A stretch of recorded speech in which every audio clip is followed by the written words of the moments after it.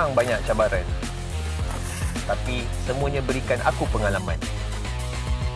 Aku kena siap sedia, tarik kekuatan untuk terus ke depan. Aku boleh buat dan kejar apa aku nak. Percaya pada perubahan. Jadilah bintang. Be the superstar.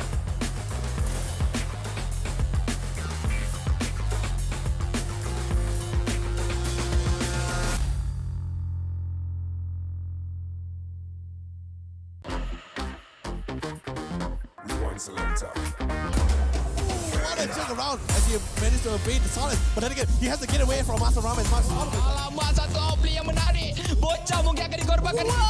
Imperial Justice melarikan diri. Penjahat.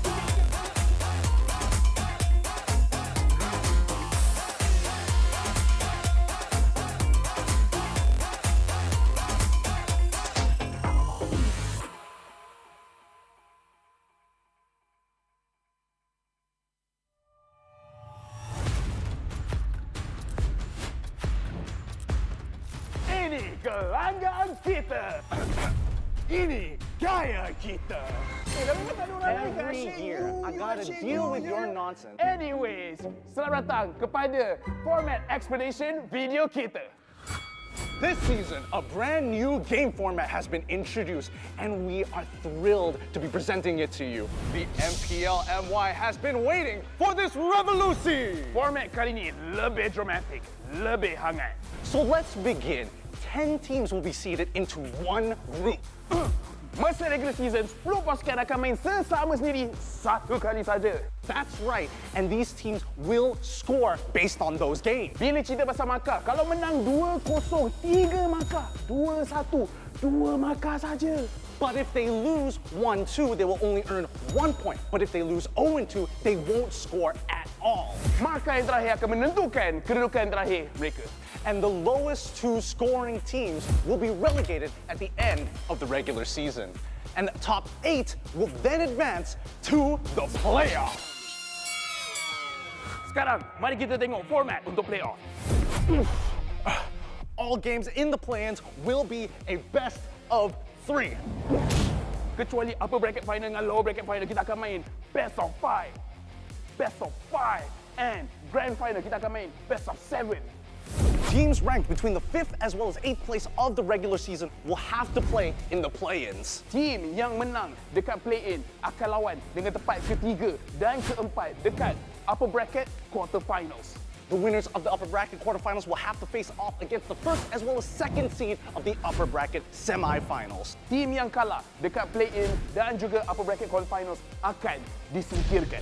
Luckily, if your team is in the upper bracket semifinals and they lose, they will go down to the lower bracket semifinals having a second life. Kalau team menang dekat upper bracket semifinal, akan gerak kepada upper bracket finals. Finally, the upper bracket finals as well as lower bracket final winners will face each other off in the grand finals. Untuk lawan, untuk dapatkan trofi MPL Malaysia. Inilah video format explanation kita. Siapakah akan jadi juara kali ini? The stage is set. Let the games begin. Ini gaya kita.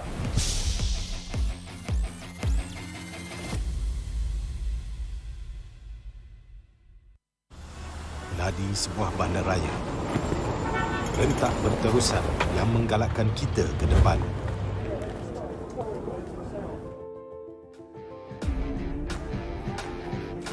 Sesuatu yang mengapi-apikan hidup dan semangat kita. Setiap orang mempunyai gaya dan irama tersendiri. Tapi, apakah yang boleh menyatukan semua lapisan masyarakat?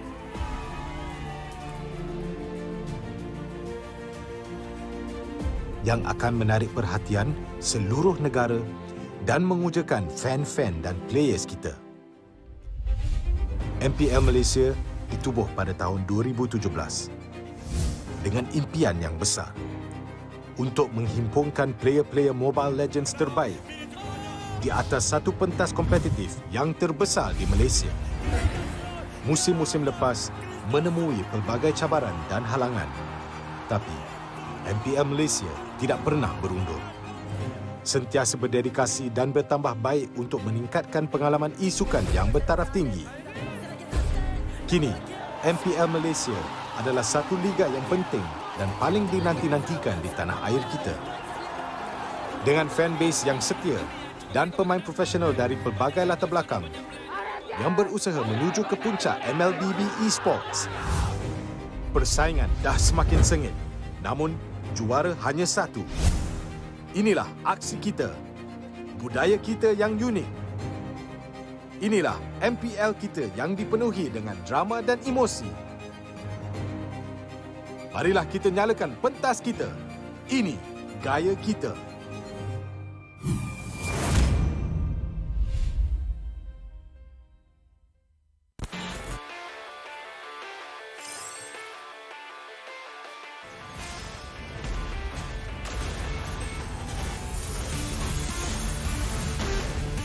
I'm the priestess of primal lightning, the hunter of all the evil gods. Legendary! Meet your end! Legendary! Double kill!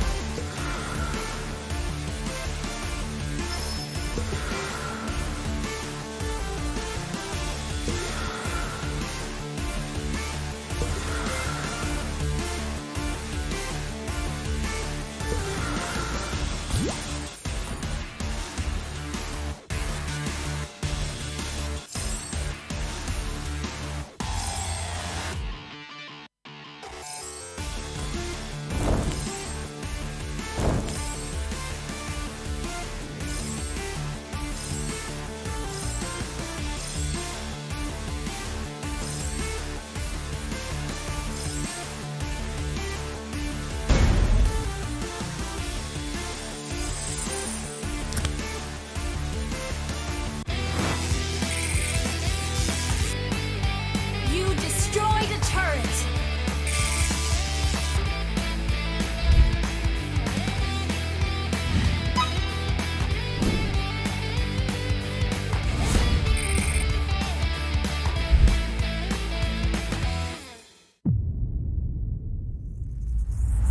Kehidupan yang lalu memang sangat biasa. Aku penuhinya dengan warna. Tak kisah apa orang cakap, aku teruskan jua. Aku terus positif dan tingkatkan usaha. Bermula dari bawah, aku buktikan kemampuan. Hanya aku yang mampu mengejar cita-cita. Jadilah bintang. Be the superstar.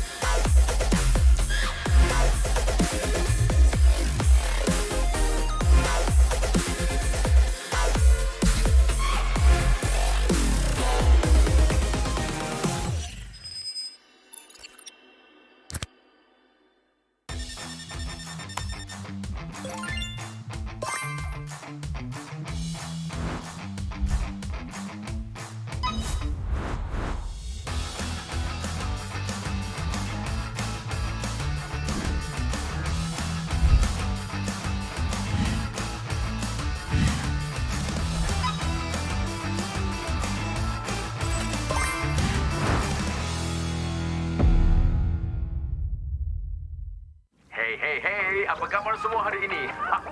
Bagi anda semua yang tengah bersiap-siap untuk menyambut Hari Raya esok, marilah kita sama-sama melayan sebuah lagu baru dari Homebois Boys dan Mobile Legends. Enjoy semua!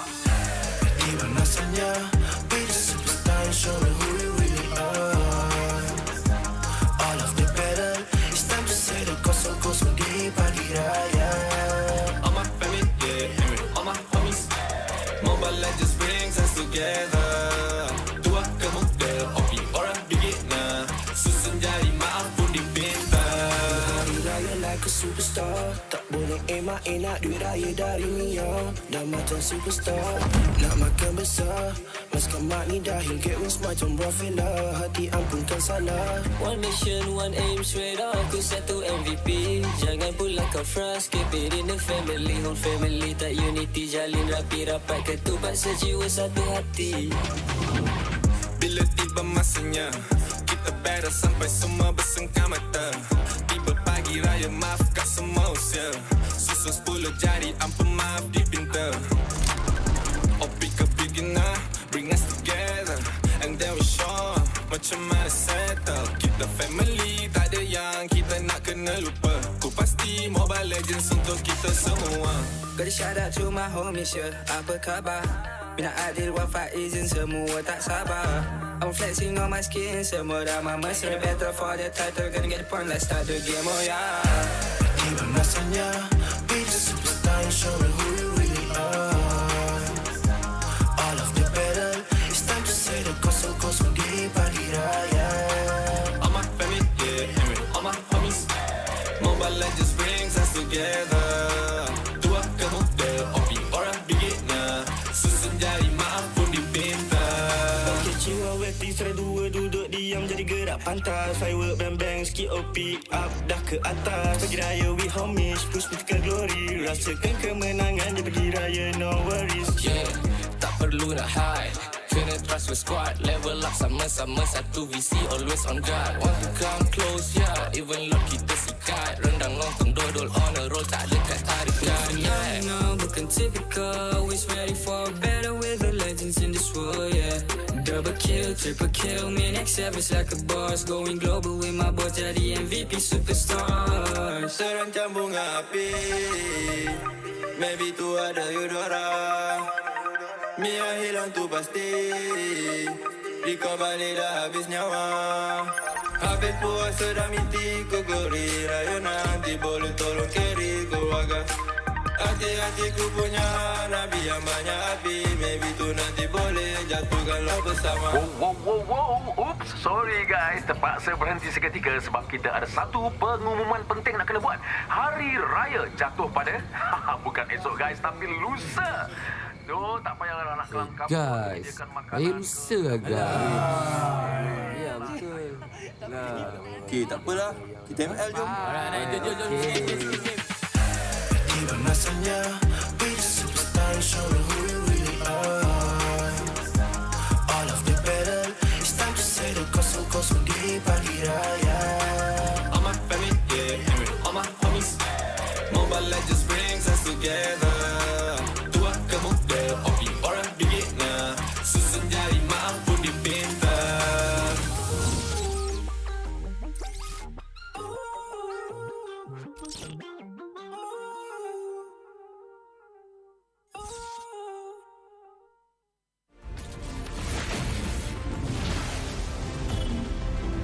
Pain is the proof that I'm still alive.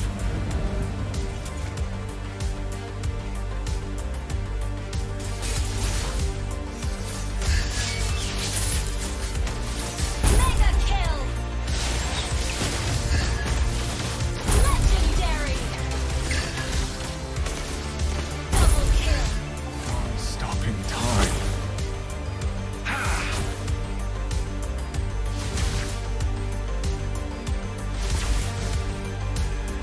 Feels what I feel.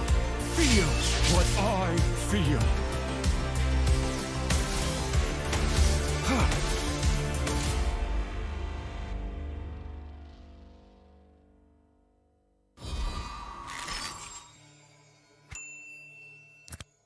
Bulan lepas, tim Malaysia yang layak ke tournament peringkat antarabangsa telah gagal.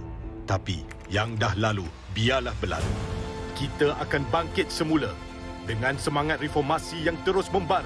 Tahun ini, kita berbeza.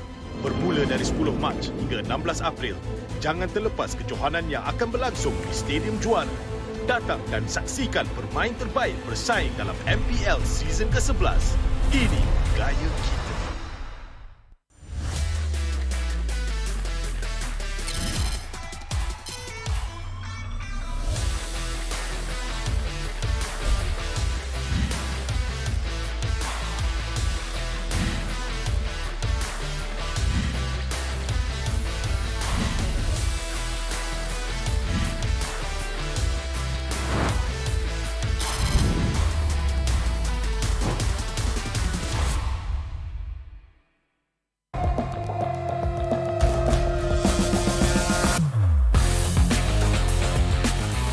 Memang banyak cabaran, tapi semuanya berikan aku pengalaman. Aku kena siap sedia. Cari kekuatan untuk terus ke depan. Aku boleh buat dan kejar apa aku nak. Percaya pada perubahan. Jadilah bintang. Be the superstar.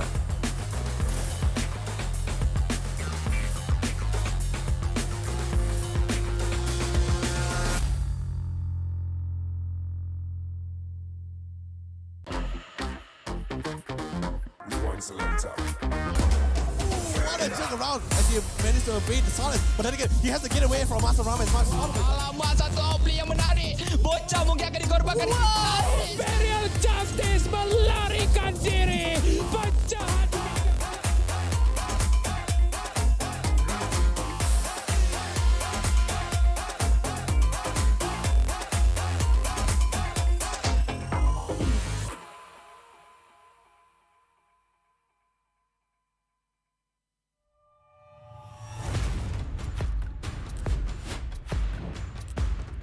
Ini kelanggaan kita. Ini gaya kita. Every year, I gotta deal with your nonsense. Anyways, selamat datang kepada format explanation video kita. This season, a brand new game format has been introduced, and we are thrilled to be presenting it to you. The MPL MY has been waiting for this revolution. Format kali ini lebih dramatic, lebih hangat. So let's begin. 10 teams will be seated into one group. Masa regular season, 10 pasukan akan main sesama sendiri satu kali saja. That's right, and these teams will score based on those games. Bila cerita pasal markah, kalau menang 2-0, 3 markah. 2-1, 2 markah saja. But if they lose 1-2, they will only earn 1 point. But if they lose 0-2, they won't score at all. Markah yang terakhir akan menentukan kedudukan terakhir mereka. And the lowest 2 scoring teams will be relegated at the end of the regular season. And the top 8 will then advance to the playoffs. Sekarang, mari kita tengok format untuk playoff. All games in the play-ins will be a best of 3. Kecuali upper bracket final dengan lower bracket final, kita akan main best of 5. Best of 5. And grand final, kita akan main best of 7. Teams ranked between the 5th as well as 8th place of the regular season will have to play in the play-ins. Team yang menang dekat play-in akan lawan dengan tempat ketiga dan keempat dekat upper bracket quarterfinals. The winners of the upper bracket quarterfinals will have to face off against the first as well as second seed of the upper bracket semifinals. Team yang kalah dekat play-in dan juga upper bracket quarterfinals akan disingkirkan.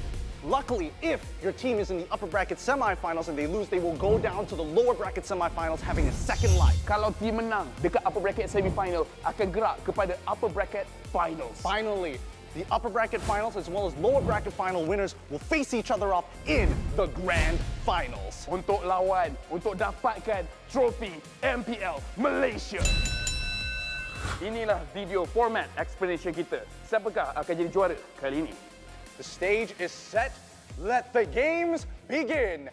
Ini gaya kita.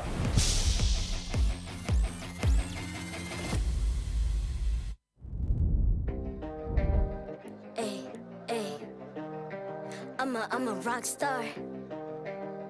Yeah, rock star. Ay, ay, ay. I'm a rock star, baby. I'm a rock star. I'm a rock star. I'm a rock star. I'm a rock star. Panggil aku rock star. Ini kejohanan kita semua orang rock star. Kita rock star, kita buat saja gaya kita. Makin panas apinya sudah membara. Macam mana pun kau menempuh segala. Demi negara kau buat semua bangga. Step into my world, you know I'm always in my zone. You know I got my team, know I'm never alone. Bring out my best, buat yang terbaik. Jadi juara perlahan kita naik. Get on my way, aku nak push. Naik-naik jadi lebih bagus. Jadi hero, ku ada skill. Berapa banyak musuh aku dah kill. Ramai cuba mencabar, cause they envy me. Tiap game aku pasti jadi MVP. I'm a rock star, baby, I'm a rock star. I'm a rock star, I'm a rock star. I'm a rock star, panggil aku rock star. Ini kejohanan kita semua orang rock star. I'm a rock star, baby, I'm a rock star. I'm a rock star, I'm a rock star. I'm a rock star, panggil aku rock star. Ini kejohanan kita semua orang rock star. Tengok nanti siapa yang juara. Ni peluang kita bawa pulang piala. This is my game, this is my time. Menang semua, everything will be mine. Kalau jatuh kau pasti kembali. Bangun balik ku tegak berdiri. Kuatkanlah tenaga, ganjaran diperoleh. Ni kejohanan kita, Malaysia memang boleh. Rise up to the top, kita buat bersama. Semangat kita kuat di bawah satu bendera. Ay. I'ma go hard for the win. Win. On the battlefield till the end. I'm trying to beat the greatest anyone has ever seen. Stand by, I'm coming in for the win. I'm a rock star, baby, I'm a rock star. I'm a rock star, I'm a rock star. I'm a rock star, panggil aku rock star. Ini kejohanan kita semua orang rock star. I'm a rock star, baby, I'm a rock star. I'm a rock star, I'm a rock star. I'm a rock star, panggil aku rock star. Ini kejohanan kita semua orang rock star. Rock star.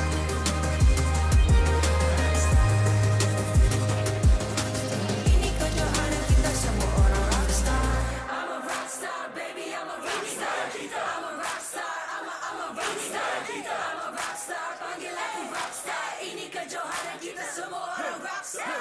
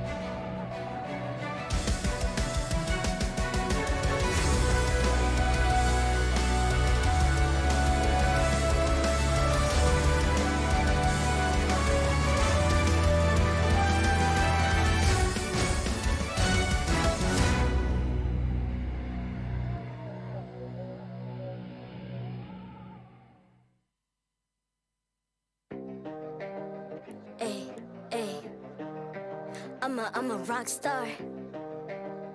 Yeah, Rock star. Ay, ay, ay.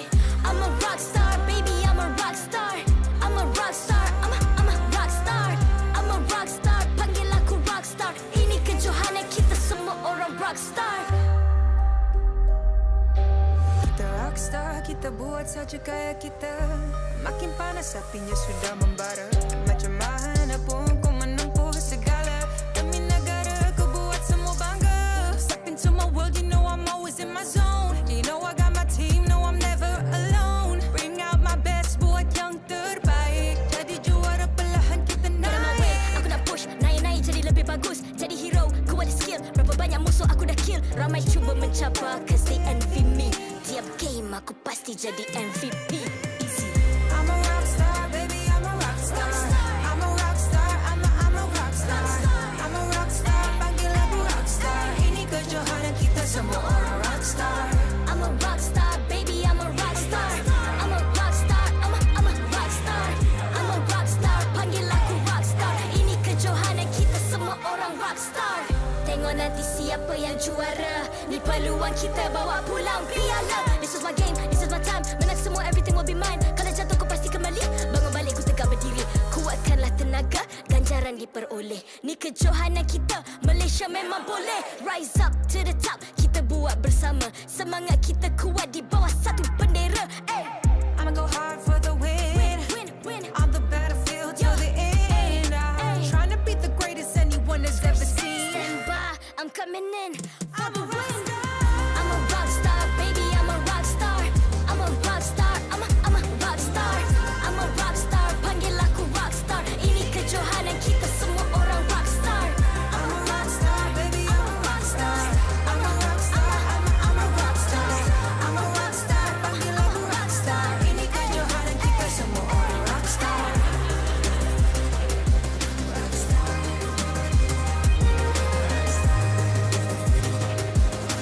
Ini kejohanan kita semua orang rockstar. I'm a rockstar, baby, I'm a rockstar. I'm a rockstar, I'm a rockstar. I'm a rockstar, panggil aku rockstar. Ini kejohanan kita semua orang rockstar.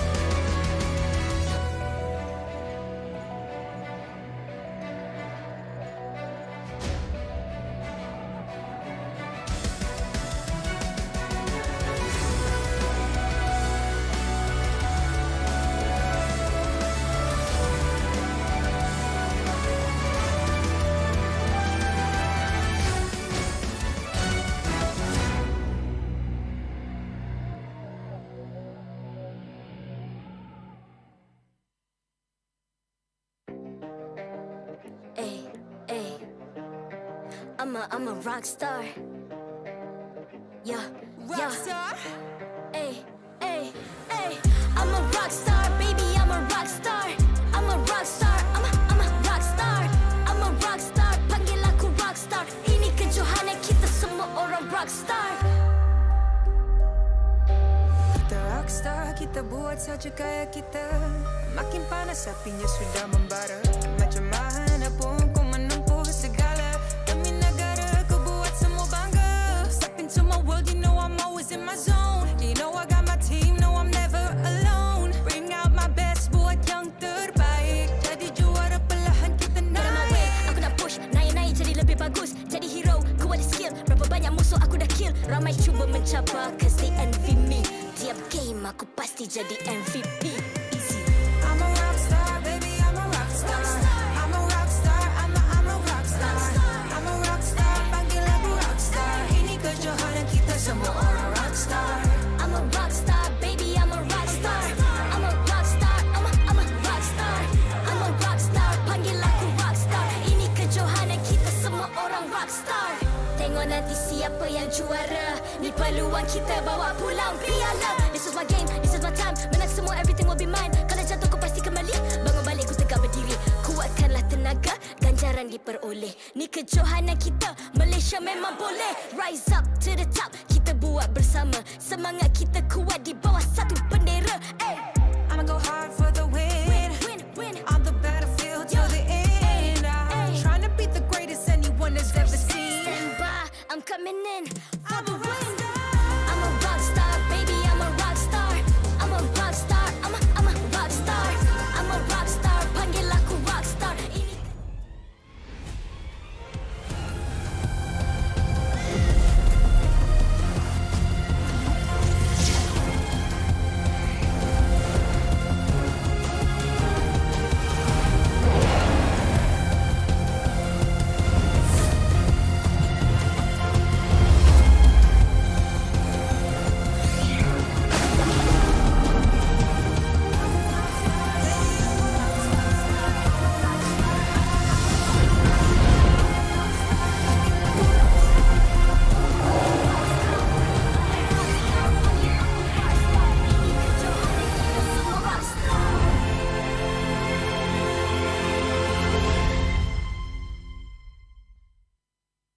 MPL Malaysia Season 11 is powered by Munton. Official mobile internet, Hotlink. More internet, more speed, more Gaia with Hotlink. Game like a pro with ROG phone. Republic of Gamers, the #1 gaming brand in Malaysia. Champion Extra GG with Garnier Men. Fight 99.9% acne-causing bacteria in just 10 seconds. Official gaming chair, OSIM. Partners in esports, AirAsia Super App, ESI, PKL, EGG, and PSM. Welcome to MPL Malaysia Season 11, and you guys are currently watching the English broadcast, and welcome back to the final weeks of the regular season, where things are going to get down and dirty, and it is going to be close, because eventually, in the end of this week, one more team will be eliminated here. My name is ICB12, he is Gideon Q. We are going to be taking through the commentaries for today's game so far. So Gideon, today's game so far, there has been a lot of plot twists here because there are some teams fighting for their spots for the playoffs. I think for the most majority of teams, making it to the playoffs is not going to be an issue. The placements within that top 8 is going to be what everybody is looking out for, especially that top 4. It's real interesting. So let's show you guys the schedule to keep you up to date with what's going on here on week number 6, day number 1. In our very first matchup, we have the #1 seed currently with a 100% win rate so far on a strong winning streak. Team SMG up against the Dark Horses of LTX, currently at 4th spot. And we've got RSG versus Todak, Homebois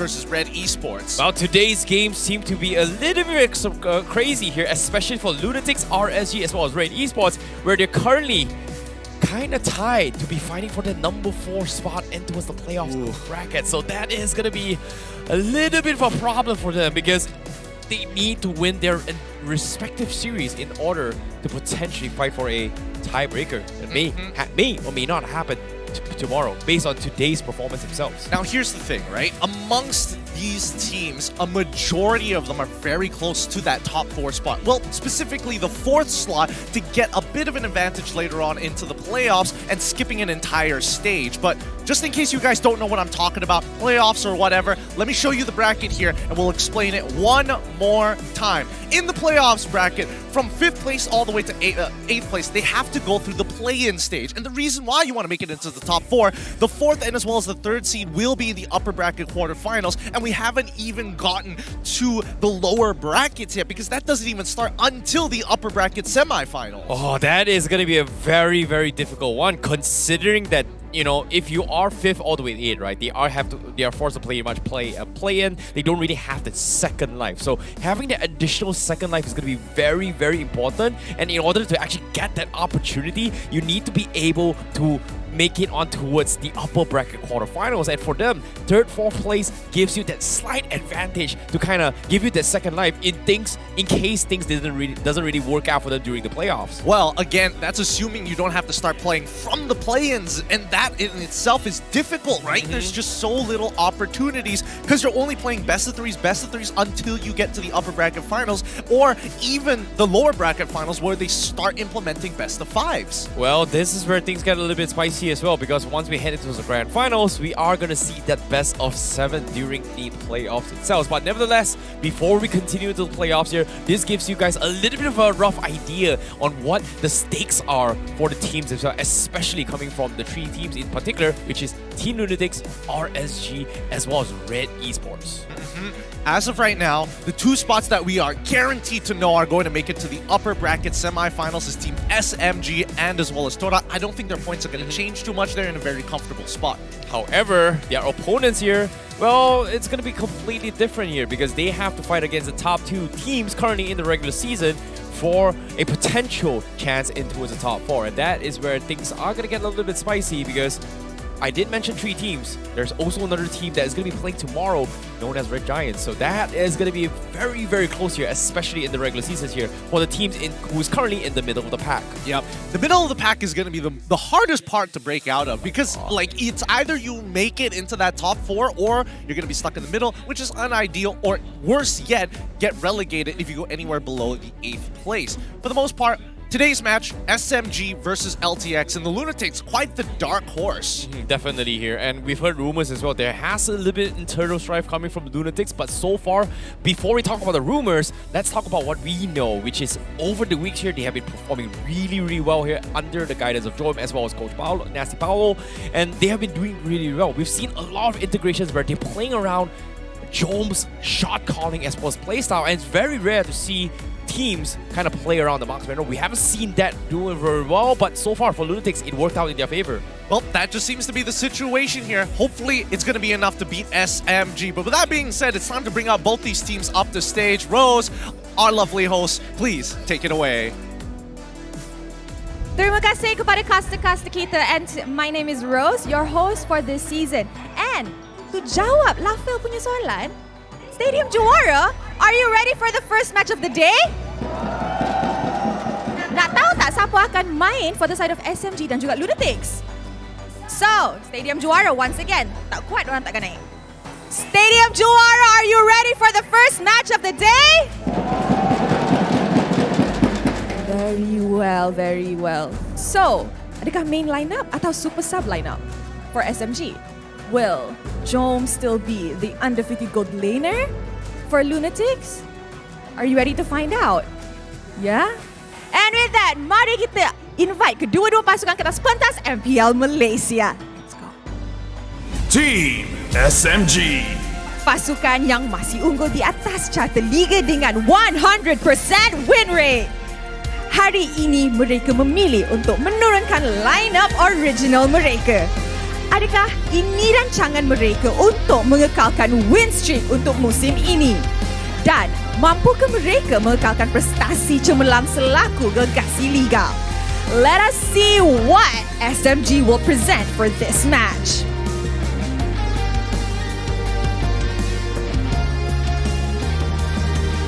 Team Lunatix. The Dark Horse of MPL Malaysia hadir bersama misi mempertahankan top 4 di dalam liga. Line-up original mereka menjadi pertaruhan untuk perlawanan ini. Adakah line-up ini akan menjadi kunci kemenangan mereka? And what are their preparations to face the giants that will be their obstacle? Sama-sama kita saksikan kemampuan mereka.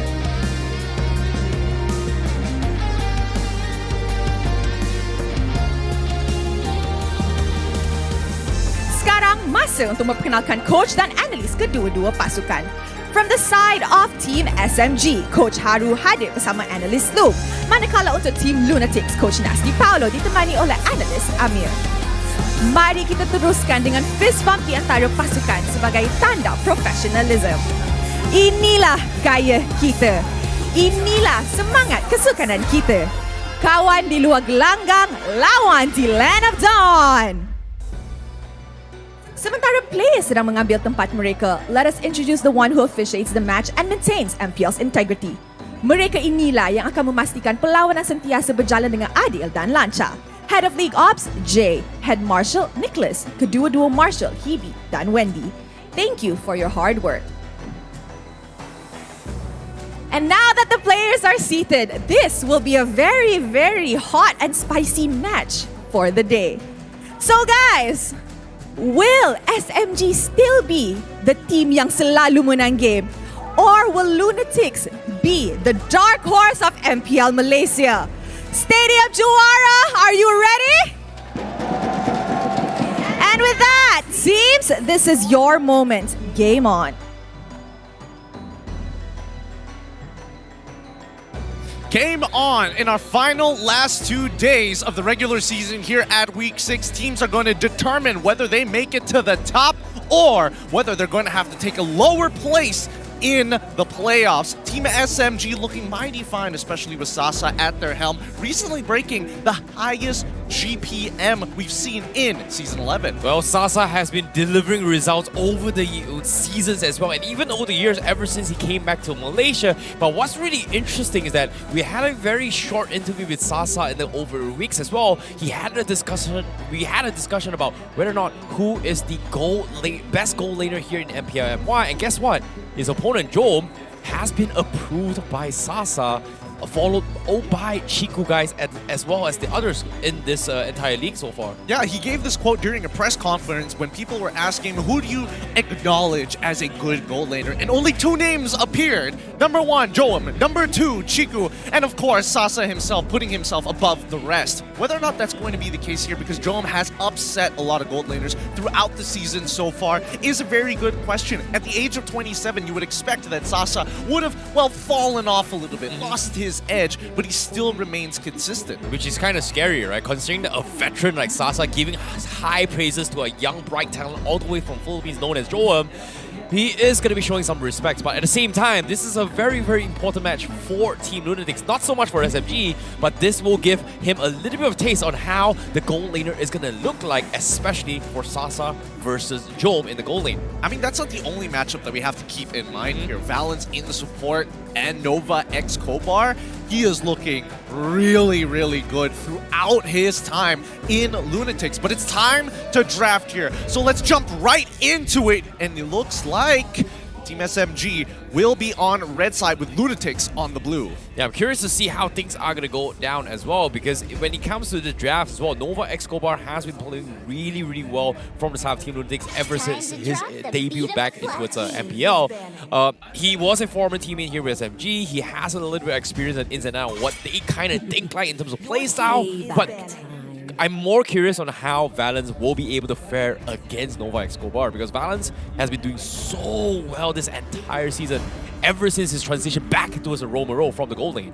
Yeah, and it definitely suits him. He has a bigger perspective on the map. He can instantly make impact. It's not like he has to play very, very passive until his time comes. And I think, you know, the roamer role suits his overall play style. Wanted to get in, make the play, and then get back out. It's too risky on a gold laner. Yep, but as of now, coming in towards the final bans from the side of our SMG, the first phase here, they are going to ban off the 1-1. That means Glue is going to be up for grabs. Mortis as well as Faram is going to be completely ignored, but Lunatix, their priority is going to be the R-Rod for now. Meanwhile, SMG, do they secure the glue themselves, or they just completely ignore it? They could completely ignore it. They could immediately lock in Mincetar and use it as a flex pick right now, but it looks like Lunatix are leaning more onto the side of what SMG's main lineup has in store for them. The classic picks, the Valentina for Stormy, the Farsa as well, and more importantly, Subway's Fredrin is missing, so now he has to play a different type of jungler. Yeah, I guess that's going to be the case as well. But at the same time, you know, I agree with your state as well. Mincetar is a great way to actually test out the theory against an Arlott matchup, but we haven't seen too much Mincetar XP there. We have heard a lot of rumors coming in for Mincetar X Roam, but SMG, they will secure the glue as well as the land slot. But here's the interesting plot twist. Lunatix, they can opt to go for the Faramis to deal with the glue into the later stage of the game. They can use the Faramis in the later stages of the game. I still think that, you know, Lunatix can pick it up now, in a matter of fact. It doesn't seem too bad for them. You can immediately start looking for your support picks. I would imagine Mincetar is, you know, skyrocketing in value here, especially when you immediately see the Lancelot. Not to mention that even Melissa doesn't feel too good. Yeah, I think that's a pretty good shout as well. But knowing Team Lunatix here, Joelman does have a very, very big hero pool when it comes to his marksman role. But Team Lunatix, they're ignoring the Faramis. They are going to go for the Kaja and Lunox instead. That means this glue is going to be pretty much uncontested, and they will secure the Faramis in their favor. And SMG's got to be very happy about this if you think about it.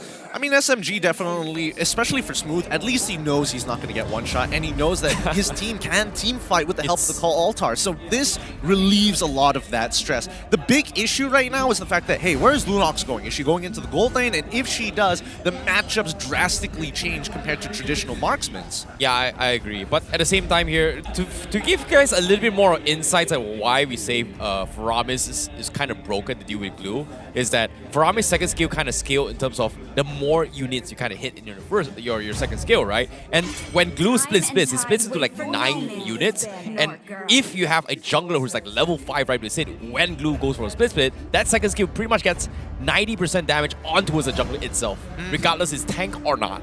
As long as you fall in the range of the Ghostbusters, the more people in the Ghostbuster radius, the more damage you get to pull off. And that's why it's just a great way to handle Glue, who manages to sustain through a lot of damage. And more importantly, when he goes into that split form, basically just buying free time for the enemy team. And I think, you know, SMG is on the right track right now, focusing down on the gold laners. If Lunatix do decide to put Lunox into the gold lane, I think there is a fair argument there for Team SMG to start considering Harry. Good question here. I haven't really seen Jong kind of play gold lane Lunox for like quite some time at all, if you think about it, this entire season.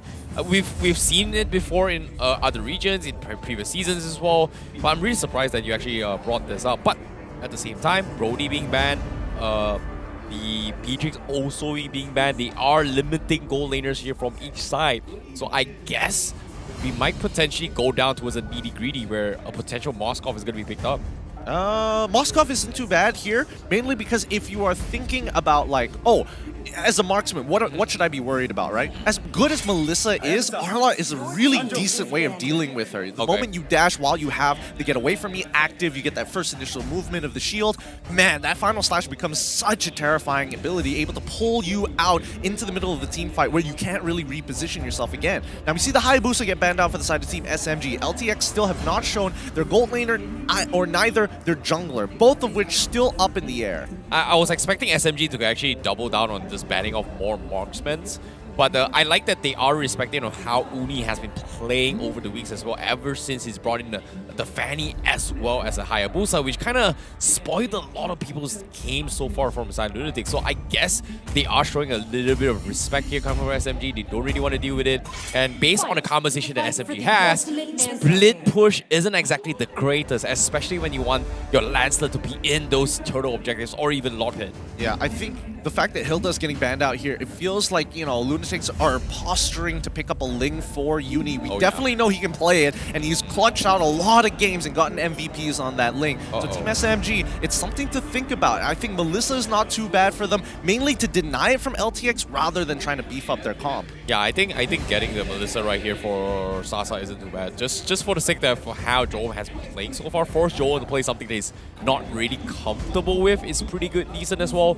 And in terms of AoE damage, I think Moskov and Melissa is decent when it comes to dealing with the split, dealing with the Cult Altar as well, which is something that they may consider, but no, they don't go for the Melissa. They bring the Moskov instead. Okay, so taking the Moskov does say that they do fear Xeno on this Arla, knowing that he can jump into the backline pretty freely. And I mean, it could go both ways. If they decided to go for Melissa, it's mainly to deny LTX. If they're going for Moskov, it's more to play around their comp. And I think for LTX, it's pretty simple here, right? You are looking to pick up the Melissa to make sure that you don't get zoned away by people like Glue, for an example. You want to be able to win your lane against the Moskov. Yes, he can push relatively fast, but with the help of Muddles, that extra bit of range allows you to trade more comfortably. Yeah, when you put it in this perspective as well, getting the Melissa Lunatix is pretty good as well. SMG doesn't really have a good solution with the go away, right? Like, if the Lancelot comes in, you are going to get shoved. The split comes in, there's nothing really much the Glue can do unless you have like a preemptive land on towards him. But I don't think there's much they can actually go for it. But no, they don't go for the Melissa. They bring in the carry and they bring in the Ling once again. But based on what we've seen so far in MPL MY, picked 7 times, banned 6 times, but 0% win rates thus far. A lot of faith is being put into Fakes right now to actually pull off this mid lane Lunox, right? The only person who succeeded in mid lane Lunox has been Izanami, but he plays a very different game, and I don't know whether Fakes is adopting that playstyle or whether or not he's just looking to scale, because if he is looking to scale, that means the side laners need to be able to hold their own. Arlott especially, as soon as he dies one time against Glue, that's the end of the round. if it's the gold lane as well, there's still a lot of counterplay Moskov can actually do, but you're expecting Kaja push out that mid lane, join the bottom side, and now you're seeing Julian come down for Stormy. We haven't seen Stormy play Julian in forever, so it's Valens in as the support. I would like to say Enchanter, but support Farmis. Okay, I was expecting a mage for Farmis, considering that they have a decent amount of magical damage, but that's the beauty about Farmis, right? You can flex it their way through. However, I'm genuinely curious to see how SMG plays this, because in terms of frontliners, they are going to be depending a lot on glue.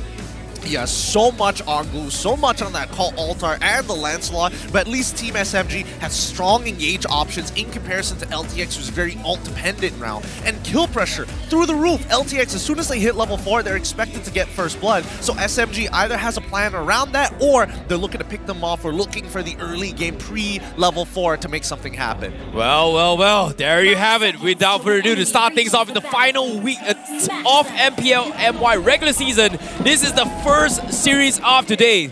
Ladies and gentlemen, this is a game pause, unfortunately. No! The poor timing of that. And, well, hopefully we get the technical issue sorted out. Thanks to our marshals. Very spot on. Luckily, the game didn't go on for too long before this call actually happened, and thank God the players were hyper aware of it too. Oh, well, you hate to see it, I almost spoiled a little bit of a moment for you guys, but it seems like there is a little bit of an issue here from the side of Team Lunatix. They are... Oh, wait, it's all good. I think it's... Type 1 issue. It's a Type 1 issue. Okay. Oh, it's a Type 1 issue. What's a Type 1 issue? Type 1 issue means that it's not exactly the biggest thing in the world. They don't have to replace the phone. They don't have to remake the entirety of the game. It's just... It could be a potential ping issue. It could be a potential... emblem bug. Something simple like that. Things that can be fixed easily. Fair enough. But I'm genuinely curious to see how they actually execute the draft. I like that you actually brought out a very interesting point, which is Lunatix has a very, very high kill pressure, and they are going to be very dependent on Nova Escobar setting up those plays with those divine judgments, and that is something that I think SMG doesn't really have a good counterplay unless, and I mean unless Valens has something to say about that.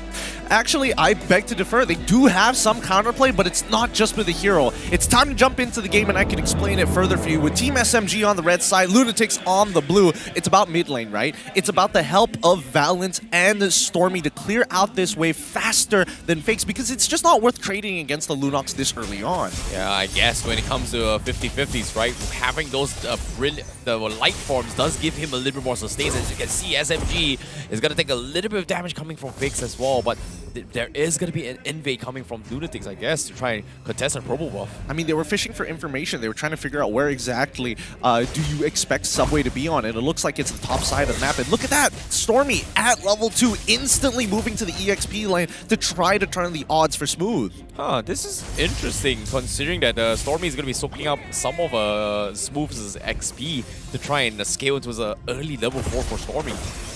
Well, he's not going to worry about that too much. He pulls again this mid lane. Oh no.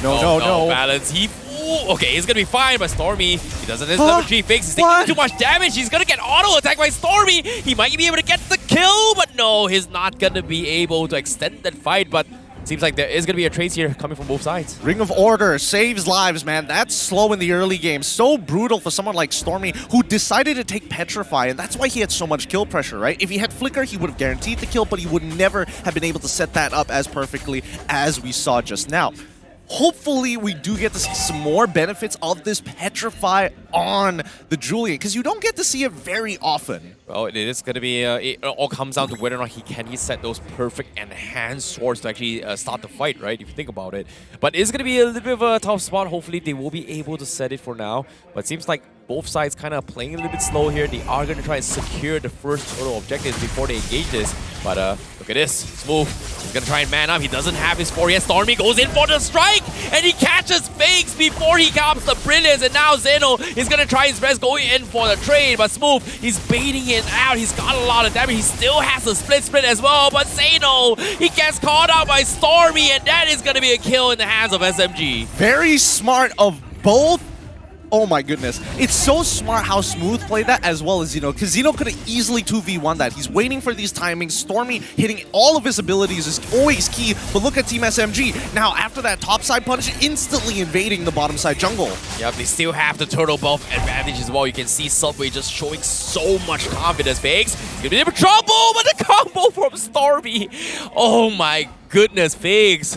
He held out his own as well, not popping the Brilliance and Balance, looking trying to extend that fight as well. And look at the aggression coming from SMG. Big aggression. Very big aggression there. And I like the idea Stormy had, right? He wasn't sure whether the Brilliance was off of cooldown, so he went for the safe option in the enhanced chains rather than straight away enhanced sides to guarantee the kill. So again, Stormy just playing it as comfortably as he possibly can. Everybody's got movement speed, that's understandable. We are seeing, okay, cooldowns for the side of Lancelot, so he generally should be faster on these clears. Yeah, that is going to be a little bit more...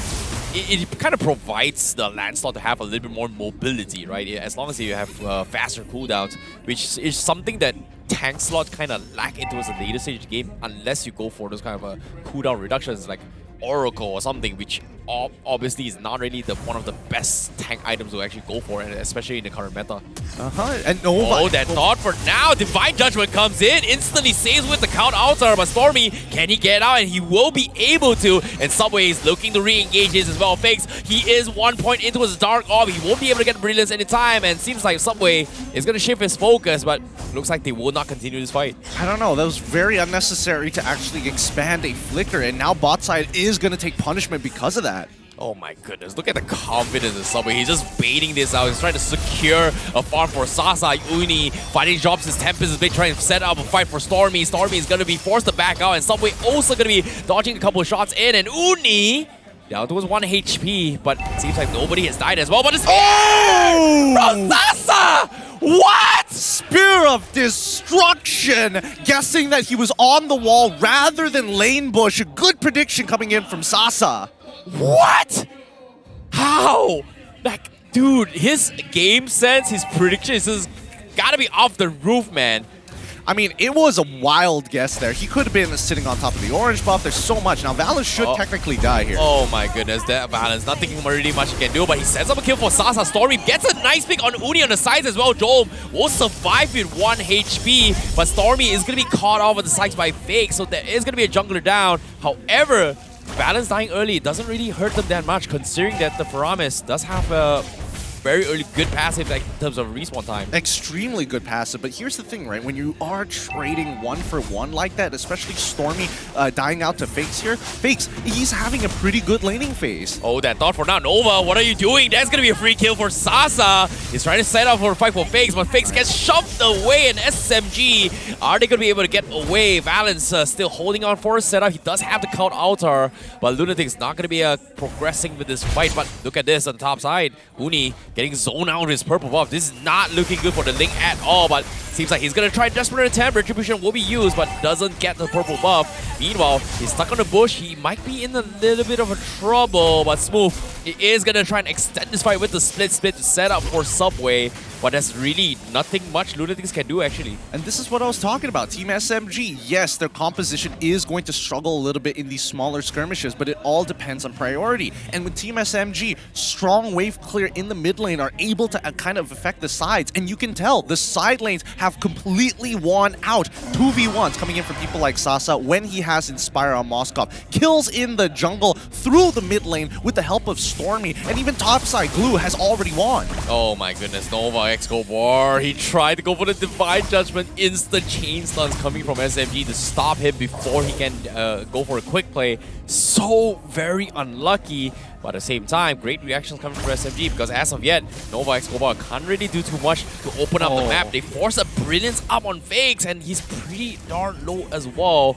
And it seems like it's going to be the reset coming from Lunatix. Yeah, it's a forced recall here, and Subway getting even more information, dashing back and forth through the wave to actually cancel out Fakes' recall. So now all he has is Brilliance. Yeah, but at the same time as well, Subway is waiting it out a couple of fights. Nova X-Go does have the flicker, but doesn't really want to catch the tanks a lot. Zeno might be in a little bit of trouble, but SMG says they still have the tier 1 available, so they are not going to extend this fight. And this is why side lanes are important. When you have 2 winning side lanes, the jungle becomes such a liability. Yeah, Nova Escobar tried to go for the plays, but the purple buff once again will be stolen. This time it is going to be in the hands of Valens. That means this for Rames is going to be even more annoying in this next couple of minutes fights. This was to be expected here, right? Nova getting the suppress onto Valens, though. Oh my goodness, he still has a counter altar. He's still setting up a false move, going for the split, but they do bait out massive ultimates here coming from Lunatix. Meanwhile, Uni is going to be secretly trading off in terms of objectives on the sides. Yep, this is great. At least with Team Lunatix, they're self-aware. There's no way we're going to be able to make this happen. Oh no. Oh no, Zeno is going to go for the setup as well. Sasa needs to get out. Balance is there with the but the damage is good. Sasa trades 1 for 1, but he will lose his life alongside with Balance. They trade a roam for this, and Uni, they do find Stormy in the middle lane as well. And this is huge for Lunatix as SMG. They got a little bit overconfident and got punished for it. They got way too overconfident. Sasa 2v1ing on bot side, tries to make it happen again. This time, 1v4 on top side with Valence's call altar. It's just not enough, even with Inspire. A very good attempt, in a matter of fact. But however, Team SMG, they have to calm down here. They can't be giving away these free kills. If not, this lead that they've developed, and especially with the 2 structures that they have under their belt, is going to go to waste. Despite so much pressure, SMG is invading onto its Uni. But if you think about the score right now, Jome has not died a single time. That means this carry will be online anytime soon, especially in this next couple of skirmishes here. If Jome doesn't die anytime soon, well, SMG might be in a little bit of trouble here, especially for both the Lancelot as well as the Glue. But no, the Divine Judgment comes in. Subway, he needs to get out. The counter tower will be the safety net for SMG, and they will get the disengage, and that is going to be SMG respecting Lunatix's calm right now. Yeah, again, just 4v4 in the mid lane. Nothing's going to happen without the marksmen in play, or at least the enemy jungler from Team Lunatix. Oh, Nova, Escobar going to be caught out a little bit as well. Sasa going to be focusing on the tier 2, but here comes the split from Smooth. He's going to try and set up a catch against for Nova to secure the kill for Sasa. And that's going to be gold net worth on towards Sasa, while SMG will be very content with that pick-off. Yep. Again, Team SMG is working Lunatix like clay right now. They're molding them into the shape that they want them to with the help of Smooth as well as Valence. The Shadow Stampede with the Slam Stun is so very good. You can pull people out of position. You can make them struggle and feel like you're walking through mud for every little bit of ground that they obtain. Yeah, it is just very, very much difficult as well. And I like how Subway is able to actually match Uni in terms of rotation just because of the fact that Uni doesn't have all this purple buff or this cross-map plays. He kind of evens the playing field between the junglers. But for now, SMG, they are going to try and bait things out with this Lord fight. I'm very curious with how far ahead Sasa is right now. He's 3-1 and 1, a level above Joam, but he looks like he's doing so much damage. Yep, hold it on for now. Conceal play comes in. Here comes the split from Smooth, but the Divine Judgment is going to be there. Count altar also going to be expanded as well, as Valence will be the first one to fall. Sasa dives in the middle of everyone from Lunatix, and he thought he's got the damage, but he gets picked off instead. Oh, that was unnecessary. I mean, he's still trying to make TikTok plays. Uni will be able to get the purple buff finally for himself after so long. He's been keeping up with Subway and now has finally taken a level off of him. That is the most ideal position he wants to be in. With the endless battle, people like Sasa, I mean, he got the winds of nature right now, so I don't think it's going to matter, but people like Valence, Stormy, all feel threatened by Uni right now. And look at the item list, right? 4 items for the side of Sasa compared to 3 items here. I would argue even 2 items for Joam. Yeah, I guess this is where, you know, the moment Joam gets his final next item, this is where Smooth as well as Subway is going to feel very, very threatened from Joam himself, right? I think Sasa wouldn't feel that much threatened considering he just got his Winds of Nature, but it eventually comes down to whether or not Nova Escobar gets the right target to get the Divine Judgment. Yeah, so far he has been, I mean, he's been expanding a lot of resources, right? But Lunatix, they're losing so much here off of this Lord push. This is to be expected for the side of Team SMG. All the tier 2 should fall. Oh, Zeno, he got a big final slash, but he's dropping a little bit too low. Can he finish him off here? Smooth is going to be debating if he wants to. He overcommits for this fight, but it's going to be good because Uni from the back lines is thinking of going for the finish, but they do force out the count altar coming from Team Lunatix. That means SMG, they are forced to back out from this aggression. I mean, if they wanted to, they could, but they don't have a wave to work with. And with no waves, there really isn't any point here. With the only remaining Tier 2 available down on the bot side and Lord spawning on top side, Team SMG are in a very comfortable spot. Yeah, they definitely do as well. The conceal plays coming from Lunatix as well. Nova X Cobra trying to go for the Divine Judgment. Doesn't really want to go on balance, but they will dive in as well. They know they've gotten out Kong Altar, but Fakes from behind with the British connects on 3. They drop them down low, but here comes Subway to save the day. But at the same time, what can he do? Uni is able to stall the back lines, and Sasa is going to be alive, but here he comes. They are clumped up. It is going to be a 2v3. Jove is going to be dived on from his Subway, while Sasa is busy finishing off Zeno. And eventually, SMG is able to win their fights. Subway and Sasa, the Turbo S just dumpstered a 2v3 fight. God damn! Team SMG 2v3 that! And now they're looking for the end.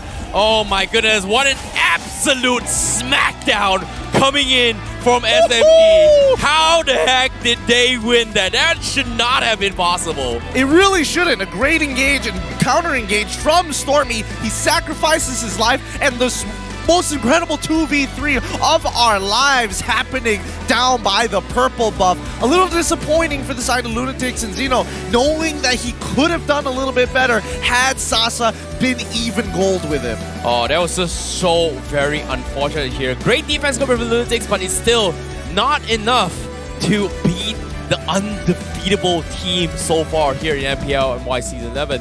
SMG is still 100% win rate thus far, and they're one game to achieving it pretty much momentarily, historically immortalize it for this year. But before that, let's jump into a mic check with what SMG has to say.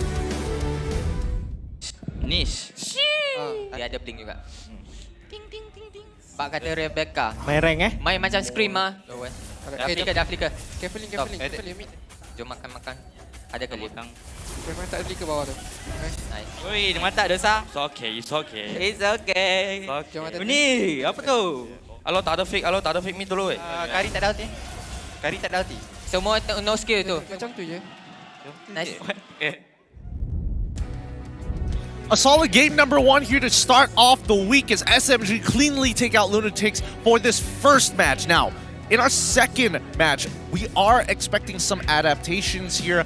Again, a big issue that they couldn't handle was that mid lane, and unfortunately for Nova X Kobar, he couldn't find any weaknesses, or more importantly, openings to actually get in on the right targets for SMG. Yeah, I agree. You know, it was very difficult as well, especially with the crucial Divine Judgment. But at the same time, when it comes to playing extremely good games coming from SMG, guess what? In order to perform at the best, you need more internet, more speed, and more Gaia with Hotlink. And you can enjoy 30 GB plus 20 GB bonus high-speed internet for 35 ringgit a month only with Hotlink prepaid Pantas. And of course, you can also enjoy 50 GB's worth of internet and a brand new device from absolutely free with the Hotlink Postpaid 60 plan. I mean, the ping makes a difference here because those small moments where all it takes is, hey, I'm not able to hit the cult altar in time from Valence, does cost them a couple of engagements. And that's the thing, right? It's about how do they get resources from their opponents.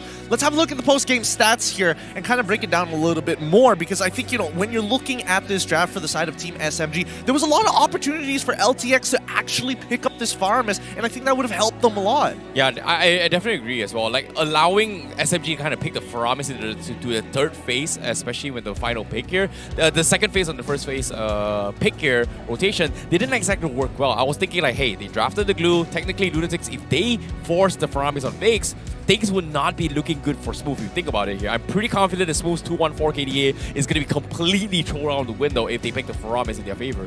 And I think, you know, Faramis at least gets them out of really tough spots, but lacks in damage when it comes down to pairing up with Kaja compared to if you paired it up with the Darkening from the Lunat. So there's definitely an idea and preference for the side of Lunatix, but I feel like it's a bit of a waste, right?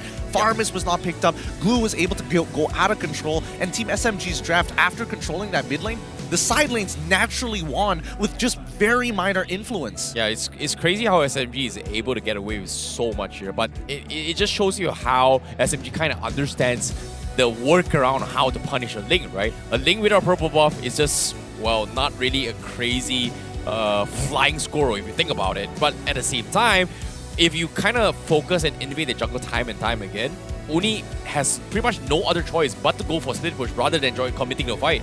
I mean, we say he has to go for split push, and he recognizes that he can't contest it, but even his items as well. Windtalker is normal, but Corrosive Scythe? That's a bit of an interesting way to build a Ling this time round. You can chase people down.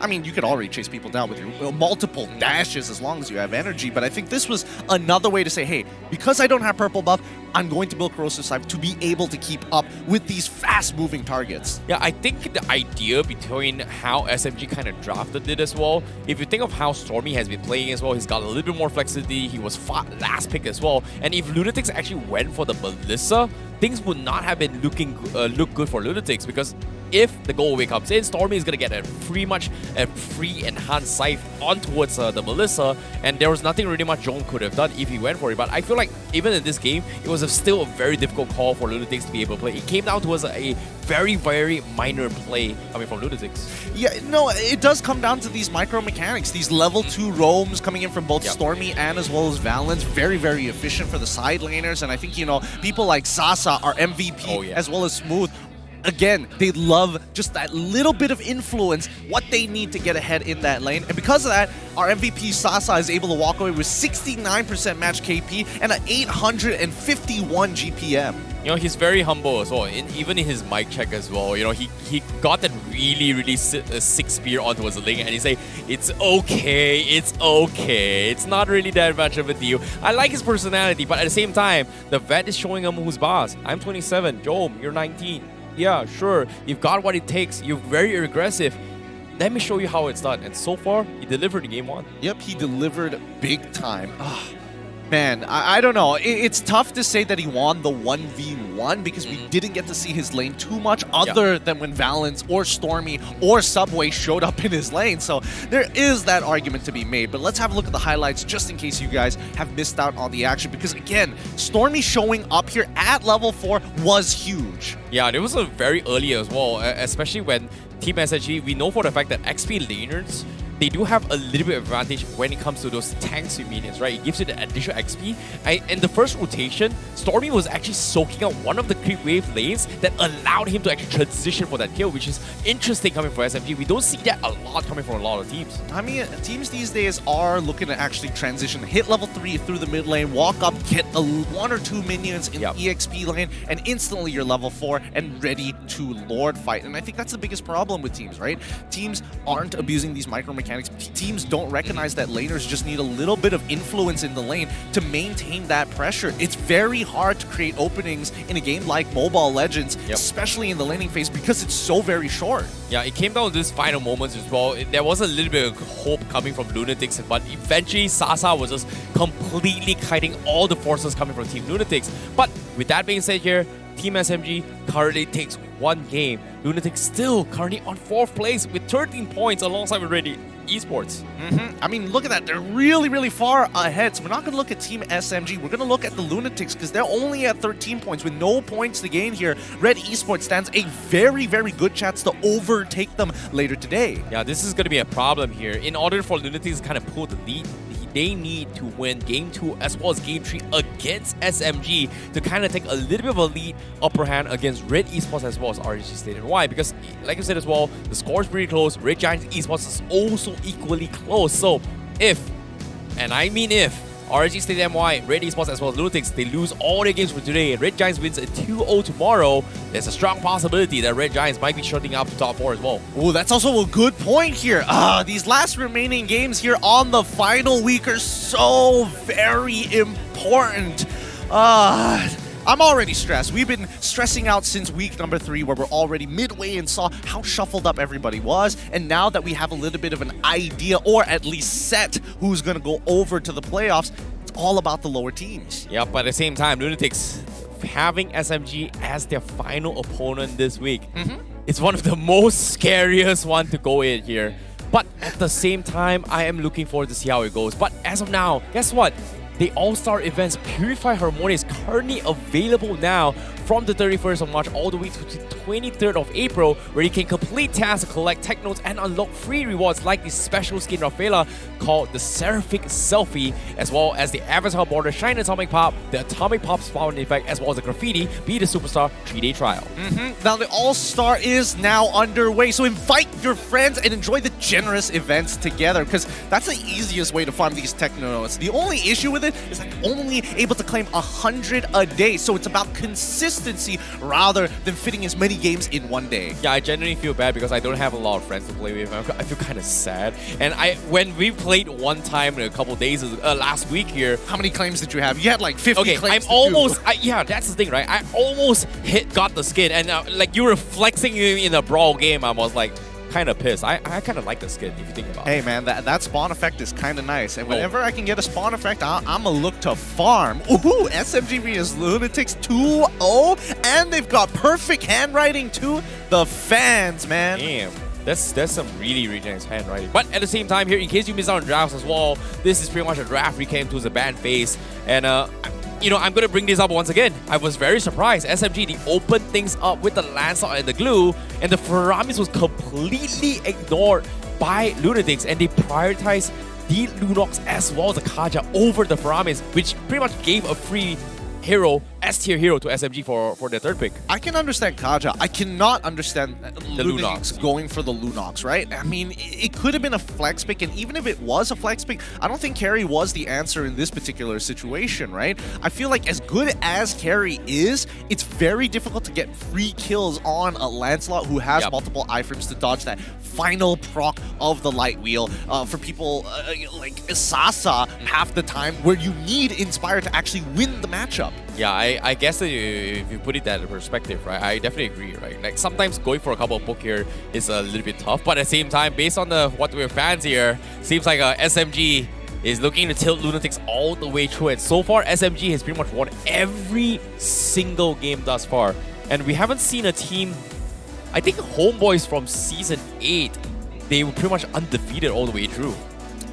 I think there's a lot of look. I mean, if we're really digging back into history, there's a lot of teams that actually had that 100% win rate, but didn't necessarily do very good during the playoffs. Oh, right? So yeah. that's the thing. That's the one curse that MPL MY still holds on till today. Let me rephrase that. I think it was Season 3, right? Nara Esports. Was it Nara Esports that did really, really well? This completely fell off. Yeah. It was Nara Esports, and you know they had a perfect run. It's all about adaptation and following along with the times. And now for our second game in this best of 3, Team SMG versus Lunatix. Lunatix on the blue side once again decided by them, and Team SMG on the red. Oh, well, let's see how things go down this time. Once again, seems like identical bans so far coming from Lunatix, SMG. Are they going to stick with it as well? Because so far, the Faramis is just completely being ignored. I feel like, you know, it has to go to a stage where Faramis should be in. I would say a priority pick over the other Earthsteers just because of how flexible it can be, right? Look at how SMG played this, especially for Game 1 drop, right? Lunatix thought that this was a sure Stormy Faramis until the final moment where it's like, wait, it's not a mage Faramis. It's not a mage for Aramis. And the thing is, I just love Stormy playing Julian in general. He's extremely aggressive. He always looks for openings, and it feels like he's really efficient with his movement. It doesn't feel like he's sitting around wasting time. He was looking for active influence and impact across the map. Now, Joam, on the other hand, didn't exactly have the best game in the world, and obviously it's a little tough when you are playing carry. You're very short range, so getting in and out of fights doesn't necessarily come as a option or a weapon in your arsenal. Unlike Moskov, his regular auto attacks allows him to get his dash off quicker, so there is a little bit of that nuance here. And LTX, once again, they go for the R-Lot opener. Yeah, I guess Lunatix, I guess the coach kind of realized that they kind of made a little bit of mistake during the second phase draft. I guess the opening is a pretty safety net. But now it comes to SRG, whether or not do they give Lunatix that opportunity to adapt the same identical drafts coming from Game 1. And knowing Haru, he might be able to actually look for it as well. But they are hovering the way through. But no, they're bringing a new draft. And this time it is going to be the Kanitha alongside with the glue instead. I feel like this is a bait. I feel like this is... I feel like this is a Valence Right? That's Kadita, right? Exactly. We haven't seen Stormy actually get his hands on Kadita. For all we know, that could have changed, right? But let's see further into the draft. Let's just be honest, right? We got that info all from... from Milo. Oh, yeah, for sure. We talk about this all the time.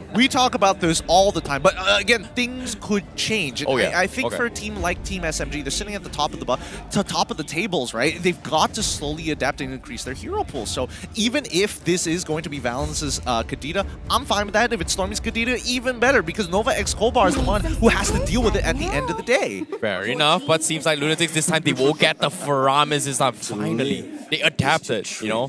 Take the Faramis, deal with the Smooth on this glue. And I feel like this is one of the most terrible possible scenarios Smooth have to deal with it.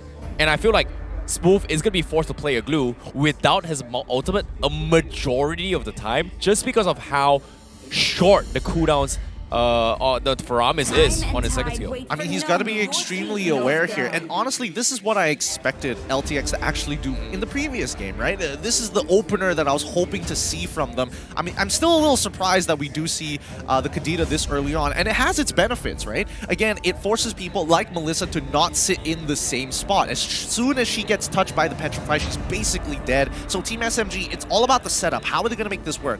And I feel, you know, bold, big question mark on this. We might see the Julian again from Stormy. Double mage composition with a tank. Yeah, technically it's still very, very viable as well.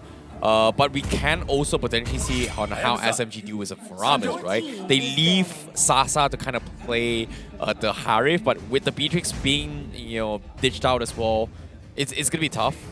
But you know, I think I'm overthinking this because of how Valence used to play with RSG Esports, right? They used to kind of flex having either the Beatrix or the Natan in the mid lane just because of how flexible they can be. But considering Valence is playing Rome, I don't think that's going to be happening. I'm overthinking this. I'm sorry. I think I'm overthinking from SMG. They can do whatever they want. It doesn't matter because even if they lose the series, it doesn't really change their standing. True, but we always want to look for the nuance here. Ooh, very smart ban for the side of Lunatix. I definitely thought that they were going to hand over the Yve to Stormy. Again, Lunatix is just looking for ways to stop people with strong AoE from actually killing off the temp HP, or at least to keep the Melissa alive, right? We see SMG ban out the Diggy, which gives us an idea that this could be an Atlas from Valence. Oh. What are the chances? It could be Atlas. It'd be like Atlas Fatal Link in towards Ocean's Breath. Rough Waves. Yeah, it's not a bad idea, and it works well with the Beatrix as well. Yeah, so it forces everyone from Lunatix to go for Purify, right? I mean, not if they ban it out. Never mind. Yeah. Okay. Yeah, we're being dumb. You know, it's pretty obvious. You banned the Dingy. Yeah. But no, SMG now, they secure the Mortis. That pretty much opens up a little bit more. It might be a shadow ban just for the sake of baiting Lunatix to force ban it. No, it's mainly for peel for Beatrix, and more importantly to get on top of the Melissa if she does put down the get away from me with the Mortal Coil. So at least they have a little bit of counterplay there, because it's not like Glue is going to have a lot of fun this game. He already gets countered by the Faramis.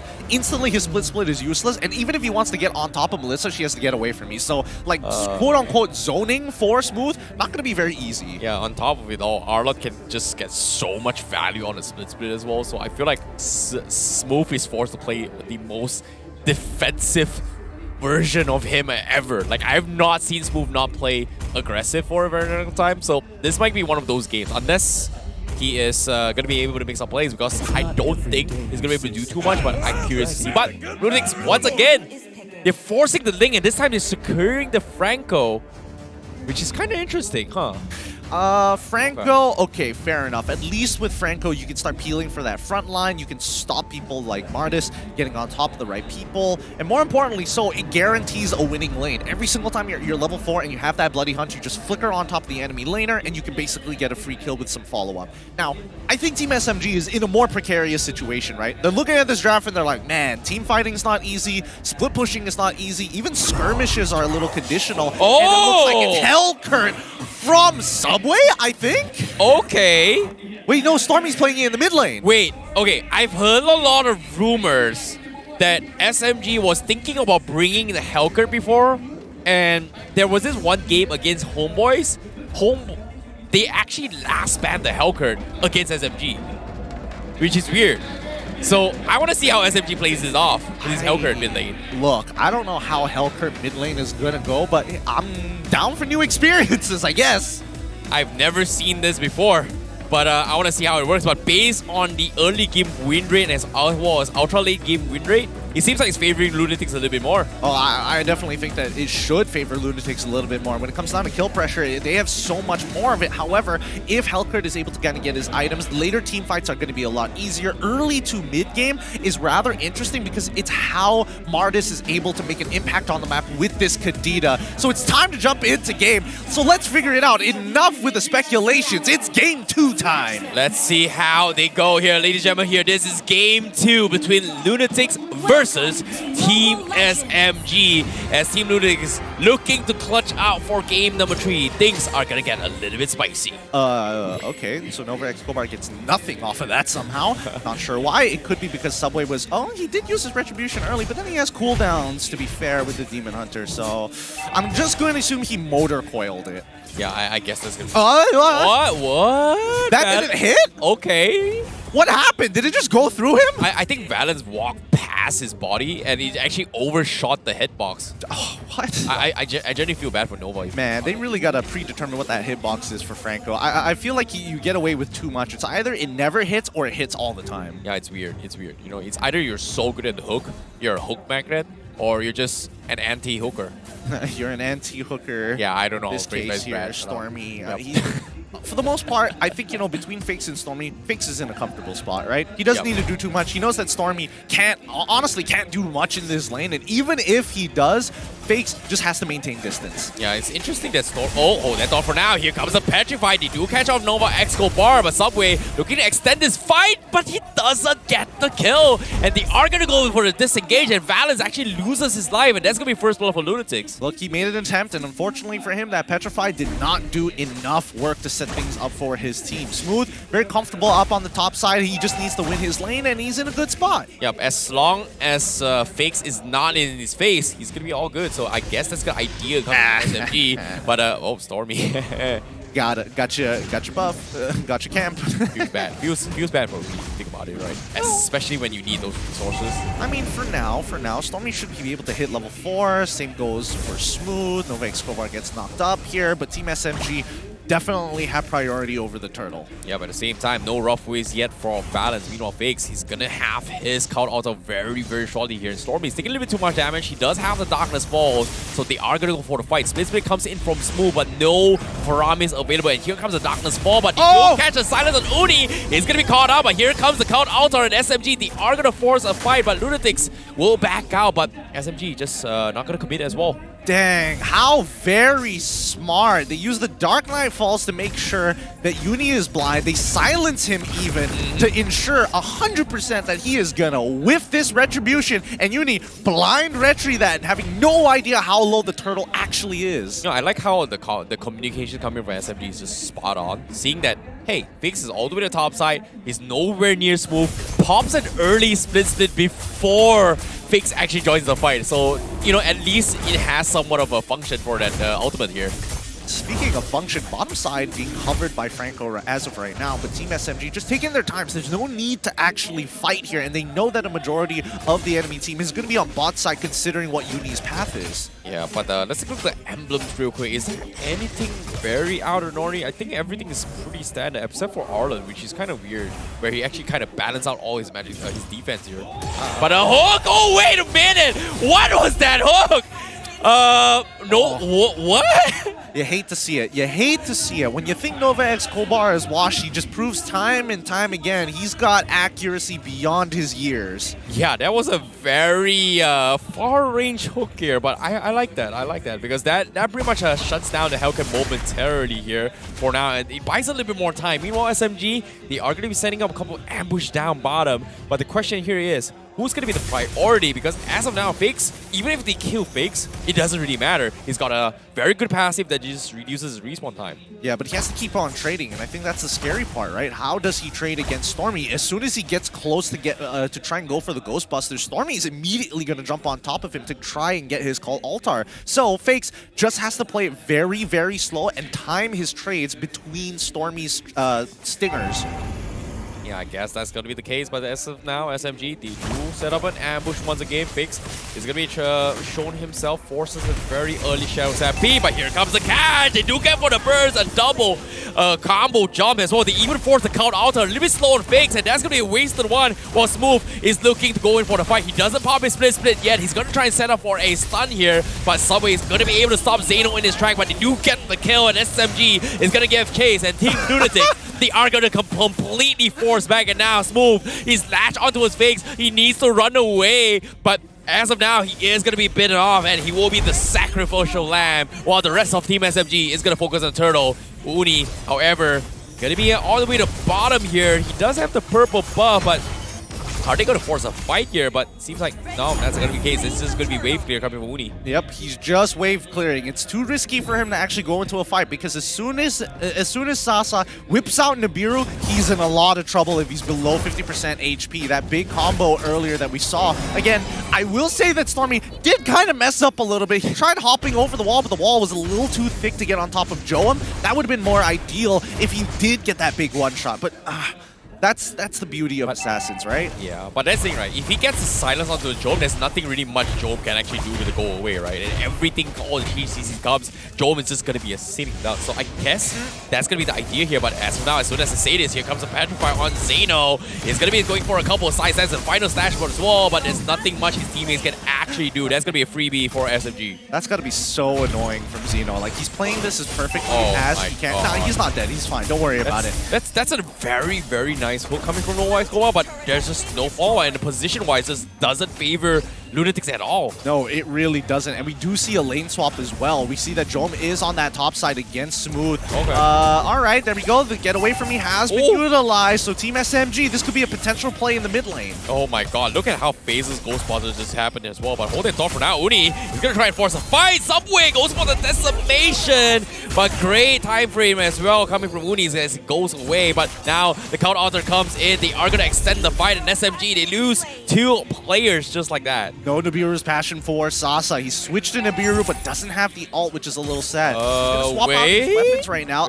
They know for sure where he is, but no real way to punish him. Yeah, Smooth now. He's going to be in a little bit of a trouble as well. He's pretty much stuck. Joam looking good for the finish, but Nova Escobar with the hook. He will gladly trade his life for it. And now Stormy is going to be there. He shows himself. He goes for the Petrify, but Joam will have enough damage to kill him off. Yep, Joam even using his Inspire to ensure that he has enough damage and sustain to tank a second pair of Stingers if it does come to it. But Stormy right now, not exactly the strongest in the world, right? Like, he's getting big damage, don't get me wrong, when he's max stacked on his deadly Stingers. But the thing is, he's not one-shotting, which is important here. Yeah, he is a mid laner for now. He does have the high and dry, but eventually it comes down to a stage where if Joam gets for a value Dreadnought armor, things is going to be hard for Stormy to go for the one-shot. But as of now, Joam is doing a fantastic job going for a couple of chip damage, and that's very, very important for Team Lunatix here. Subway is able to take the gold crab, and now they start pressing their advantage into this top side here, as Nova Escobar and Zeno both can't really walk up here, and I don't think Zeno wants to be here either. Yep, Sasa going, what? Huh? Sasa? Popping the flicker, it goes for the out, but here comes the Darkness Ball, they dive on those fakes, but at the same time the counter altar will be popped in, but it is going to be separated as well as Joam gets dived in for the back lines, and that's going to be the second decimation coming from Subway, as Zeno, he needs to run off, but he do catch him off guard, and SMG completely swarms them off. They get 3, Uni immediately bails out of the fight. Man, this Hellcurt is annoying. While you're around your teammates, it feels like an isolated fight. As soon as he jumps on somebody, not the stun, but the silence is so powerful. Yeah, that's the thing, right? Especially when you're blind in this fight as well. Team Lunatix can't really do too much in terms of respawn, right? Even no matter how good your communication is, without your sights, it is tough. And especially for prey players, split seconds can lead to death. Split seconds need to be utilized better by Team Lunatix, because they're struggling to deal with the Dark Knight Falls, and it's either they bait out these big ultimates from the side of Team SMG or they start clumping up, and right now it looks like they are just clumping up. Yep, Balance now. Setting for the ambush. Blind Iron Hook. Oh! Okay, it's fine. Poor Balance. Oh! What? That's scary. That's just very, very scary. However, Steal? Buff, steal? Oh! almost. Sasa definitely is flaming smooth for that. It's like, if you didn't displace the orange buff, I would have gotten it. Oh, the hook comes in. They do get the cash. Stormy is going to be there, but he's alive. But the countouts are coming from Vegas. Has to keep him alive. Job gets bursted down by Sasa. And now Subway is looking to buy a little bit more time, but it seems like they do not have the damage. But the final slash coming from Zeno will carry him off. And the hook on Smooth as well. But he won't be able to get out. And SMG overconfident with the play, but Lunatix is pretty okay with this. They're very okay with this. Stormy lives with 1 HP there. That's so unlucky. Joam would have been able to get one more extra kill. He had Stormy tethered to Muddles already. Just one more auto attack on Muddles would have been more than enough. But right now, Lunatix, 4K deficit. It's starting to become very difficult for them to actually play this game, with the majority of their members struggling to even get onto their third items, while Team SMG, their carries are in a comfortable spot. We're seeing that, wow, Valens having enough money for both the Genius Wand and the Clock of Destinies. Oh, interesting. Stormy actually opted to go for a Halberd for a second item choice. Hey on man, this mid-lane Halberd. nobody wanted to buy Dominance Ice or Necklace of Durant, so it's up to Stormy to do it. Somebody's got to get the anti-heal. Okay, fair enough, but now here comes the board fight dance here. As Team Lunatix team will have a little bit of aggression in their favor. SMG gonna play this a little bit slow, while Smooth has to play this a little bit risky as well. But what's interesting is that Valens is all the way off angle, all the way bottom side. I mean, they're looking for a potential catch because they know that that wave is going to start slow pushing. And if they keep on freezing, somebody has to show their face. Top side has a slow push going. Mid lane is about 50-50 right now. So ideally forward to the side of Team SMG, they have 2 pushing waves compared to 1. Yeah, I guess that's going to be the case, but they do have the advantage. They're trying to force a reaction coming from Team Lunatix. And it seems like Lunatix is going to be grouping up from the bottom side as they go for a potential concealed play. Lord down towards half HP. Sasa, oh no, his ult got cancelled by the Lord Storm.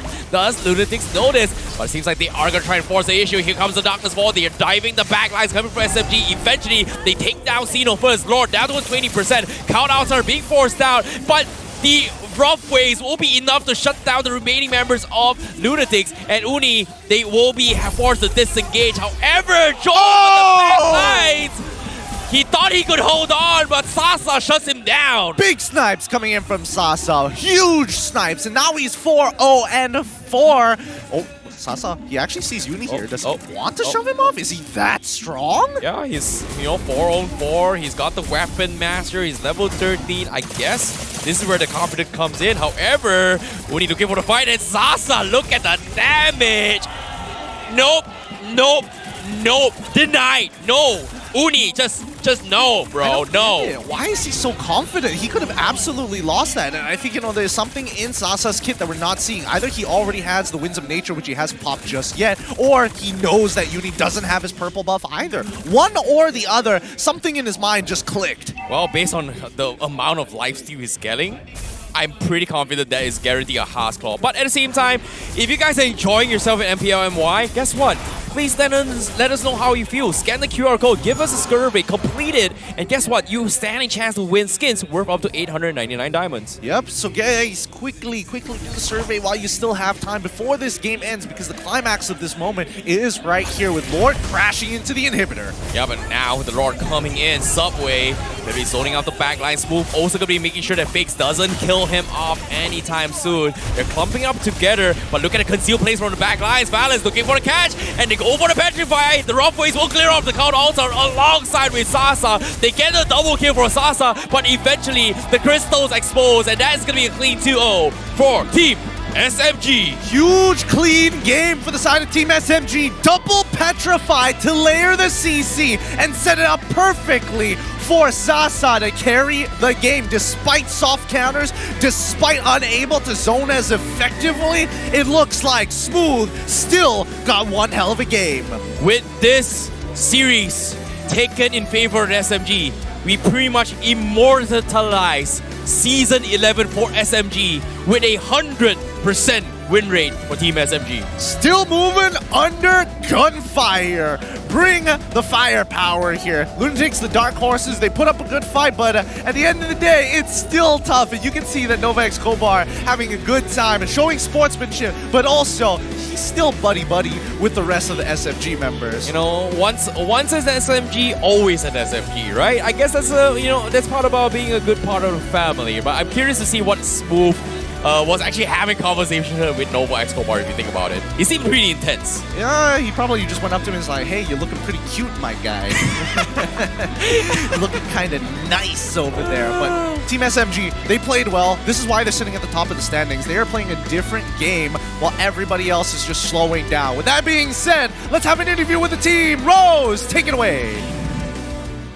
Okay. Team selalu menang game is still on fire. So, Coach, how does it feel to be the undefeated team of the regular season?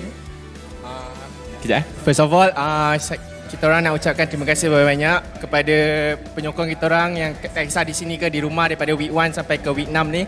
And kita harap korang akan terus menyokong kita orang sampai ke playoff dan insyaAllah kita orang akan menang.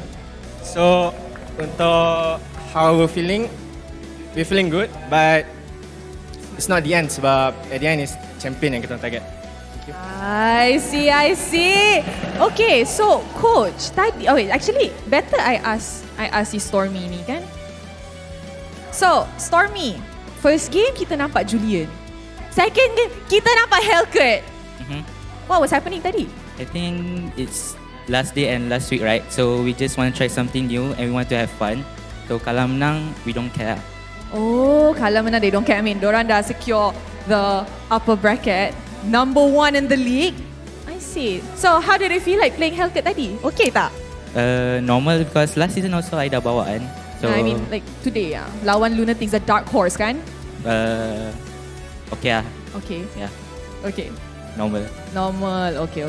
So, what is Team SMG's preparation for the upper brackets dekat playoffs? Dah ready ke? Ready? But you guys need to stay tuned apa yang kita akan bawa nanti. Oh, stay tuned. So, okay. Let's ask our subway. Tak apa. Sikit je. Last day. Last day talking to me takkan tak nak? Okay, so kita tadi nampak Subway was performing. Everybody was performing. What does Subway want to bring to the playoffs that you think boleh bagi SMG menang untuk musim ini and represent Malaysia in MSC? Untuk playoff, kita orang tak decide lagi nak bawa apa. Nanti tunggu training dulu and insyaAllah kita orang buat yang terbaik untuk playoff. Thank you. Okay. Guys, I'm so proud of this team. Can you give them a round of applause before we go for MVP of the match? Okay guys, and now that MVP of the match is ready, korang rasa siapa MVP of the match for SMG's last game? Sasa? Okay, count with me now.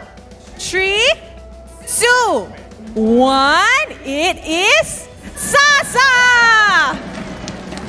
Clap. Sasa, come. Cakap apa?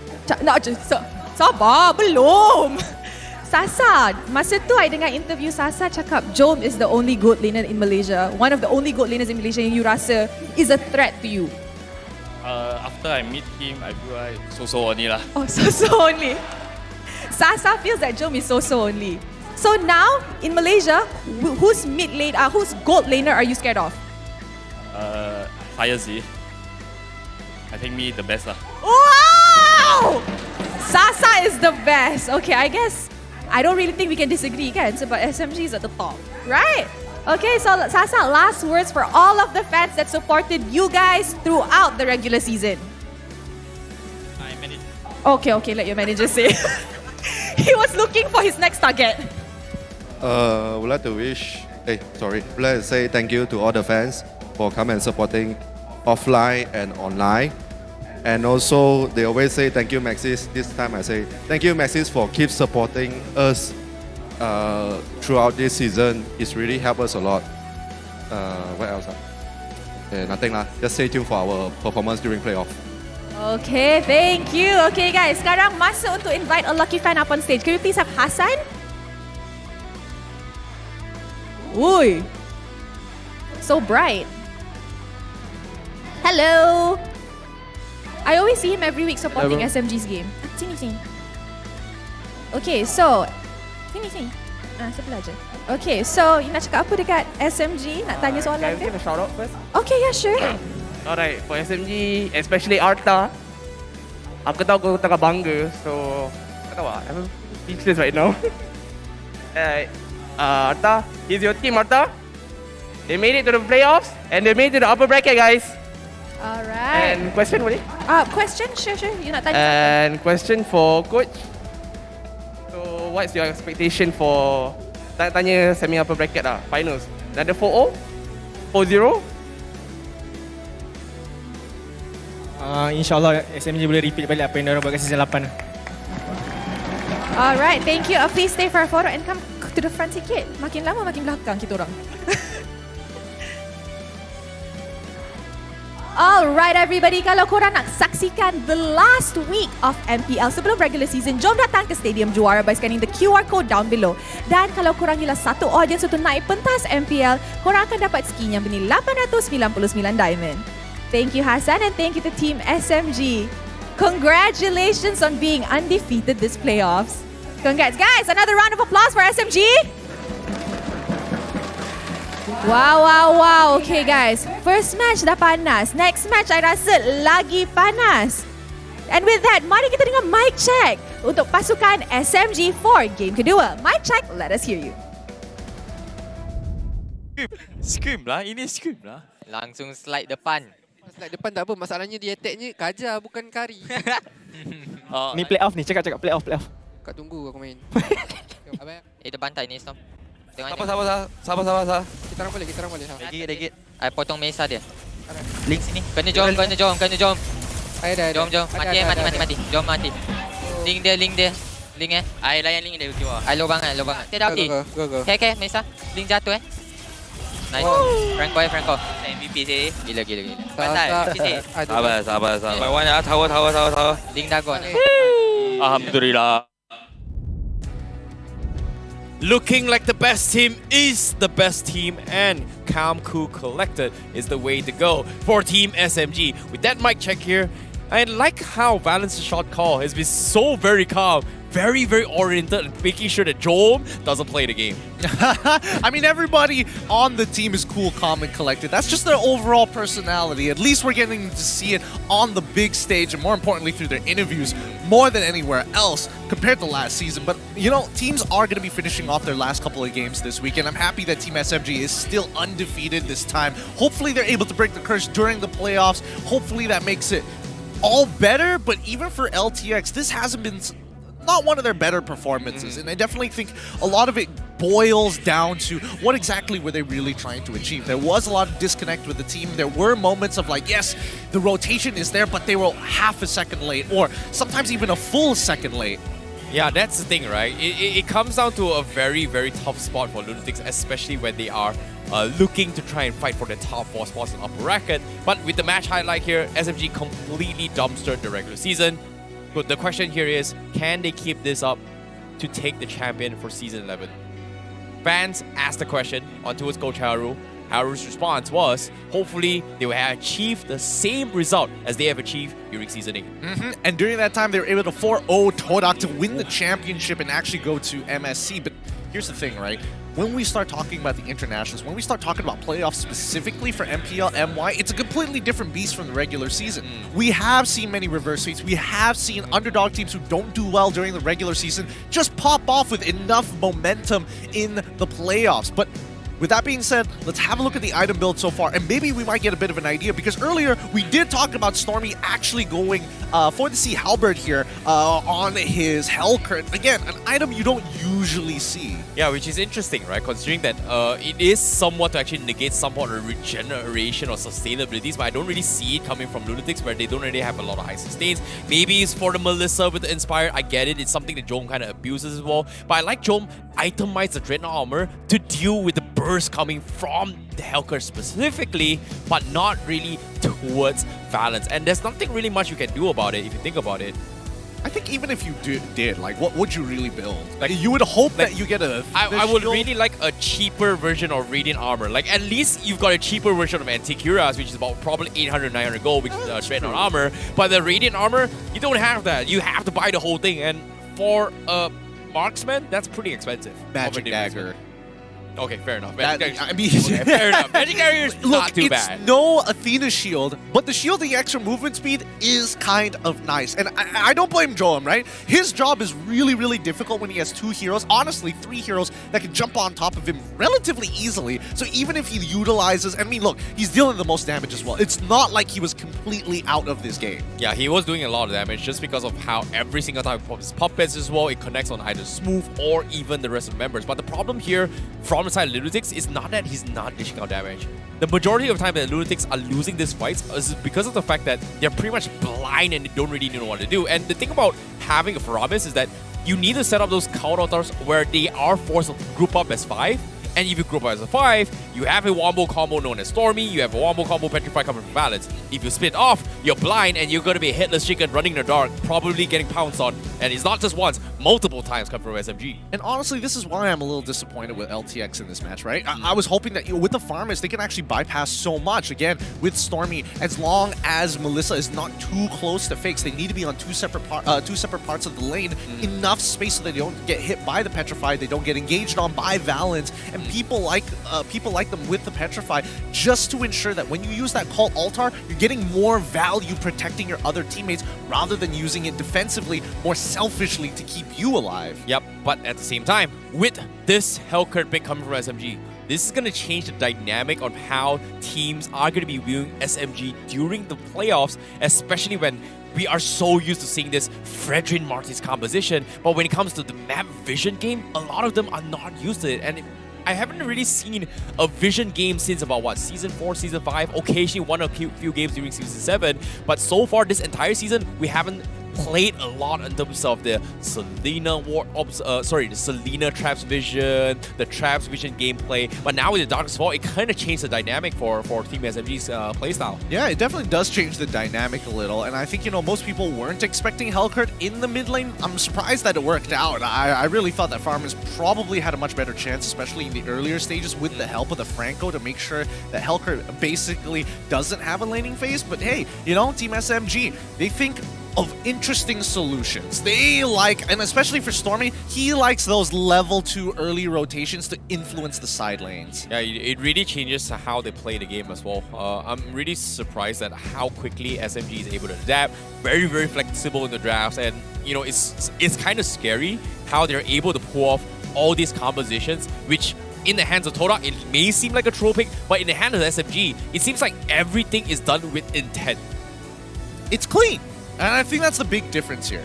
At least with Todak, there is like one, usually it's like a particular interaction that occurs. At least for Team SMG, it is an entire composition that wants to make it work. And I think, you know, with strong playmakers, with Stormy as well as Valence, I think they work really, really well together. This lineup from the side of Team SMG has really grown from where it once was. Yeah, this is a very, very scary SMG. Hopefully they will be able to do well, as this is going to be their last day performing in the regular season. So we would like to wish them good luck towards the playoffs. But before that, the MVP for game number 2 is going to be none other, the man, the myth, the legend, Sasa, the best goal laner here for the entire Season 11. He was huge this game. Again, his build, he goes straight away for the traditional build, but he was able to get the Haas Claw instead of going for something crazy like a Hunter Strike or even a Blade of Heptases, just to make sure that he was able to have enough damage and even going 1v1 against the Ling in the later stages. I mean, Uni, he had the 4 items, more than enough damage to take him out, but the Haas's Claw makes all the difference, and if the Winds of Nature isn't popped, it's even harder for Assassins to guarantee a kill. Yeah, Haas Claw has been not super popular over at this season just because of how people has been leaning onto the Trinity build, which is the Corrosion Scythe, the DHS, as well as the Golden Staff, right? People kind of ignore the fact that Haas Claw provides so much lifesteal in this kind of scenarios, and so far he's sticking with it, and it's worked out in his favor because there were so many fights because of the fact that he has this Haas Claw as well as a Winds of Nature, he can't seem to die at all.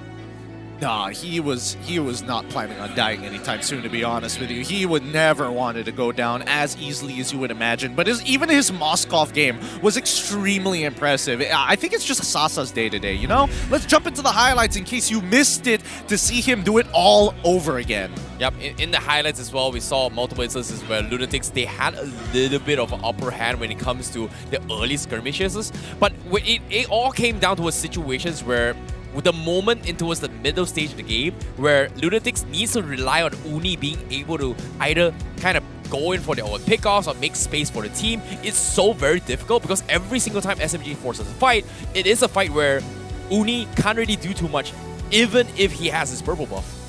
I mean, if that's the thing, that's the big risk when you're playing Ling, when you're playing Hayabusa. Majority of assassins without that purple buff lose a lot of value, right? They lose a lot of their, I don't want to just say mobility because I think that's a big umbrella term that doesn't really explain the situation. With the lack of that purple buff, his farm is going to be slower, his clears are slower, his transitions and rotations are going to be slower because he can't just use his abilities willy-nilly to hop over walls. Yeah, even his overall damage output in his team fights is going to be significantly affected as well. And even here, you can see that SMG, they were able to bait out a lot of scenarios against Team Lunatix. But I like this interaction where, you know, Jom thought he was going to kill all Smooth because there was all the models is pretty much stuck on the goblets. But, you know, Sasa just completely snipes him off for a free target. Free targets, free hits. Let's look at the standings one more time here to keep you guys in the loop. Team SMG with 26 points completely have dominated the regular season. Todak, unfortunately, even if they do win their very last match here, it's not going to put them anywhere close to first place, but they do secure the upper brackets in playoffs. Lunatix at 13 points. They finished up all their 9 games, which means that Red Esports, RSG, and as well as Red Giants have honestly, a phenomenal opportunity if they just win 2-0. Exactly, but at the same time, if Red Esports loses their series, means, well, we are going to be seeing pretty much a tiebreaker potentially between both Red Esports as well as Team Lunatix. But all in all, for now, it's pretty much set in stone for Team Lunatix. It all comes down to the remaining teams here, which is pretty much RSG Slate MY as well as Red Esports, where they are going to be playing later on as well for the end of today. And hopefully they do well because it's their very last game. They played 8 games right now. If they play their 9th, they've gone through the entire round robin for the regular season. Unfortunately for Team Secret, they're definitely not making it for next season. We'll have to play through the qualifiers, but Madness Esports, one opportunity, and the same goes for Team Hawk as well. They both have one opportunity to make it out and stay alive. Yo, I think that's a match for tomorrow as well. So, you know, considering how close and neck how the points is, I'm not gonna lie, I feel nervous for the teams. But I feel bad for us casters as well because in the tiebreaker, we are going to be potentially seeing a very, very confusing tiebreaker for tomorrow. It could be a 4-way tiebreaker if things are just convenient. You know, some teams win 2-0, some other teams win 2-1. The numbers are going to be a little bit interesting here throughout this week. But hopefully you guys can do the math for us in the time being. Just enjoy the games. Yeah, it is going to be enjoying the game. But, you know, wait, to give you guys a little bit of refresh as well, tiebreakers are going to be all in best of ones for tomorrow. So yes. They will not be calculated with head-to-head, so they actually have to play that best of one. So even with the best of ones, this is where we are going to see one of the cheesiest strategies for potential pocket picks here that may or may not happen in tomorrow's tiebreaker. But before we get into tomorrow's tiebreaker, let's talk about today's games. We pretty much finish off the first series here, but there is a very, very important thing to actually share with you, and that is the All-Stars bonus event. Guess what? The All-Star Last Anchor is available right now, and you can select the limited skins you want and redeem it for absolutely free. From the 31st of March all the way to the 30th of April, you can complete event tasks to collect wish skin fragments and redeem one of the skins below, which is the Garokacha Arhat King, the Natalia Nitni Mamba, the Esmeralda Poison Vine, the Martis Defrock skin, the Tarista Hammer Giant, the Alpha Crimson Warrior, and the Harif Fashion expert. That's a lot of skins, bro. That's way too many skins. Guys, the All-Star events are coming in full swing, so log into the game and enjoy the exciting events with all of your friends. This is a month-long experience, so it's a really good time to start inviting your friends who previously was, I'm not sure about Mobile Legends, or they used to play Mobile Legends, and you get some rewards on top of that as well. I'm pretty sure there's an event to refer your friends on top of everything else. So quickly, do it while you still can. And just in case we haven't heard too much from you guys, we want to have a chat with you, and we can't obviously do it on stream. So scan the QR code and make sure that you fill out the survey. Just start commenting about the things that you're upset with here at the MPL, things that we could improve on, things that you like about the MPL, and you will get rewarded. Yeah, you know what? If you guys want to stand a chance a higher percentage to win the rewards, scan the QR code, say nice things about Gideon, say nice things about me, say nice things about the English broadcast. You say you love us. Say you like the English broadcast. I think that sums it up. Just English, yes. Yes. We And need then it. after We're you're done struggling. surveying, follow our Instagram, follow my Facebook, follow his one as well. All right. Follow his Twitter, follow his YouTube as well. Okay, I guess that works. With that being said, it looks like we've got a surprise interview with Rose up on the stage. So hopefully you guys are ready. We're not sure about this. Rose, what exactly is going on? Okay, hello everybody. Sekarang saya dalam bilik Team Lunatix and I am with Amir and of course Uni. Okay guys, so hi. I know you guys just suffered a 2-0 loss. It's pretty devastating. Tapi saya nak tahu, are you guys mentally okay still sekarang? Mentally semua okay and kita orang kena study balik, standby untuk playoff. Tadi as an analyst from your point of view, apa kesilapan Team Lunatix untuk dua-dua game? Dua-dua game kami sebenarnya hari ini main boleh dikatakan tidak perform lah, tak baik, kurang perform. So kami akan improve lagi dari segi performance player dan mentally lah. I see, okay. So, I nak tanya, as a player tadi, apa yang you rasa kesilapan atas stage? Bagi pendapat saya, kesilapan kita orang cuma kita orang agak kurang yakin dengan kita orang punya hero and kurang dari segi skill combo lah. I see. So, the chances are higher that esok kita akan ada tiebreaker. Is Lunatix ready kalau the time comes? Lunatix always ready. Apapun yang kita orang kena hadap, kita orang akan cuba yang terbaik. I see. Okay, so is Lunatix ready kalau esok ada tiebreaker? Ready. Tapi asal ada tapi? Coach Pau dengan Jom balik PH hari ni.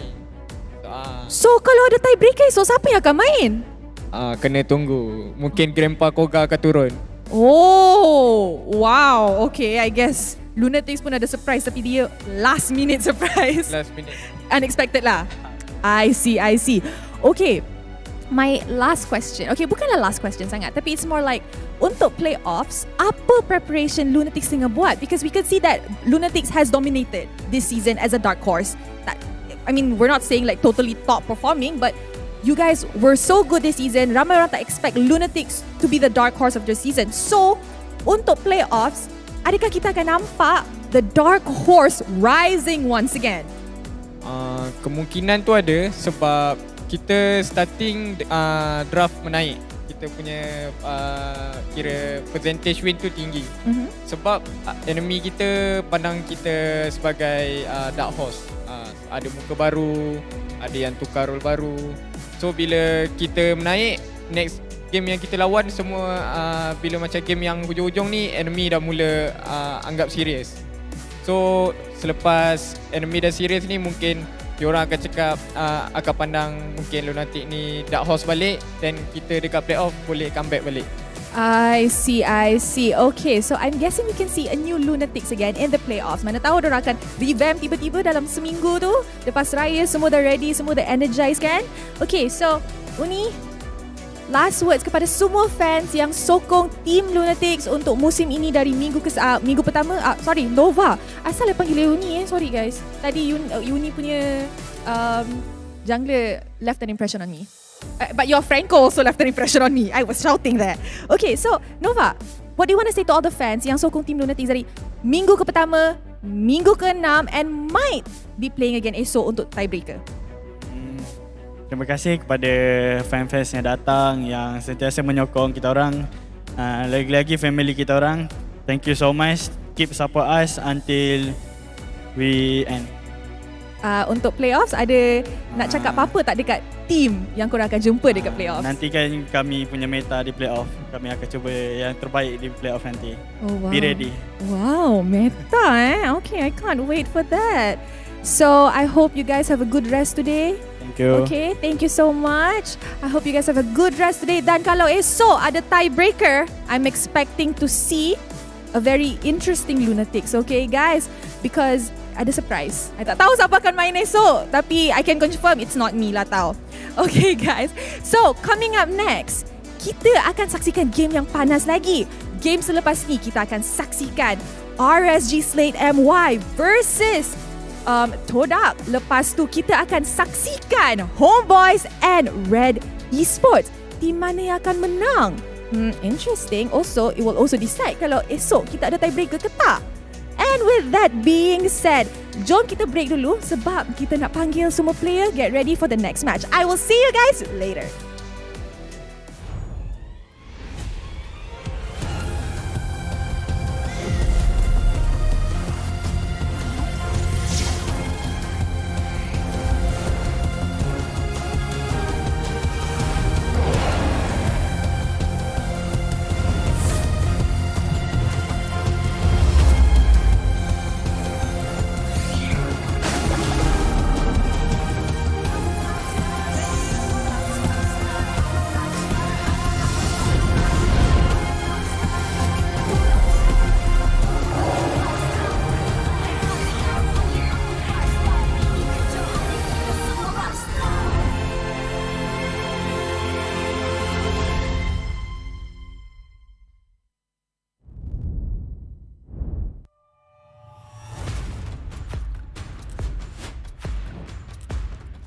Ini kelanggaan kita.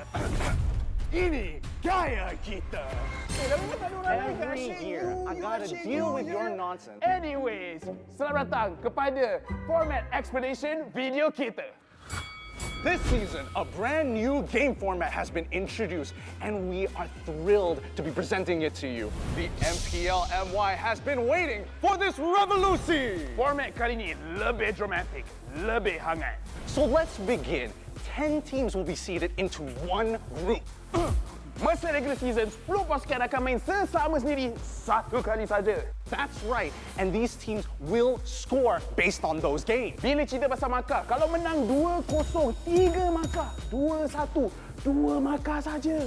But if they lose 1-2, they will only earn 1 point. But if they lose 0-2, they won't score at all. Markah yang terakhir akan menentukan kedudukan terakhir mereka. And the lowest 2 scoring teams will be relegated at the end of the regular season. And the top 8 will then advance to the playoffs.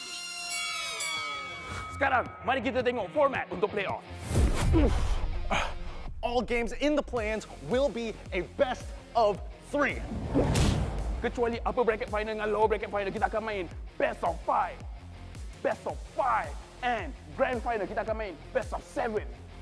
Teams ranked between the 5th as well as 8th place of the regular season will have to play in the play-ins. Team yang menang dekat play-in akan lawan dengan tempat ketiga dan keempat dekat upper bracket quarterfinals.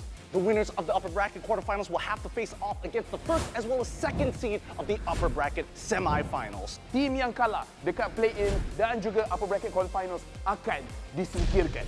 Luckily, if your team is in the upper bracket semifinals and they lose, they will go down to the lower bracket semifinals having a second life. Kalau team menang dekat upper bracket semifinal, akan gerak kepada upper bracket finals. Finally, the upper bracket finals as well as lower bracket final winners will face each other off in the grand finals. Untuk lawan, untuk dapatkan trofi MPL Malaysia.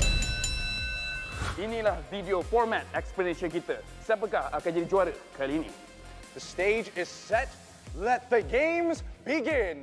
Ini gaya kita.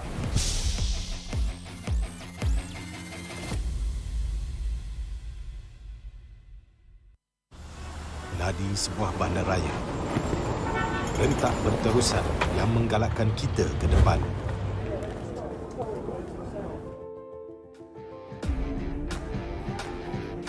Sesuatu yang mengapi-apikan hidup dan semangat kita. Setiap orang mempunyai gaya dan irama tersendiri. Tapi, apakah yang boleh menyatukan semua lapisan masyarakat?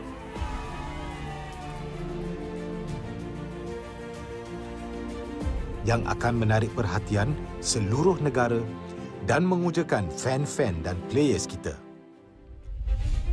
MPL Malaysia ditubuh pada tahun 2017 dengan impian yang besar untuk menghimpunkan player-player Mobile Legends terbaik di atas satu pentas kompetitif yang terbesar di Malaysia. Musim-musim lepas menemui pelbagai cabaran dan halangan, tapi MPL Malaysia tidak pernah berundur.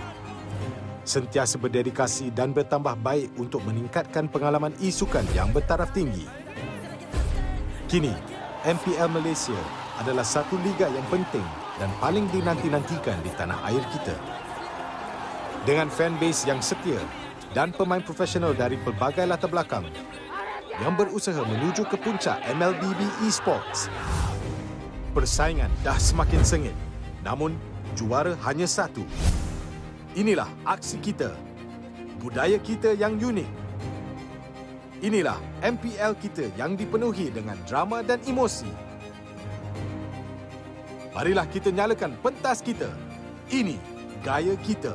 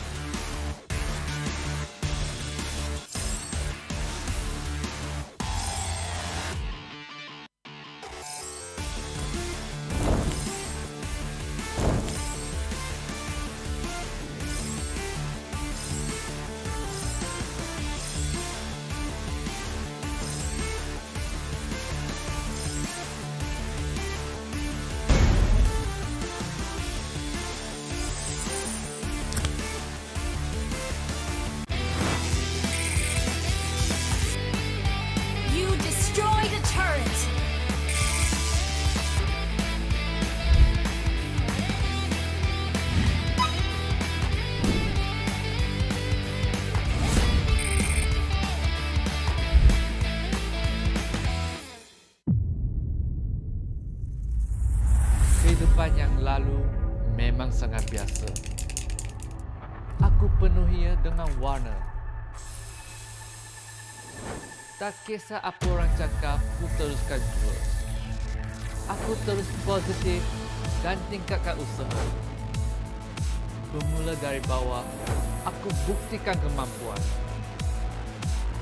Hanya aku yang mampu mengejar cita-cita. Jadilah bintang. Be the superstar.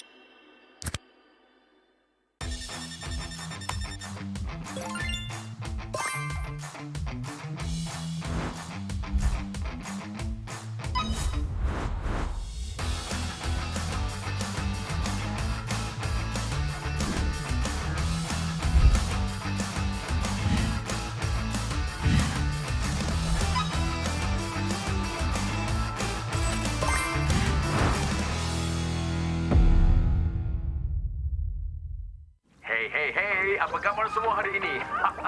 Bagi anda semua yang tengah bersiap-siap untuk menyambut Hari Raya esok, marilah kita sama-sama melayan sebuah lagu baru dari Homebois dan Mobile Legends. Enjoy semua! Di mana saja, be the superstar, show me who you really are. All of the better, it's time to say the kosong-kosong di pagi raya. All my family, yeah, and with all my homies, Mobile Legends brings us together.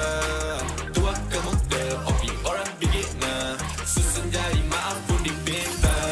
Hari raya like a superstar, tak boleh emak nak duit raya dari Mia. Dah macam superstar, nak makan besar, maskan mak ni dahil get wins macam Rafaela. Hati ampunkan salah. One mission, one aim, straight up to satu MVP. Jangan pula kau frust, keep it in the family. Whole family tak unity, jalin rapi rapat, ketupat sejiwa satu hati. Bila tiba masanya, kita battle sampai semua bersengkam mata. Tiba pagi raya, maafkan semua usia. Susun 10 jari, ampun maaf dipinta. Opi ke beginner, bring us together, and then we show macam mana settle. Kita family, tak ada yang kita nak kena lupa. Ku pasti Mobile Legends untuk kita semua. Gotta shout out to my homies, yeah. Apa khabar? Bina Adil, Wafa, Izin, semua tak sabar. I'm flexing on my skin, semua dah mama. Say the battle for the title, gonna get the point, let's start the game, oh yeah. Tiba masanya, be the superstar, show me who you really are. All of the better, it's time to say the kosong-kosong di pagi raya.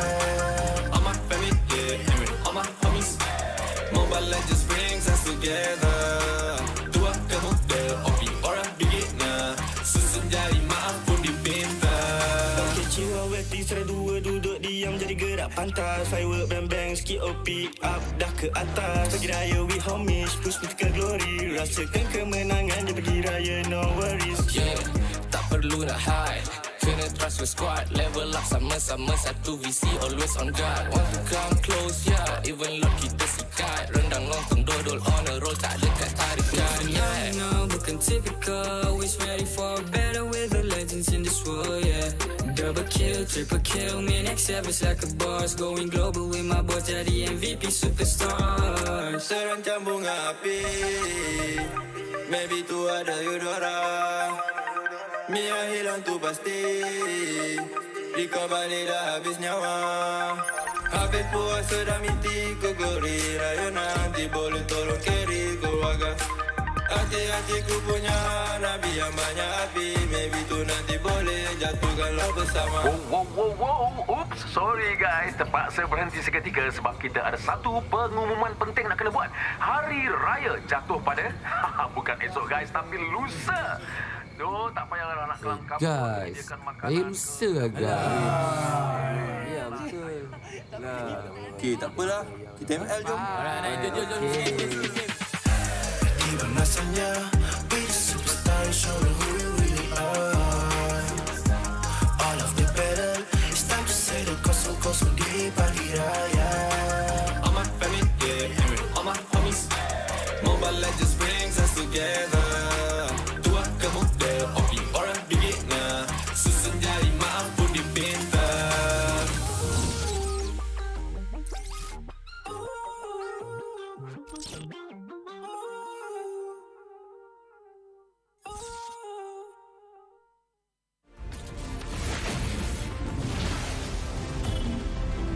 Pain is the proof that I'm still alive.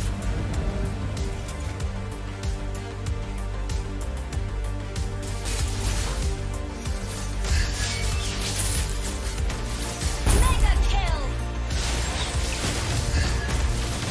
Legendary! Double kill! Stopping time.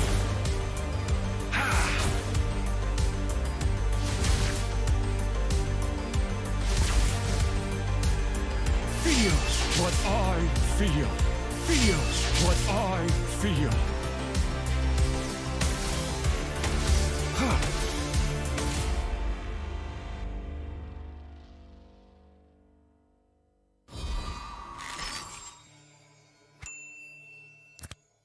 Bulan lepas, tim Malaysia yang layak ke tournament peringkat antarabangsa telah gagal.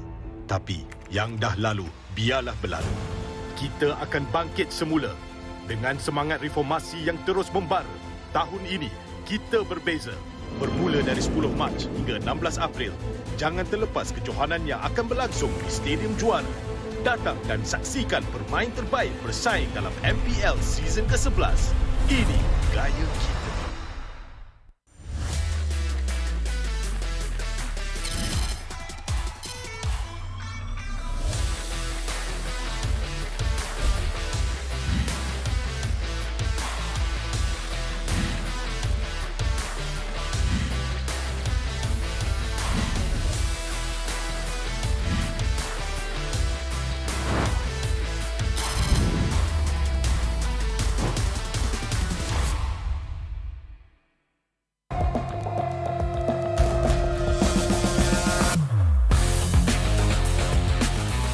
Memang banyak cabaran, tapi semuanya berikan aku pengalaman.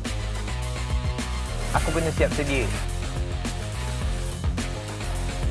cari kekuatan untuk terus ke depan.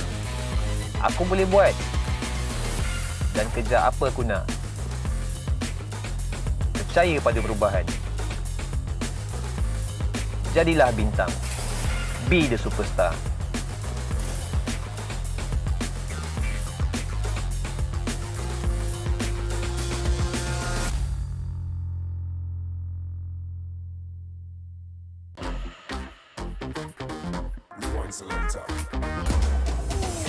Around as he managed to evade the silence, but then again he has to get away from Master Ram as much as possible. Alamak, satu obli yang menarik. Bocah mungkin akan dikorbankan.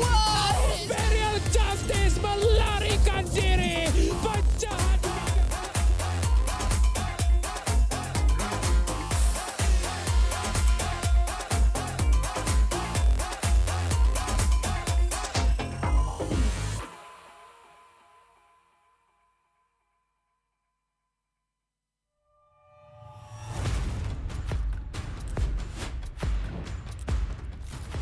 Kelanggaan kita. Ini gaya kita.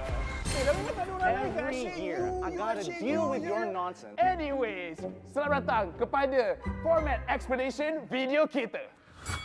This season, a brand new game format has been introduced, and we are thrilled to be presenting it to you. The MPL MY has been waiting for this revolution. Format kali ini lebih dramatic, lebih hangat. So let's begin. 10 teams will be seated into one group. Masa regular season, 10 pasukan akan main sesama sendiri satu kali saja. That's right, and these teams will score based on those games. Bila cerita pasal markah, kalau menang 2-0, 3 markah, 2-1, 2 markah saja. But if they lose 1-2, they will only earn 1 point. But if they lose 0-2, they won't score at all. Markah yang terakhir akan menentukan kedudukan terakhir mereka. And the lowest 2 scoring teams will be relegated at the end of the regular season. And the top 8 will then advance to the playoffs. Sekarang, mari kita tengok format untuk playoff. All games in the play-ins will be a best of 3. Kecuali upper bracket final dengan lower bracket final, kita akan main best of 5. Best of 5. And grand final, kita akan main best of 7. Teams ranked between the 5th as well as 8th place of the regular season will have to play in the play-ins. Team yang menang dekat play-in akan lawan dengan tempat ketiga dan keempat dekat upper bracket quarterfinals. The winners of the upper bracket quarterfinals will have to face off against the first as well as second seed of the upper bracket semifinals. Team yang kalah dekat play-in dan juga upper bracket quarterfinals akan disingkirkan. Luckily, if your team is in the upper bracket semifinals and they lose, they will go down to the lower bracket semifinals having a second life. Kalau team menang dekat upper bracket semifinal, akan gerak kepada upper bracket finals. Finally, the upper bracket finals as well as lower bracket final winners will face each other off in the grand finals. Untuk lawan, untuk dapatkan trofi MPL Malaysia. Inilah video format explanation kita. Siapakah akan jadi juara kali ini? The stage is set. Let the games begin. Ini gaya kita.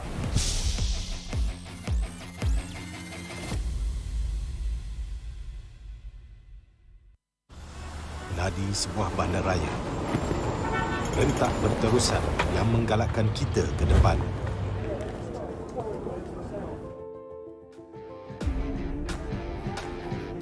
Sesuatu yang mengapi-apikan hidup dan semangat kita. Setiap orang mempunyai gaya dan irama tersendiri. Tapi, apakah yang boleh menyatukan semua lapisan masyarakat?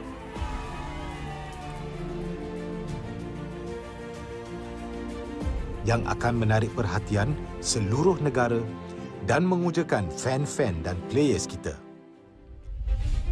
MPL Malaysia ditubuh pada tahun 2017 dengan impian yang besar untuk menghimpunkan player-player Mobile Legends terbaik di atas satu pentas kompetitif yang terbesar di Malaysia. Musim-musim lepas menemui pelbagai cabaran dan halangan, tapi MPL Malaysia tidak pernah berundur. Sentiasa berdedikasi dan bertambah baik untuk meningkatkan pengalaman e-sukan yang bertaraf tinggi. Kini, MPL Malaysia adalah satu liga yang penting dan paling dinanti-nantikan di tanah air kita. Dengan fanbase yang setia dan pemain profesional dari pelbagai latar belakang yang berusaha menuju ke puncak MLBB Esports. Persaingan dah semakin sengit, namun juara hanya satu. Inilah aksi kita, budaya kita yang unik. Inilah MPL kita yang dipenuhi dengan drama dan emosi. Marilah kita nyalakan pentas kita. Ini gaya kita.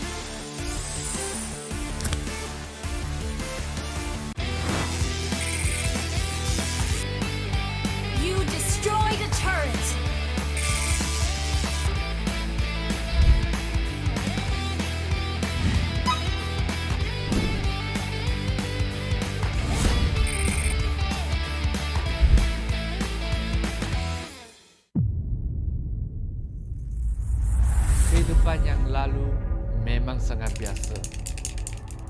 Aku penuhinya dengan warna. Takis setip dan tingkatkan usaha. Bermula dari bawah, aku buktikan kemampuan. Hanya aku yang mampu mengejar cita-cita. Jadilah bintang. Be the superstar.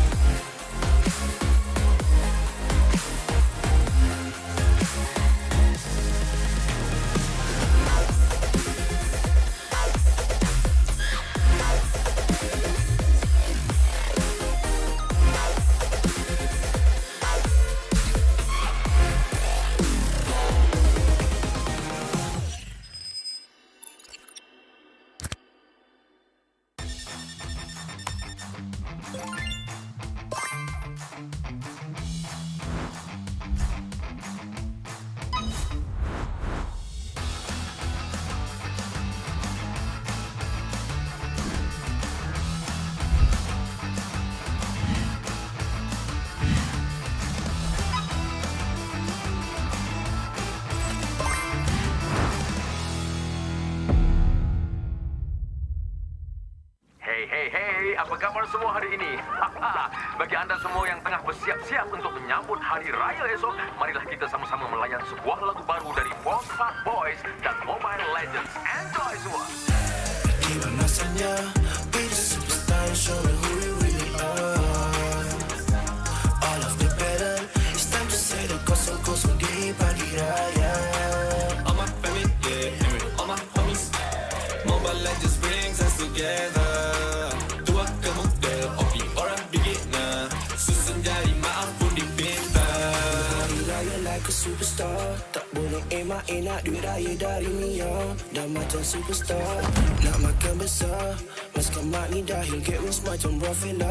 Hati ampunkan salah. One mission, one aim, straight up aku satu MVP. Jangan pula kau frust, keep it in the family. Whole family tak unity, jalin rapi rapat ketupat sejiwa satu hati. Bila tiba masanya, kita battle sampai semua bersengkam mata. Tiba pagi raya, maafkan semua usia. Susun 10 jari, ampun maaf dipinta. Opi ke beginner, bring us together. And then we show macam mana settle. Kita family, tak ada yang kita nak kena lupa. Ku pasti Mobile Legends untuk kita semua. Gotta shout out to my homies, yeah. Apa khabar? Bina Adil, Wafa, Izin, semua tak sabar. I'm flexing on my skin, semua dah mamas. In the battle for the title, gonna get the point, let's start the game, oh yeah. Tiba masanya be the superstar and show me who you really are. All of the battle, it's time to say the kosong-kosong di pagi raya. All my family, yeah, all my homies. Mobile Legends brings us together. Tua ke muda, opi orang beginner. Susun jari maaf pun dipinta. Kecil awet di serai dua duduk diam jadi gerak pantas. Firework bang-bang sikit OP up dah ke atas. Pagi raya we homies push me ke glory. Rasakan kemenangan di pagi raya no worries. Yeah, tak perlu nak hide. Kena trust with squad. Level up sama-sama satu visi. Always on guard. Want to come close, yeah. Even Lord kita sikat. Rendang lontong dodol on a roll. Tak dekat tarikan, yeah. No, bukan typical. Always ready for better with the legends in this world, yeah. Double kill, triple kill. Me next service like a boss. Going global with my boys. Jadi MVP superstars. Terancam bunga api. Maybe tu ada Eudora. Mia hilang tu pasti. Riko balik dah habis nyawa. Habis puasa dah miti ku gori. Raya nanti boleh tolong carry keluarga.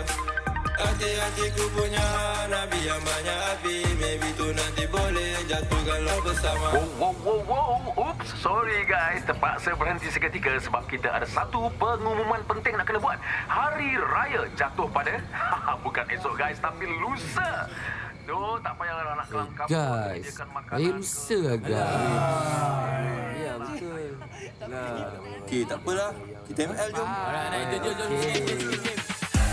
Tiba masanya be the superstar and show me who you really are. All of the battle, it's time to say the kosong-kosong di pagi raya. All my family, yeah, all my homies. Mobile Legends brings us together. Tua ke muda, opi orang beginner. Susun jari maaf pun dipinta.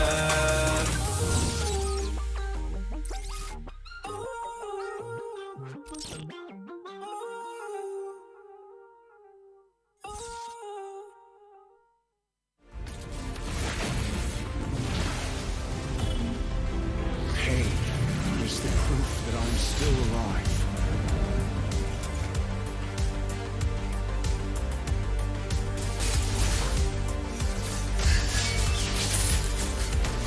Mega kill! Legendary! Double kill! Stopping time.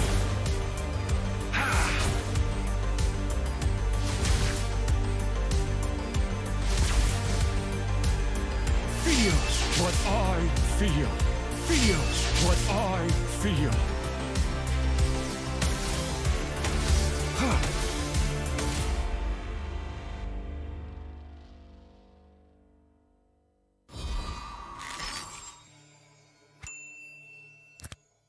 Bulan lepas, tim Malaysia yang layak ke tournament peringkat antarabangsa telah gagal.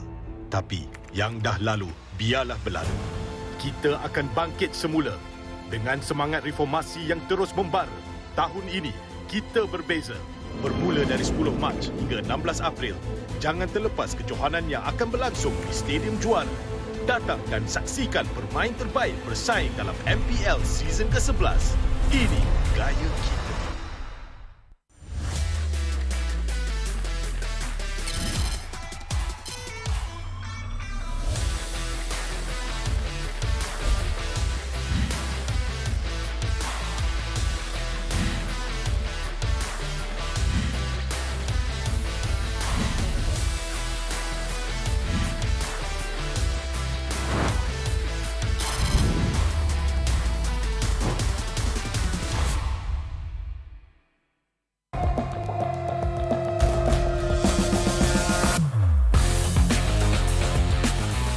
Memang banyak cabaran, tapi semuanya berikan aku pengalaman. Aku kena siap sedia,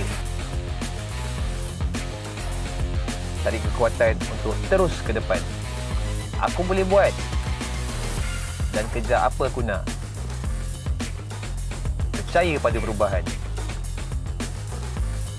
Jadilah bintang. Be the superstar.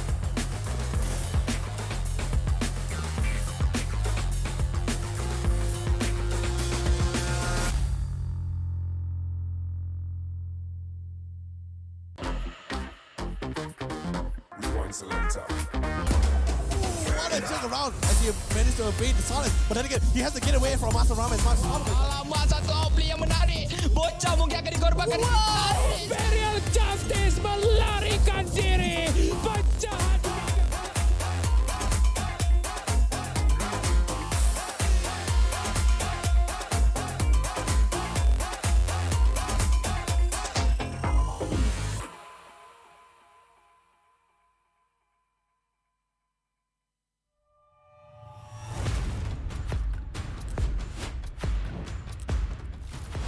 Kelanggaan kita. Ini gaya kita. Every year, I gotta deal with your nonsense. Anyways, selamat datang kepada format explanation video kita.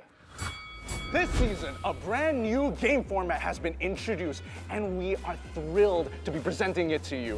The MPL MY has been waiting for this revolution. Format kali ini lebih dramatic, lebih hangat. So let's begin. 10 teams will be seated into one group. Masa regular season, 10 pasukan akan main sesama sendiri satu kali saja. That's right, and these teams will score based on those games. Bila cerita pasal markah, kalau menang 2-0, 3 markah. 2-1, 2 markah saja. But if they lose 1-2, they will only earn 1 point. But if they lose 0-2, they won't score at all. Markah yang terakhir akan menentukan kedudukan terakhir mereka. And the lowest 2 scoring teams will be relegated at the end of the regular season. And the top 8 will then advance to the playoff. Sekarang, mari kita tengok format untuk playoff. All games in the play-ins will be a best of 3. Kecuali upper bracket final dengan lower bracket final, kita akan main best of 5. Best of 5. And grand final, kita akan main best of 7. Teams ranked between the 5th as well as 8th place of the regular season will have to play in the play-ins. Team yang menang dekat play-in akan lawan dengan tempat ketiga dan keempat dekat upper bracket quarterfinals. The winners of the upper bracket quarterfinals will have to face off against the first as well as second seed of the upper bracket semifinals. Team yang kalah dekat play-in dan juga upper bracket quarterfinals akan disingkirkan. Luckily, if your team is in the upper bracket semifinals and they lose, they will go down to the lower bracket semifinals having a second life. Kalau team menang dekat upper bracket semifinal, akan gerak kepada upper bracket finals. Finally, the upper bracket finals as well as lower bracket final winners will face each other off in the grand finals. Untuk lawan, untuk dapatkan trofi MPL Malaysia. Inilah video format explanation kita. Siapakah akan jadi juara kali ini? The stage is set. Let the games begin. Ini gaya kita.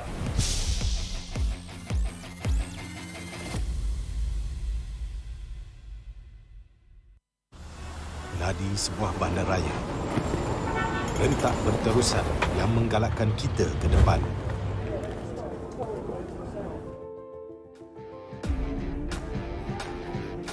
Sesuatu yang mengapi-apikan hidup dan semangat kita.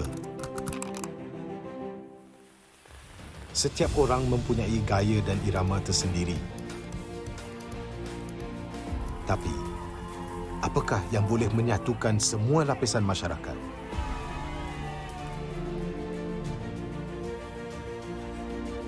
Yang akan menarik perhatian seluruh negara dan mengujakan fan-fan dan players kita.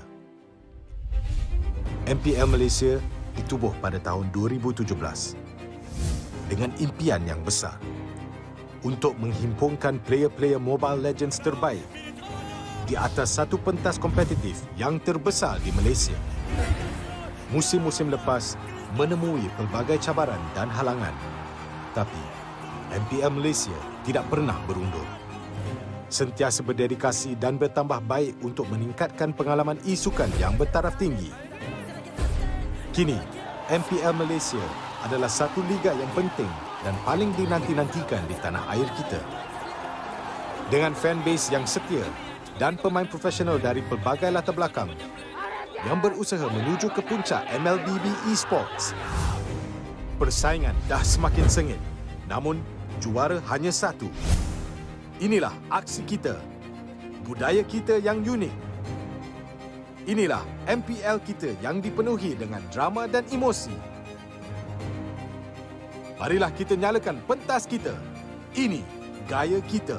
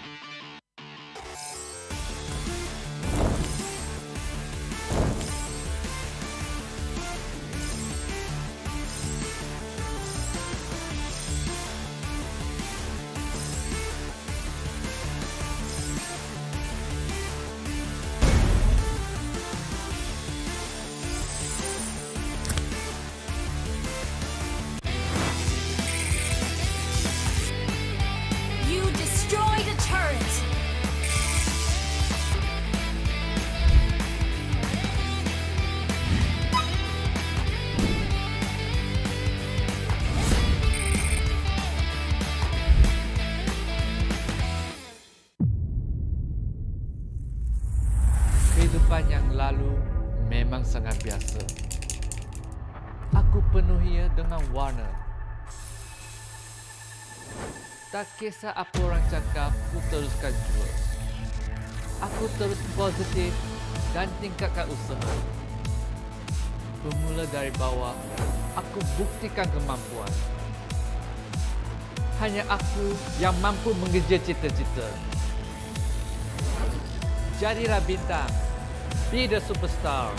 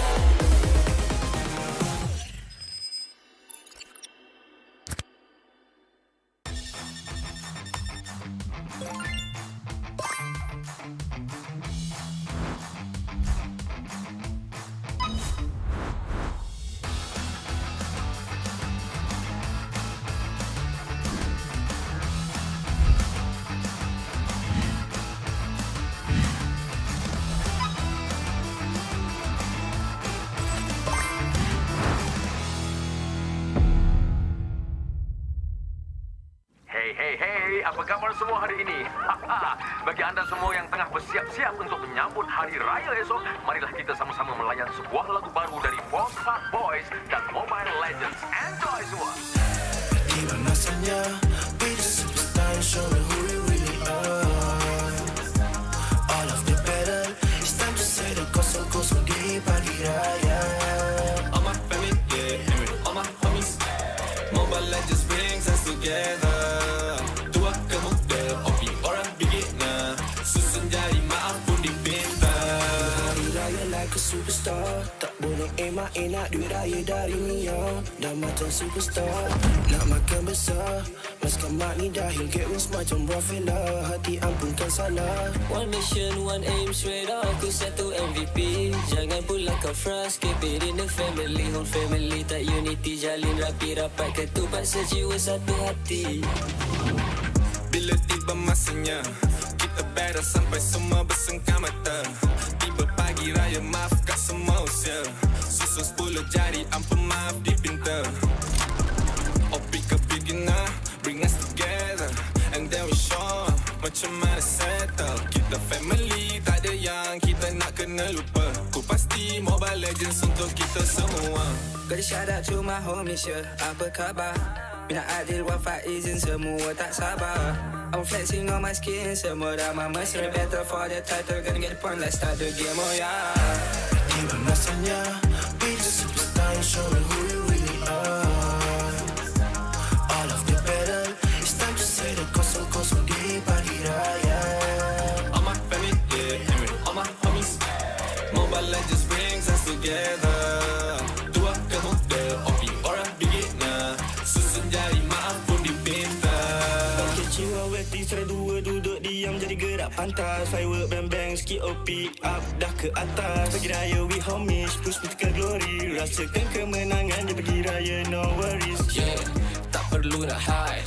Kena trust with squad. Level up sama-sama satu visi, always on guard. Want to come close, yeah. Even Lord kita sikat. Rendang lontong dodol on a roll, tak dekat tarikan. Yeah, no, bukan typical. Always ready for better with the legends in this world, yeah. Double kill, triple kill. Me next service like a boss. Going global with my boss, jadi MVP superstar. Terancam bunga api, maybe tu ada Eudora. Mia hilang tu pasti, Riko balik dah habis nyawa. Habis puasa dah miti ku gori. Raya nanti boleh tolong carry keluarga. Hati-hati ku punya Nabi yang banyak api. Maybe tu nanti boleh jatuhkan lo bersama. Wow. Oops, sorry guys. Terpaksa berhenti seketika sebab kita ada satu pengumuman penting nak kena buat. Hari Raya jatuh pada bukan esok guys, tapi lusa. Tak payahlah nak kelam kampung. Guys, saya lusa agak. Ya, betul. Okey, tak apalah. Kita ML jom. Jom. Tiba masanya, be the superstar and show me who you really are.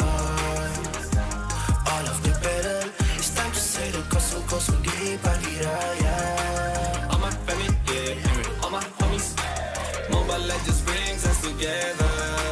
Tua ke muda, opi orang beginner. Susun jari maaf pun dipinta.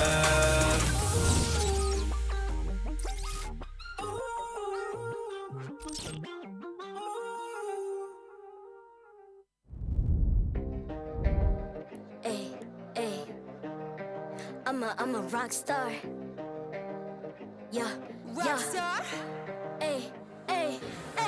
I'm a rock star, baby, I'm a rock star. I'm a rock star, I'm a rock star. I'm a rock star, panggil aku rock star. Ini kejohanan kita semua orang rock star. Kita rock star, kita buat saja gaya kita. Makin panas apinya sudah membara. Macam mana pun kau menempuh segala. Demi negara kau buat semua bangga. Step into my world, you know I'm always in my zone. You know I got my team, no I'm never alone. Bring out my best, buat yang terbaik. Jadi juara perlahan kita naik. Aku nak push, naik-naik jadi lebih bagus. Jadi hero, ku ada skill. Berapa banyak musuh aku dah kill. Ramai cuba mencapai, cause they envy me. Tiap game aku pasti jadi MVP. Easy. I'm a rock star, baby, I'm a rock star. I'm a rock star, I'm a rock star. I'm a rock star.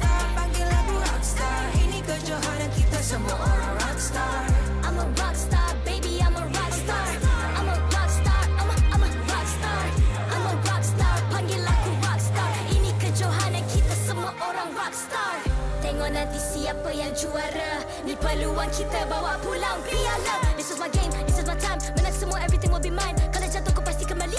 Bangun balik ku tegak berdiri. Kuatkanlah tenaga, ganjaran diperoleh. Ni kejohanan kita, Malaysia memang boleh. Rise up to the top, kita buat bersama. Semangat kita kuat di bawah satu bendera.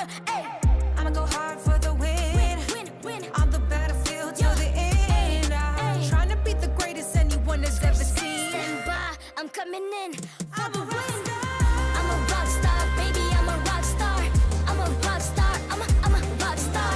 I'm a rock star, panggil aku rock star. Ini kejohanan kita semua orang rock star. I'm a rock star, baby, I'm a rock star. I'm a rock star, I'm a rock star.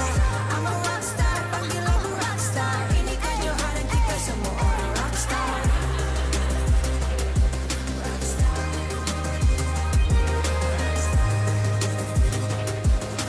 Ini kejohanan kita semua orang rock star. I'm a rock star, baby, I'm a rock star. I'm a rock star, I'm a rock star. I'm a rock star, panggil aku rock star. Ini kejohanan kita semua orang rock star.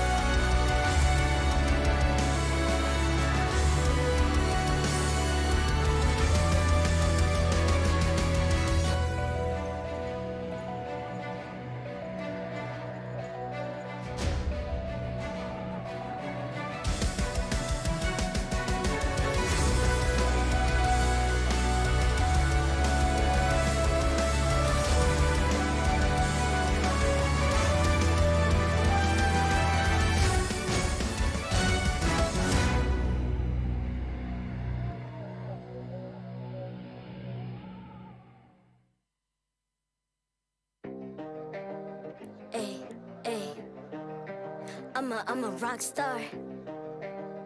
Yeah, Rock star? Ay. I'm a rock star, baby, I'm a rock star. I'm a rock star, I'm a rock star. I'm a rock star, panggil aku rock star. Ini kejohanan kita semua orang rock star. Kita rockstar, kita buat saja gaya kita. Makin panas apinya sudah membara. Macam mana pun kau menempuh segala. Demi negara kau buat semua bangga. Step into my world, you know I'm always in my zone. You know I got my team, no I'm never alone. Bring out my best, buat yang terbaik. Jadi juara perlahan kita naik. Get on my way, aku nak push, naik jadi lebih bagus. Jadi hero, ku ada skill. Berapa banyak musuh aku dah kill. Ramai cuba mencapai, cause they envy me. Tiap game aku pasti jadi MVP. Easy. I'm a rockstar, baby, I'm a rockstar. I'm a rockstar, I'm a rockstar. I'm a rockstar, panggil aku rockstar. Ini kejohanan kita semua orang rockstar. I'm a rockstar, baby, I'm a rockstar. I'm a rockstar, I'm a rockstar. I'm a rockstar, panggil aku rockstar. Ini kejohanan kita semua orang rockstar. Tengok nanti siapa yang juara. Ni peluang kita bawa pulang piala. This is my game, this is my time. Menang semua, everything will be mine. Kalau jatuh kau pasti kembali. Bangun balik ku tegak berdiri. Kuatkanlah tenaga, ganjaran diperoleh. Ni kejohanan kita, Malaysia memang boleh. Rise up to the top, kita buat bersama. Semangat kita kuat di bawah satu bendera. I'ma go hard for the win. On the battlefield till the end. I'm trying to beat the greatest anyone has ever seen. Stand by, I'm coming in for the win. I'm a rock star, baby, I'm a rock star. I'm a rock star, I'm a rock star. I'm a rock star, panggil aku rock star. Ini kejohanan kita semua orang rock star. I'm a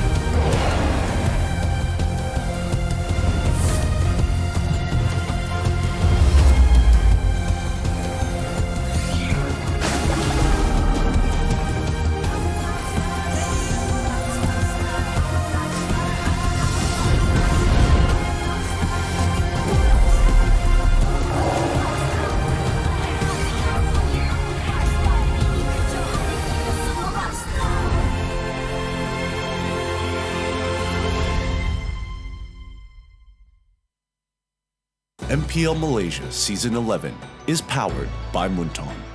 Official mobile internet, Hotlink. More internet, more speed, more Gaia with Hotlink. Game like a pro with ROG phone. Republic of Gamers, the #1 gaming brand in Malaysia. Champion Extra GG with Garnier Men. Fight 99.9% acne-causing bacteria in just 10 seconds. Official gaming chair, OSIM. Partners in esports, AirAsia Super App, ESI, PKL, EGG, and PSM. Welcome back to MPL Malaysia Season 11, and you guys are currently watching the English broadcast for the final week of the regular seasons here. And joined with me is going to be Gideon Q as myself, ICBaby12, as we take you through the commentaries for today. And interesting enough, today is going to be a very, very intense one for all the teams thus far, especially for RSG Slate MY, considering that Lunatix didn't exactly get a single point in the previous series, means they are in a very, very strong chance to potentially take away the number 4 spot away from Team Lunatix. But their competitors are not going to make it easy though. Todak has been notorious at gatekeeping the upper brackets for a large majority of their time in the regular season. Not just this season, but even past seasons as well. And speaking of history, every time they secure the upper brackets, we don't really know what they're going to do, especially with their final few games. With nothing, no risks involved, they could go back to quote-unquote experimenting again. No, quote-unquote, the Todak Langa strategy. In this case, are we going to see a troll pick? Are we going to see an experiment? But as of now, between both Todak as well as RSG Slate MY, interesting enough, I am looking forward to see a potential game of imports, if you think about it, because of the fact that RSG Slate MY has had multiple roster changes coming into the transfer as well. We haven't seen the imported players play yet, but maybe in this final week of regular season, we might see them. That's the thing, right? Again, this is one of the few seasons that have been pulled close, but more importantly, that they have more to offer. With that being said, let's have a look at the match teaser between these two furious teams. Minggu terakhir MPL Malaysia Season ke-11, push terakhir untuk mendapatkan momentum sebelum play-off. Adakah barisan utama untuk kesemua tim sudah ditetapkan?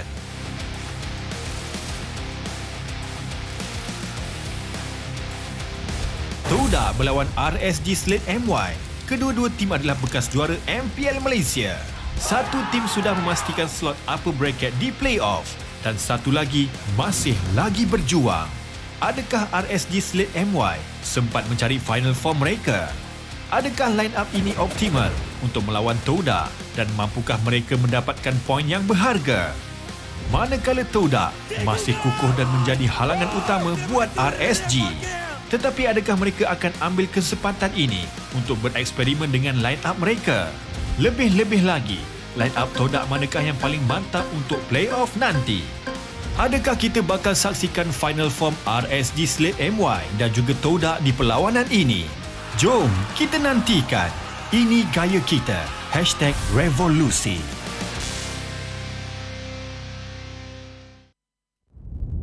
Dan itu dia match teaser untuk perlawanan kedua untuk hari ini. Hello semua, nama saya Rose, host anda sepanjang musim ini. And with that, player mana yang akan jadi the final form of Todak dan juga RSG Slate MY? Are you guys ready to find out, Stadium Juara? Siapa akan turun? Mari kita find out. Let us invite kedua-dua pasukan ke atas pentas MPL Malaysia. RSG Slate MY. Pasukan yang menjadi pencabar untuk mendapatkan top 4 Liga. Mereka tampil dengan line-up yang berbeza untuk perlawanan ini. Zaid selaku jungler mereka diturunkan ke medan pertempuran hari ini. Bagaimanakah persiapan mereka untuk menghadapi pasukan yang sangat digeruni musim ini? And can the blue-orange team achieve victory? Sama-sama kita saksikan.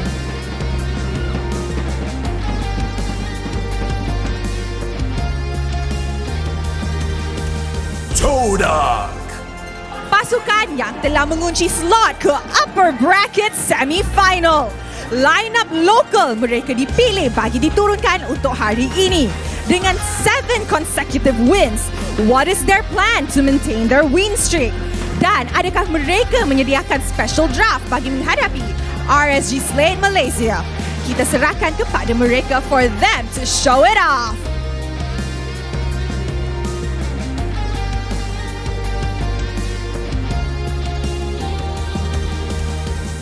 Sekarang masa untuk memperkenalkan coach dan analis kedua-dua pasukan. From the side of RSG Slate MY, Coach Kuja ditemani analis EGM. Manakala untuk Todak, Coach Behave hadir bersama analis Ajin. Mari kita teruskan dengan fist bump di antara pasukan sebagai tanda profesionalism. Inilah gaya kita. Inilah semangat kesukanan kita. Kawan di luar gelanggang, lawan di Land of Dawn. Sementara player sedang mengambil tempat mereka, let us introduce the one who officiates the match and maintains MPL's integrity. Mereka inilah yang akan memastikan perlawanan sentiasa berjalan dengan adil dan lancar. Head of League Ops, Jay. Head Marshal, Nicholas. Kedua-dua Marshal, Haikal dan Yitza. Thank you for your hard work. And with that, the match highlight of the day is about to start. So guys, Stadium Juara, siapa akan menang game ni? Will Todak continue their 7 win streak and make it 8? Atau will RSG Slate MY be able to claim the top 4 position in this playoffs? Teams, this is your moment. Game on. This is your moment here to secure your position in the playoffs. A higher chance to get through to the grand finals. RSG has a behemoth to take on with 4 consecutive wins behind their belt. The momentum is looking good. But if we're speaking about momentum, Todak has an even more whopping consecutive win streak, looking to already to secure the top spot here. They are going to be the biggest challenge for RSG. Yeah, I agree. And on top of it all, main roster coming in from Todak, whereas RSG Slate MY, they're swapping Zayed in. So this is something that I'm extremely excited to see for, because Kuja, he is very greedy. He talked about it in previous week as well. Since they were able to win the 3 games before this, he is getting a little bit greedy, trying to aim for the top 4. So it looks like we are going to be expecting a potential secret jungler being played here. Most likely going to be focusing on assassin roles for Zayed here, coming from RSG Slate MY. Hey, who knows? I don't mind to see his Benedetta all over again, but I love the fact that, you know, Kuja, previously a competitor, now a full-time coach. He has the experience behind him, and he knows that feeling where it's like, yeah, it's time to be greedy. It's time to take advantage of our position. And this is only the very first step. It's a big hurdle to start taking down members of Todak. And for a fun fact, I like the fact that Todak decided to go with the black jersey this time. I did not like the blue and white. That's just slight pet peeve, but you know, hey, I can't wait to see them go on an international stage in their white jersey. That's the one I'm looking for. You know what? Before I get to that as well, look at the fans here. He's on TV. Mom, you're in TV. I don't know who your mom is, but yeah, I'm going to call your mom. Mom, she's proud. Yeah, on behalf of your mother, she's very, very proud. But at the same time here, yeah, I'm going to plead the fifth on whatever you said about their jerseys, about Todaks or whatever. I'm just going to plead the fifth. I'm no sorry, this ain't the West here. We got no fifth. We got no fifth. No comments then. I'm not going to make a comment then. That's the way. That's the way. But speaking of comments, I think we have to lean on to some of our predictions here, especially for you. I'm curious to see which side you're leaning more towards. Are we talking RSG for your favorites here or Todak? I like Todak just because of the fact that they do bring in some very, very interesting draft. But RSG Slate MY, they have been a little bit shaky whenever they switch their rosters. But of course, you know, you've got to take a bigger picture, right? Kuja is always aiming for the World Series or even the international stage. So I guess getting all their players ready to bring in a surprise factor may be the objective here coming from RSG Slate MY. Wait, did Rival get a haircut or something? It feels like his hair is a little bit shorter, right? A little bit shorter, a little bit cleaner. And you know what? It kind of reminds me of? Kind of reminds me of those, you know, manhwa Korean animes and mangas where he kind of looks like the main character of the show. He looks like the main character. Oh, wait, no, he Solo does leveling. look like, yeah, I was going to say either Solo Leveling or what's the other one where it's Muscle Dude? Never mind. Dude, almost every single manhwa has this really cool haircut. And it's a popular haircut. But at the same time, he kind of looks like a K-pop artist now. Dude, it was very popular, okay? Look, he looks like one of the members of the Force Park Boys. That's what that's who he really looks like. But let's jump into the draft here and not go too off of tangent. Todak on the blue side, RSG on the red side. Now, RSG, they love their red side, right? Hold it. Force Park Boys? What do you mean? Wait, who's Force Park Boys? You never heard of their famous song Lotus? Wait, you're spilling the beans now? I know we're gonna have something on by the end of the day after MPL. Look, All Stars is happening at the end of today. Okay, right? fine. I think that's fair, but you know, I'm just a fan of Force Park Boys. Now, looking at this draft, right, and specifically focusing down on Yums, it's going to be a very big draft because he's playing a role he's comfortable with compared to Lexia, who has his on and off moments. Okay, fair enough.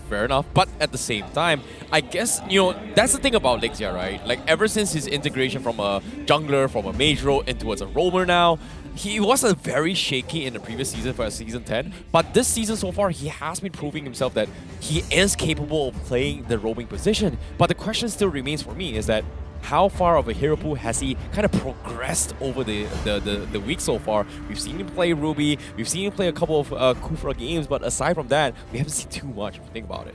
Here's the thing, right? With RSG, their philosophy is whoever does well in scrims gets the point on the main stage. And the fact that we're seeing both Zayed and as well as Lexia should kind of give off the impression that they were looking hot. Yeah, I guess Todak, they are going to force Lexia to be in a very, very uncomfortable spot. But at the same time, I have no idea what the fans are saying here. Hold on. I'm looking at BM side, hoping that they have an answer for us. Do they have an answer for us? BM, what is that? Terrence trying to get an answer. What is that? He has no idea. I'll let him handle it. Kita teka siapa yang chocolate. We'll see who comes out with the bronze at the end of it. Did you get an answer from the BM side? No, they just looked at me and I was like, what is that? What is Chico going to be playing today?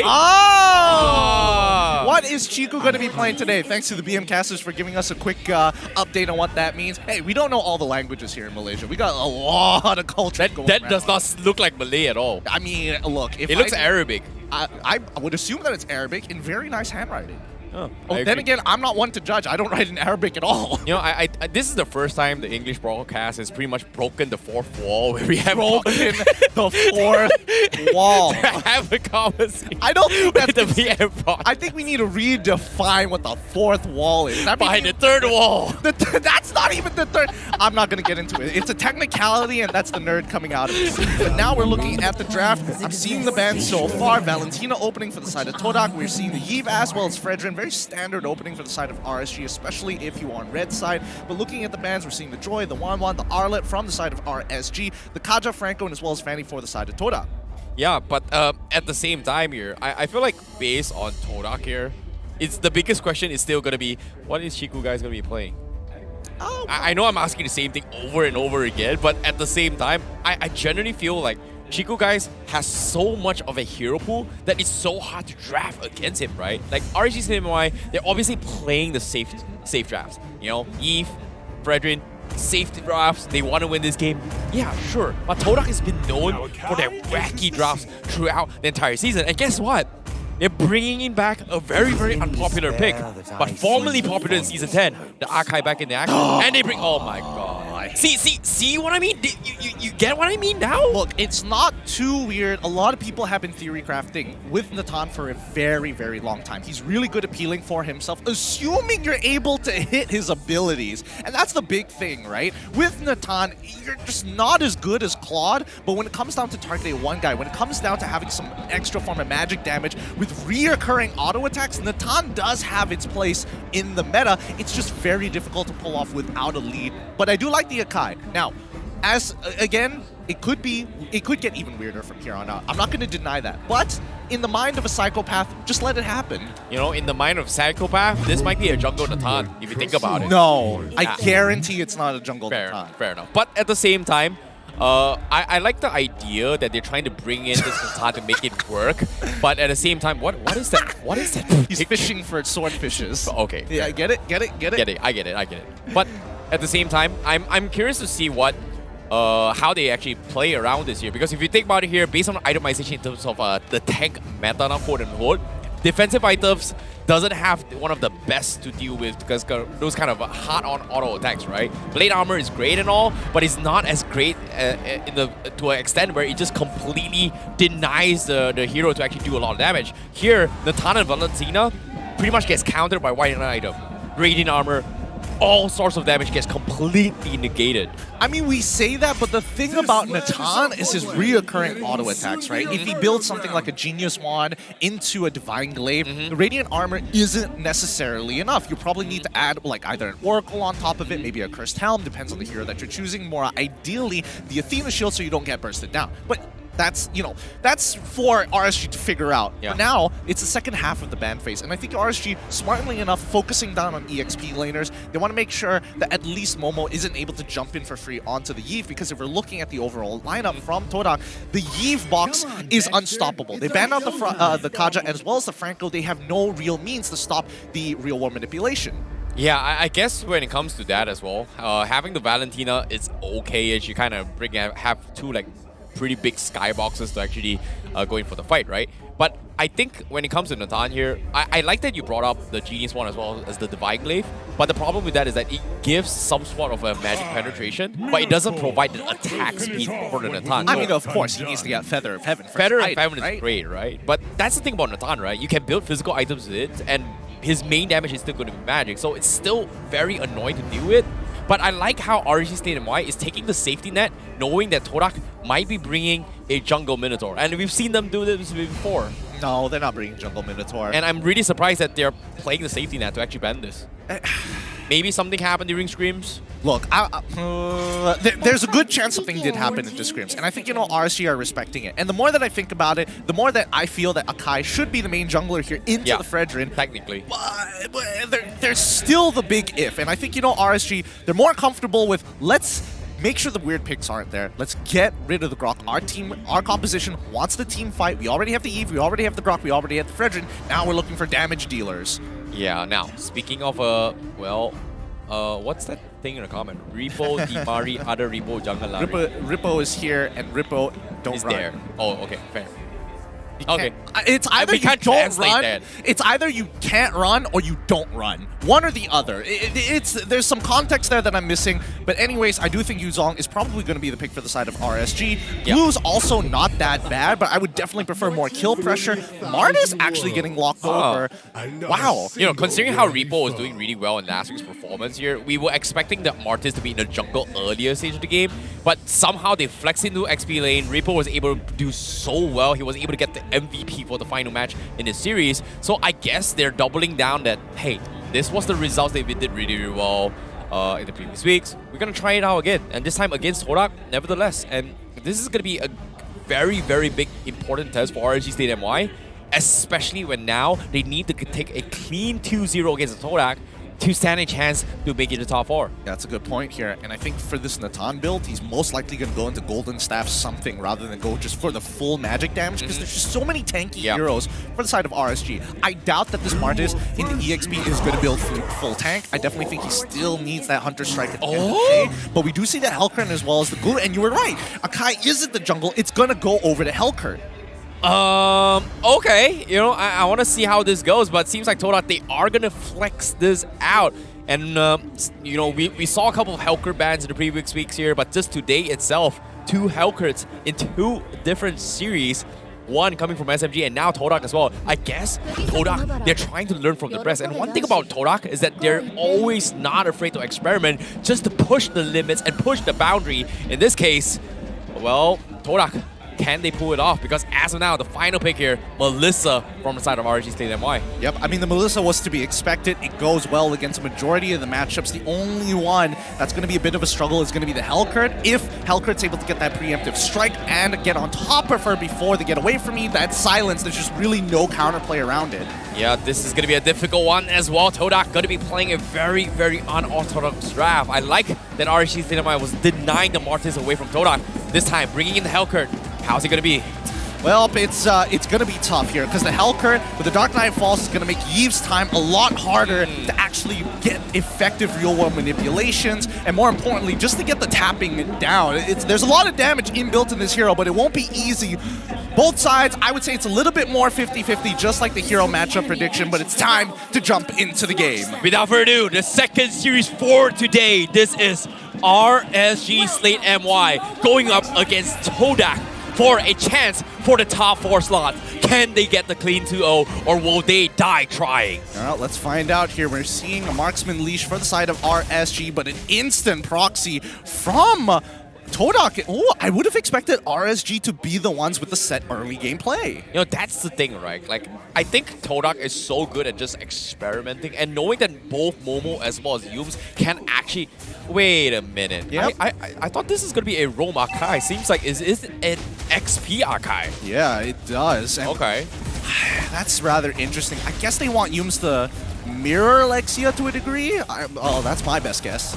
Yeah, I guess, but now Yums in a little bit of trouble as well. He's going to get focused down. He doesn't have the sprint to go away, and that's going to be an easy pick for RSG Slate MY, 1-0. Yeah, and Yums having proc... Wait, Chiku? Hold that thought for now, Chiku. Wait a minute. Okay, he's fine. He's fine. And this is what I was talking about, right? I mean, the fact that Yums had to use his battle spell early on at level 1 was already a bit inconsiderate, you know? He's looking at his other members. He's like, guys, this is a little uncomfortable for me. He gives away first blood, but even bottom side. Oh, rival! Oh, that thought of now. Darkness Fall comes in. This Tsunami almost getting picked off, and he will be able to sprint out to safety. Todak failed this gank. Dang, I didn't expect Rival to not secure the kill there. He even had the retribution as well, so Izanami got very, very lucky, but he does lose out on his sprint. So this turtle fight will go into the hands of Todak. They should have priority over it, and they're not going to go into the gold lane anytime soon. Yeah, it's interesting how Todak is just trying for something very, very different, and somehow they do have a priority in terms of objectives, but Zion is a little bit too far off from position, because Todak, they are starting things with a turtle right now, and RIPPO is there to stall enough time, but I think it's a little bit too late now. Yeah, way too late. Again, this was to be expected. Todak managed to get a lot of resources out of RSG Slate. They don't have the levels, they don't have the resources. Better not to actually risk it.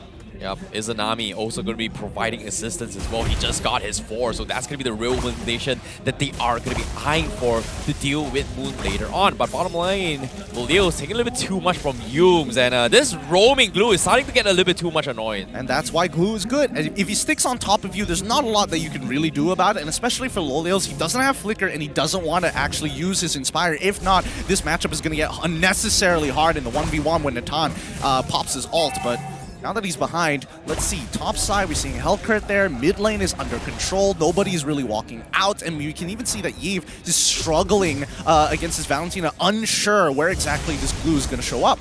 This is an interesting emblem build coming from Yums as well. He actually balanced out the cooldowns, right? And have a little bit more defense to actually sustain the burst coming from Lulio. So I guess it will work out, but that means his cooldown is going to be significantly dropped. But I guess as a glue, you don't really mind the cooldown, considering that as long as you walk onto the first skill, you are going to get the first skill reset regardless of what happens.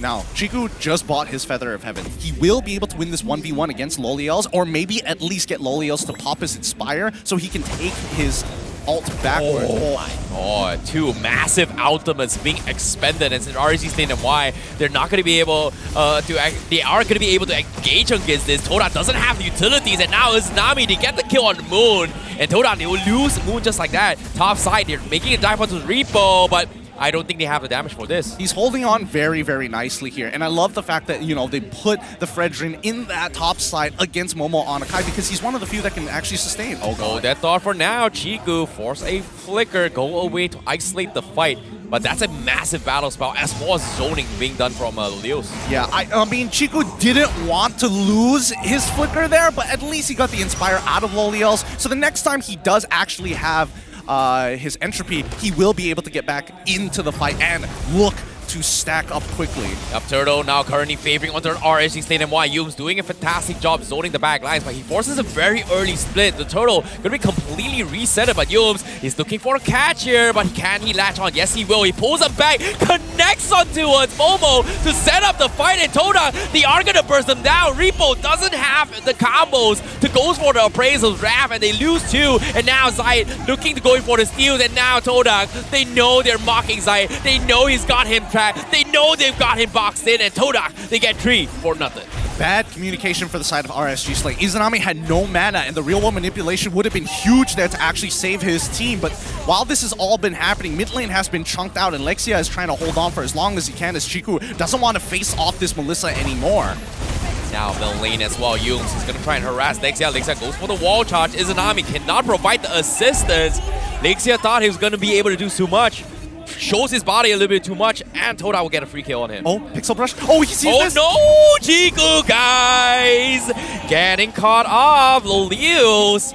Nice catch here, but he is going to get caught out as well. Moon, he does have the maul charge. He's going to try and call for help, but can he survive this? But here comes the split from Yums. He's going to be in trouble, and he is going to be dead. All right, worth it. Give it over to Momo. Momo is looking to just make plays and make stuff happen. Zayt on top side, making sure that they can punish Rival here. Deep in enemy. Oh, he whiffed it. Oh, no. Okay, he still got it with the Stinger, so he's all good. But RSG Slate MY, they want to try and fight this. Rivals is going to be able to get out to safety. Meanwhile, Lexia taking a little bit too much. Momo misses his heavy spin. And that's going to be Lexia walking out for free. Yeah, but I mean, Power Nature is great, but also whiffing at the opportunity is a little sad to see. RSG Slate lose 2 structures here. Now it's 3-2 so far in favor of Todak. RSG can definitely bounce back, but this 2.5k lead is something that Todak wants to hold on to for as long as possible. So they're only going to be starting to pick fights whenever necessary. Yeah, I guess that's going to be important, right? Considering that RSG Slate MY is slowly itemizing to deal with the burst coming from Rival as well as Chiku, guys. And once that happens, this is going to be a big problem for Todak in terms of overall damage output, because eventually, the longer this game goes in the later stage of the game, Chiku guys and Rivals damage is going to scale off considering how tanky Lolios, the rest of the team from RSG Slate MY is going to be.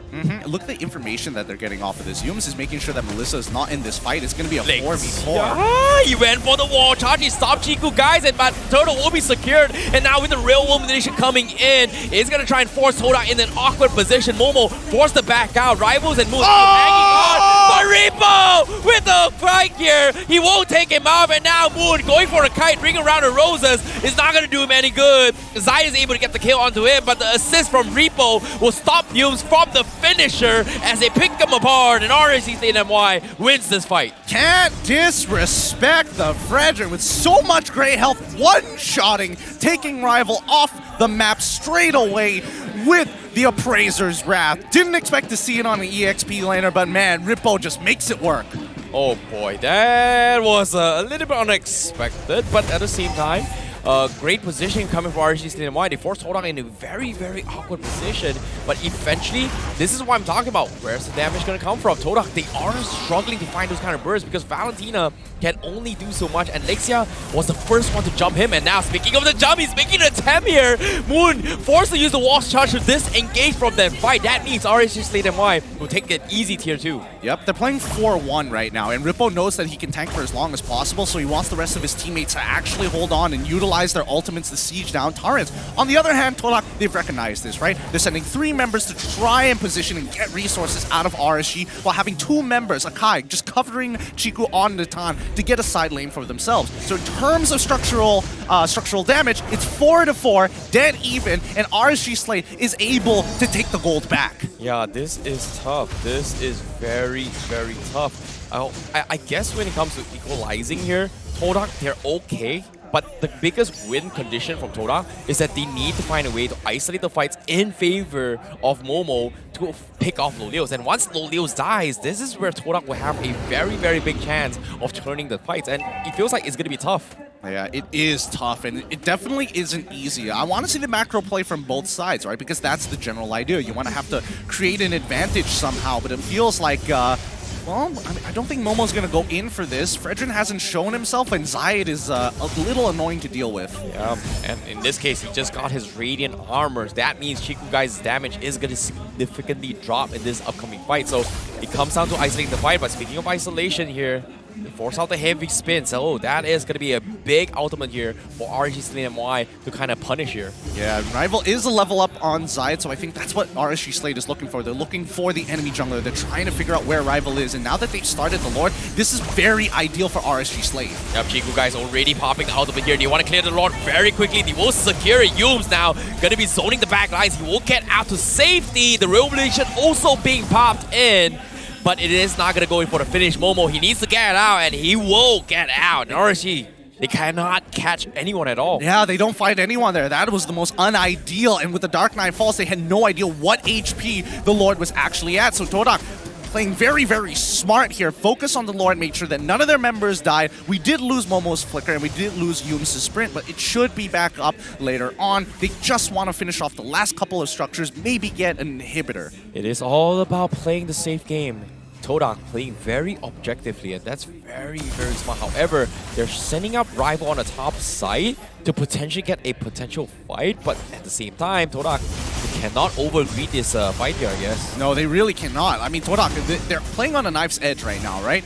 With this push, they should be able to get the tier 2 in mid as well as top side. Bottom side is already destroyed, and this siege is a little difficult because RSG has some pretty decent high ground. Yeah, they do indeed. They've got a Mortis, they've got a Frederick, 2 very, very tanky heroes can eventually chip away in all these team fights. And you can see multiple times now, Todak, if they do not have a perfect setup from Yumes, it's extremely difficult to go for this overall damage output. And this is something that I think RSG Slate MY realizes, and they're starting to play a little bit more spread out.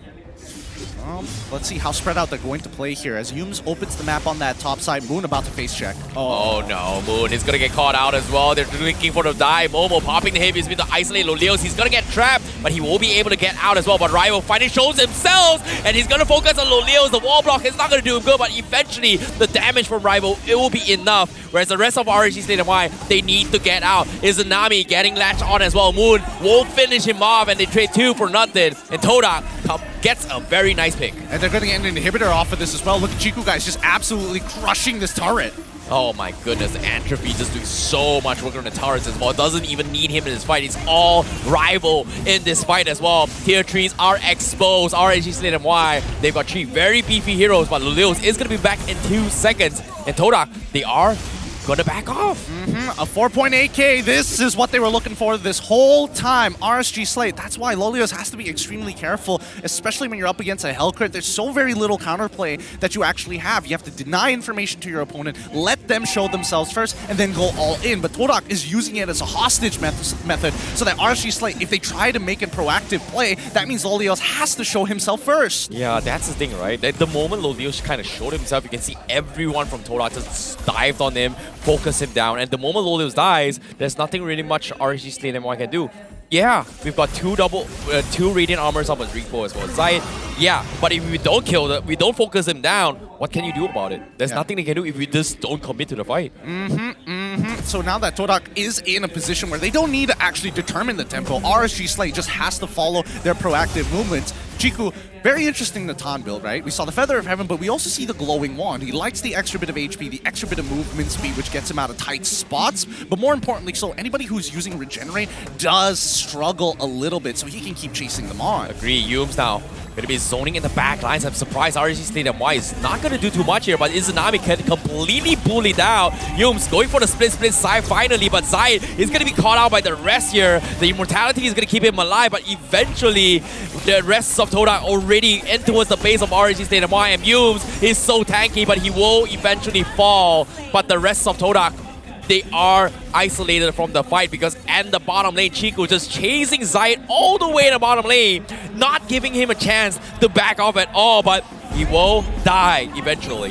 He falls, and now it's a 4v4 situation here as the Lord is about to crash. But no inhibitors whatsoever. Todak can simply just move away if they want to. They have the 7k lead. Yep, Darkness Falls comes in. RIPPO taking a lot of damage, but he will be fine. The regeneration comes in, but here comes the heavy spin from Momo. Lolios tries to survive this, but the burst from Rival will take him out. And Todak, they will take the crystal. They will take Game 1 against RSG Slate MY. Ooh, a nice play with the deadly stingers here. He just looked for the right angle and got a collateral onto RIPPO that landed onto Izanami. Nicely played from Todak. Wow, Helcurt turning the tides of the meta in this final week of the regular season. Todak make it work, looked good, and there was nothing RSG Slate MY could have done.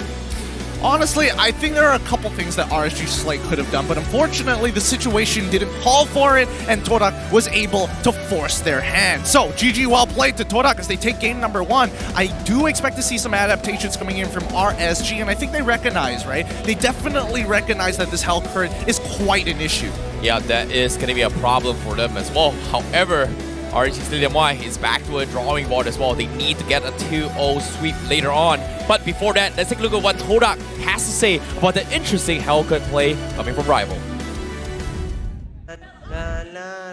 Alamak, tolong. Asal kita ada 3 marshal? Aku rasa dia pengawasan lah sebab rambut Rival. 4 orang dah datang cik. Ambil kau. Todak. Boleh. Dua. Hai. Boleh matilah dia kalau dia nak. Boleh. Jom. Mati kau, Zayt! Apa dah? Atas. Dapat lah. Belah. Gerak. Aku balik jap. Malik kat belakang. Bukan.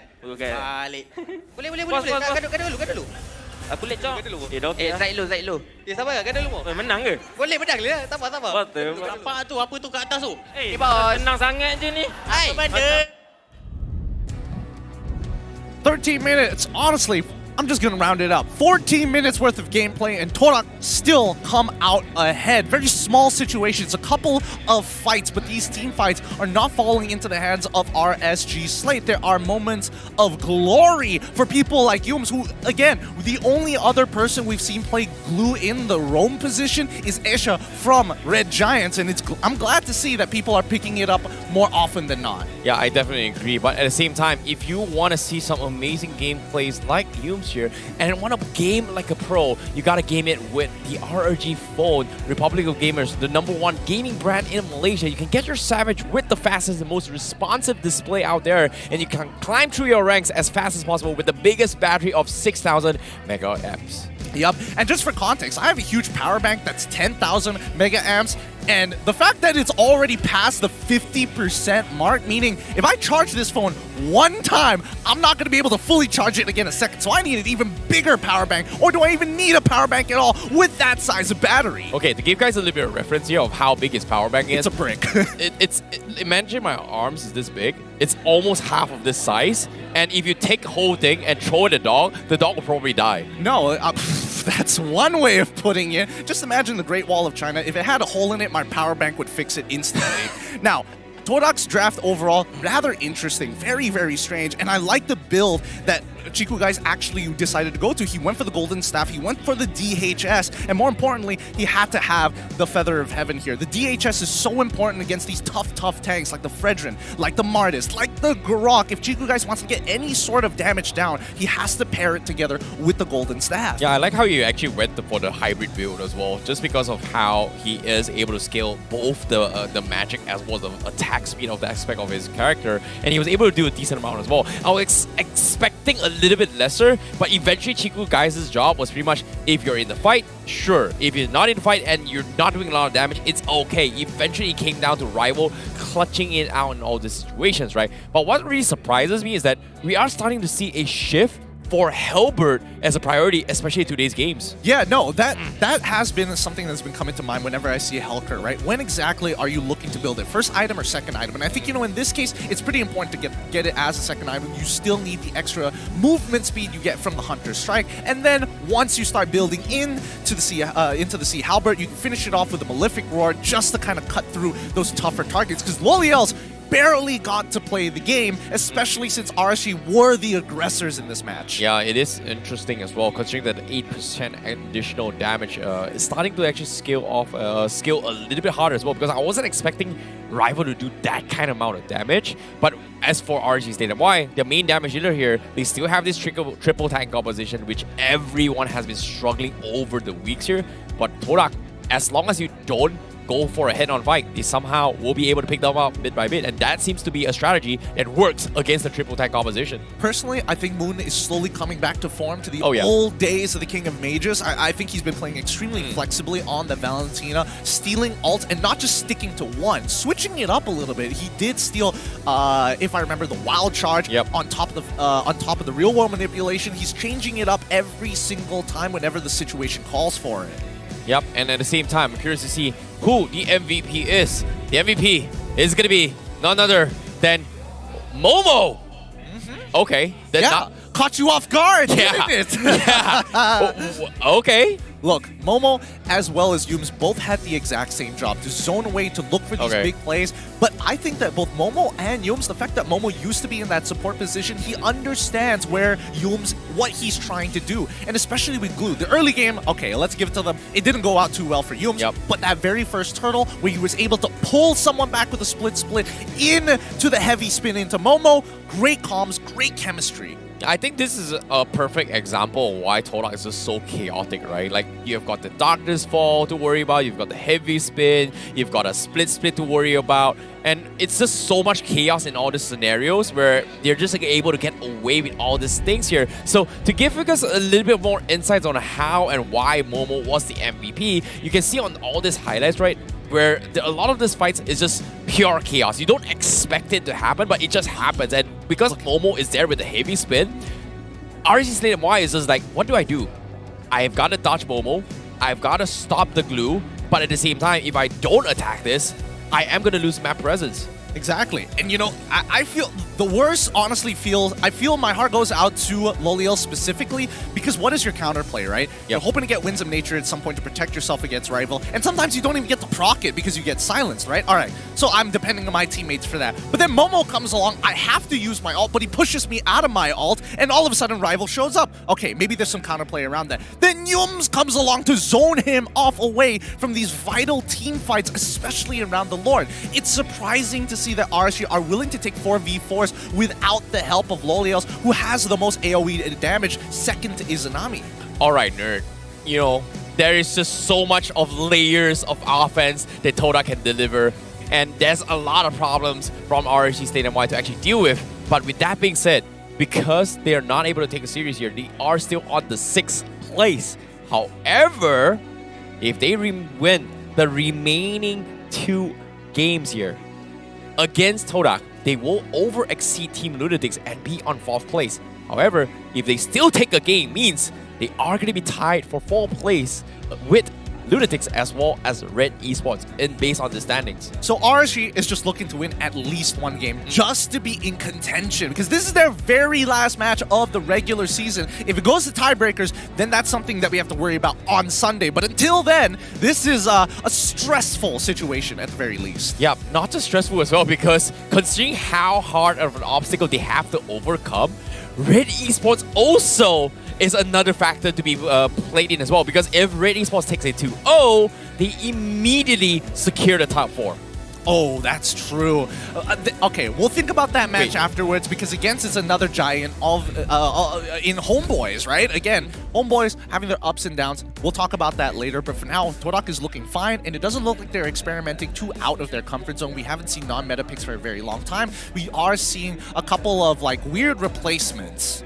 Yep, and all things considered here, there's so much things to actually talk about, but most importantly, you can join the All-Star Festival event from the 5th of April all the way to the 20th of April to complete daily tasks to get All-Star Promo Diamonds. You can log in on the 20th of April. You can also claim free login gifts that might yield up to 1,936 All-Star Promo Diamonds, and All-Stars Promo Diamonds can be used in the All-Star Mega Sale event starting on the 20th of April. Don't forget to get them via the daily pass. Quickly do those tasks as quickly as you can before that mega sale. It's going to be starting off in a bit, so might as well invest a little bit of diamonds, invest a little bit of time just to have that added edge during the 20th. But until then, we're just going to have to wait and see, guys. Hopefully you're able to claim your free login gift at the very least. I'm just worried about RSG, right? Let's have a look at the players and see the states that they're in, because RSG need every single point that they can get, and I'm sure Puja has something up his sleeve. Now, let's go back in towards the draft recap on to get us through on what was going through our minds here, because based on what I'm seeing here, for Todak to be getting away with this blue pick, I'm really surprised that RSG Slate MY did not take the risk to pick the Faramis to deal with it here, and even then, they needed something to deal with the Hellcurt, which is, I think, something that RSG Slate MY kind of overthink a little bit here. Based on the drafts we're seeing from RSG Slate MY, they're playing it based on textbook. S-tier picks all the way through, but in terms of execution, didn't exactly work out in their favor. Yeah, execution was a little bit different. Now, here's the thing. I would have preferred to see a Yuzong come out here for the side of RIPPO instead of the Fredrin flex pick into Martis. I thought that was relatively interesting for the side of RSG. I think that at least in Kuja's mind is like, all right, I got Todak on a lock, and then the Hellcurt shows up. Oh boy! Bit of an issue there, because at least when you have the Yuzong, you're able to start diving the Taunt, and the Taunt really struggles against Yuzong in particular because of the Petrify. Even if you use the Entropy, right, you're not going to get too much value, because as soon as you dash the first time, you're basically out of the fight, and then Yuzong can U-turn and get back in. Yeah, I guess if you put it that way, that's going to be important as well. But now, I want to see how RSG plays this year, because adaptations-wise, I don't think there was a big problem with the overall draft from RSG Slate MY. It's more like they look a little bit lost on what they can do and what cannot do, considering how the Hellcurt kind of completely changed the dynamic on how our quote-unquote regular season textbook plays, which is Fredrin versus Martis composition. Well, personally for me, I think that RIPPO playing on something like a Fredrin didn't bring too much value there. Yeah. Yes, we did get to see some really big one-shots, and yes, he should be peeling for his team, but I just don't feel like it's his style anymore. I feel like I want to see him aggressive. I want to see him chase down kills, because that's what he's really good at, in comparison to just, oh, I got to peel for my team and hope that they will be able to dish out enough damage. I agree. But based on the drafts here, let's see what RSG has to say. This time, they will start things off by banning off the Fredrin, denying it from Todak. However, do they respect the Hellcurt ban? That's something that I think RSG Slate MY might not go for it, but at the same time, no harm, no foul, because this is the perfect time to deal with the Hellcurt, because if you think about it here, not many teams have a lot of experience fighting off against a pro team with experience playing the Hellcurt. Well, we haven't seen Hellcurt in honestly a very long time, but it has been popping out here, and not just in our own MPL, in international MPLs as well. people are still trying to make it work. There's definitely a lot of uses, and especially with a really powerful ultimate to turn off the lights, there's a lot of counterplay. But let's see this match, whether it's going to come out again. We're seeing the Fredgen, we're seeing the Valentina. We're also seeing the Joy from Todak. I like how MPL ID has played a very, very big factor on how we draft here in just a week's time, right? Every single team is changing their draft styles, especially for Todak as well as SMG. They are trying to adapt to the new meta and try and bring something new. But now, based on the bans here, we do see the Joy being banned. I guess are they going to go for something standard? Standard bans, right? Like Arlott, do they ban the Arlott?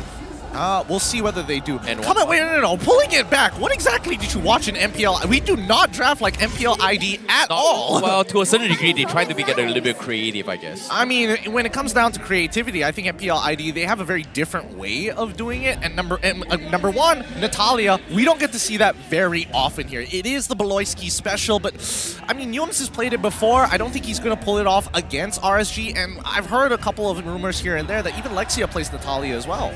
Yeah, it might happen. It might happen this time. It's all in or nothing, you know? RSG Slate MY, they are in this position where they need to take at least a game for the tiebreaker. But if they take the 2-1 against Todak, that means they have a better chance to fight for a potential top 3 as well.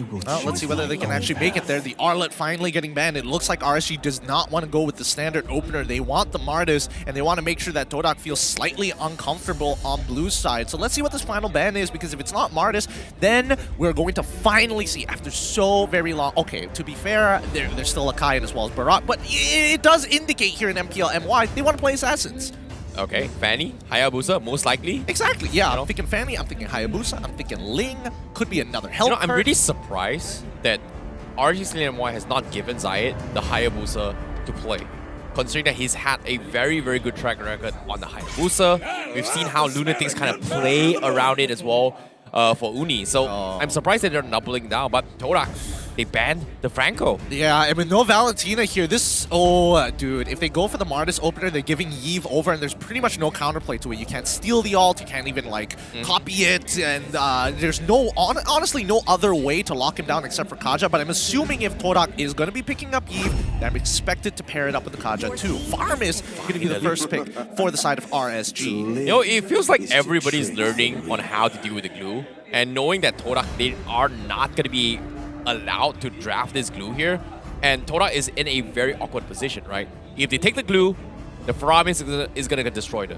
But if they don't take the glue, RSG pretty much guarantees the glue on their side. So right now, they have to open up with a draft where they can deal with both the Faramis as well as the glue with in terms of a lot of AoE. So I wouldn't be surprised if they pick the Melissa right here, right now. I mean, they can go like Yves Kaja, they can go like Yves Martis as well. Martis is like the only other tank jungler that is commonly played here in the MPL MY. I'm seeing Kaja being hovered over. There we go, that's one. We're also seeing Yves as well. All right, so the options are set in stone. Yep, that is going to be a safety here. But, okay. You know, I'm gonna take a moment to pause this here. I know I have a lot of experience, you know, when it comes to drafting and predicting here. But when it comes to Todak, seeing a Kaja, it scares me. Why? You scared of a 19-year-old? You scared of Yums? No, because rival jungle Kaja. I don't see it happening. I don't see it happening, but then again, I didn't see Hellcrit happening in the previous game. So you could be right here. So we'll just, again, in the words of a very famous psychopath, just let it happen. just Which psychopath? Look, all psychopaths at this point. But RSG finally getting access to the Fanny. This is Zayed's moment. He has been known for Fanny for a very long time. Force pick the Kufra. Kufra jungle, Kaja jungle. Go for it. But, or they could go for the Archive once again. XP Archive for Momo. No, EXP Hilda. Really? Against the Fanny? Look, it's either they pick up Hilda, they can pick up Kufra. I think Kufra is the safest. Okay. Hilda would be the funniest because that means the Kaja has to go into the jungle. Same goes for Kufra as well, don't get me wrong. Well, they can still put the Kaja on the XP lane, right? No, they can also put Kaja in the mid lane and shifting Yums onto... I can't believe it! What? I finally got 2 in a row right against Todak! Finally! Usually I never get 2 in a row right. That's the thing, right? Well, technically I got the other half, right? Like Kaja jungle. Is this a Kaja jungle? Should be a Kaja jungle. Or is it a Kaja? Oh my god, I hate this game. I really hate. This could be like a moon mid lane on Kaja and Yums on the Eve. I mean, like there's so many ways to play this out. Guys. Todak, you guys are an amazing team. But in all my career in casting MPL MY, whenever I see Todak, it hurts my brain. It hurts my head. Pain. It forces me to completely alter my reality. I've been waiting for too long. My sense of thinking completely gets altered. It sounds like my you're on understanding psychedelics, bro. of MLBB gets thrown out the window. And sometimes I think I need medications like LaFell does. I think those are called antidepressants, bro. Those are, well, look, I mean, for a lot of people who are trying to outsmart Todak, it's not easy. It really isn't easy and puts a lot of people in a depressive state, just like me. You know, I can definitely understand where LaFell is coming from, but more importantly, the Kajita getting banned out as well as the Brody puts RSG in a bit of an awkward spot because, again, even for RSG, they're banning out multiple marksmen. There's not a lot available, so I'm feeling Todak, hey, go for the Melissa. Melissa's pretty good. Natan, also not too bad. Claude's pretty decent as well, but it's still a fanny. Dude, I wouldn't be surprised if Todak goes for the Harif here, just to just to completely scale around the Divine Judgment and just burst down the Call Altar. I'll do you one better. How about a Lunox? Wow. No! Okay. Come on, Todak! Come on! Fine. You know, okay, they play the safety net, they are going to be a Claude, but before I go towards my personal feelings towards Todak, let's take a look towards the textbook players. You know, RSG Slate MY, they've got a very solid straight-up draft. But from the side of Todak, they do have a draft where they do play around pick-up potential. So if they do play the times against this Fanny well, RSG Slate MY is going to have a very, very difficult time. It is going to be a bit of a difficult time, but I don't think it's impossible, right? Yeah. I feel like RSG definitely have the right idea here, going for big combinations, hit fast, run fast, right? That's the main idea, especially when you have the Beatrix, you need enablers, and the enablers here is going to be the glue and as well as the farm is with the Shadow Stampede. The final pick coming around, they're hovering around the Julian, and that another combo piece secured for the side of RSG. Yep, but now RSG, they bring in the Julian, and it means Lexi is going to play on the farm. Okay, so we do see a support for Ramis. This is the second time we've seen today so far.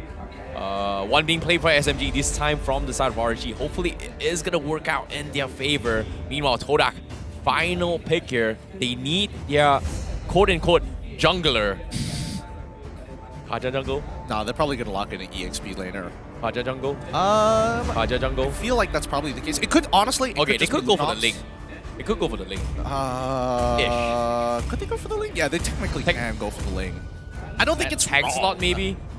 Tank slot's like okay here. But yep, once again, they're going to go for the Hellcurt once more. Todak, Langar strats, and Momo is going to go on the EXP lane with a Hilda. Okay, fine. It's not going to be a jungle. Kaja. They are going to double down on the Hellcurt once again. 2 games in a row, Todak. They are going to be pushing the limits on how far this Hellcurt is going to win them games. In this case, RSG Slate MY, they have adapted. Is it going to be enough? Do you think they have what it takes to deal with this Hellcurt? Man, it really depends on their scrims. It's about familiarity against the hero, but that's not the only thing they need to be familiar with. RIPPO is on a priority pick like Glue against the Hilda, and Hilda honestly has a slight advantage in the first 2 levels of the game. If we're looking on red side, the kill pressure is high, the utility is great, but the early to mid is dead even between both of these teams. If we go back to the branding of RSG, late game is RSG's game. This composition is it. Yep, I'm looking forward to see how it goes. Without further ado, we're jumping into game number 2 between both Todak as well as RSG Slate MY. And will RSG be able to fight back and take a clean 2-0 or tie the series? Because as of now, it seems like the biggest obstacle they have to overcome is going to be none other than RIPPO on this Hellcurt. All right, now with Hellcurt, right? Hellcurt brings a very interesting dimension. Oh, Loliel's walking up there. Probably shouldn't do it, but he's getting some decent trades overall. But the thing about Hellcurt is when the Dark Knight falls, the biggest issue is kind of navigating around the map, right? Especially if you're a fan, you need to generally have an idea of where the walls are going to be. And I think, you know, Zaid, he's comfortable with that. The hardest part is to find the low members. Yeah, I think that's the thing where they have to overcome, right? Like, even if there's Doctor's Wall, the terrain map is still kind of shadowed here. You can still see around and predict which cable you're going to go for, right? But when it comes to finding the right timing to strike, I think that's the bigger issue, because Momo has a way to kind of stop him. Yums has a way with the Divine Judgment to kind of catch him in play as well, to a certain degree. But, of course, if the cables are out first, Divine Judgment gets kind of negated. But if you're not, well, Yums is going to get first. So it comes down to who has the first on-hand interaction, I guess.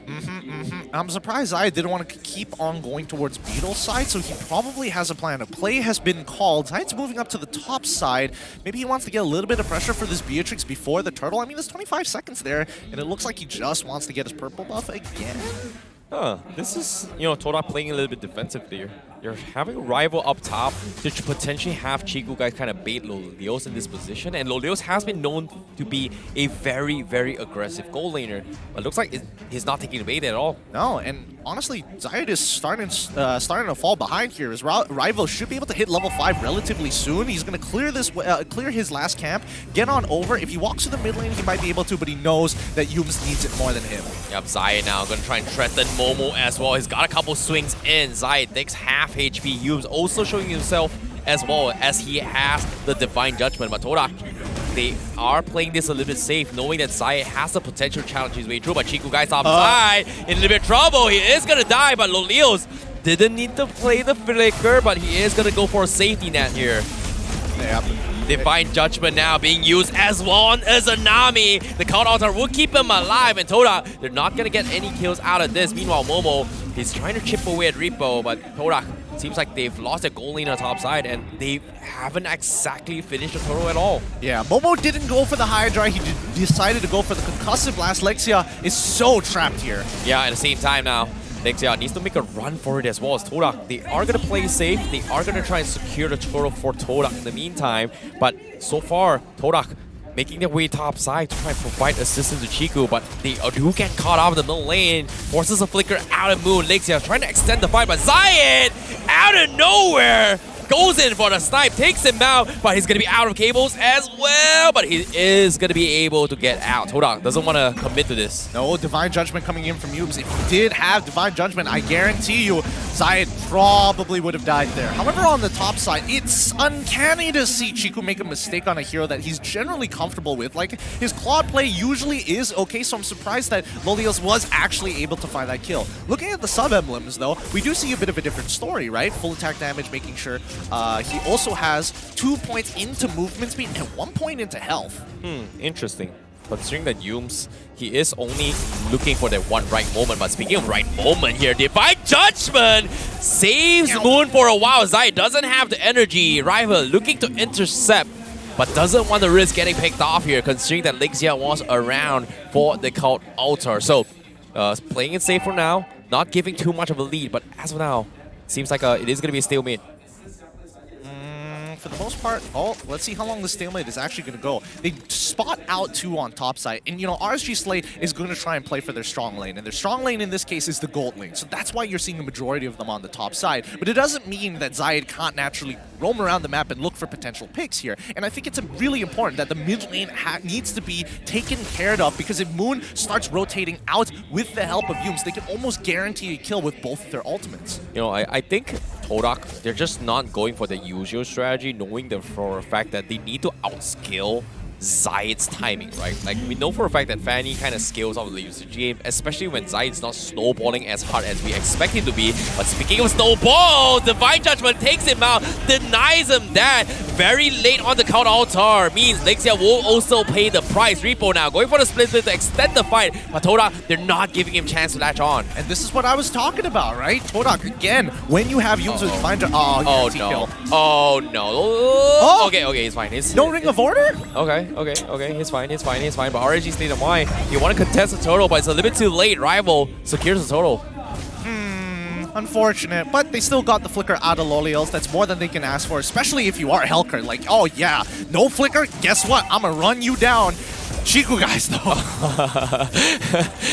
He's just sprinting around, sidestepping everything here. And Lolios now tries to go for a spray down, but Chiku guys, he finally gets out. Yums is there to provide a little bit of assistance to scare off RSG Slate MY, but they look a little bit discontinued top side. Momo, it's gonna get dived on. Here comes the splash coming in, but RSG Slate MY, they can't kill him off. No, Momo's a little too difficult, and he's going to go back into the bush and start regenerating his HP. Now, if we're talking about Glue as well as Hilda, both have an infinite amount of regeneration, an infinite amount of just sustain in the lane. Glue with the slam every time he picks it up, and with Hilda just honestly walking into bushes. Yeah, it is very, very true indeed.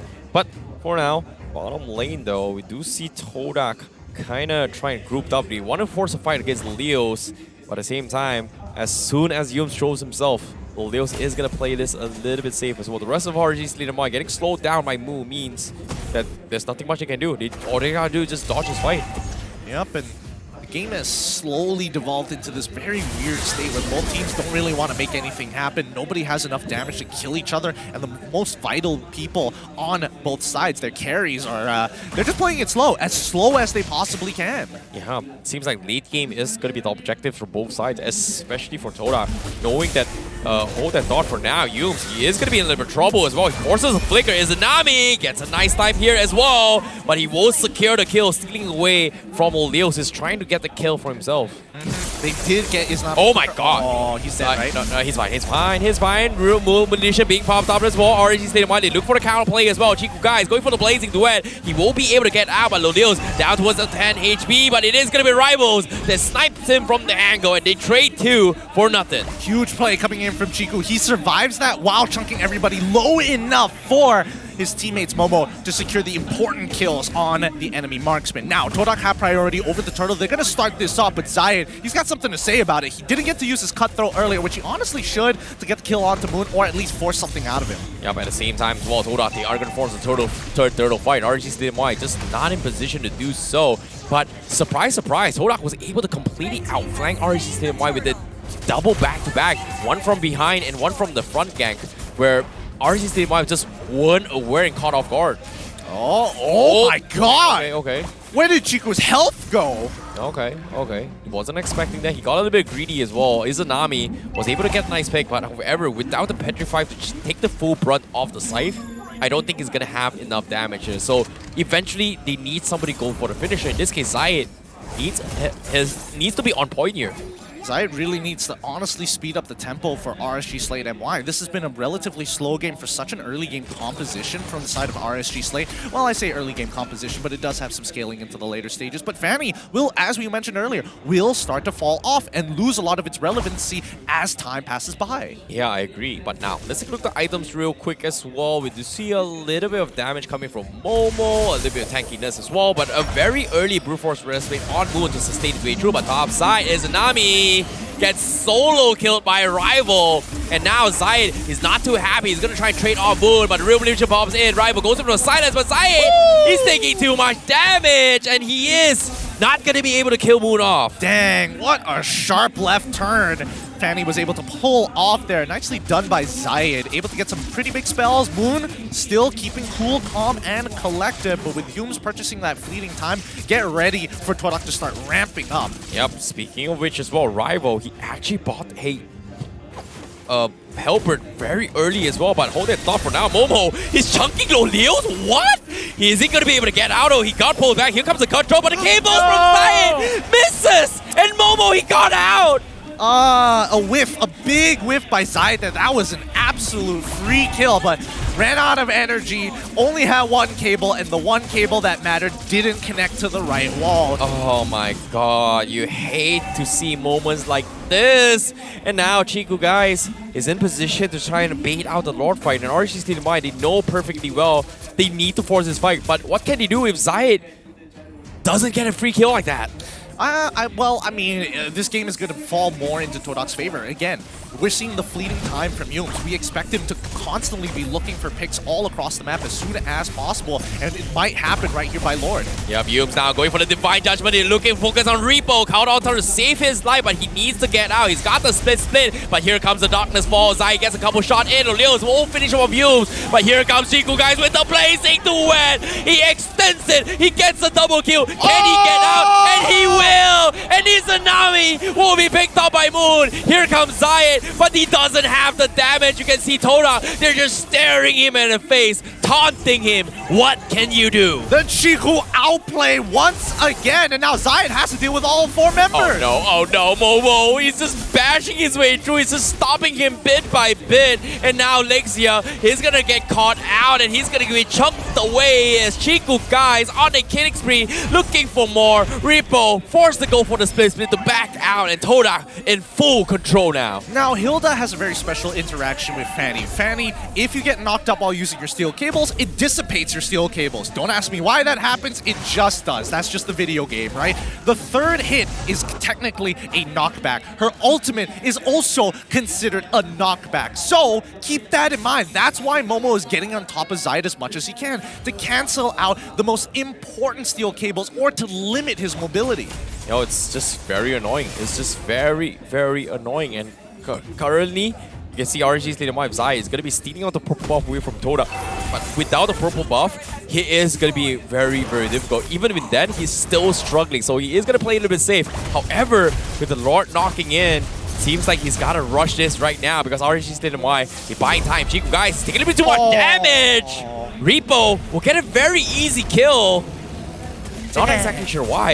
Yeah, I thought, wow, that was a lot more damage. Maybe we didn't get to see the scythe from Izanami and then the last hit coming in for Rippo with the slam. I just wasn't expecting Chiku to die that easily to a single slam combo. Yeah, me too. But at the same time now, Todak, they're going to try and choke RSG Slate MY. Boon going to be baiting himself here, considering he's got the Brute Force Breastplate, but Lexia is getting chunked away. This Faramis, not as tanky as we expect it to be. It is a support Faramis, to be fair, and the early game was pretty, well, I would say negligent in this particular game. Like, both sides were playing a very passive game until they had the right items, and now Todak, the fact that they hit their item power spike is why they're increasing the tempo, is why they're speeding up. Look at how annoying Moon is. He's just stalling the back lines so because right now, because of the disengage, the saves coming from Lexia to purify his way through. He won't get Lolius out of safety, but he's so low, and Chico will interject, get the kill, and they will get Lexia on top of it all. And now Rippo latching onto his rival. He gets the kill, but Chico is there to finish him off. Zayed shows himself immediately scaring off Chico. Momo is going to try to fight a Rippo, but he cannot finish him off. But Chico, guys, will finish off another one on the side instead. Yep, Rippo's trying to get on out of here, but Momo is making his life extremely difficult, so all he has to do is play around his slam, keep himself alive, because he knows that Momo can't necessarily kill him here. He just needs to stay above a certain health. But at the same time, the Brace is going to be exposed as well. Lexia with the immortality gets popped off. Here comes the blazing duet again from Chico, guys. Lolios pops the Winds of Nature, but he's caught off by Moons and Slow. There's no way to get out. Triple kill for Chico, guys, and Todak. They're in position to contest the fight. Rippo finally back into the middle lane, but he needs to run for his life. He's cutting the creep wave, but the damage from Chiku, a little bit too much to handle. Smart idea from Rippo, but that probably should have happened earlier. Momo just made sure that he couldn't get out. Izanami! Woo! Izanami tries to make a play, but it's not gonna be good enough. And that's gonna be the wipeout coming in, and they will immediately take down the crystal as Todak gets a clean 2-0, denies RSG Slate MY the opportunity to make it in towards the top 4. Clinical coming out from Todak, and I'm glad the fans aren't going straight into the other fans' faces here. I'm glad that they're keeping it nice and behaved here at Stadium Juara. GG, well played to Todak. Once again, a 2-0 sweep. Their momentum doesn't stop until the end of the season. What a game coming in from Todak. Helqt wins games.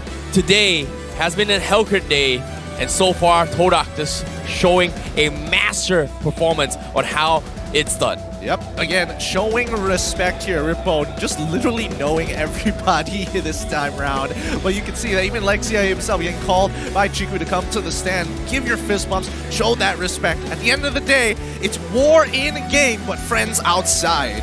Oh boy, much love towards Zayed as well. He tried his best, but there's only so much he could do.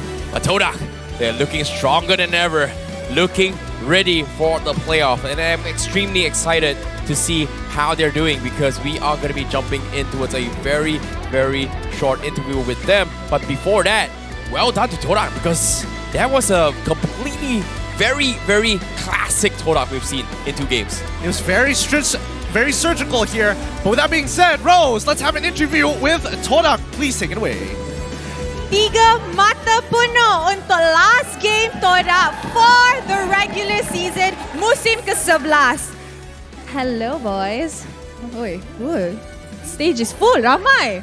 Okay, so apa perasaan in stopping RSG Slate untuk dapatkan top 4 untuk musim untuk regular season? Perasaan happy sebab bantai bekas juara kan. Champion to champion talking, guys. Champion to champion talking. Okay, so coach, kita tahu that Ajim, kita tahu that Todak has already secured the upper semi bracket sebab you guys are in the top 2 right now and it's guaranteed. So what is the preparation that Todak is doing untuk ensure that MSL slot, that one slot akan jatuh kepada Todak? Oh, tadi masa lawan dengan RSG tu preparation tu scream. Oh, scream je.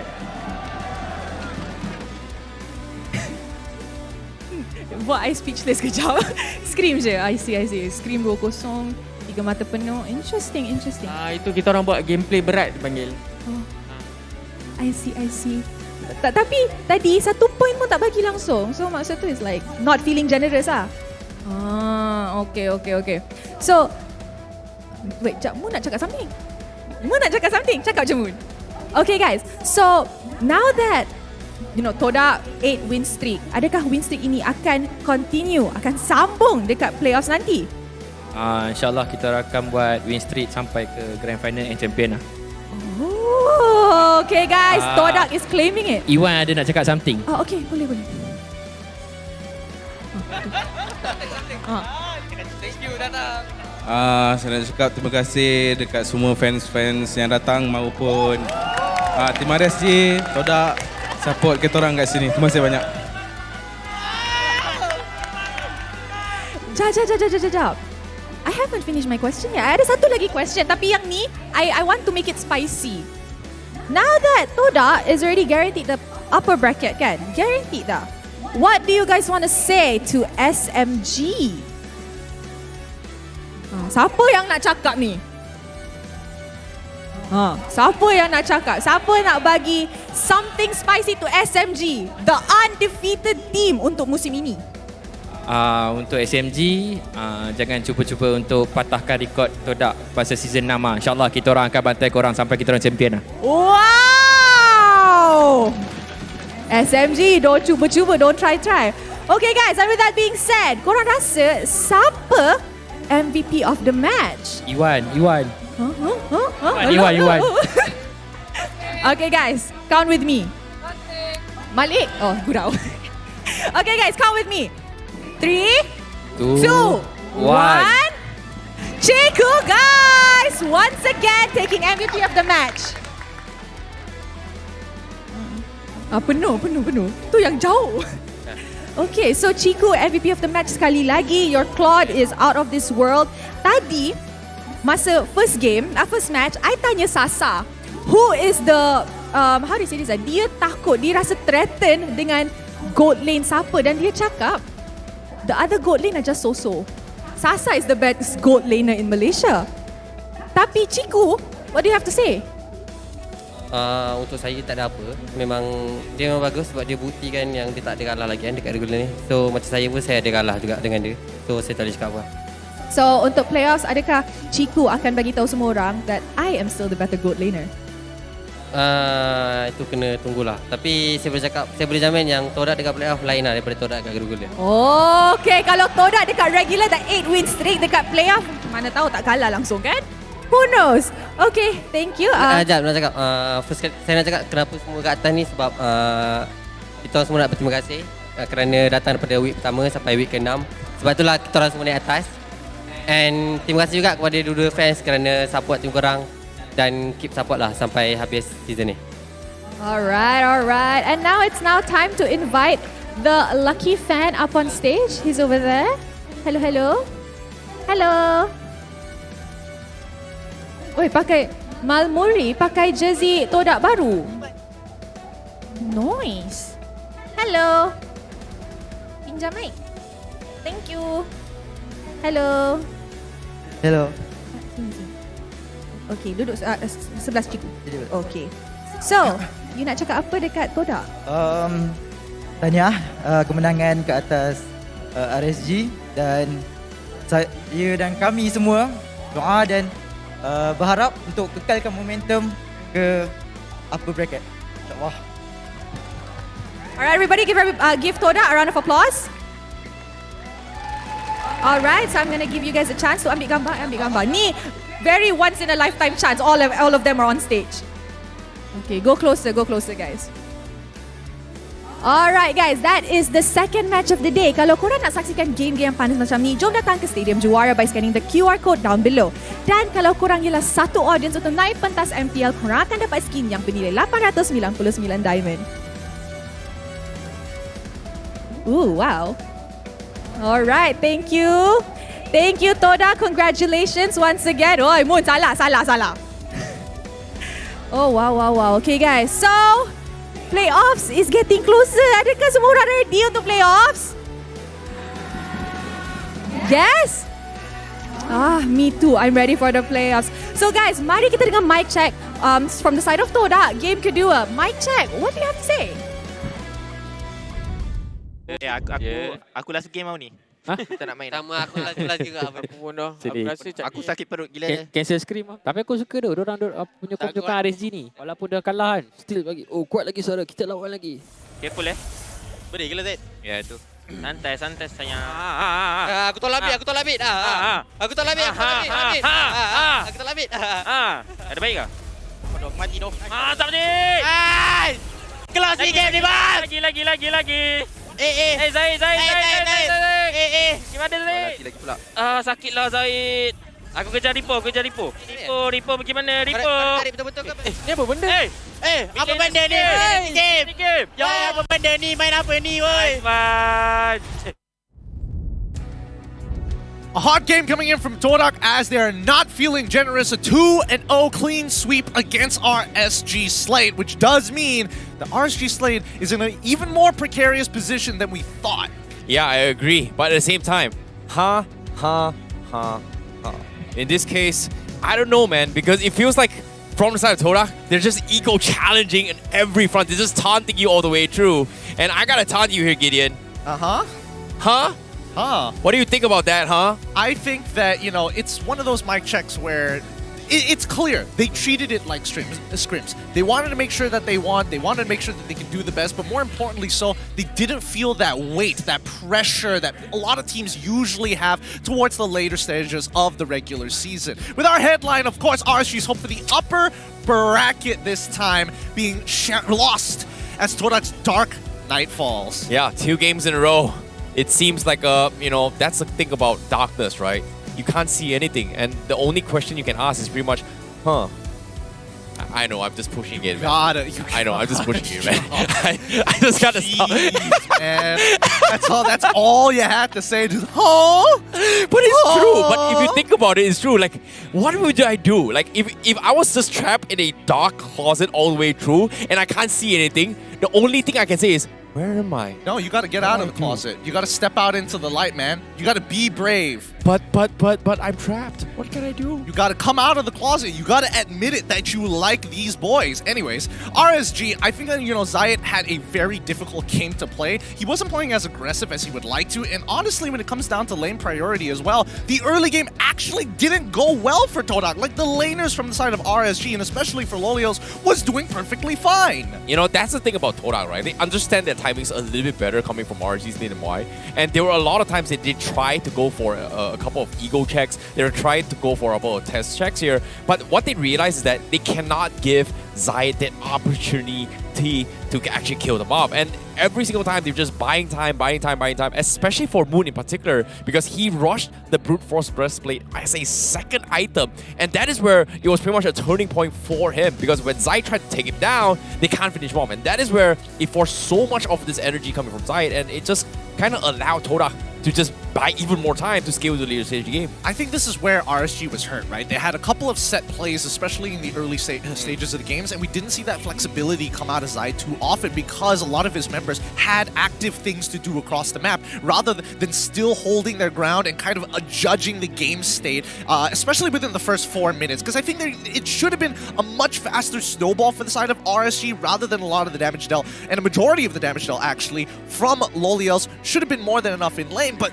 again, we're not seeing Zai kind of press that tempo, and Todak, like, you don't want to deal with Momo. That's the problem. You dive Momo, what's the real point? Yeah, he doesn't really, threaten too much, right? He's just extremely annoying for Zai, but at the same time, the biggest threat here is going to be none other than Chiku Guys. I feel like Chiku Guys has always been able to find opportunities to get maximum value for the Blazing Duet, either for himself to get him killed, or it is a setup for either Momo or even Rival to finish him off. Yeah, and that's the thing, right? Chiku just goes in, blasts the entire backline, and lets Rival do the rest. Sometimes even Moon. It doesn't necessarily have to be a combo component. Even Momo, right? He's not thinking about peel. He's thinking about how to make sure that Zayed is going to have the toughest time, and once Zayed is out of the fight and knows that he's not coming back, that's when he starts chunking out the big ticket items like Loliels and Izanami. Yep, but now let's take a look at the overall match stats coming from both games here. Both games, pretty much Todak was able, based on the prediction here, it is still 50-50s coming from RSG and as well as Todak. But what really surprises me on how Todak is able to win both games in under 40 minutes. Yeah, I mean, these games have been going on pretty fast today, right? Majority ending in 13 to 14 minutes at this time, around these general times. But you look at the goal difference, right? 9,000 compared to 7,000 in those previous games. They were able to at least develop a good amount of goal towards the end of the game, but more so, the 5,000 mark is where you need to start sweating if you're playing against Todak, because they really know how to extend their lead and really stretch the value of each bit of gold they get. Personally, when I saw game one, it felt like RSG Slate MY had a better draft, in terms of possibility to actually close out the game, but things didn't exactly go well in their favor. And game number 2 here, it feels like RSG Slate MY just couldn't do anything at all, which is weird considering that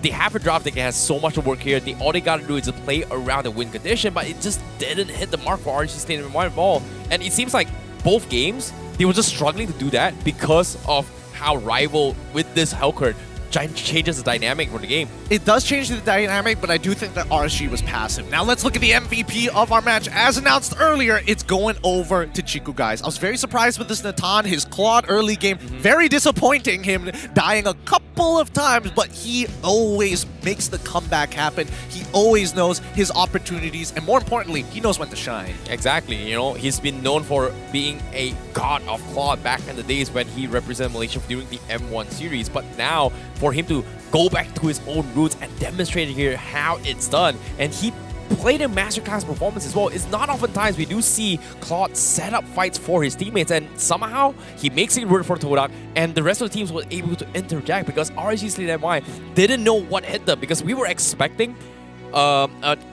Chiku to be focusing on the Cult Altar, but it was never necessarily used from the side of Todak to actually deal with it. Yeah, that was Moon's job. Moon's job was to say, hey, you drop the Cult Altar, I'm going to chunk you out as much as I can so that Chiku has a much easier time getting into the backline. And that's why we saw Chiku decide to take the sprint instead of the flicker. If he really wanted to jump in the middle of the fight, he could do that with the flicker, and at least he has some defensive options. But with the sprint, that's when you see him take a very different approach. Now, this was Chiku's very first mistake here. Loliels probably didn't have to flicker in for that, but it only got worse in the earlier stages of the game. Yeah, and towards the middle stage of the game as well, we can see that Chiku is always there to provide some sort of resistance, but we don't see a major impact with him, right? He's just there to soak somewhat of XP and gold lane and gold XP as well. And once he gets those economy net worth, this is where he starts to shine. This was a big setup play coming from Chiku, if you think about it, because it feels like RSG MY wasn't expecting Chiku to come back and turn the tides, even though he's low.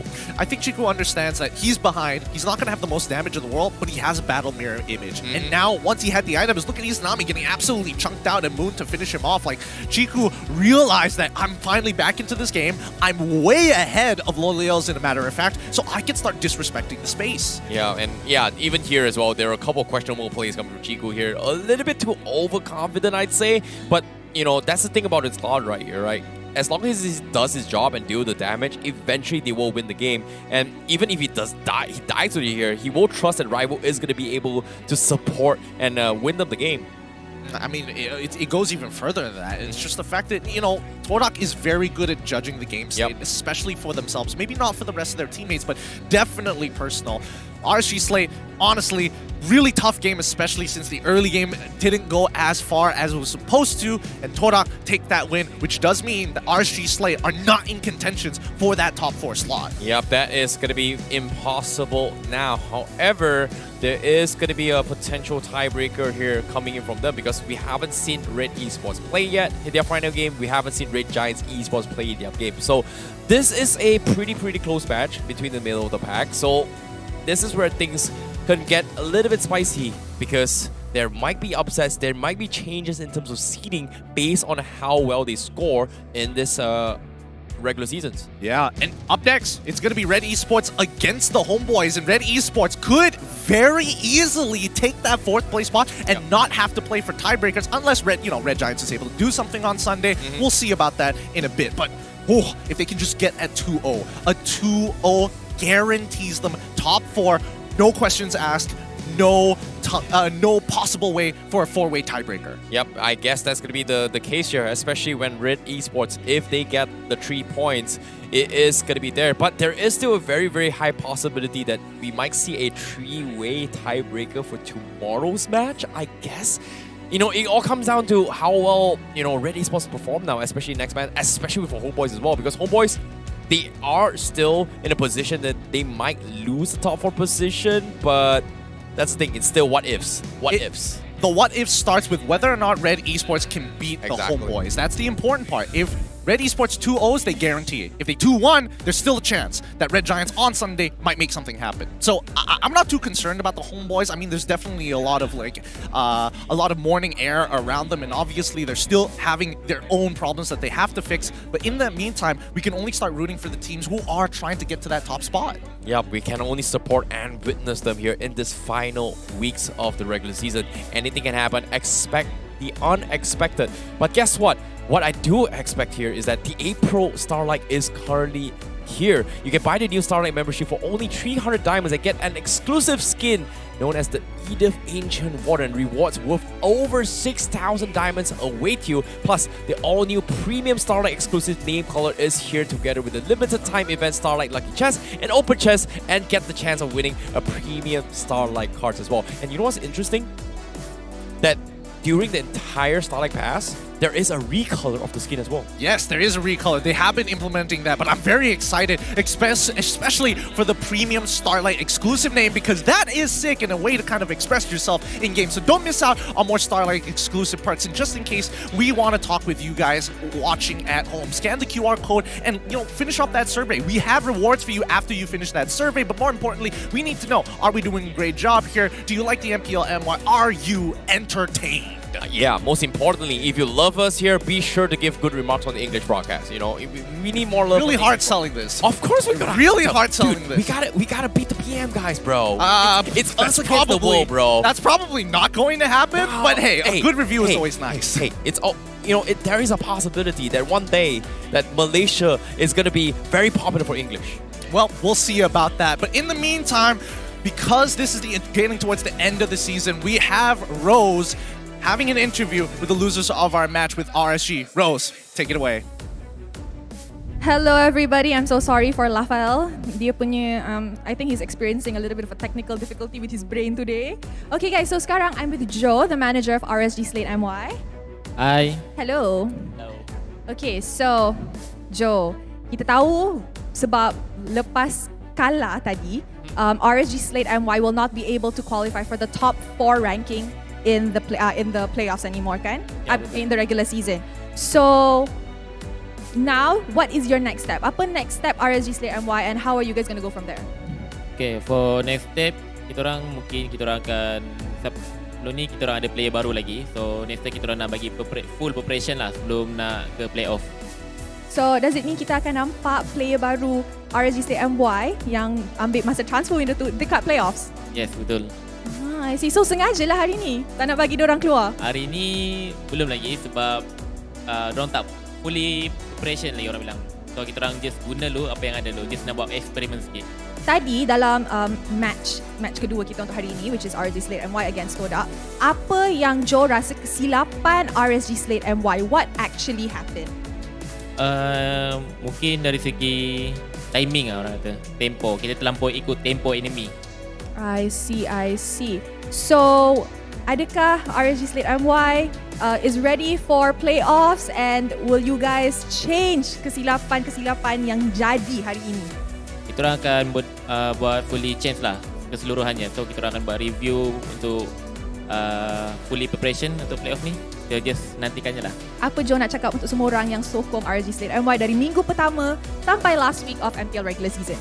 Alright, saya nak ucapkan kepada semua yang sokong daripada rumah sampai ke venue. Ucapkan ribuan terima kasih kerana support. Tanpa korang, kita orang tak akan sampai ke tahap macam ni.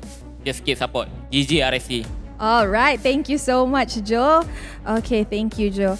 Okay guys, so kita tahu that RSG Slate MY will not be qualifying for the top 4 in the regular season anymore, but that does not mean that dorang dah jatuh dari liga ini, sebab dorang masih lagi akan main play-ins for the playoffs. And of course, selepas ni kita ada game lagi. Okay guys, so selepas ni kita akan saksikan match Homebois versus Red Esports for the last match of the day. Okay everybody, so jangan pergi ke mana-mana because as per usual kita akan rehat sekejap and we will be right back. So I will see you guys later on the match of Homebois and Red Esports.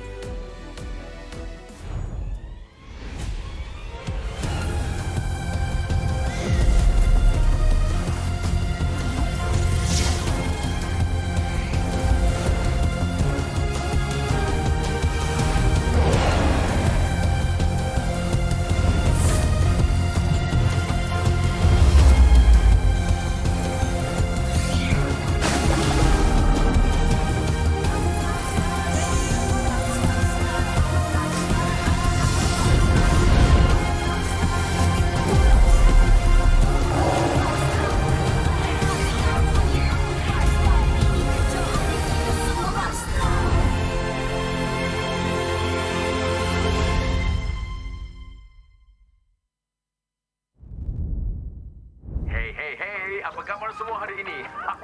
Bagi anda semua yang tengah bersiap-siap untuk menyambut Hari Raya esok, marilah kita sama-sama melayan sebuah lagu baru dari Homebois Boys dan Mobile Legends. Enjoy semua! Di masanya, be the superstar, show me who we really are. All of the battle, it's time to say the kosong-kosong di pagi raya. All my family, yeah, all my homies. Mobile Legends brings us together.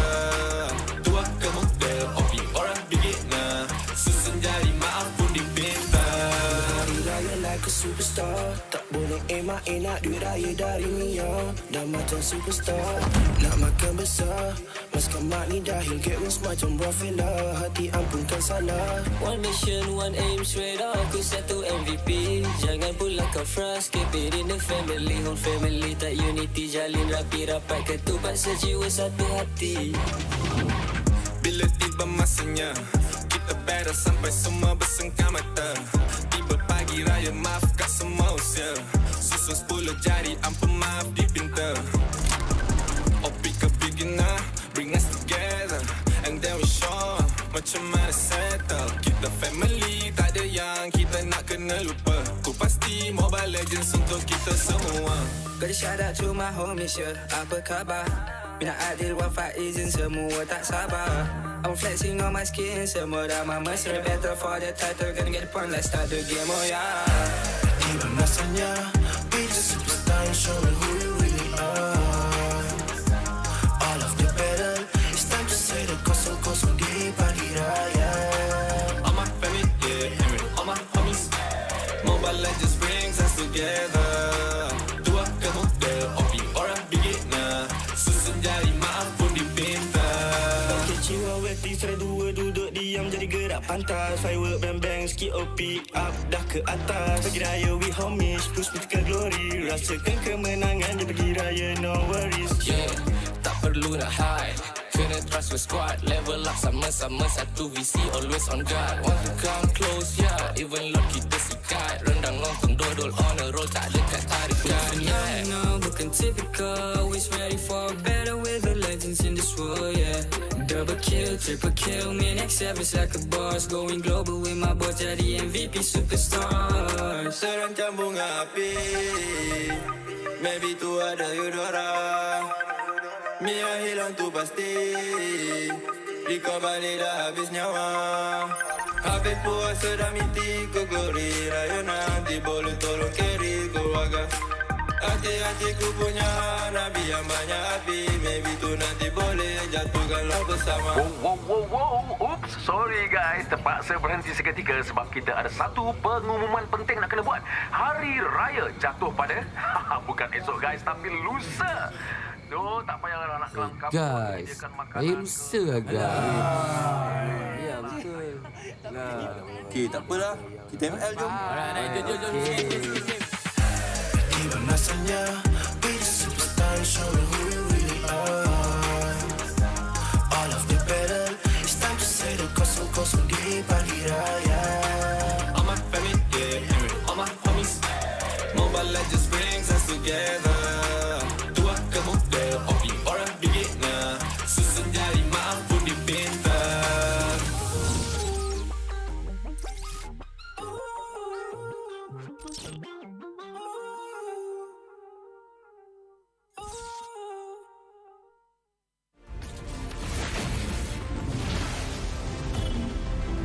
Hey, is the proof that I'm still alive.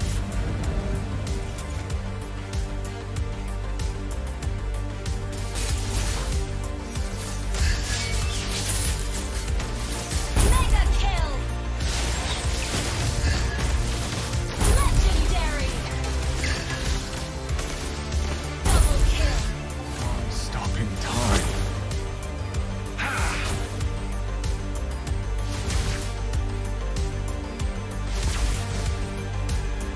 Feels what I feel. Feels what I feel. Huh.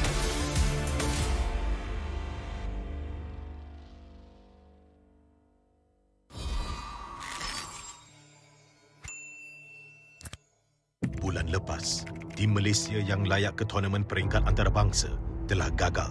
Tapi yang dah lalu, biarlah berlalu. Kita akan bangkit semula dengan semangat reformasi yang terus membara. Tahun ini, kita berbeza. Bermula dari 10 Mac hingga 16 April, jangan terlepas kejohanan yang akan berlangsung di Stadium Juara. Datang dan saksikan bermain terbaik bersaing dalam MPL season ke-11. Ini gaya kita.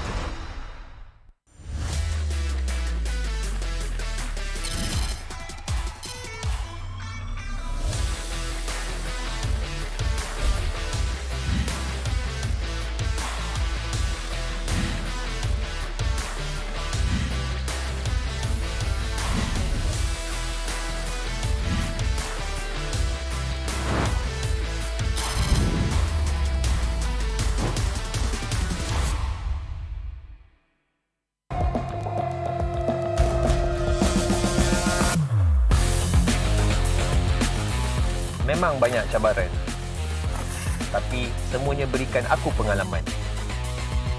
Aku kena siap sedia, cari kekuatan untuk terus ke depan. Aku boleh buat dan kejar apa aku nak. Percaya pada perubahan. Jadilah bintang. Be the superstar.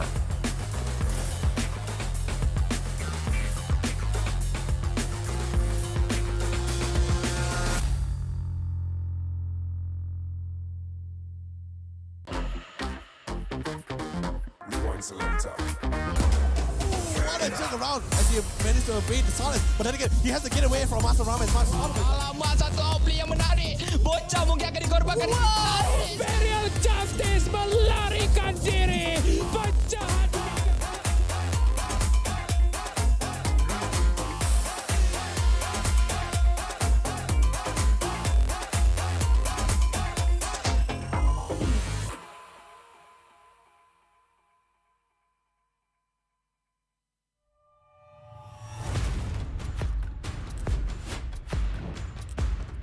Ini gelanggang kita. Ini gaya kita. Every year, I gotta deal with your nonsense. Anyways, selamat datang kepada format explanation video kita.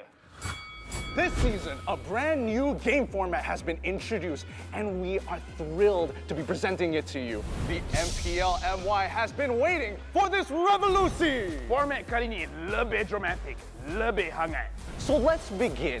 10 teams will be seeded into one group.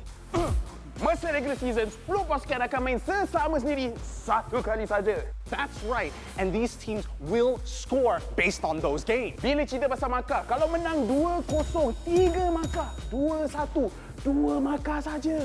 But if they lose 1-2, they will only earn 1 point. But if they lose 0-2, they won't score at all. Markah yang terakhir akan menentukan kedudukan terakhir mereka. And the lowest 2 scoring teams will be relegated at the end of the regular season. And the top 8 will then advance to the playoff. Sekarang, mari kita tengok format untuk playoff. All games in the play-ins will be a best of 3. Kecuali upper bracket final dengan lower bracket final, kita akan main best of 5. Best of 5. And grand final, kita akan main best of 7. Teams ranked between the 5th as well as 8th place of the regular season will have to play in the play-ins. Team yang menang dekat play-in akan lawan dengan tempat ketiga dan keempat dekat upper bracket quarterfinals. The winners of the upper bracket quarterfinals will have to face off against the first as well as second seed of the upper bracket semifinals. Team yang kalah dekat play-in dan juga upper bracket quarterfinals akan disingkirkan. Luckily, if your team is in the upper bracket semifinals and they lose, they will go down to the lower bracket semifinals having a second life. Kalau team menang dekat upper bracket semifinal, akan gerak kepada upper bracket finals. Finally, the upper bracket finals as well as lower bracket final winners will face each other off in the grand finals. Untuk lawan, untuk dapatkan trofi MPL Malaysia. Inilah video format explanation kita. Siapakah akan jadi juara kali ini? The stage is set. Let the games begin. Ini gaya kita.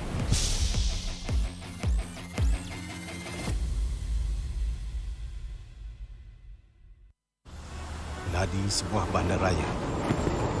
Rentak berterusan yang menggalakkan kita ke depan.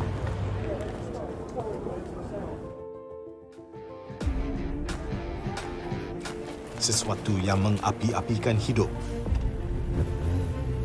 dan semangat kita. Setiap orang mempunyai gaya dan irama tersendiri.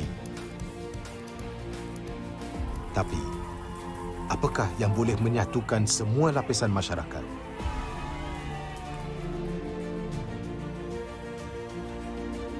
Yang akan menarik perhatian seluruh negara dan mengujakan fan-fan dan players kita.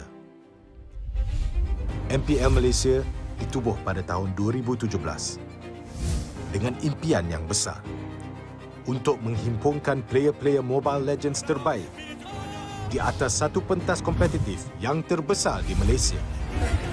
Musim-musim lepas menemui pelbagai cabaran dan halangan, tapi MPL Malaysia tidak pernah berundur.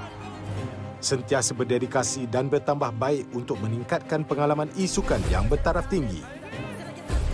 Kini, MPL Malaysia adalah satu liga yang penting dan paling dinanti-nantikan di tanah air kita. Dengan fanbase yang setia dan pemain profesional dari pelbagai latar belakang yang berusaha menuju ke puncak MLBB Esports. Persaingan dah semakin sengit, namun juara hanya satu. Inilah aksi kita, budaya kita yang unik. Inilah MPL kita yang dipenuhi dengan drama dan emosi. Marilah kita nyalakan pentas kita. Ini gaya kita.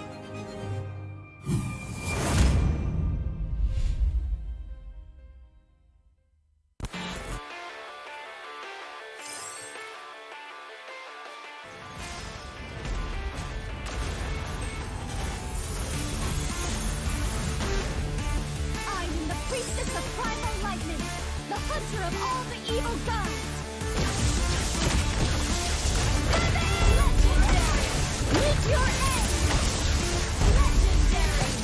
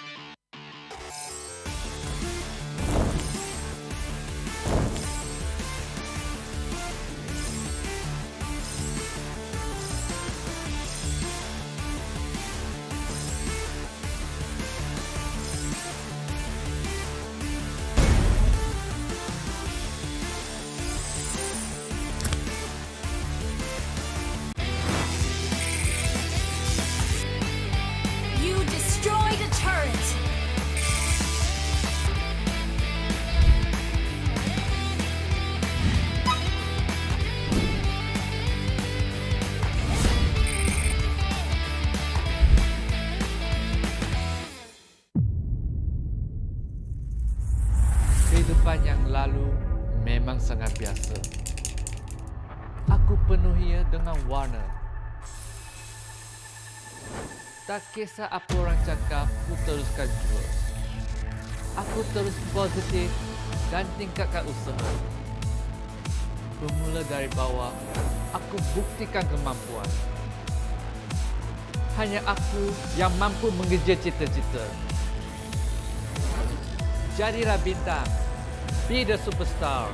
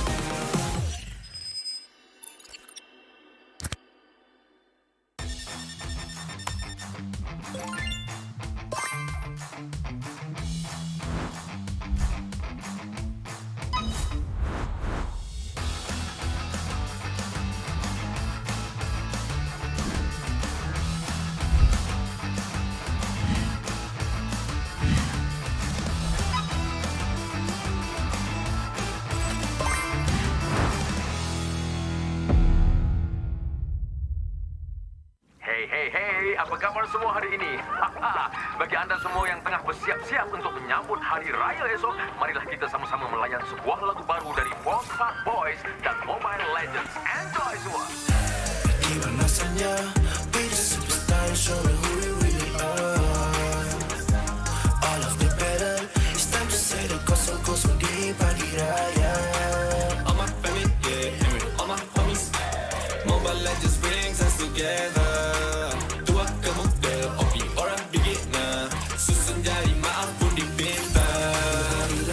Superstar, tak boleh emak-enak duit raya dari Mia. Dah macam superstar, nak makan besar. Maskan mak ni dahil get wins macam Rafaela. Hati ampunkan salah. One mission, one aim, straight up aku satu MVP. Jangan pula kau frust, keep it in the family. Whole family tak unity, jalin rapi rapat. Ketupat sejiwa satu hati. Bila tiba masanya, kita battle sampai semua bersengkam mata. Tiba pagi raya, maafkan semua usia. Susun 10 jari, ampun maaf dipinta. Oh pick a beginner, bring us together. And then we show macam mana settle. Kita family, tak ada yang kita nak kena lupa. Ku pasti Mobile Legends untuk kita semua. Gotta shout out to my homies, yeah. Apa khabar? Minat adil, wafat izin, semua tak sabar. I'm flexing on my skin, semua dah mama say better for the title, gonna get the point, let's start the game, oh yeah. Tiba masanya, be the superstar, show me who you really are. All of the better, it's time to say the kosong-kosong di pagi raya. All my family, yeah, all my homies. Mobile Legends brings us together. together. Tua ke muda, opi orang beginner. Susun jari maaf pun dipinta. Okay, jiwa weti saya dua duduk diam jadi gerak pantas. Firework bang-bang sikit OP up dah ke atas. Pergi raya we homies, push ke glory. Rasakan kemenangan di pergi raya, no worries. Yeah, tak perlu nak hide. Kena trust with squad. Level up sama-sama satu visi, always on guard. Want to come close, yeah. Even Lord kita sikat. Rendang lontong dodol on a roll, tak dekat tarikan. Yeah, no, bukan typical. Always ready for better with the legends in this world, yeah. Double kill, triple kill, man, X7's like a boss. Going global with my boys, jadi MVP superstar. Terancam bunga api, maybe tu ada Eudora.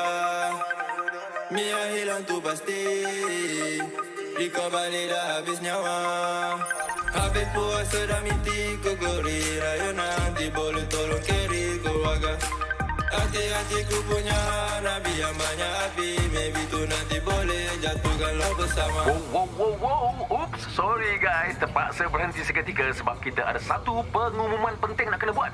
Hari Raya jatuh pada bukan esok guys, tapi lusa. Oh, tak payahlah nak kelam kampung. Guys, saya lusa agak. Ya, betul.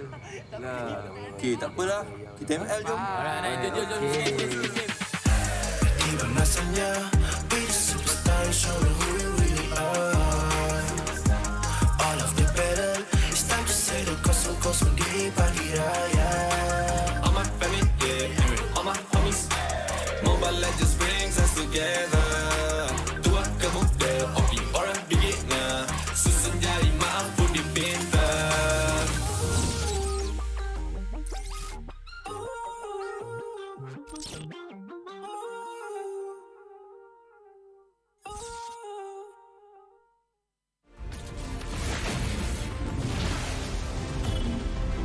Pain is the proof that I'm still alive.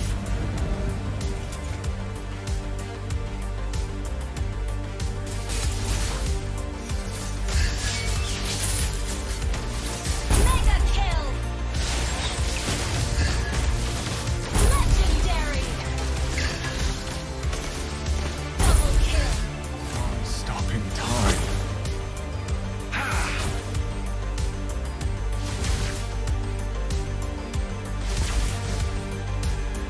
Feels what I feel. Feels what I feel.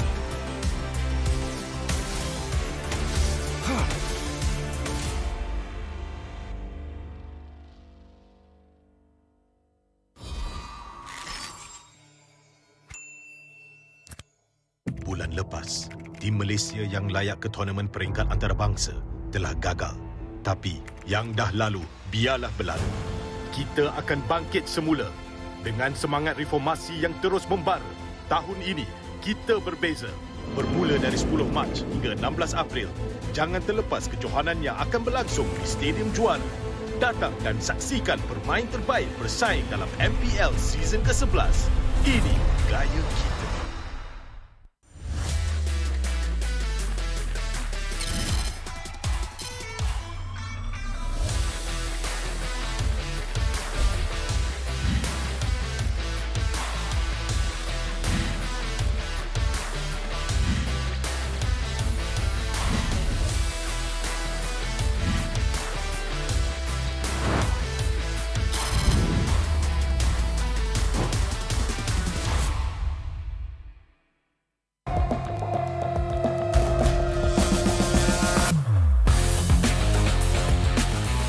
Memang banyak cabaran, tapi semuanya berikan aku pengalaman.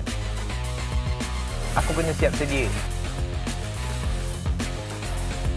cari kekuatan untuk terus ke depan. Aku boleh buat dan kejar apa aku nak. Percaya pada perubahan. Jadilah bintang. Be the superstar.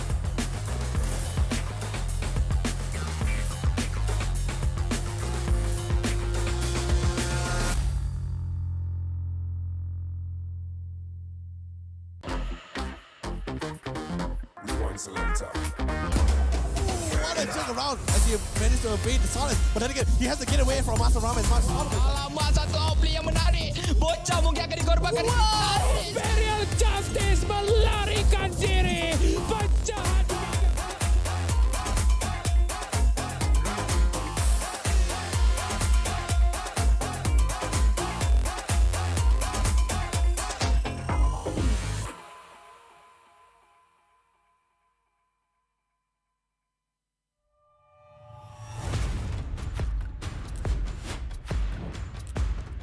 Ini gelanggang kita.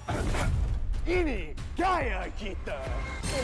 Every year, I gotta deal with your nonsense. Anyways, selamat datang kepada format explanation video kita. This season, a brand new game format has been introduced, and we are thrilled to be presenting it to you. The MPL MY has been waiting for this revolution. Format kali ini lebih dramatic, lebih hangat. So let's begin. 10 teams will be seated into one group. Masa regular season, 10 pasukan akan main sesama sendiri satu kali saja. That's right, and these teams will score based on those games. Bila cerita pasal markah, kalau menang 2-0, 3 markah, 2-1, 2 markah saja. But if they lose 1-2, they will only earn 1 point. But if they lose 0-2, they won't score at all. Markah yang terakhir akan menentukan kedudukan terakhir mereka. And the lowest 2 scoring teams will be relegated at the end of the regular season. And the top 8 will then advance to the playoffs. Sekarang, mari kita tengok format untuk playoff. All games in the play-ins will be a best of 3. Kecuali upper bracket final dengan lower bracket final, kita akan main best of 5. Best of 5. And grand final, kita akan main best of 7. Teams ranked between the 5th as well as 8th place of the regular season will have to play in the play-ins. Team yang menang dekat play-in akan lawan dengan tempat ketiga dan keempat dekat upper bracket quarterfinals. The winners of the upper bracket quarterfinals will have to face off against the first as well as second seed of the upper bracket semifinals. Team yang kalah dekat play-in dan juga upper bracket quarterfinals akan disingkirkan. Luckily, if your team is in the upper bracket semifinals and they lose, they will go down to the lower bracket semifinals having a second life. Kalau team menang dekat upper bracket semifinal, akan gerak kepada upper bracket finals. Finally, the upper bracket finals as well as lower bracket final winners will face each other off in the grand finals. Untuk lawan, untuk dapatkan trofi MPL Malaysia. Inilah video format explanation kita. Siapakah akan jadi juara kali ini? The stage is set. Let the games begin. Ini gaya kita.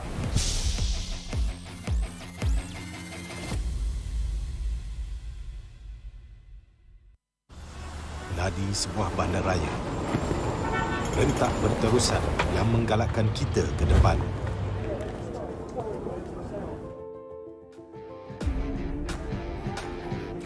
Sesuatu yang mengapi-apikan hidup dan semangat kita. Setiap orang mempunyai gaya dan irama tersendiri. Tapi, apakah yang boleh menyatukan semua lapisan masyarakat?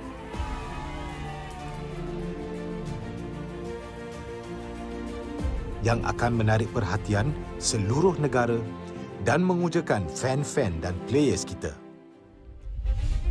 MPL Malaysia ditubuh pada tahun 2017 dengan impian yang besar untuk menghimpunkan player-player Mobile Legends terbaik di atas satu pentas kompetitif yang terbesar di Malaysia. Musim-musim lepas menemui pelbagai cabaran dan halangan, tapi MPL Malaysia tidak pernah berundur. Sentiasa berdedikasi dan bertambah baik untuk meningkatkan pengalaman e-sukan yang bertaraf tinggi. Kini, MPL Malaysia adalah satu liga yang penting dan paling dinanti-nantikan di tanah air kita.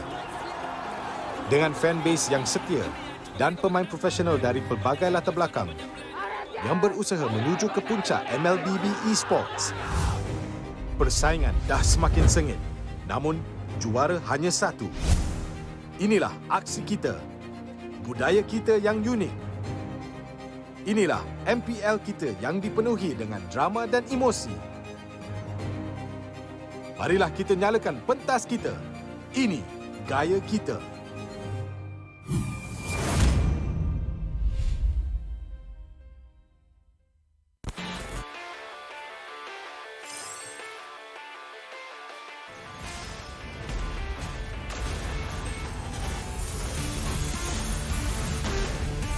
I'm the priestess of primal lightning, the hunter of all the evil gods. Legendary! Meet your end! Legendary! Double kill!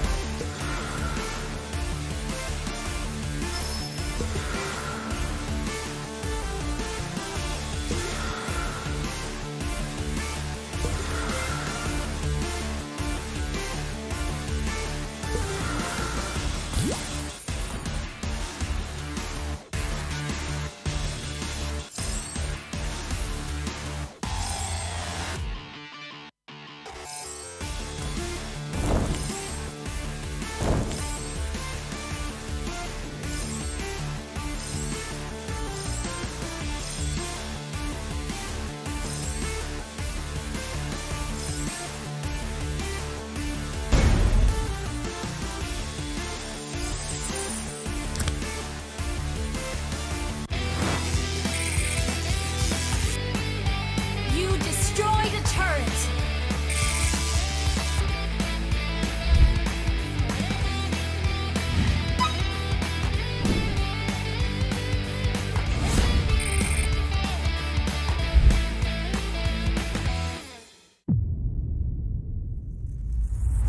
Kehidupan yang lalu memang sangat biasa. Aku penuhinya dengan warna. Tak kisah apa orang cakap, aku teruskan jua. Aku terus positif dan tingkatkan usaha. Bermula dari bawah, aku buktikan kemampuan. Hanya aku yang mampu mengejar cita-cita. Jadilah bintang. Be the superstar.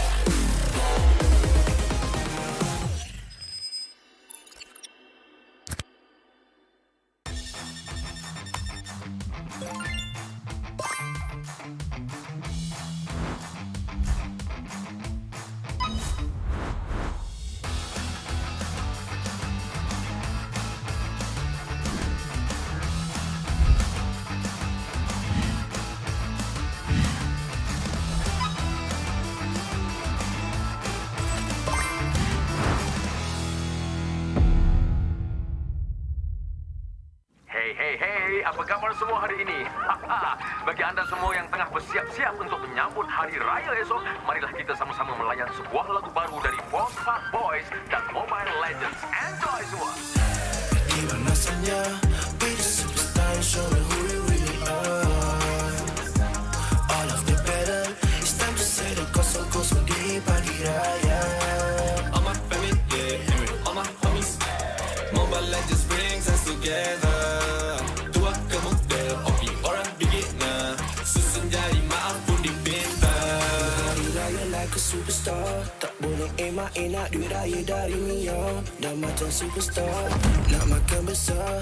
Maskan mak ni dahil get wins macam buah fella. Hati ampunkan salah. One mission, one aim, straight up to set to MVP. Jangan pula kau frust, keep it in the family. Whole family tak unity, jalin rapi rapat ketupat sejiwa satu hati. Bila tiba masanya, kita battle sampai semua bersengkam mata. Tiba pagi raya, maafkan semua usia. Susun 10 jari, ampun maaf dipinta. Oh pick a beginner, bring us together. And then we show macam mana settle. Kita family, tak ada yang kita nak kena lupa. Ku pasti Mobile Legends untuk kita semua. Gotta shout out to my homies, yeah. Apa khabar? Bina adil, wafat izin, semua tak sabar. I'm flexing on my skin, semua dah mesra. Better for the title, gonna get the point, let's start the game, oh yeah. Even rasanya, be the superstar and show me who we really are. All of the better, it's time to say the kosong-kosong di pagi raya. All my family, yeah, all my homies. Mobile Legends brings us together.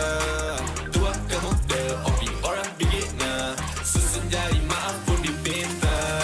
Kecil waweti, serai dua duduk diam jadi gerak pantas. Firework bang-bang, skip OP up dah ke atas. Pagi raya we homies, push me ke glory. Rasakan kemenangan di pagi raya, no worries. Yeah, tak perlu nak hide. Kena trust your squad. Level up sama-sama, satu visi, always on guard. Want to come close, yeah. Even Lord kita sikat. Rendang lontong dodol on a roll, tak dekat tarikan, yeah. No, bukan typical. Always ready for better with the legends in this world, yeah. Double kill, triple kill, me next service like a boss. Going global with my boys, jadi MVP superstars. Terancam bunga api, maybe tu ada Eudora. Mia hilang tu pasti, Riko balik dah habis nyawa. Habis puasa dah miti kogori. Raya nanti boleh tolong carry keluarga. Hati-hatiku punya Nabi yang banyak api. Maybe tu nanti boleh jatuhkanlah bersama. Wow. Oops, sorry guys. Terpaksa berhenti seketika sebab kita ada satu pengumuman penting nak kena buat. Hari Raya jatuh pada bukan esok guys, tapi lusa. Duh, tak payah nak kelangkap. Guys, hari lusa lah guys. Ya, betul. Okey, tak apalah. Kita ML jom. Jom. Even rasanya, be the superstar and show me who we really are. All of the better, it's time to say the kosong-kosong di pagi raya. All my family, yeah, all my homies. Mobile Legends brings us together. Tua ke muda, hobi orang beginner. Susun jari maaf pun dipinta.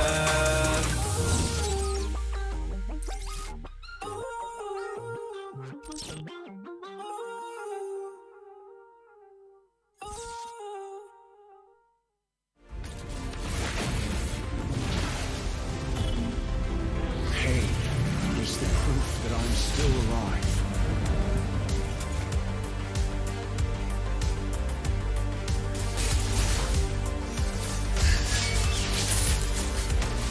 Mega kill! Legendary! Double kill! Stopping time.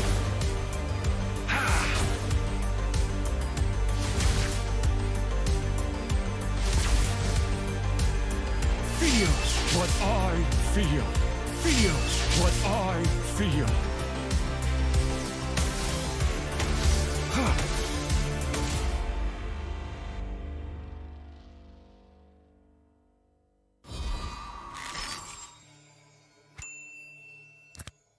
Bulan lepas, tim Malaysia yang layak ke tournament peringkat antarabangsa telah gagal.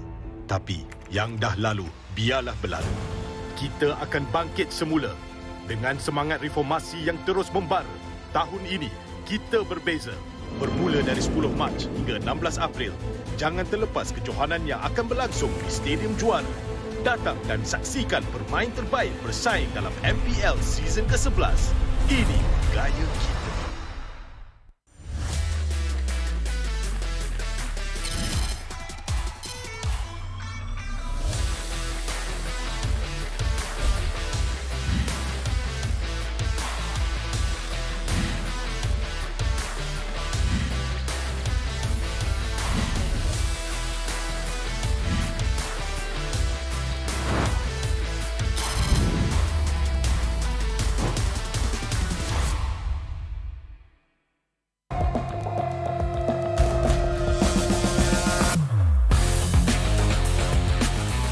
Memang banyak cabaran, tapi semuanya berikan aku pengalaman. Aku kena siap sedia, cari kekuatan untuk terus ke depan. Aku boleh buat dan kejar apa aku nak. Percaya pada perubahan. Jadilah bintang.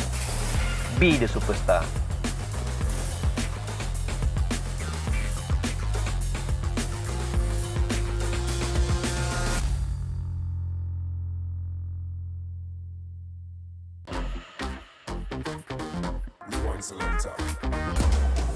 What a turn around as he managed to evade the silence. But then again, he has to get away from Master Ram as much as possible. Alamak, satu outplay yang menarik. Bocah mungkin akan dikorbankan. Imperial Justice melarikan diri. Penjahat.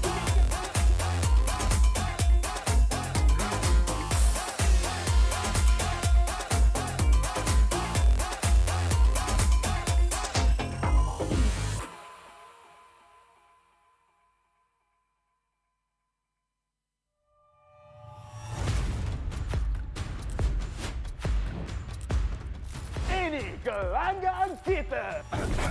Ini gaya kita. Every year, I gotta deal with your nonsense. Anyways, selamat datang kepada format explanation video kita. This season, a brand new game format has been introduced, and we are thrilled to be presenting it to you. The MPL MY has been waiting for this revolution. Format kali ini lebih dramatic, lebih hangat. So let's begin. 10 teams will be seeded into one group.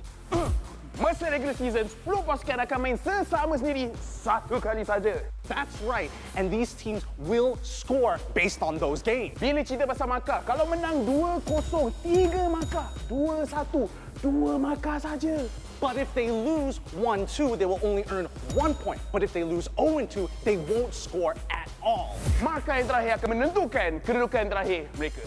And the lowest 2 scoring teams will be relegated at the end of the regular season. And the top 8 will then advance to the playoffs. Sekarang, mari kita tengok format untuk playoff. All games in the play-ins will be a best of 3. Kecuali upper bracket final dengan lower bracket final, kita akan main best of 5. Best of 5. And grand final, kita akan main best of 7. Teams ranked between the 5th as well as 8th place of the regular season will have to play in the play-ins. Team yang menang dekat play-in akan lawan dengan tempat ketiga dan keempat dekat upper bracket quarterfinals. The winners of the upper bracket quarterfinals will have to face off against the first as well as second seed of the upper bracket semifinals. Team yang kalah dekat play-in dan juga upper bracket quarterfinals akan disingkirkan. Luckily, if your team is in the upper bracket semifinals and they lose, they will go down to the lower bracket semifinals having a second life. Kalau team menang dekat upper bracket semifinal, akan gerak kepada upper bracket finals. Finally, the upper bracket finals as well as lower bracket final winners will face each other off in the grand finals. Untuk lawan, untuk dapatkan trofi MPL Malaysia. Inilah video format explanation kita. Siapakah akan jadi juara kali ini? The stage is set. Let the games begin. Ini gaya kita.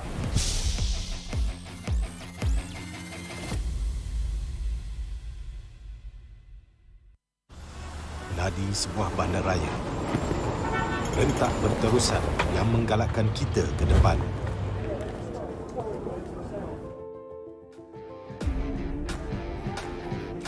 Sesuatu yang mengapi-apikan hidup dan semangat kita. Setiap orang mempunyai gaya dan irama tersendiri. Tapi, apakah yang boleh menyatukan semua lapisan masyarakat?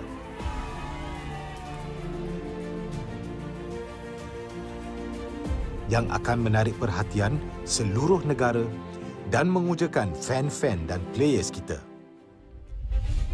MPL Malaysia ditubuh pada tahun 2017 dengan impian yang besar untuk menghimpunkan player-player Mobile Legends terbaik di atas satu pentas kompetitif yang terbesar di Malaysia. Musim-musim lepas menemui pelbagai cabaran dan halangan, tapi MPL Malaysia tidak pernah berundur. Sentiasa berdedikasi dan bertambah baik untuk meningkatkan pengalaman e-sukan yang bertaraf tinggi. Kini, MPL Malaysia adalah satu liga yang penting dan paling dinanti-nantikan di tanah air kita. Dengan fanbase yang setia dan pemain profesional dari pelbagai latar belakang yang berusaha menuju ke puncak MLBB Esports. Persaingan dah semakin sengit, namun juara hanya satu.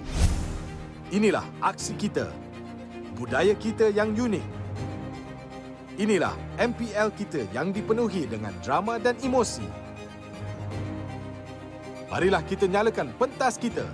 Ini gaya kita.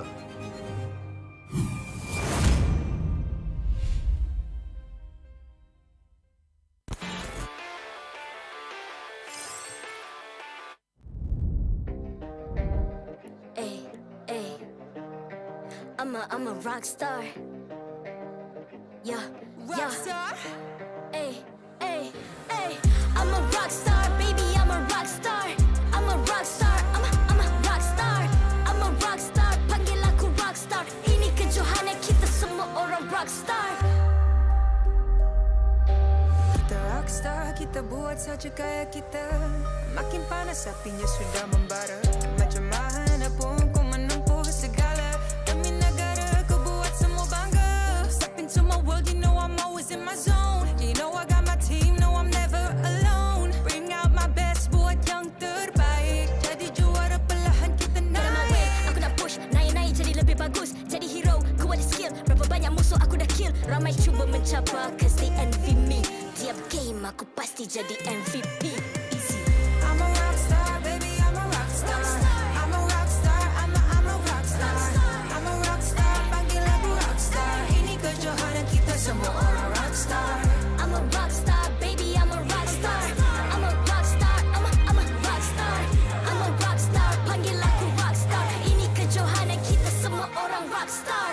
Tengok nanti siapa yang juara. Ni peluang kita bawa pulang piala. This is my game, this is my time. Menang semua, everything will be mine. Kalau jatuh kau pasti kembali. Bangun balik ku tegak berdiri.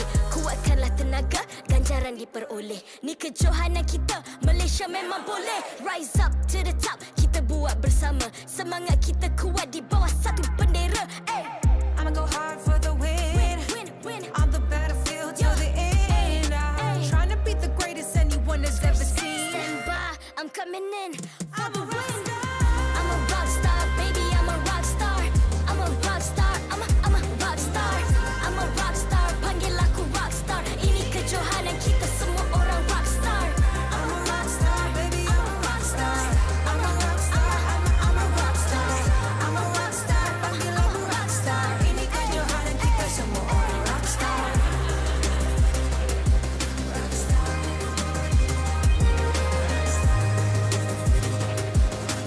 Ini kejohanan kita semua orang rock star. I'm a rock star, baby, I'm a rock star. I'm a rock star, I'm a rock star. I'm a rock star, panggil aku rock star. Ini kejohanan kita semua orang rock star.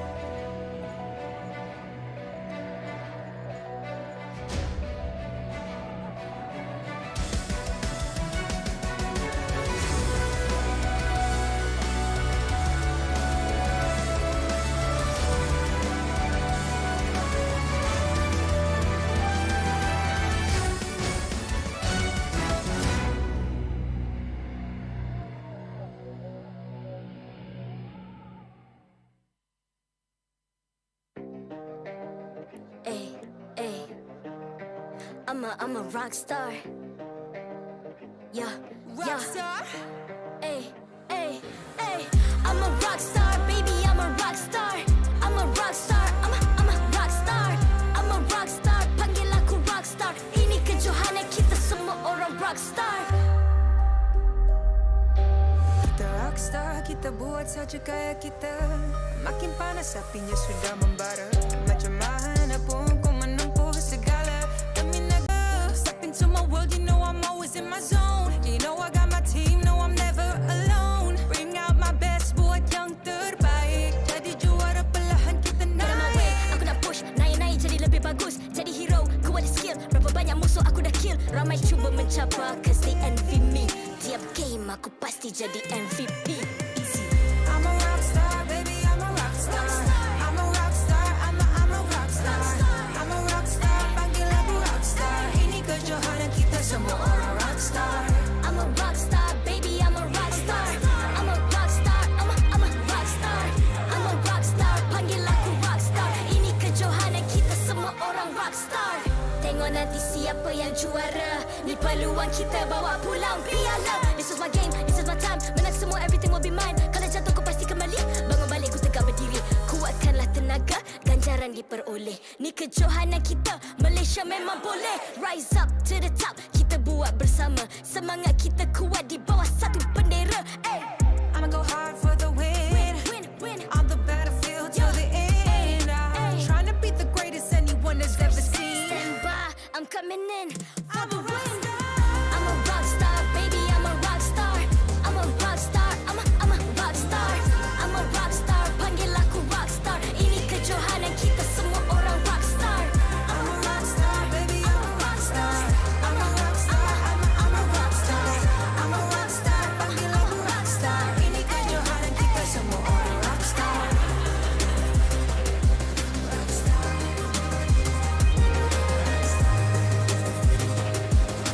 Ini kejohanan kita semua orang rock star. I'm a rock star, baby, I'm a rock star. I'm a rock star, I'm a rock star. I'm a rock star, panggil aku rock star. Ini kejohanan kita semua orang rock star.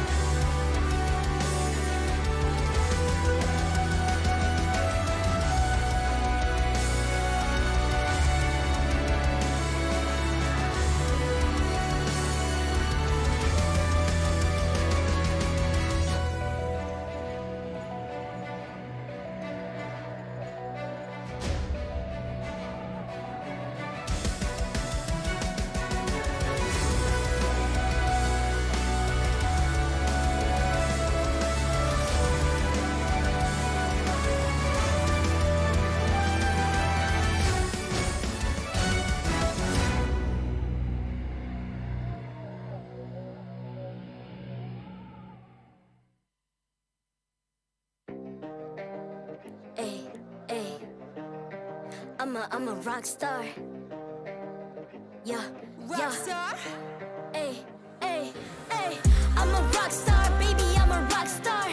I'm a rock star, I'm a rock star. I'm a rock star, panggil aku rock star. Ini kejohanan kita semua orang rock star.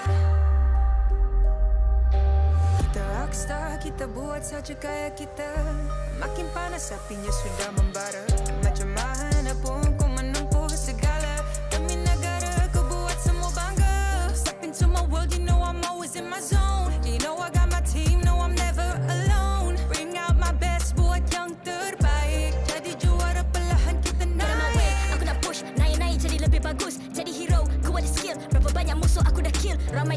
cabar cause they envy me. Tiap game aku pasti jadi MVP. Easy. I'm a rock star, baby, I'm a rock star. I'm a rock star, I'm a rock star. I'm a rock star, panggil aku rock star. Ini kejohanan kita semua orang rock star. I'm a rock star, baby, I'm a rock star. I'm a rock star, I'm a rock star.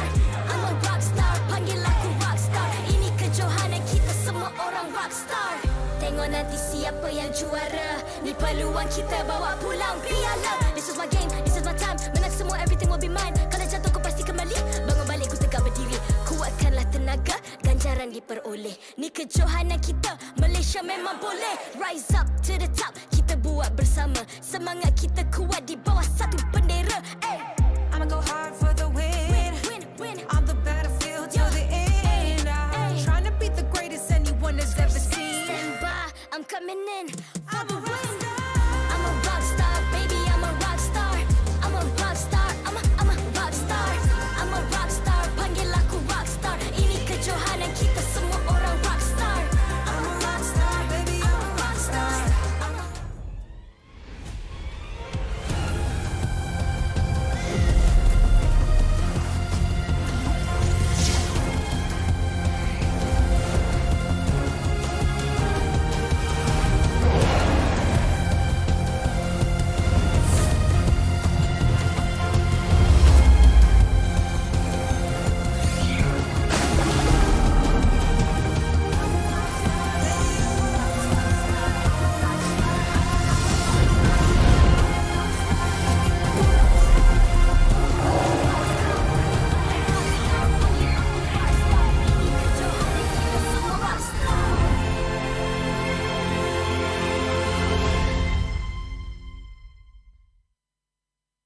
MPL Malaysia Season 11 is powered by Munton.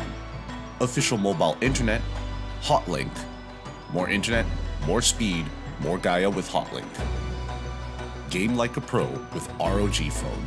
Republic of Gamers, the #1 gaming brand in Malaysia. Champion Extra GG with Garnier Men.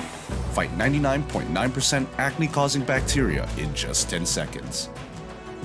Official gaming chair, OSIM. Partners in esports, AirAsia Super App, ESI, PKL, EGG, and PSM. Welcome back to MPL MY Season 11. You guys are currently watching the English broadcast for the final week of the regular season. My name is ICBB12, he's Getting Q, as we take you through the English commentary for today's games. And so far, it has been 2-0s across today here, and it seems like the teams they're trying to eye for the top 4 is getting denied one by one. However, this upcoming match here, Homebois versus Red Esports.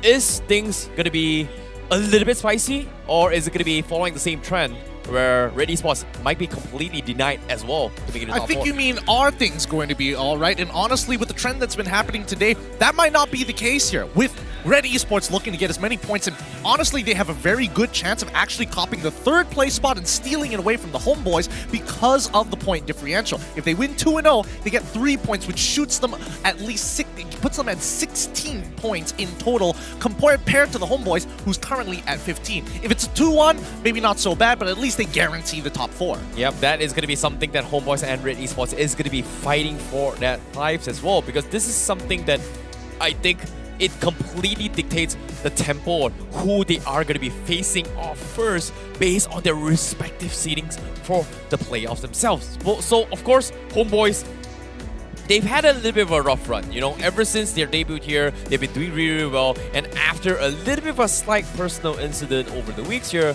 not going to get a little bit nitty-gritty, Homebois has been taking a slump here. Well, I mean, they definitely had a couple of slumps. The games that they were expected to lose did actually come through, but it was surprising how poorly they played last week. But then again, as you mentioned before, personal issues, honestly can't really blame them. But this is the very final week. There should be no excuse, and I think more importantly so, they need the points more than ever to maintain that 3rd place spot. I think that even if they do make it to 18, they might be able to sneak away at least top 2. But then again, Todak is in prime position. Maybe if the games earlier today didn't fall into the hands of Todak, there was an opportunity. But Red Esports, right? even after the window. They got AJ into the lineup. Whether we're going to see him today, different story. Yeah, that's something I'm actually looking forward to see as well, because they are in the 5th place. The people who's on top of them pretty much, giving a little bit of a room for Red Esports to kind of overshoot them here, and in particular it is RSG Slate MY, which is something that I think a lot of us did not expect them to be all the way in the bottom here. At the start of the season, we kind of expected RSG is going to be the top 4. Unfortunately, this time didn't exactly make it. Lunatix was one of the teams as well that kind of surprised us. So now it all comes down to whether or not is this an opportunity for Red Esports to take Lunatix down towards the top 5 position? I mean, there's a good chance that they could. They started off really slow in the season, but they finally picked up the pace, and now they're feeling a little bit more comfortable with certain compositions. At the end of the day, it really does come to show that there is growth within these 6 weeks. Yes, it's a little short compared to what we're used to, which is 8 weeks, but when you're fighting for 1 slot in MSC, you got to put all the cards on the table at some point. Yeah, the pressure is going to be on. They have to give it their all, especially when it comes to making it towards MSC, because this is the first time in a actually, this is the first time ever from MPL MY. Even before that in SG, we only have 1 slot, which is weird. Well, we're so used to having 2 slots since M1.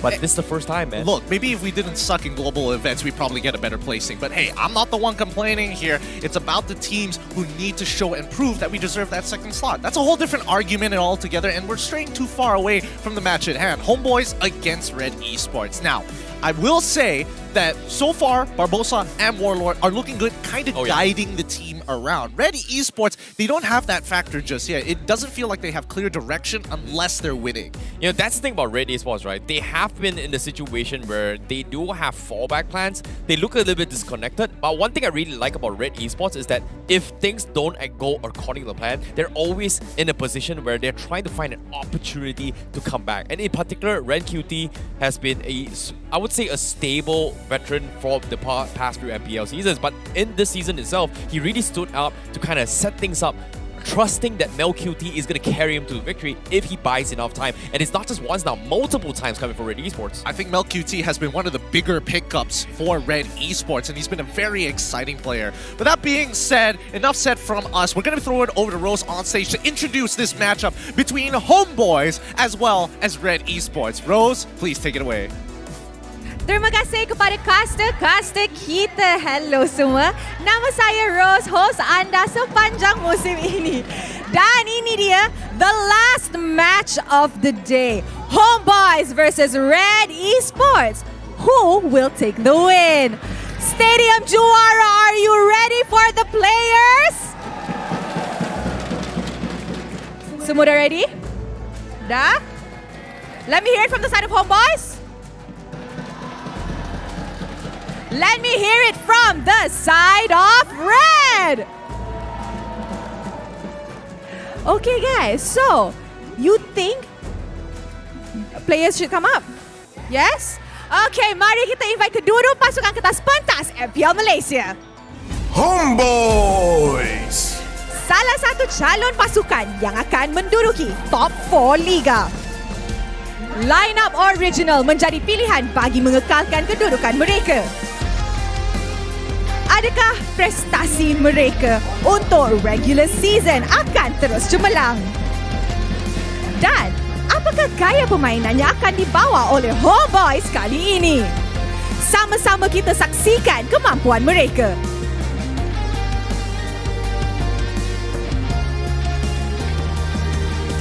Red Esports. Pasukan yang masih merah untuk mengejar top 4 Liga. Line-up rookie mereka menjadi pilihan untuk perlawanan ini. Berdepan pasukan pilihan ramai, mampukah mereka menundukkan Homeboys? Dan mampukah mereka untuk kekal fokus hingga ke akhir perlawanan? Sama-sama kita saksikan apa yang dipersembahkan oleh mereka.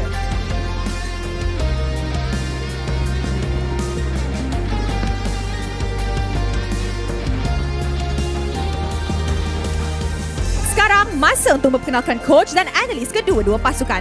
From the side of Homeboys, Coach Dale hadir bersama analis Saiful. Manakala untuk Red Esports, Coach Sora Payu pula ditemani Mal. Mari kita teruskan dengan fist bump di antara pasukan sebagai tanda professionalism. Inilah gaya kita. Inilah semangat kesukanan kita. Kawan di luar gelanggang, lawan di Land of Dawn. Sementara players sedang mengambil tempat mereka, let us introduce the one who officiates the match and maintains MPL's integrity.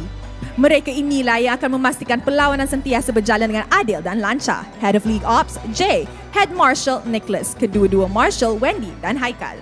Terima kasih. Okay guys, last match of the day. Stadium Juara. Let me hear you roar, okay? Stadium Juara, are you ready for the last match of the day? So guys, will Red Esports manage to claim the top 4 dalam regular season kita? Boleh ke tak? Or will Homebois say, no, you're not going to top 4? Okay, and with that, I guess, teams, this is your moment. Game on. It's time for our final best of 3 this Saturday. Week number 6 has been electrifying. 13-minute game averages, 2-0s all the way. Is it going to Homebois or is it going to Red Esports? Well, it is going to be tough as well because I've heard a little bird that tells me that Homebois, during their scrims in the past few weeks, hasn't been going very well at all.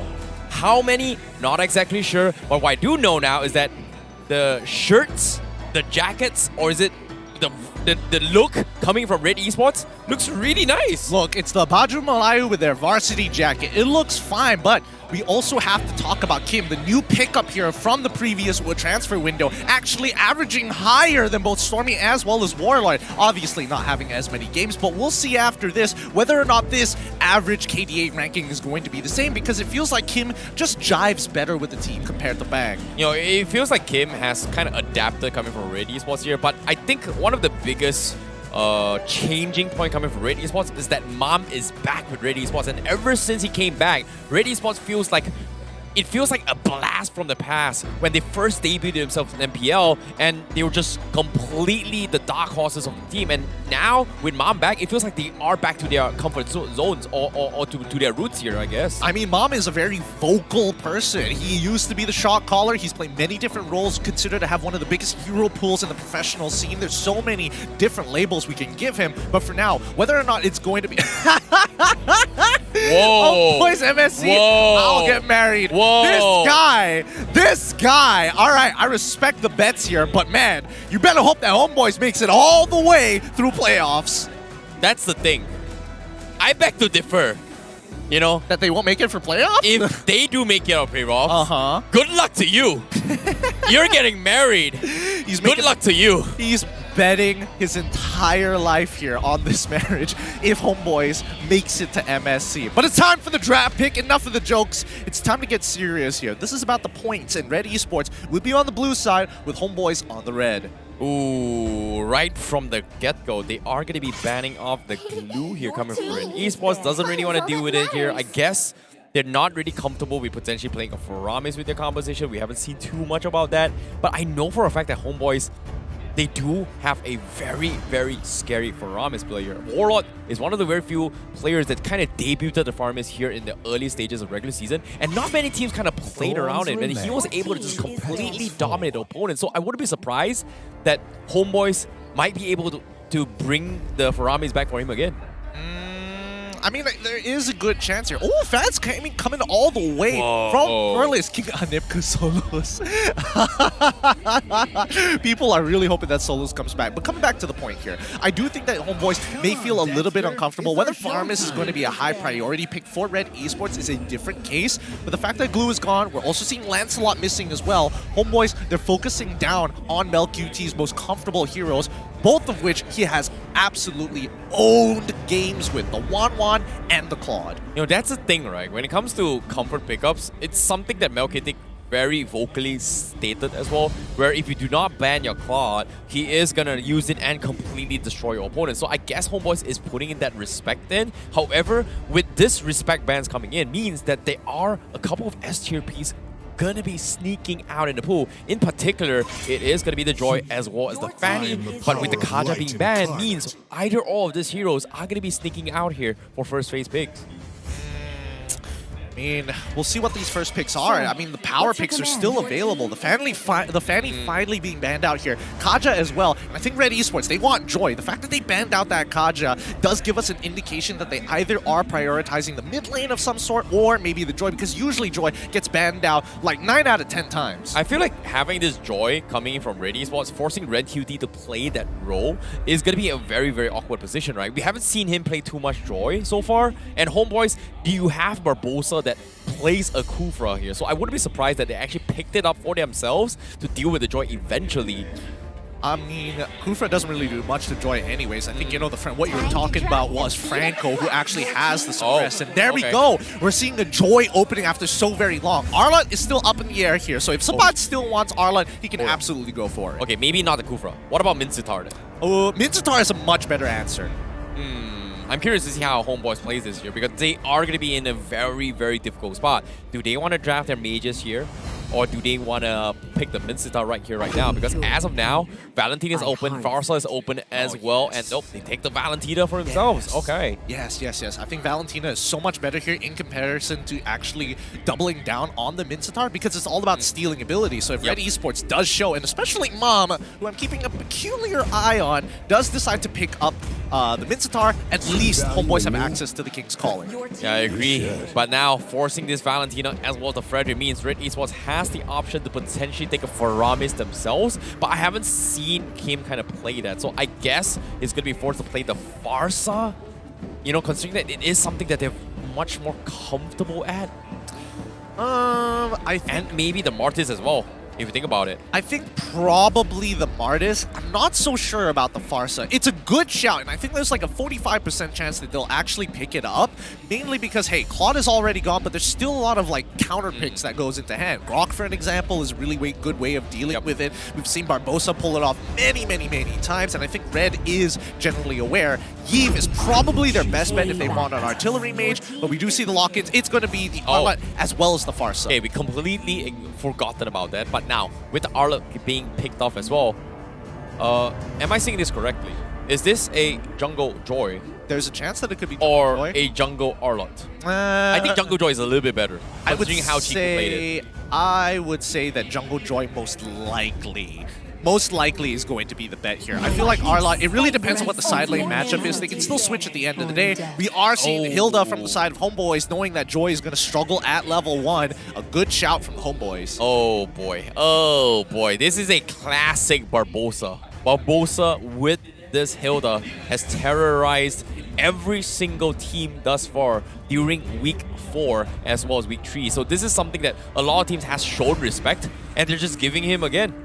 This is something that I think is going to be a big problem for Red Esports, considering that right now, they don't really have a solid solution to actually shut down a Hilda, even if they dive 3 members to actually protect the jungle lane. Well, I mean, they can get Martis if they really want to. If they're looking for like hard peel, they can get Lolita. But then again, there's not a lot of projectiles that Homeboys are revealing as of yet. So until we do see that, then we'll probably make a decision from there. But I'm feeling like Anip is going to get his hands on Beatrix one way or another. It's a little tough to say. I would prefer him to play something like Harith. I would also argue that Lunox is probably the way to go here as well. But Red Esports, let's see what their next ban, because Homeboys, again, banning out the Masha does tell us, hey, I want to play a marksman. It's weird that Homeboys chose to ban the Masha, considering that they have an Arlott, they have a Joy. That pretty much limits the jungle as well as the XP lane, right? So I don't think Red Esports will go for the Masha, but is it possible that Mom might play as a roam? Okay, wait. Once upon a time, with the Sky Guardian helmet here, I think Mom did play before, like 2 seasons ago. But is that still viable now? As of right now, probably not as good. I mean, Masha isn't exactly in the most comfortable position in the meta right now. You need that immediate damage and sustainability, and that's something that Hilda provides. Because Hilda can cancel abilities. Masha, you have to commit an ult to get some kind of value. But Homeboys, they ban out the Melissa, so they do generally want to get on top of people. Okay, to be honest, like, based on what I'm seeing from this ban of Masha, I don't know if they're overthinking it or they're expecting this to be Team Hack here. They played XP Masha all the way through, but there is still a possibility that this is a mid lane Joy jungle Arlott and then Masha XP. If I think that's the idea that the Coach Dale is thinking from coming from Homeboys, right? Technically. Arlott jungle is okay-ish against Hilda. Wait, no, I don't think so. No. It's if you think about it. No, they all have very weak level 1s. I'm going to be honest with you. Very, very weak level 1s. But there we go. The Beatrix, as expected, for the side of the Homeboys. We see that Red Esports also decided to get rid of Lapu Lapu just in a case. But we're guaranteed a counter matchup here for Suppot as Red Esports has to show their entire hand. At least they don't have to worry about Lapu Lapu jumping at them. With that being said, I don't know. Their draft is... I think Brody is a safe pick. I think... No, going for a carry on Red Esports isn't too bad. Carry's not bad. I would say that Lolita's also not very bad. But then again, I'm looking at the lineup from Red Esports. It's like, man, Joy as well as Arlott, very flexible. Yeah, it is a little bit too flexible to my taste. But with the Farsight Queen in the mid lane already, Joy pretty much guarantees a jungle. So I don't know, man. The Masha ban is just a little bit questionable. But no, they picked the Cho for the tank, and that is going to be the Brody pickup from Red Esports. Pretty standards coming in here. Comfort picks from Mom with the Cho. So Homeboy's final pick here, it is going to be the XP laner. And what's a good XP against an Arlott? I don't know, Minzitar. I mean, they can go to Minzitar if they want to. Thamos is also a pretty good shout. I would argue that Yuzong is probably the best here because you know, literally kill two birds with one stone. You're able to stop the feathered airstrike. You can still jump on top of Brody. If you have Petrify, even better. You can guarantee a kill before he goes for that corrosive strike. Other than that, I will say that, you know, Homeboys, against what Red Esports has right now, generally it should be fine. I'm more worried about Anit more than anything else because honestly, there's nothing really stopping Arlott, Farsa, and as well as this Joy to get on top of him. That is tough. It seems like Red Esports has got the most ideal draft in their favor here. Having that Joy to actually pair up as well. I want to see how they tackle this situation because Homeboys, they're hoping that Barbosa, I guess, is going to be disrupting the jungle, perhaps? Oh, for sure.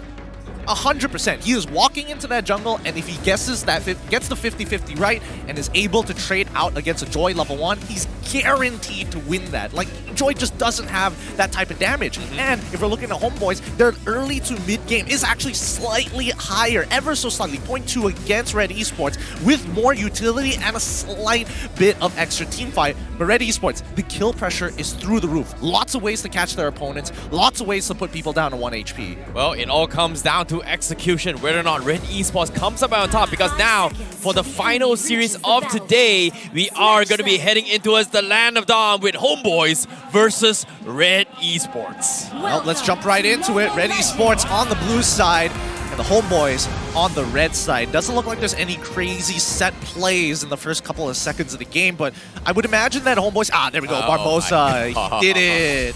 Yo, boy, this is going to be a tough one here, Barbosa. Gonna go for a little bit of smacks here and there, and there's nothing Amo can do, but he needs to make a run for it as well. He forced a very early sprint, so Red Esports, they are gonna be happy to secure it for Amo, but for Barbosa, he's gonna try and delay it even more by pulling out the purple buff away from Red Esports. Very, very smart. Joy is still a little late on this, but at least the Homeboys has some extra support. Oh, God. Okay, he's fine, he's fine. He's got the bush here to provide a little bit of shield. So Red Esports, they do secure the jungle for themselves. However, Chibi left completely uncontested. That means he is going to have a little bit more farm in terms of efficiency when it comes to rotations. But I don't think it's going to be a big factor for Red Esports for now. Well, not for the time being. And Warlord and Kyym actually losing out on a bit of EXP because he had to go and help out the Joy. Hopefully that doesn't bite him in the butt later on. He will be able to hit level 4 off of the EXP lane, so that's not a big deal. But that's the problem, right? We're seeing that Barbosa, he's just constantly checking these brushes, making sure that GB is always going to be ahead of Emal. That's just the way that Demon Slayer works. Yep, at the same time as well, he's got one objective ahead of Joy, considering that he's invaded the neutral jungles of Red Esports, whereas Homeboys, whereas Red Esports, they're a little bit afraid here. Joy not going to be invading, so he's going to be one creep down on the bottom lane where he doesn't really know where to go here. Emal is just waiting for a spawn somehow. He's got nothing to farm off the map at this point. We're seeing that even Chibi is able to get the gold crab as well. He should technically be able to hit level 5 off of a wave, but that's fine. I don't think Joy's showing up anytime soon. Yeah, at the same time as well, top turtle is going to be contested as well as Homeboys already in position to contest this. The rest of the team, they are going to be looking for a flank. Support goes for the Black Dragon as well. They force the final stash, and now a 3-man Petrify comes in. Big damage coming in, but first blood is going to be in the hands of Red QT as Red Esports, they're looking to disengage. Barbosa finishes off Amao, so they trade 1 for 1. A beautiful play coming out from the side of Red Esports. They all agreed we're going to, no matter what, we're going to kill Chibi, right? Chibi needs to die. And Mom saving his kick right onto the Appraiser's Wrath to make sure that nobody else gets traded except for Amao was so worth it. Because Red Esports, they need time. Yep, they definitely do. But bottom lane as well, Anip is getting completely harassed out of lane. Here comes the Taunt upon Memories, and Mom with the stun as well. And it is going to be MelQt that secures the kill on Anip as Red Esports has a very, very big lead right now. Meanwhile, Barbosa is getting kited with the final stash as well. They're calling Red QT to finish him off. Does he have the bids? Yes, he will, but doesn't even need it, and he will get the kill. Can't disrespect Ren QT right now on this Arlet. Oh, God. Oh god, Warlock, he actually got caught up with the Feathered Airstrike as well. What's going on? Red Esports, they're just getting pickoffs after pickoffs. Yep, again, Homeboys are just not used to Mom having so much coverage, having so much pressure across the map. Again, he's getting away with a lot, especially since the early game was supposed to fall into the hands of the Homeboys. So again, we're at this awkward point of time where Red Esports, they've gotten everything they could possibly get out of the early game. They just need to maintain the lead. Yeah, pull that off for now. Mom finally gets caught out as well. Do they have the chance? CC forces the flicker, but dies eventually. A little bit of wasted attempt from Mom, but as of now, that's going to be a little bit of redemption for Homeboys. I mean, they guarantee that Chibi used that retribution. Mom unfortunately loses his flicker in the process. Had he survived, man, that would have been huge cash money. Yep, at the same time as well, Homeboys seems like they are going to try and top side set up on the catch on Amao, but Subba is taking some heavy fire on the top side, while Red Esports does have a little bit of advantage for this next turtle fight. And Homeboys, do they want to fight this? Because as of yet, Chibi hasn't been having the most ideal fights here, especially with a Cho who may or may not be kicking him out of objectives here. Warlord's going to use his ult super early on here to get as much damage as he can. But look at Sabat, he's out of the fight already. Oh boy, this is not good coming in from Homeboys, but they are going to try and force the issue as well. Mom going for the kick. The retribution will be secured as well by the back lines. Barbosa tries to take a jab onto his Kyym, but it's not going to do too much. Mom, however, is going to be taking the full brunt of the Appraiser's Wrath as Homeboys kites their way in this fight. Beautifully played by Chibi, holding on to his taunt until the very last second when he knows that Mom wants to go for the engage. At least they called it earlier that Amao utilized his retribution to ensure that they guarantee this turtle. So, one turtle for each side right now. On it. Oh, not going to get the gold crab. So unlucky. It looked close. Great attempt coming from Anip, but that means MelQt will still be leading in the gold department for the gold laner. Meanwhile, Barbosa, counts out Mom. They're thinking about fighting this fight, but it is a Cho, so I don't think it's the wisest of choice for now. Chibi will be clearing the Widow Wanderer. They are going to make an attempt on Kyym, but nope, the Purify will be forced out, so that's going to be the disengage coming in. That's perfect, and that's all that they want, because as soon as Kyym doesn't have his Purify, he is susceptible to damage. He is susceptible to specifically Subbot if he gets on top of him. Now, with 56 more seconds, I think, the preparations are coming into place. If you need to proxy the wave, it's happening at 30 seconds. Oh, they force a sprint up on Barbosa, but Amao diving a little bit too much. Here comes the taunt as well, but Warlock is a little bit too far off to interject to punish Amao for now. So that's going to be a little bit of trade skirmishes coming in, but they want to catch on towards Barca, and they do get the taunt. No Purify this time. Catch you once, it's okay, but not this time. Not this time, baby. Oh, they're probably going to go for a second dive. Oh, here comes the dive as well. Amao going to be tanking his way through, but taking a little bit too much damage. Warlord zoning him off, but look at this. Homeboys, they're focusing on inhibitors. Mom is trying his best to slow his way through, but the inhibitor, the tower will fall, but he gets taunted, and that's going to be Anip getting another kill. Come on, Anip. You didn't need a flicker there. It was an unnecessary. The kill was guaranteed with the help of Chibi's taunt, but he just wanted to make sure in case Mom actually wanted to go for a big flicker. Oh, MelQt looking for the finish. He is going to get a free kill onto Anip. No winds of nature. Nicely done from MelQt to punish that, and this puts Red Esports back in the drawing board. Yep, but again, contesting Lord might be a little too tough for Red Esports. They lost the majority of their members, and the retribution is down. So they're going to try and steal the purple buff while getting a push on bot side. Yeah, this is tough. This is annoyingly hard for Homeboys because somehow they got a very, very big objectives in the middle lane, but the problem is the side lanes, they are just losing so much control and they're just giving so much space for Red Esports to farm across the map. Yeah, but again, it's all about that mid-tier 1, right? Mid-tier 1, as long as it's open, as long as it's down, Homeboys can kind of transverse the jungle very, very frivolously, and honestly doesn't have to worry too much about the collapsing members of Red Esports because they are coming from expected areas. I think with the Homeboys, they are going to trade at least trade turret for turret, top for bottom. Yeah, open up the map a little more, set it up for the next Lord fight, but the question here is, the next Lord fight is going to be on the top side, and it feels like Red Esports has a better room to work with, and Homeboys, they need to find a pick here, and hopefully with this cash coming in from RenQT, it is going to be good. However, Mom is there to actually intercept Chibi. They are going to look for a fight. Two-man Jikundo comes in. Chibi, he's going to get out, but Amal finally interjects as well, pops his ultimate. Warlord will be forced to use the beats back out. That's going to be the disengage for Homeboys now. Oh my god. Okay, I definitely thought that was about to kill. The snipe's gonna come and hit Amal, but here's the beauty of stealing Joy's all. You don't have none of those dashing conditions, you can immediately pop it. Yeah, I guess, you know, just have that mobility, right? But Homeboys, they will be able to steal the purple buff away, considering that Amal was a little bit too far off. So that means that with this upcoming fight coming in, Amal is not going to have that purple buff to actually kind of spam his way through, or maybe even prolong the second of the fight. I mean, it's not like he needed it anyway. The orange buff is probably going to be more useful to him at the end of the day because he doesn't utilize mana. But more importantly, so I will imagine that, you know, Homeboys, they're setting up for something here, right? They're allowing their structures to get taken down. They still have mid-structure available. And the problem is that Red Esports isn't really giving them too much leeway.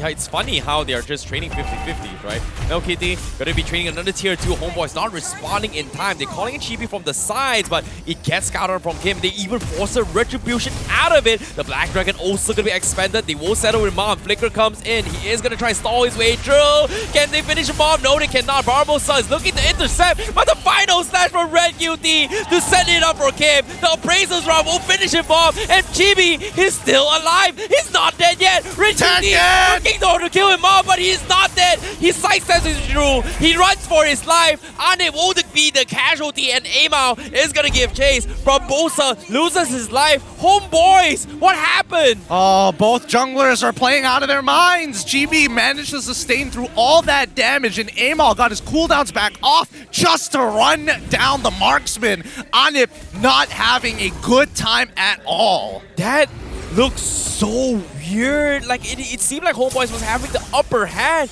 but it was secretly Red Esports stealing their way through. MelQt now gonna be going for the poke. Chibi pops his Appraiser's Wrap, but he's gonna get chain CC'd. He's left alone, and he is gonna be bursted down by Kyym. And meanwhile, Warlord and Support, they are gonna try and force a fight, but they do have retributions available on Amal. The Lord dropping down to 20% as well. It is gonna fall, but it will be secured by Red Esports, and now they completely back out of the fight. And Homeboys, they cannot re-engage this. Yep, I mean, Support, he's gonna heal off that top side. No, it looks like it's Anip who wants that wave more than him. Support has to take a recall here real quick just to make sure that he is up and ready for the upcoming fight that will happen by their inhibitors. Now, it's tough. They've managed to secure the mid lane as long as possible, but finally it should fall with the help of these Lord-empowered minions. So Homeboys, they have to be careful with the way they fight. They cannot let Joy walk around for free. Yeah, it's true indeed. Mom has been a very annoying factor as well. Here comes the final snatch. They get Support. No Black Dragon for Homeboys and Red Esports. They are looking to get an inhibitor now, considering this pesky dragon is going to be down. However, it's still early in the game. 20 seconds on the sidelines for Support. So Homeboys, they just gotta give up a little bit of control, and that should be all, right? It's a little tough to say here. I mean, Chibi's really out of position, but he should be able to tank it. Oh no, he's gonna try to back off as well. Warlord's gonna be going for a couple of harassments. RenQT with the slash. Not gonna interject, so Homeboys will somehow manage to defend against this, holds on to this inhibitor, but for now, they cannot afford to make any more mistakes from this stage at the point. No, they really can't. They have to give respect to the final slash coming in from RenQT, because that has been the biggest tool for the Red Esports to have access to the backline, or at least separate Chibi or Barbosa from the rest of the squad. And then it becomes super easy to take down the Homeboys when they're not so clumped up. No, I like how Ren QT is so confident on Arlo right now, especially when Mom is looking for those kind of flank engagements here. And the moment Homebois is so preoccupied with juking Mom, he finds an opportunity, sets up a play with a final slash, and immediately you can see Kyym reacting to get a couple of chips here alongside with MelQt. And it's brilliant that they have this understanding coming from Red Esports, but Homebois, they need to make a play.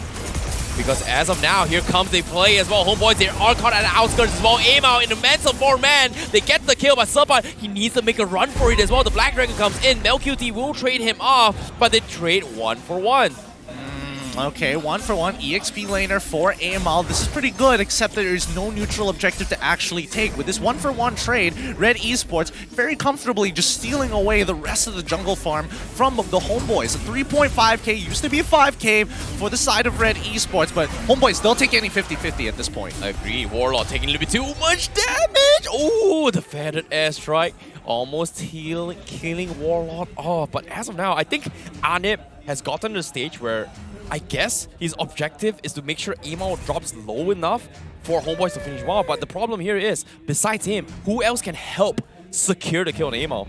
Well, ideally it would be Chibi. Ideally it would be Warlord or Slipbot, but they've all got their own jobs here. Chibi is going to try and tank as much as he can, but it's really up to Anip to kind of play for himself, because let's not forget, Amal does not have Vengeance. He's got a lot of damage, but he's not as tanky as you think he actually is. I guess, but now with the Lord already being to start the things off as well, Chibi does have a little bit of a glimpse on how much help it is. Also from the sides, Barbosa is going to be preoccupied here, and though here comes the kick, they do catch up Barbosa. He does have the immortality, but Homebois are taking control of the Lord pit, but they lost Barbosa. Support with the Black Dragon is a zone them off, but the Lord will be secured by Red Esports. Chibi in the midst of everyone, and the rest of Homebois, they can't do too much. Anip is getting completely zoned out, and Chibi is still holding on, but Anip has forced to sacrifice him in this fight, despite getting the kill on MelQt. Yep, zoned away again. Anip cannot get on these fights, and the body's being thrown to protect him.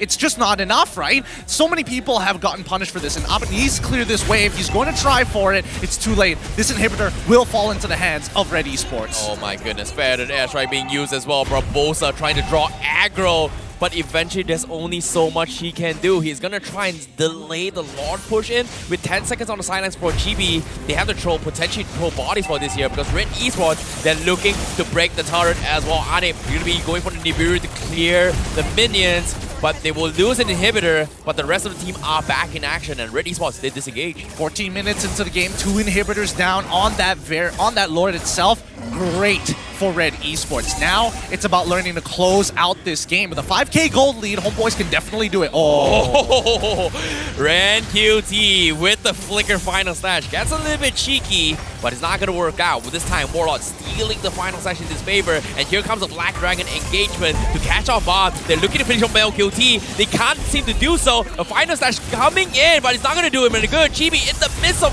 5-man is not going to be able to do too much. Now Emo, he is going to be picked away from Ani, but Kyym, he wants to kill off Ani, but there's no range to do so. It is going to be a 3v2. Anip still has the damage to do so, and MelQt is there as well. But Red Esports, do they risk this for the biscuit better? Airstrike, oh my god!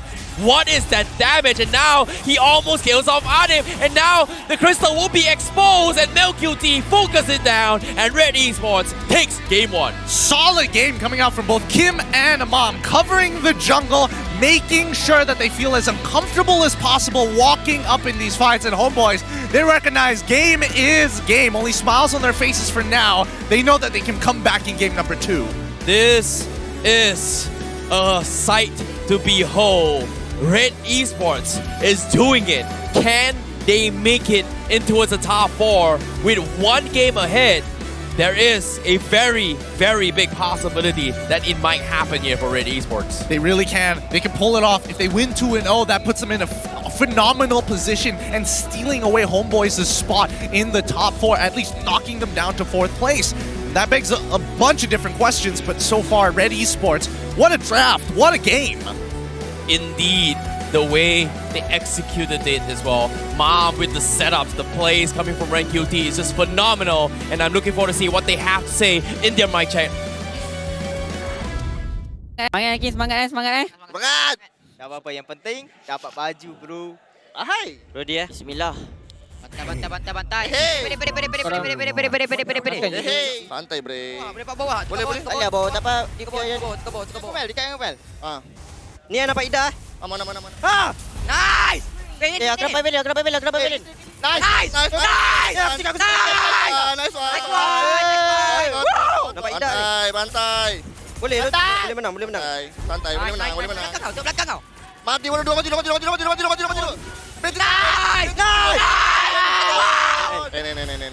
Nice!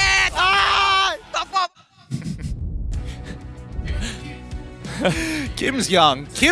Admittedly, he's very young, and you can definitely tell by his energy how he's feeling. Oh my god, he's definitely feeling himself here. The amount of niceness, the amount of screens, the amount of excitement cannot be contained in this little boy. But at the same time, most importantly from Red Esports, as Mom said, it doesn't matter what happens today. As long as we look good in our shirt, it's all good, baby. Yeah, I mean, they walked up with the Baju Melayus, the Malay traditional style of shirts. It's great. And like all of them, everybody who's part of the Red fam has some form in the Red Esports colors. It's not just red, it's black and white too. Yeah, but at the same time, I really love the buttons. I swear to God. The buttons look good! Like, can we get one from them? You know, like that button. Oh, okay. That's just disrespectful. It's a set. The whole point of it is to make sure that they're looking clean, that they're looking fresh. Just like one of our sponsors with Champion Extra GG with Guardian, and you can fight 99.9% acne-causing bacteria in just 10 seconds. So simple, an early morning routine to make sure that you're looking as fresh as possible. Exactly. If you want to look like us,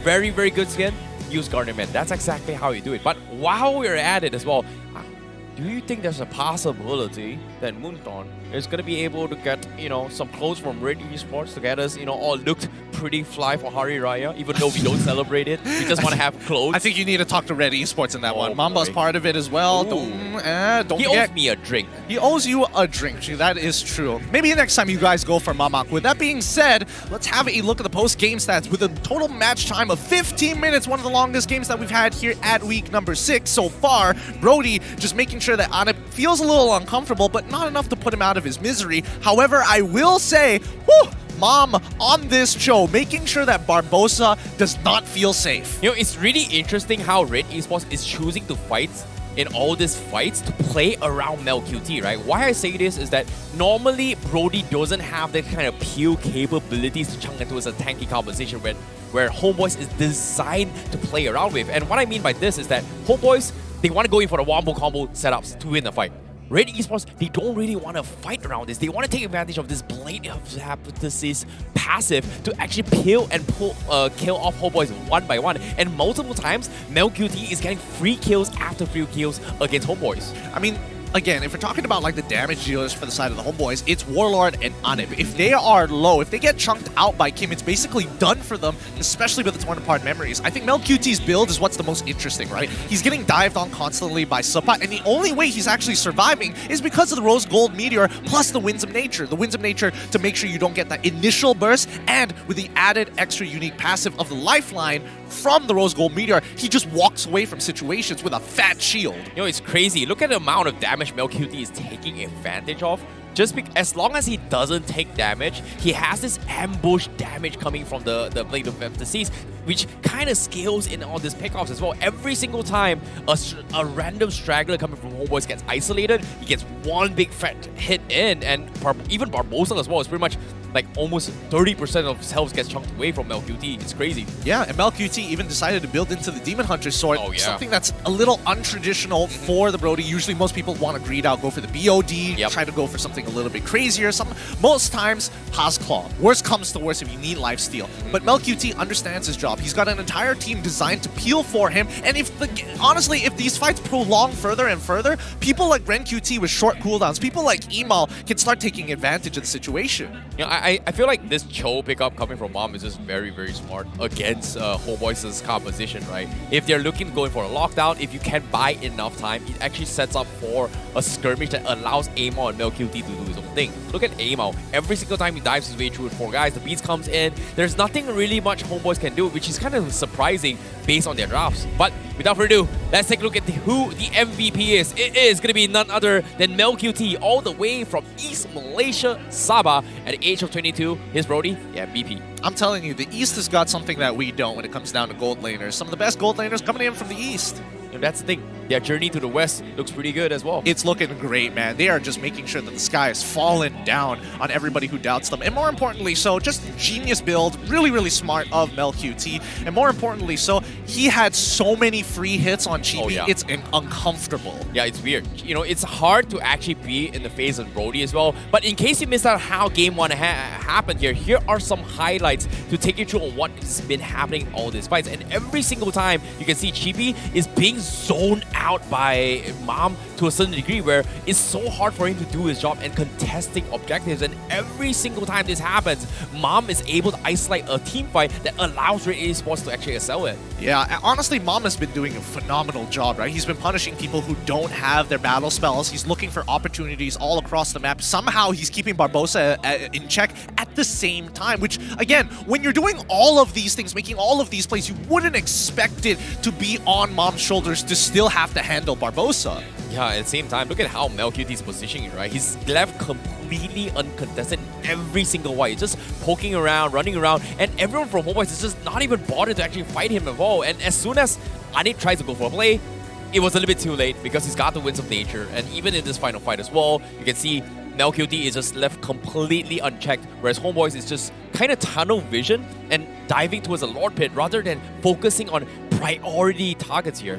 Well, it's tough to get to their priority targets. Like, let's say you want to kill Emal, right? Yep. He just dashes forever. He never stops. And when you think you've got him, RenQT comes up with the final slash to push you out of the way into the combo with Mom and Kyym. Like, it's never-ending CC that they have to deal with. So let's look at the standings currently. Boy. With that one win, it does mean that Red Esports are not in contention for that 4th spot. They knock Lunatix down a peg. Oh, this is so unfortunate coming in for Team Lunatix. However, Red Esports pretty much almost guarantees top 4? Not yet. Let's not yet, forget right? that Red Giants still has a game on Sunday. Okay, fair enough. There is still a possibility. If Red Giants gets a 2-0, that would be 14 points. So technically, if they get the 2-0, they will be tied with Red Esports now. But if Red Esports takes the series, it's over for Red Giants. Exactly. And more importantly so, Homebois have not taken a game off of Red Esports. If they do, at the very least, Homebois guaranteed to maintain their 3rd place position compared to Red Esports, who will only get 1 extra if they win the series 2-1, which puts them at 15 compared to Homebois' 16. So if Red Esports 2-0s these, they take 3rd spot. They take 3rd spot. Oh yeah. Oh boy, I've never seen an MPL season where from top to bottom, it's so ridiculously close. And even the bottom as well, Hack and Madness dying here for elimination. And that's also a scary one to be watching out for. Well, that's a different angle. We'll get to that game when the time comes. But with that being said, guys, have you heard about the All-Star theme skin, the Mia Atomic Pop? And it's available now with the custom action bundle. Something to actually keep in mind for the Atomic Pop Mia, because you can enjoy 30% off from the 5th of June all the way to the 25th. And besides, the All-Star promo diamonds can be used for discounts as well. So the skin and the bundle will be available in the shop up until July? May. Sorry. 28th of May. I'm bad with dates. May 2022. As if it's gonna be last year. May 28th. I'm bad with dates. I'm very bad with dates. I know what you're talking about, right? I know what you're talking about. Look. But if you guys want to catch a glimpse of this skin, here's a little bit of fun fact. After MPL ends for today, I think we have a little bit more segment here where we have the All-Stars as well. Well, in the meantime, let's have a look at this current state of the players here. We saw Chibi just smiling as he was walking off the stage to discuss and, you know, do a post-mortem about game number 1 and how to adapt for game number 2. Because again, it's very weird to see Arlott and Joy in the same composition. You know, it's weird, right? Considering that these are priority picks where normally that even teams like Homebois would prioritize taking that. But I was very surprised that they actually took the Valentina as well as the Frederick and just completely gave away to Arlott, which is weird. I don't think it's weird. I think in Coach Dale's mind, he's thinking, all right, they've technically already got an EXP later in Joy. That means the Arlott is not going to get touched at all. And that's the thing. That's a mindset that is very typical, very standard. Even for me, I would have agreed with Dale there until Emal decided, hey, I'm gonna just play Joy in jungle. Oh wow. Okay. I don't know if I should translate that, but hey man. Hey, you know what? Who are we, right? We can't eat. We're not fasting. Oh, I thought you were talking about Maharaja solos. No, I'm talking about food, bro. I'm hungry. Ooh. Aren't you hungry? Oh, what's this? Daripada Dungun. Oh, okay, all the way from Dungun. I mean, he I have wants no idea to where see, that is. basically the rough translation is that he wants to see Homeboys be the champions of MPL. And I think they've got a shot at it. They've got a really good shot, but there's so many hurdles because Homeboys, if we're talking about playoffs, they have not made it very far in the past couple of seasons. Fair enough, but at the same time, let's talk a little bit more on the drafts here because we are going to be jumping in towards a game number 2 for now. And will there be adaptations coming in from Homeboys? And I agree with what you said as well. Coach Dale, he kind of saw the Joy being locked down, did not expect the Arlott being stolen as well. But based on how Red Esports played it here, I think they were forced to draft it as a denial pick to kind of break the idea that Homeboys was designed to play around the draft in their initial first phase. Well, I mean, I suppose. There's a lot of thought processes that could be going on here. I'm not sure whether this was planned by Red or whether it actually was that denial pick. But now, coming into the second draft, right? Homeboys going to be on blue side, Red on red side as per usual. Now we're seeing the Fanny, the Farsa, the Glue already banned out with priority going over to Red here.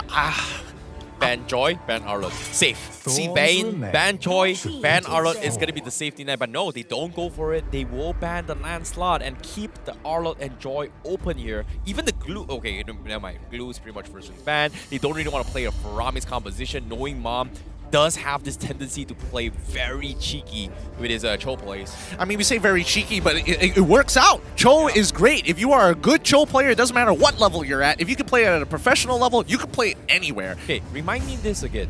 Did Homeboys first phase ban the Franco? No, they did, right? They got rid of the Kaja. Oh, they got rid of and that was Kaja. on Red Esports' side. Oh boy, well, are they going to open up the Kaja? So far, Kaja has had a very, very significant high win rate in mid-season or regular season, but this week and last week in particular, we kind of saw Kaja kind of falling off in terms of priority pick. Well, that's the thing, right? I feel like, especially for the MPL MY meta, we like hard engaging, we like overall team fights, we just like killing. We like fighting people all the time, right? And I think if it's a hero that's all about, oh, I'm basically non-existent if I don't have my cooldowns, that's just not fun. Such as? Kaja. Without her ult, she's basically useless. Tell me one good thing about Kaja without her ult. Cho, without his ult, is he going to be as relevant? Absolutely not. These are heroes that have just well-built kits and are always going to be relevant no matter the meta. Wow, that is a Mincetar pick. Okay. Fair enough. But with this Mincetar ban coming in, I think they have a rough idea. They're going to do it again. That Homeboys is going to use that strategy, but I agree with what you say. They might do it all over again. And this time, Joy also going to be split off in the side of Red Esports once again. Arlott going to be the priority for Homeboys instead. Joy Kaja. Joy Kaja right now. Unless they go for Valentina. I don't mind Valentina, but again, they have to give up something here on the red side. They can't just be designing their drafts, whether blue or red. There has to be the adaptation. I think ignore the Kaja. Just go for Joy Fredrin. Joy Fred? Maybe Joy Fredrin. I think it's either Joy Kaja or we're going to see Joy Bartis, maybe? I'm not 100% sure. Valentina. Valentina. Joy. Come on. Joy. Come on. He did well on Joy. Come on, you gotta play the Joy right. Hi, Shikin.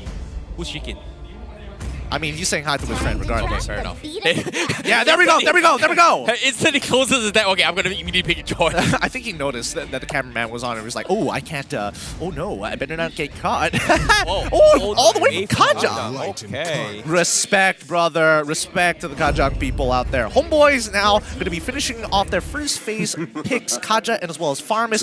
Thank God they have the counter pick at least, but this is to be expected for the side of Red Esports. They expect them to start taking fat ultimates, and that's why they wanted the Valentina. Yeah, this is a combination that Homeboys really likes to play around, right? Like they have, we've seen these over towards tier 2 streams and in the international stages as well. Farami's glue is very annoying just because of how you can actually isolate fights. Kaja works the same, But the question here from Homebois is that, yes, they can go for pickoffs, but do they have the sustains to actually prolong the fight? Because as of yet, Red Esports, they have a Joy. If you do not get the Divine Judgment on this Joy is just gonna completely destroy your back lines.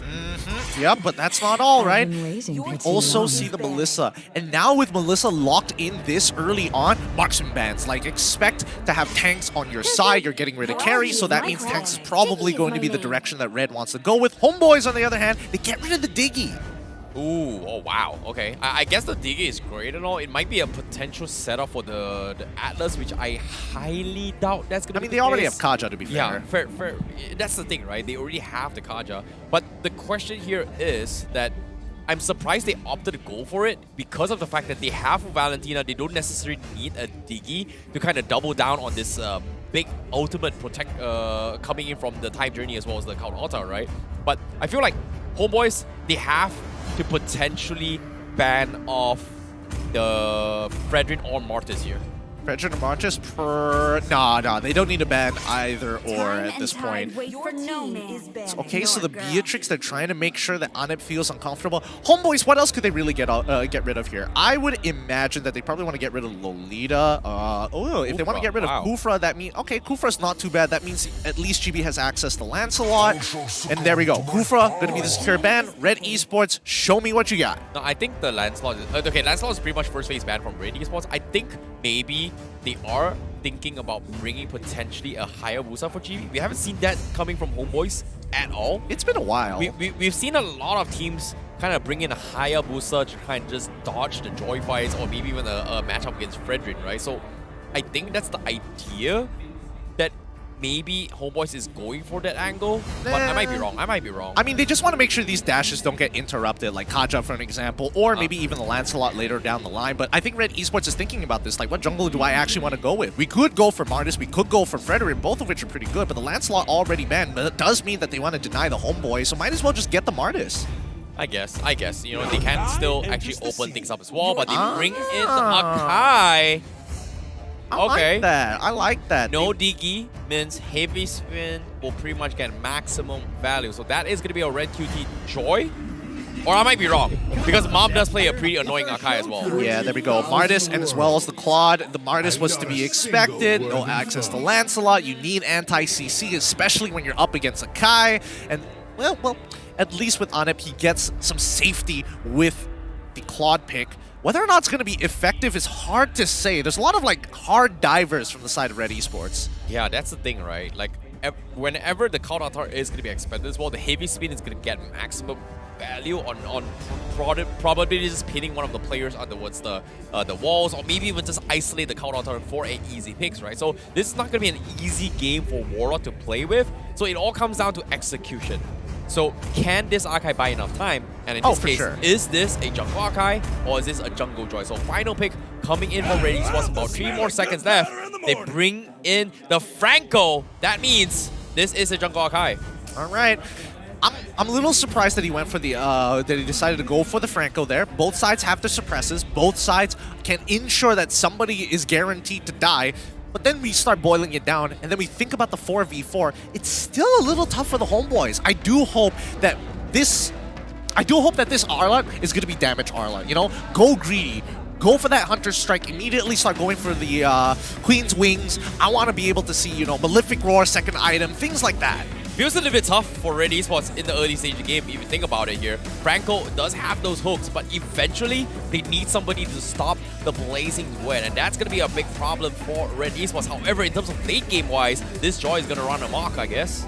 Yeah, this Joy basically gets the run amok, and with Vengeance as well. Well, alright, we can't say that she gets the run amok for free because there is Kaja on the enemy team. So, again, the only people who can lock down that Joy, Franco and as well as Kaja. Let's run into the game. Yep, without further ado, game number 2 for Red Esports going up against Homebois. Will Red Esports be able to secure the top 4 positions?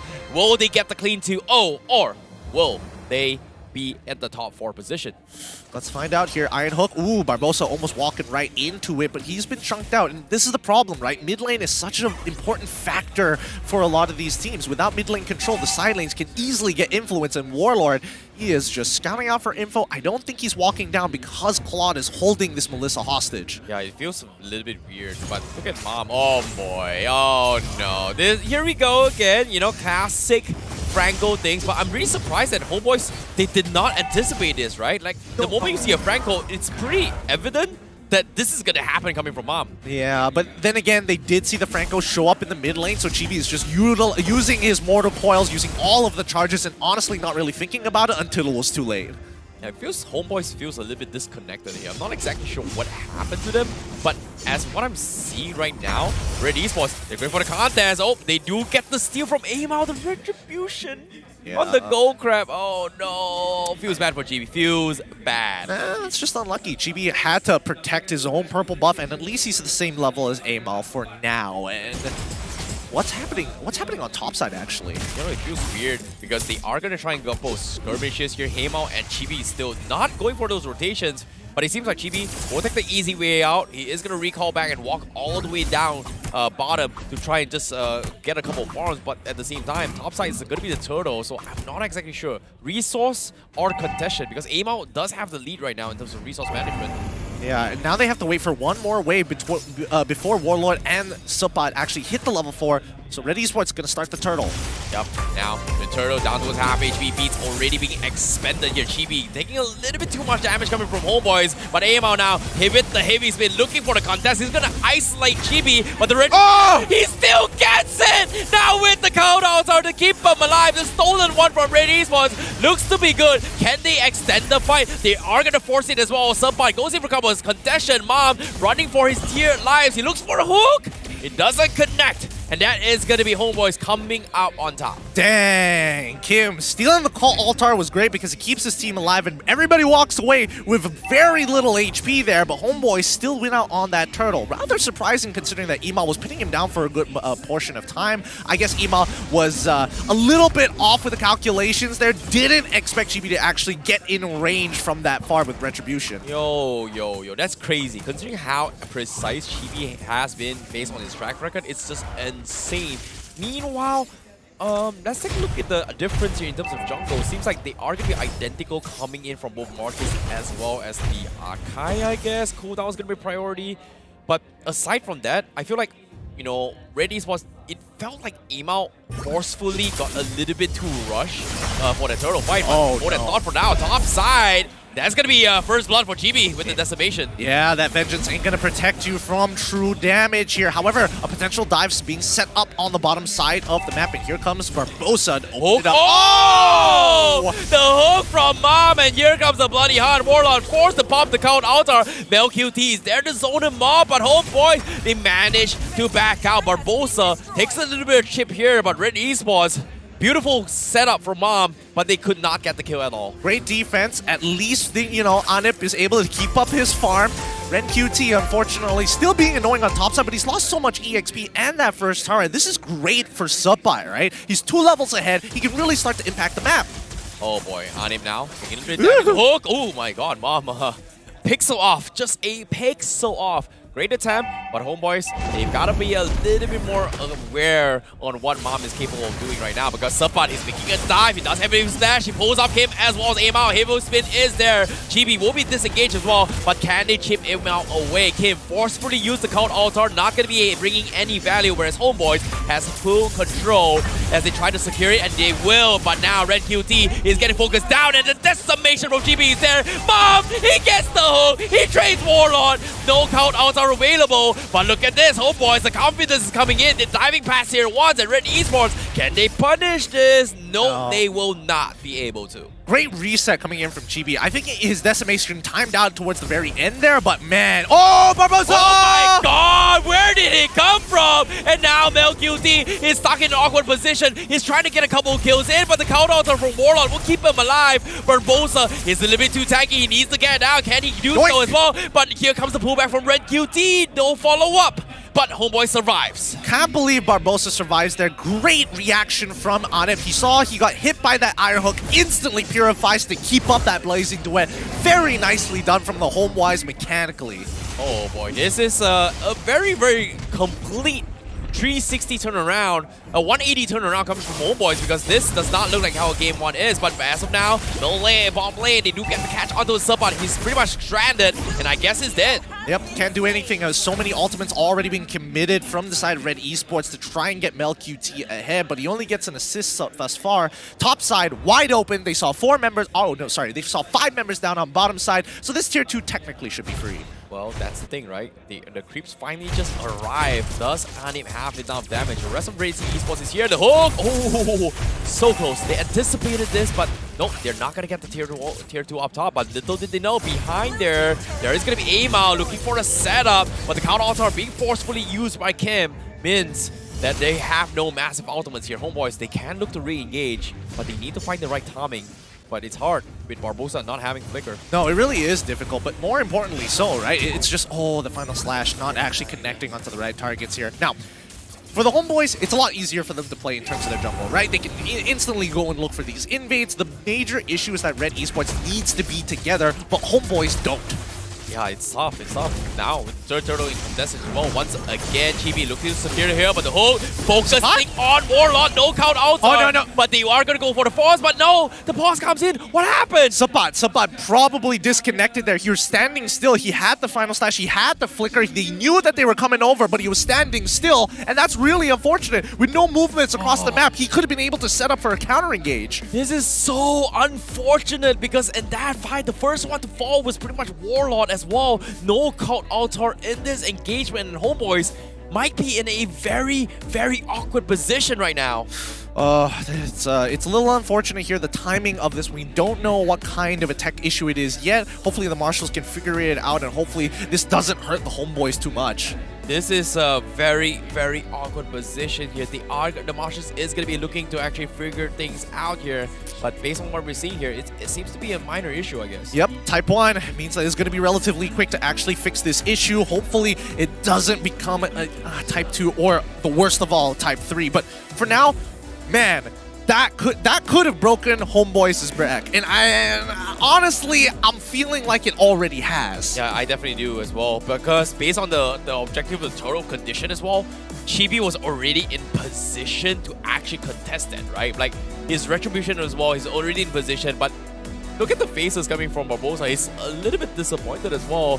You know, based on his arm, he's saying PMA. Are they still positive into this fight? Because it feels like chances are pretty slim based on how they're starting things off. Well, I mean, technically they can turn it around. It really depends, right? They're neck and neck in terms of gold, and looks like, it's not going to take 2 minutes this time. We're going to be jumping back into the game real soon. Oh, thank goodness. I thought we had to cover all that 2 minutes worth of time, but it's time to get back into the game. Okay, not sure what happened. Warlord was the first one to fall, but looks like there is going to be the disengage coming from both sides. So Red Esports forced to be back off, but Homebois, they did secure the turtle. All right, thank God. At least they got the objective, despite the fact that, Warlord died. But it's not the end of the world. The gold lead so far still in the favor of Homebois, but it's very minute. Yeah, it is very minute, it is. But, of course, now with this next contention here, it means that Homebois will have a slight lead against Red Esports in terms of overall farm. That means Anip will be able to scale a little bit better in this upcoming fight. And I feel like it's gotten to the stage where Homebois, they have to play around Anip going for those big wombo combos, because the idea of Red Esports isolating this fight is starting to wear off over time.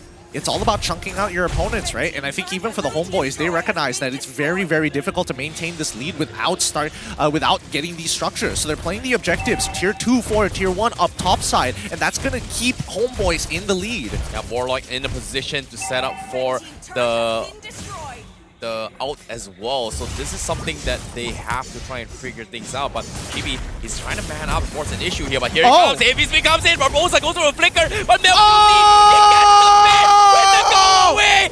Homeboys, they're stuck! But at the same time, Red Esports, they're trying to peel them apart. Anip finally shows up, mans up with the blazing duet, and now Red Esports, they're getting picked apart. Can they get the finish? But it is going to be Warlord that finishes off Amao, and now MelQt, he's manning up against Chibi. Can he run? He cannot. The killing spree comes in. Warlord pulls them back, and MelQt is dead. Homeboys, they get the wipeout. Holy.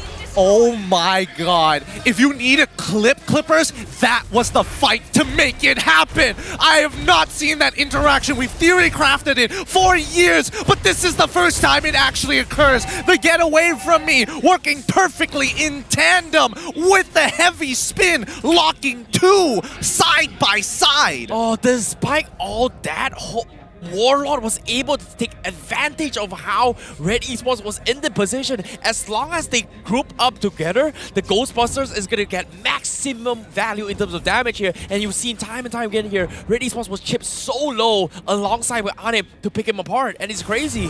Honestly, the worst part about all of it is that MelQt played perfectly, but still lost at the very end. Oh, so very unlucky. But at the same time, with the Lord already being expressed as well, but Divine Judgment isolates Amao. No retribution for Red Esports means easy Lord coming in from Homeboys. Now, Red Esports, they need to back out. But goes for the re-engage, but they have to disengage well. The hook doesn't connect. But Homeboys, they seem to be feeling themselves a little bit more now for game number 2. Oh, it feels good to see Supa coming back to his regular form, constantly making plays. That flicker is just a dangerous cooldown to have on him. And with the Lord pushing, let's see if they can synchronize these waves and at least get an inhibitor against Red Esports, who similarly did the same thing to Homeboys during game number 1. Yeah, I agree. Now, they are going to try and secure the purple buff for Anip in order for him to get the easier stacks for the Blazing Duet. Anip, look at this, the confidence to scare him off. He's playing with fate here. He's playing with fate. For all we know, Mom could have had the reaction time of an absolute beast and caught him out with that. So, I know, right? He's got to be careful not to push up too far. Yep, they even forced the Retribution to clear the minions, but with the Lord crashing on the bottom side, Red Esports,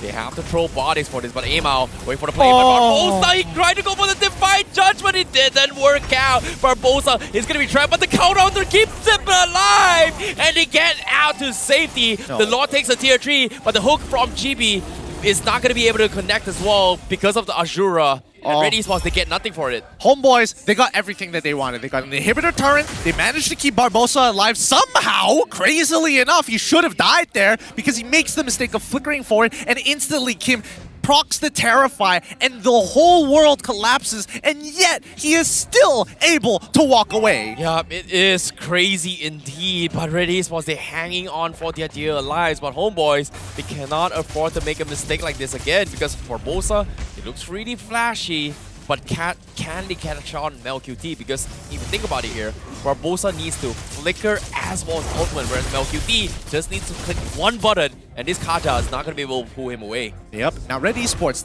Mom did scout very far and very deep into the neutral zone, no man's land, where Homeboys technically should have been, realizes nobody is there by mid-river, so therefore he just recalls, backs out, and can safely assume that the top side is covered with Homeboys property. Oh, this is scary. This is very, very scary for Red Esports, especially if they want to secure the top 3 position. They need this 2-0. Meanwhile, Homeboys also looking to solidify the top 4. If they both share a point, means that Homeboys is pretty much secured for top 4 alongside with Red Esports, I guess.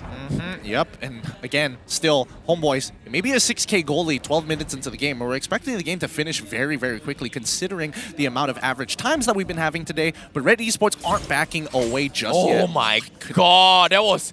How did that not connect? Dude, I don't know. What? They need to fix the Franco hitbox here. They need to make it very clear what works with it. Oh boy, this is tough. This is tough. Now, the Enhanced Lord will be spawned. Homeboys already in position with the top lane control, whereas Red Esports, they're looking to punish an aggressor. In this case, Warlord might be the casualty, but he needs to be a little more careful. Here he comes. Conceal plays not going to be happening here, but here comes the final slash from Supat, and Homeboys, they disengage from a long fight. They are going to force a fight, but the Blazing Duet coming from the back lines. Anip is going to get pinned on, but he is going to be able to get the last tick despite the stolen count altar. As Anim, he is going to be able to back off. And Red Esports, they trade nothing from both sides. Oh, what a beautiful play from both sides. Very good ideas, but Emal just the better person here. Locking the right targets and Mom getting that bloody hunt is huge, but Anip, he needs to heal back up. With no Purify, he can't do it again, but he knows that Red Esports is dependent on their ults. Oh no, Kym's HP is a little bit too low. They might need to force the fight as well. The Benjigu is coming as well. Final Slash comes in and they do catch Amal.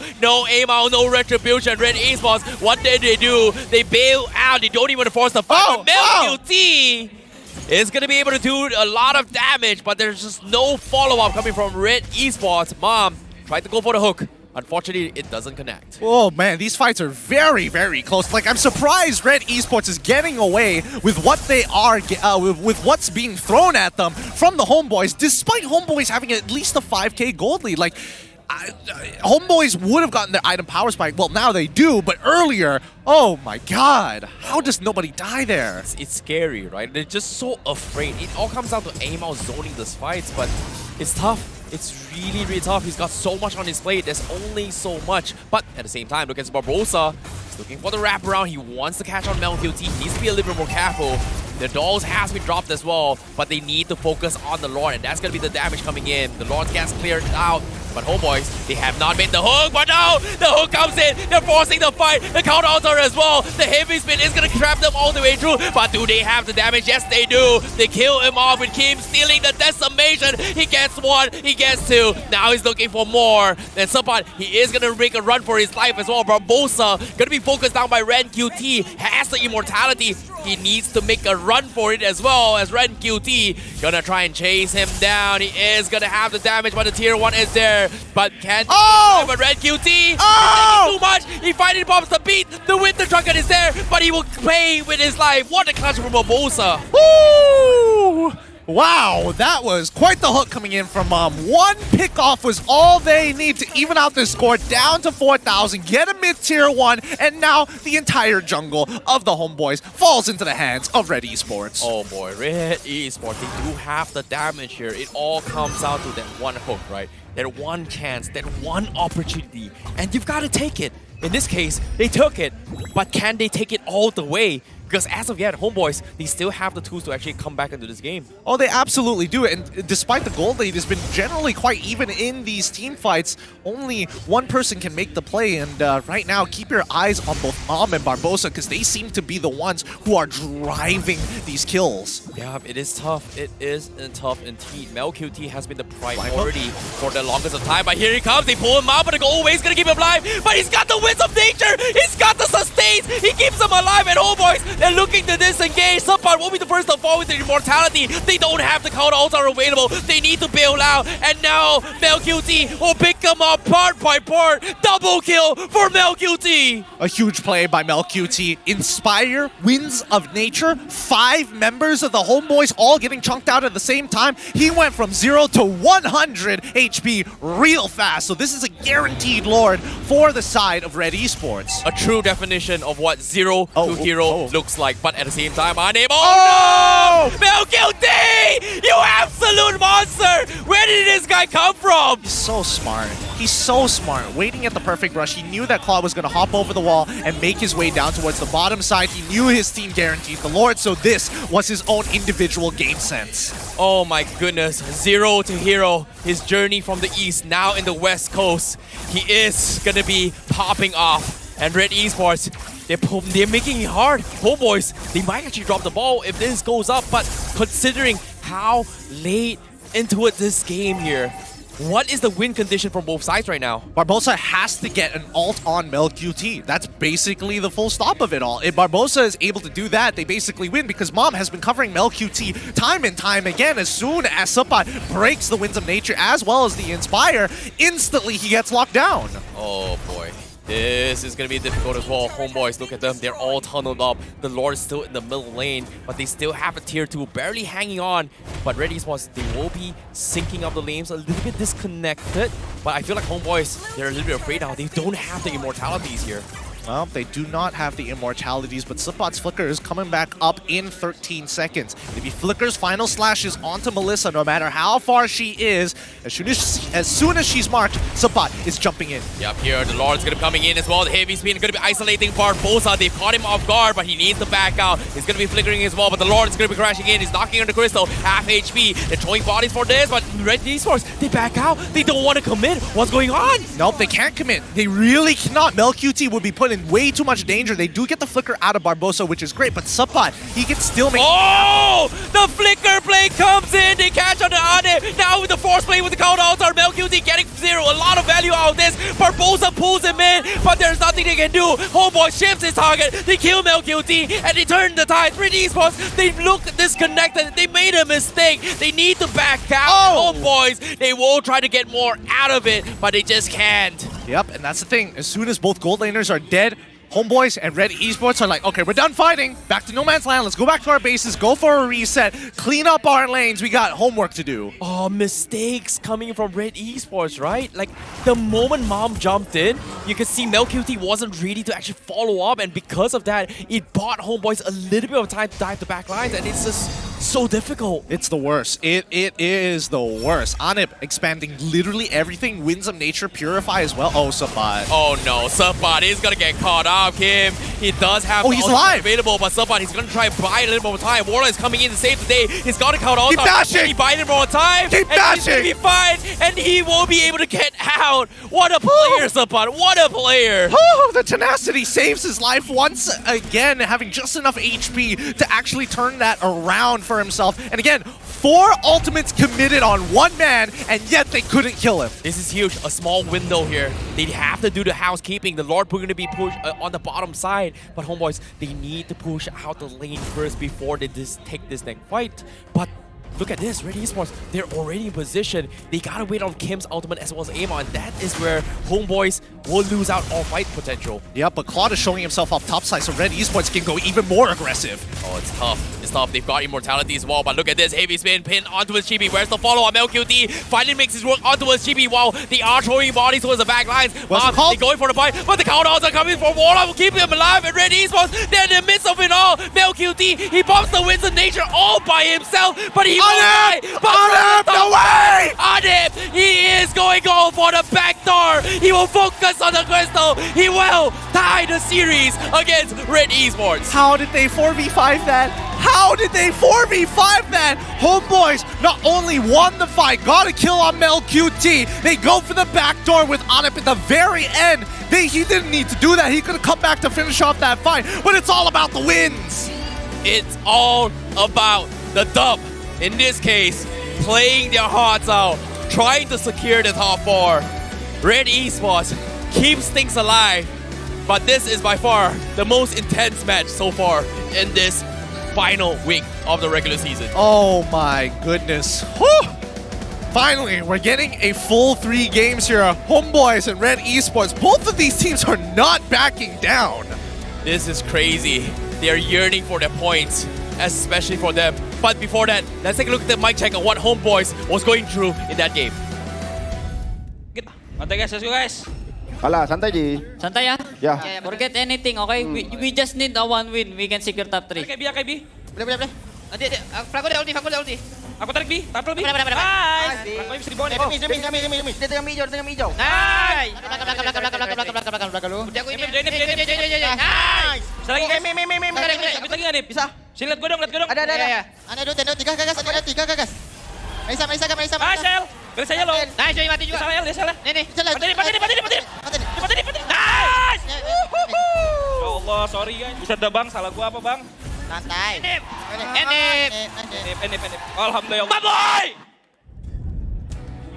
Whew! What a game. What a game number 2 between Red and the Homeboys. Shouting at the top of their lungs. And this is true. I mean, Coach Dale was right. 1 point is all they need to secure that top 3. And now that they have, they're in a comfortable spot. Not gonna lie, you can hear the comms as well. Every single play came down to the micro details. It is intense and it is stressful, but my oh my, what a game. I'm excited that this actually happened.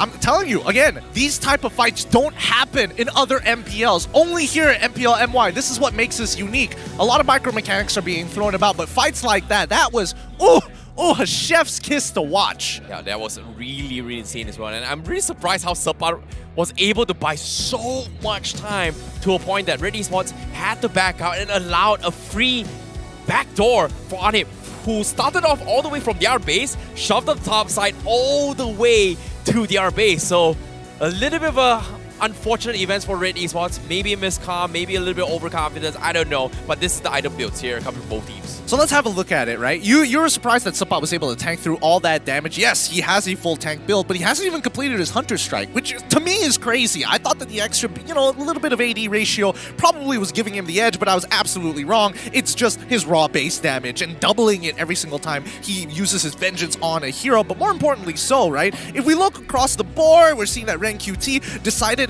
he needed a little bit of tankiness to actually deal with Anip, and especially when he's getting peeled by Chibi, by Barbosa, by even Warlord as well, to keep them away from Anip. Yeah, this is a problem as well, but I agree with what you said as well. But it feels like a lot of times that Separ was able to survive is because of the fact that he actually went for the tenacity instead of the usual ones where wave clear is going to be the priority, right? His tenacity kind of acts like his own emblem version of the Queen's Wing, which gives him a little bit more sustainability. So I really like that this has kind of showed a lot of value towards the later stage of the game. It did. It showed a lot, and it goes by percentage of missing health. So again, the more HP you have, the better it gets. And wow, look at that damage coming out from MelQT. Oh boy, yeah, MelQt is doing a fantastic job here. He's got a lot of Voodoos, her dolls coming in, connecting on multiple heroes, right? But every single time he gets multiple heroes, Red Esports can't seem to find an opportunity to finish him off. And even here, RenQT was struggling. Kyym was making sure that he's trying to protect MelQt as best of his can with those with his counter altar. So it's very hard for Kyym to play aggressively to cut the back lines, right? I think a lot of this game came down to just like very, very clean executions from both sides. I mean, they were playing top notch. And I mean, obviously, mistakes are bound to happen. But the reaction time, the responses, Barbosa flickers forward, all of a sudden MelQt instantly ults, and Amal jumps forward and blocks him off from the angle. Like, crazy stuff like that doesn't happen too often here at MPL MY. So great plays from both teams. You know, I'm glad you're really happy because theory crafting here, heavy speed with go away was it's more than a theory thing, but it was pretty much executed in that match. But without further ado, the MVP for game number 2. None other than the backdoor man. We've got Anip on his clock. Honestly, I would give more credit to Anip because that early game was not going in that favor. And if it wasn't because of Anip making the play at the very, well, I wouldn't say all the way to it, but 3/4 of the way to flip it around for the Homeboys, that was huge. Yeah, it was a lot of times as well was Anip was able to just completely bait Red Esports into what's a very, very unfavorable fight. So well done coming from Anip, because with him in this cloud, he feels like he is challenging MelQt that, hey, you're not just the only best cloud player. Malaysia is contains a lot of talented cloud players in terms of gold laners so far. But in case you missed out on how Game 2 went down, this is the highlights for you guys. Yep, a lot of these big hooks coming in from Mom, really making the difference in these fights, but I can't wait to see it because Barbosa had the exact same idea. But keep your eyes open, right? Despite Separ getting caught out this one particular time, look at the number of ults that they had to commit to, and then this beautiful fight. Oh my god, this was just huge. Anip was able to just get like so much value on the back lines and get blazing. But yeah, this is what we were talking about, right? The go away in towards heavy speed, just pinning one guy, and there's pretty much no exit out at all. No, there is no exit there. You just have to fight it out. And a majority of the members from the side of Red Esports end up dying with only MelQt, the last one to stand. He tried his absolute best there, but Homeboys just etched it out ever so little. Yeah, it's crazy how Warlord plays for Ramis. He's always able to get up like those kind of pixel pulls at the right moment, at the right time to kind of mess up all these utilities here. I'm not exactly sure what RenQt was going through his mind here. He thought he was going to get the kill on the Barbosa, but you have to give credit for Barbosa to actually stand the fight, because without RenQt in this fight, it made Red Esports' life a little bit harder to actually win those fights here. Well, I think it's actually worth dying there if you are in RenQt's position, because you're trading against somebody who has an extremely valuable ultimate in that Divine Judgment. But this last battle here, I mean, this entire situation should not have occurred, right? Homeboys, they were posturing to actually contest the Lord, but not really, because Anip needed to clear one more wave on that top side to make sure that it all kind of worked out. but as soon as they 4v5, instantly ended the game. Now, let's take a look at how things are looking here. Red Esports pretty much in the top 4 position, and Homeboys, with that 1-up means they will be on the 3rd place guaranteed, regardless of what happens to Red Giants Esports. Yep, I mean, they're secured their spot, but now, after that game number 2, there needs a statement that needs to be made by the Homeboys. People can't just be treating them like that. They can't just be making plays and Homeboys don't respond to it. Yeah, I agree. You know, Homeboys, they definitely, stepped it up as well, because with this play means they guarantee their position, right? And based on Red Giants Esports position, is it possible to still make it the top 4? Technically, if they 2-0, they could tie with Red Esports. They could tie with Red Esports if they win 2-0. But again, they have to win 2-0. Anything less than that, I mean, I feel like it's a guaranteed tiebreaker no matter what, unless Red Giants lose 0-2. Yeah, it is going to be very, very difficult. But nevertheless here, every match we'll give you guys updated on how the standings are going to look like. It shows how intense, how close it is between all the teams from the top to the bottom. And in the final weeks of the regular season, I'm not surprised as well.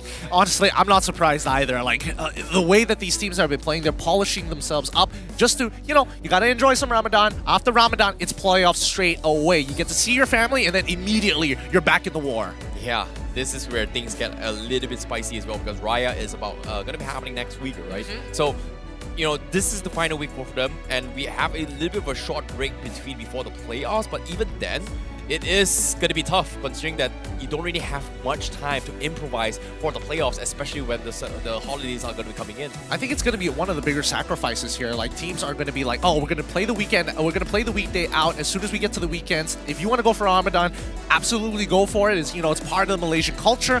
But as soon as they're done, they have to be back because, again, this is war. This is the only time where they can actually qualify for MSC through the playoffs. But, whew! I'm way too hyped about this game. I'm gonna cool off, and hopefully you guys too. We're gonna throw it for a little bit of a fun time with our host segment up on stage. So Rose, please take it away. All right, thank you, Shamilo. It was Shamilo, right? Not Samuel? Okay guys, so sekarang, since it's a 1-1, macam biasa, kita akan main Cam on Me. Tapi, kali ni, kita nak buat something different. We will be playing a hero punya macam suara dekat background. Lepas tu korang kena guess hero tu apa. Fun tak? Daripada ulti, I rasa ni lagi fun kan? Fun? Okay, so can we please have our first contender up on stage? Let's go! Pakai baju Melayu lagi. Okay, dia nak bawa flag. Bawa. I pegang mic. Hello. Hello. What's your name? Nak I tolong pegang? Okay. Kalau korang nak bawa flag, bawa je. I tolong pegang. What? Nama Azil. Okay, Azil. Okay, so Azil hari ni datang, tak payah tanya. It's obvious. Okay, so Azil main ML role apa?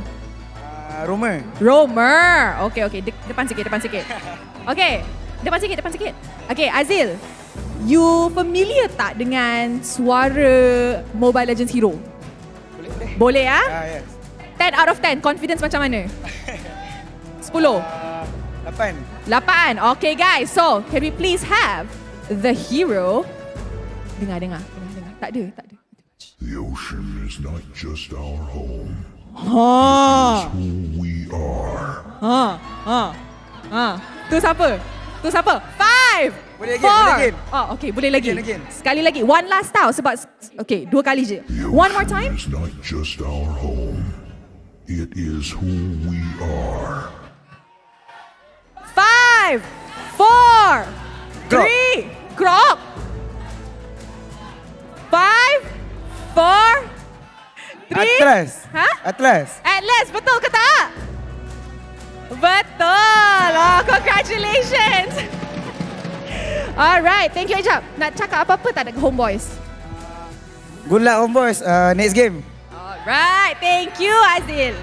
Congratulations, dapat skin ni, Alright, can we please have our next contender up on stage? Oh, all the Baju Melayu gang today. All the Baju Melayu gang naik stage today. Okay, hello. Test. Oh, test. Tadi tak dengar suara dia. Okay, what's your name? Azri. Azri, nama lebih kurang sama. Okay, so Azri, main role apa dekat ML? EXP. EXP, okay. So, familiar tak dengan suara heroes di ML? Ingat-ingat lupa lah. Pakai bahasa Rusia. Pakai bahasa Russia. Okay, so 10 out of 10, you confident boleh jawab? InsyaAllah boleh. Out of 10? 5. 5. Okay, so, you guys ready? Ready, ya? Can we please have the sound? The night sky tells all. 5. One more. Sekali lagi. Okay, one more time, please. The night sky tells all. Esmeralda. 5. Dia dah jawab. Tak payah 5. Dia dah jawab. Esmeralda. Boleh buat Esme tak? Alright, thank you. Nak cakap apa dekat... you datang sokong Homeboys kan today? Homeboys. Okay, so what do you want to say to Homeboys before you go? So, Homeboys next game, good luck. Alright, thank you Azri. Jap, senang sangat ke suara hero ni? Senang sangat ke? Can we please have our next contender up on stage? Okay. Oh, dia tak pakai baju Melayu. I thought it's a baju Melayu day today. Okay. Come on guys, make the sounds harder. Hello, what's your name? My name is Ki. Ki. K-I-E, yes. Ki, okay. So Ki, main role apa dekat ML? Jungler. Oh, jungler. Okay. So, Ki rasa out of 10, Ki boleh jawab yang apa ni? Boleh bagi hero tu out of how many percent confident are you boleh jawab? I think 7. 7 out of 10. So 70%. Yes. Okay, ready? Okay, guys. Can we please have the sound? Experience the euphony of suffering. 5, 4. One more. Okay, sekali lagi. Experience the euphony of suffering. Okay, 5. Granger. 4. It's Granger. Betul. Asal you tak sure? Betul. Granger. Granger. Memang Granger. betul. Granger. Dia yang tak sure. Betul ke? Tak. Macam pelik suara. Betul. Serius betul. Granger kan tak meta sekarang kan. Okay. Sekejap. Sebelum tu, you datang hari ni untuk sokong tim apa? Tak tahu, dua-dua disokong. Okay, since dua-dua dia yang paling neutral, you nak cakap apa dekat dua-dua pasukan? Dua-dua pasukan, harap-harap dua-dua boleh commit full lah dekat playoff nanti. Harap-harap semua boleh datang balik lah. Yang nanti time playoff lah, semua datang lah. Alright, okay, thank you very much. Semua dapat skin hari ni. Adakah kita ada seorang lagi? Do we have one more? Dah tak ada dah, sorry guys. So next time you guys hope always satu-satu dan kita main game ni, okay? Okay, suka. Okay guys, and with that, mari kita throw it back to the casters to start our Game 3 third match. Casters, take it away. Hey, thank you, Rose, for lightening up the mood because that seems to be a very, very difficult game. I certainly enjoy the minds of all the players and the viewers here who's pretty much very creative and very attentive to the game itself. Welcome back once again here. Now, the decider match coming in from Homeboys as well as Red Esports. Woo-wee! I mean, it's not easy. It really isn't an easy matchup. Both sides have the mechanics. Both sides have incredible reaction times. We got an amazing game number 2. But now that both teams are on match point, there can only be one winner. And if it's going to be Red Esports, at least they secure top 4. But if it's the Homeboys, well, I mean, it's there's going to be more tiebreakers than there should be. Dude, that's the thing, right? I saw in the comment section here, the fans, they were singing applies around. If Homeboys wins, Homeboys is going to buy everybody food. Really? I don't know, it was on the sign here, so I assume it's true. So if that happens, we've got the whole crowd there, we've got whole crowd here, we've got 2 casters here, look, 3 casters. I don't know about you, but I know for a fact that I'm not a politician. So I ain't taking any of this extra stuff here. I don't want that little bit on that side. Don't need none of that. I'm straight and narrow here. With 1 minute left, what are you feeling like? Homeboys or Red Esports right now? You know, I was, I felt like Homeboys was a little bit slow in game number 1. Game 2 is where they kind of bounced back a little bit more. So I want to see this Homeboys a little bit more. But at the same time, Red Esports, do they want this point? Because regardless of what happened here, they pretty much are guaranteed for top 4, right? Unless Red Giants... No, and technically Red Esports still needs the points so that Red Giants doesn't get a 2-0 to actually tie the series with them. Look, I want to confidently say yes, and I do feel that I'm right, but I also want to wait for the updated brackets just to be certain, just to be confident about my answer. That's not fair, because that will be pretty much after this series and you got the answer. I mean, you know, you still haven't given me an answer whether you're preferring Homeboys or Red Esports. I want Red Esports to win. Oh, okay. Okay. Did they also offer you food too? Oh wait, you know what? Let me switch my mind. I'm going that's what I thought. You see? That's the one. That's the guy. Oh boy. All right. Enough of the fun and games here. I think adaptations need to be made. Number 1, MelQt is a real menace on these marksmen. It's something that they need to keep in mind here. Anim did a really good job in the early game to actually keep him in check, but once MelQt got his first 2 items, that's when Anim had to be extremely careful with the way he engages in these fights, and especially in that 1v1, he doesn't have as much of a laning presence with that Claude, so he has to make sure that he maintains his health. No, okay. Let me take a little bit of guess, right? Okay. I know they're very happy. They're pretty much guaranteed the top 3. But the question here is, if Homeboys win, Daddy is going to be forking out a little bit too much money to actually buy so much food. So do they lose this or do they win? Look, Daddy Hood is a generous man. He is a very generous man, and I don't think he will, hold back on splurging on the boys, of course. But Red Esports, on the other hand, I think there's a lot of glimpses of glory there. Like, Kyym really works well with the team. It seems that his mechanics are really high as well. So he is fast, he is quick. All he needs to do is to work together, and we'll get another game number 2. Just beautiful mechanics, beautiful team fighting all across the board. I won't lie, Kyym, super underrated here coming into this tournament here. We haven't seen him play at this level, but he has been delivering here. Despite them losing game number 2, his Valentina was very spot on. His game 1's Farsal is also very spot on. But can he keep up with his consistency? But for now, without further ado, we're jumping into a draft for game number 3 to find out how the brains of the team, the coaches, and the drafters decide the tempo of the pick here. Now, on the blue side, we have Red Esports, and on the red side, we have Homeboys. Okay, we could see a repeat of game at number 1, but I think Sora Bayong, the fact that he's gone all the way to 3 games here, I don't think he's going to be changing his plan based on what we've seen so far. The Fanny instantly banned out by the side of Homeboys, Red Esports, as expected, we do see the glue. Yeah, I think they should ban off either the Arlo or Joy. It feels like it's a little bit too risky to play. For Homeboys or Red? I think for Red here, like so far, the Faramis has been a factor where they don't really want to play around with. But I feel like if they force the Faramis up on Kyym, that kind of gives away the Valentina, right? Or they just do game number 1 all over again. Just let them both through and then just pick up the Joy as well as the Arla. I don't think Homeboys is gonna make the same mistake, right? Like, I don't think Coach Dale will make that mistake. It's pretty obvious they messed up that draft in game number 1. I think it's just a lack of information.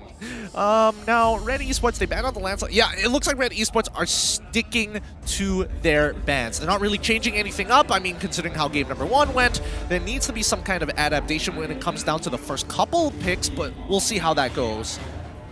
Yep, at the same time, the boys gonna be showing love here. Cut back to Daddy Hood in the back room. He is ready. He's listening in on the boys. Wow, production job well done. Thank you. Thank you for making our life a little bit more flavorful, as we do see a little bit more humanity between the players.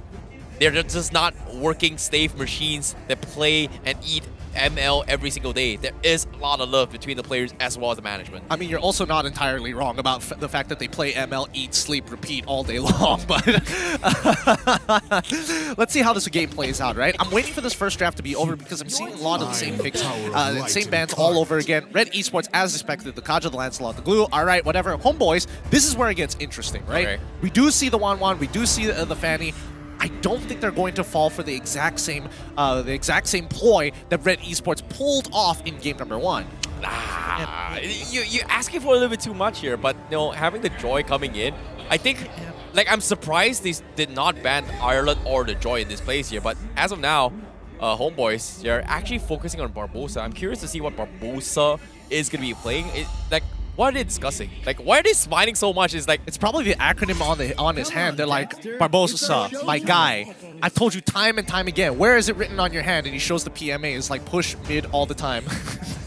Is it push mid all the time? Look, I'm just making assumptions here. You know, Your guess is as good as mine. Positive mental attitude? Oh, I mean, that also works too. I was just making this up.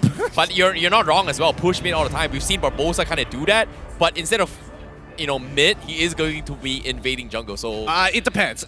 We don't know if he's going to get Hilda all over again, but we do see that Homeboys this time following a very similar trend to game number 1. Yep. Do they go for the Arla though? Joy Arla. They only get one. They only get one. But they lost me to Joy in game number 2. But hi from MelQt. Okay, lock it in. All right. Joy secured. It's looking good. It's looking good. Homeboys, please take Arlen. Okay. I like how the players... Oh, whoa. Hey. Wow, shameless. Nice. Straight up asking for a jersey. Hopefully Daddy Hood sees this and he's like, you know what? I like that guy. Hey, camera, pan onto his daddy. No, don't pan on Daddy. I don't know if they're listening to English broadcast. Look at Daddy. I want to see how they're doing. No, I think Daddy's got better things to do right now. He's listening in on the draft. He's listening in on the team, and that's the important thing. All right. This is what we were hoping for. Homeboys, now that they've recognized, okay, Joy can go into the jungle. We cannot afford to let go of this Arla. However, we still haven't seen Minstar being played that often. Yep, revised version on how game 1 happening as well. But at the same time, we do see a... What? Homeboys, how could you? Like, why only LaFell? That's unbiased. Hey, man. I'm jealous.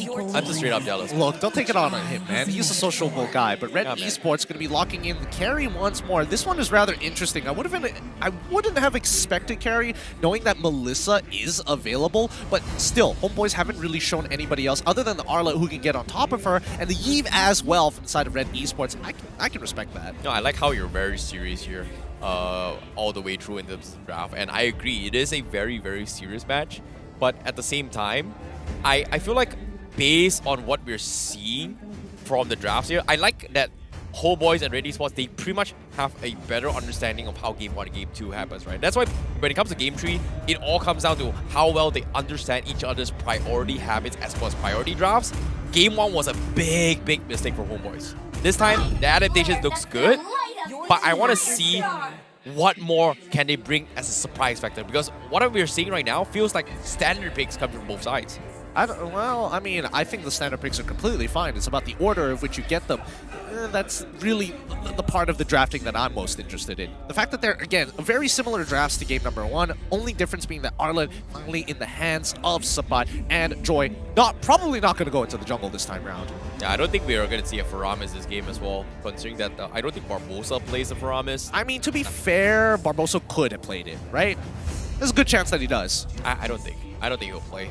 Like, just because they need somebody in the front lines wall, but they do respect the Franco, they will ban it off, and this feels like an identical one. But showing how Mom has been playing so far, I guess they might ban the Cho, but we do see a confession coming in from the fans from Red Esports. Man, it kind of feels like he doesn't want to do it, but this is like the only way that he can actually get himself to. To kind of get the confidence and the bravery. I mean, the fact that he hasn't done it shows us that there isn't the confidence, and he's just like, you know what, I'm going to bet on this game to make it happen. Sometimes you got to leave it to fate, Like, if you don't know what to do in life, flip a coin. If it's heads, do it. No! Don't do it. Not when it comes to the down relationship. It's like, hey, girl, you want to go out with me? Flips a coin. Guess not. Walks away. Like, come on. That's the thing, right?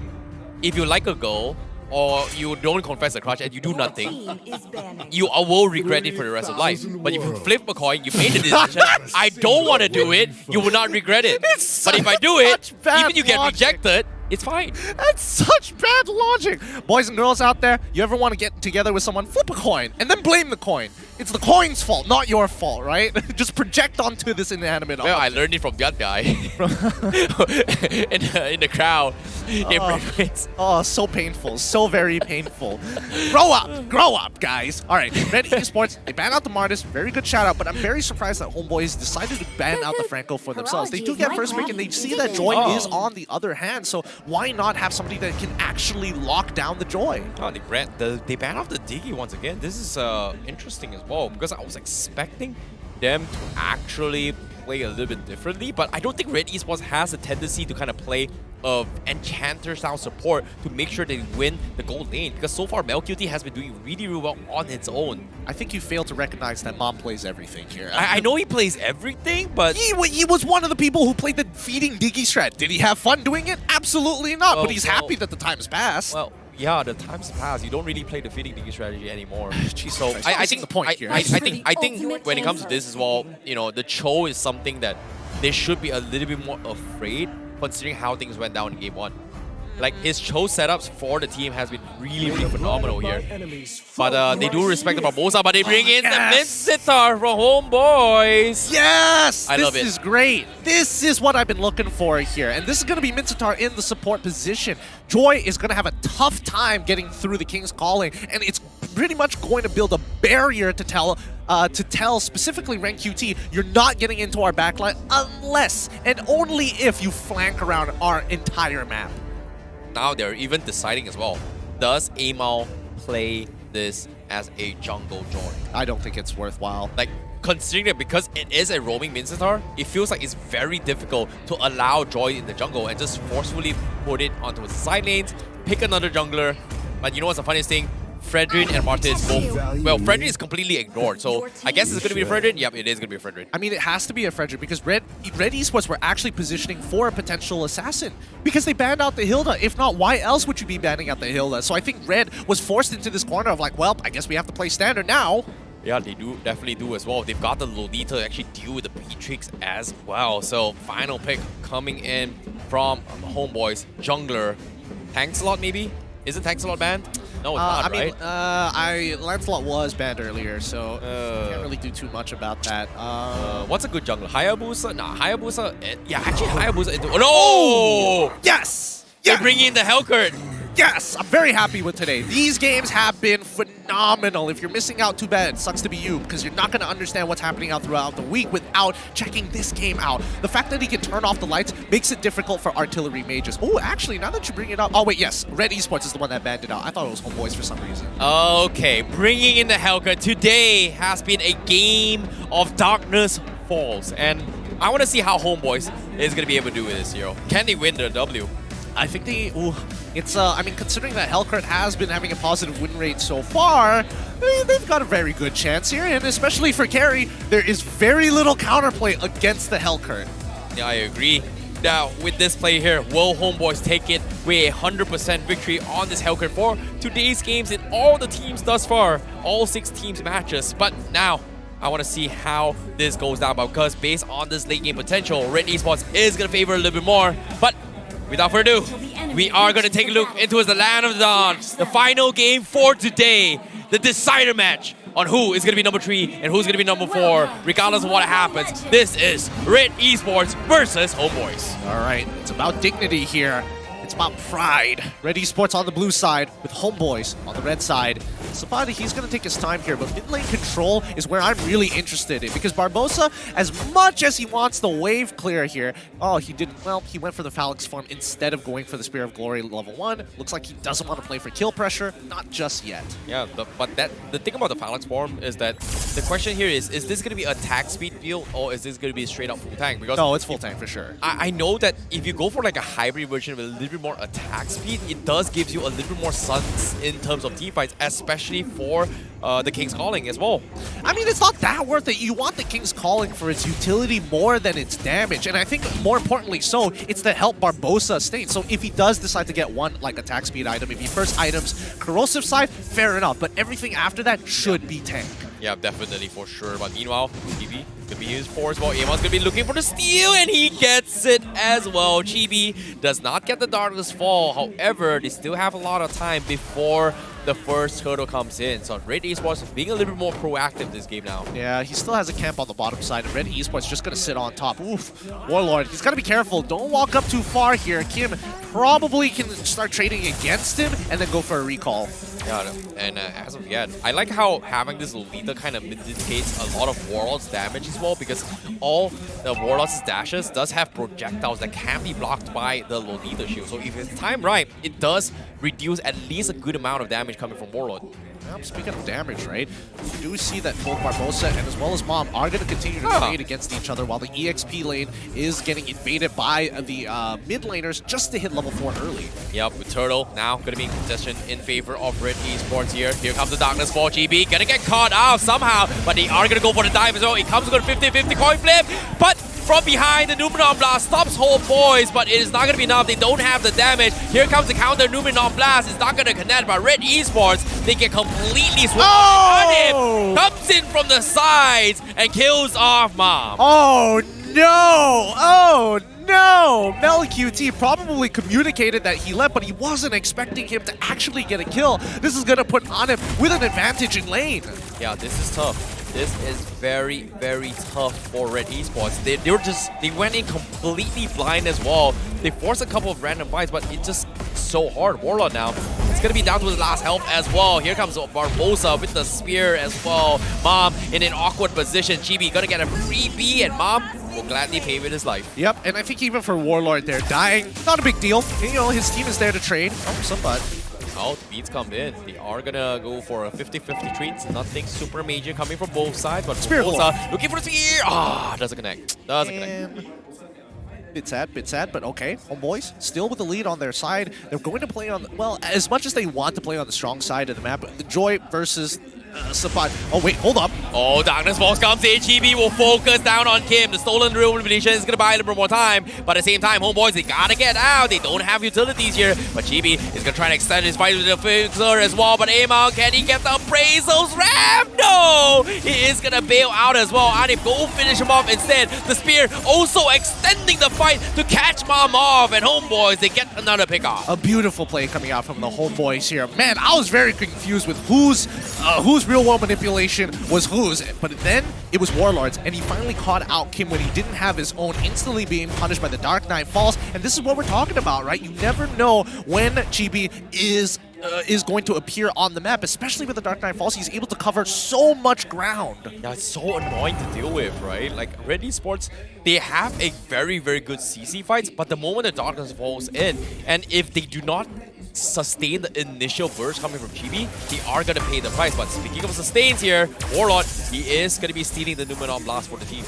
Yeah, but now they're jumping right into the middle of this fight. Yep, Sepa now with the final stash. Numenon Blast comes in. It's not going to be connected here. He does connect the back lines, but the counter Numenon Blast from Warlord will keep him at play. Meanwhile, Amal is getting focused down from Sepa as well as GB. Amal doesn't survive this, but eventually they will lose members and they will lose 3 in the process. Red Esports not comfortable with this type of play coming in from the Homebois. Every time it feels like they get an advantage, Homebois reminds them, no, you're just giving us more resources.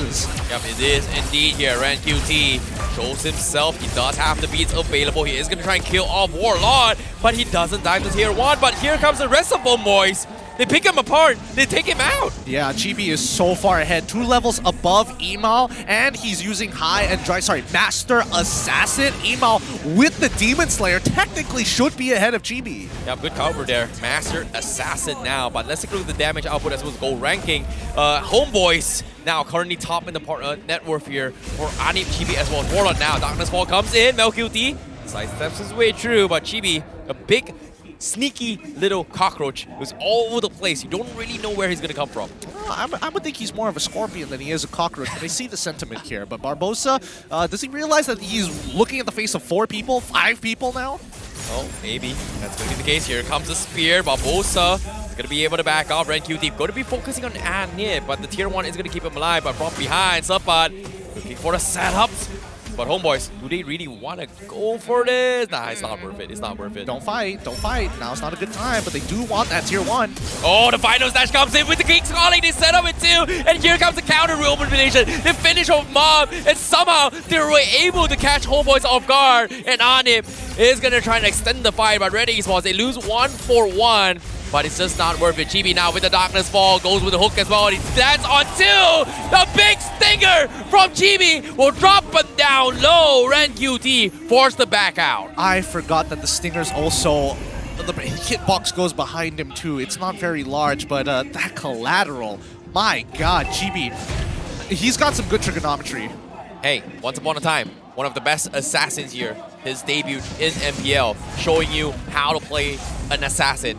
And with that play coming in, Red Esports are completely baffled on how to deal with Chibi right now. And it feels like they need those Dreadnought armors up as well as Dominance Ice in order to sustain that. But when you go for that, it means Warlord is going to get free value damage across the fights as well. I mean, we say that Warlord should be able to get that free damage, but that's the thing. Warlord is already 6-1 and 4. He's got more items than he should technically have at this level, at this stage of the game. 7 minutes. Oh, King's Calling catches Red QT. No way out.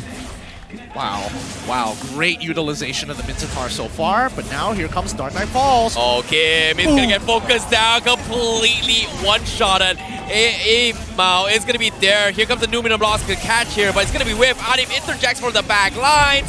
Mom cannot survive this at all, and Homeboys will pick apart bit by bit. I'm so sad for Chibi. He knows he can get that last kill, but he can't because he doesn't have enough mana. Has to go over to his purple buff as bottom side gets shoved in all the way to the tier 2. Hey, Homeboys is very happy that they are potentially going to be buying food for everyone later on if this continues, because this is the biggest lead we've seen so far in today's game, except for the one Todak game. But as of now, 8 minutes with 8k net worth lead, I think it's pretty far ahead. I also think that they are very far ahead. Like, this is almost checkmate for the side of the Homeboys. Red Esports, I don't know how they're going to come back from this, because every single time RenQT tries to do anything, King's Calling straight away. Oh! Yeah, as soon as we say it as well, Barbosa comes in. MelQT needs to make a run for it as well. Kyym getting caught off in the King's Calling, cannot get out, and they get picked off side by side. They lose 3 for nothing. And this is why I love seeing Mincetar in the support position. He can do so much for the team, rather than getting locked up in the EXP. Yeah, I agree.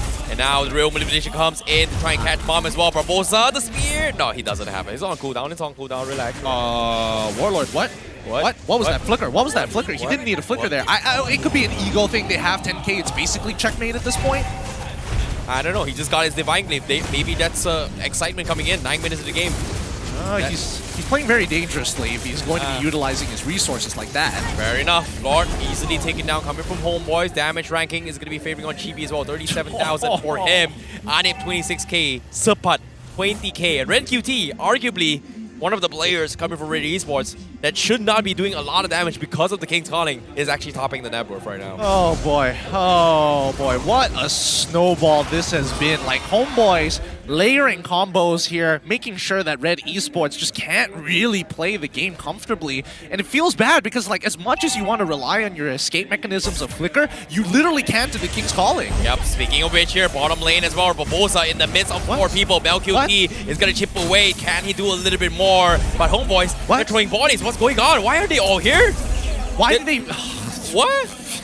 I mean, whatever. Red Esports, they're like, okay, you had 10k, you had checkmate on us. Doesn't matter now. Give me that 3k back, forcing it into back down to a 7k deficit. It doesn't mean that Homeboys is out of this game. It just means that this Lord has been completely wasted. Yeah, this is definitely a wasted as well. Red Esports finds an opportunity. They go in for the pounce. However, the question here is that the problem that Red Esports, why MelQT is not doing all his damage, is that every single time the Darkness Falls comes in, you notice that Chibi is always going to be in his face. And when during this mode is happening here, there's not going to be free hits for this carry at all. Speaking of free hits here, Anip has been actually getting massive items. He doesn't go for the Sea Halberd. He doesn't go for even a Hunter Strike. He made sure that he went as a 3rd item, going for the Haas's Claw, not even considering the option of actually taking the Winds of Nature, because there's no need for it. Half the time, he's not even fighting 1v1 against MelQT. Yeah, I mean, even then as well, Red Esports, like, MelQT can't even hit him when the Darkness Falls comes in, right? So I guess that's the idea from Homeboys, is that they want to settle the fights in one Darkness Falls. You know what's my favorite thing about Darkness Falls? What? The enemy communications. It's just, I can't see, I'm blind, what's going on? Huh? What?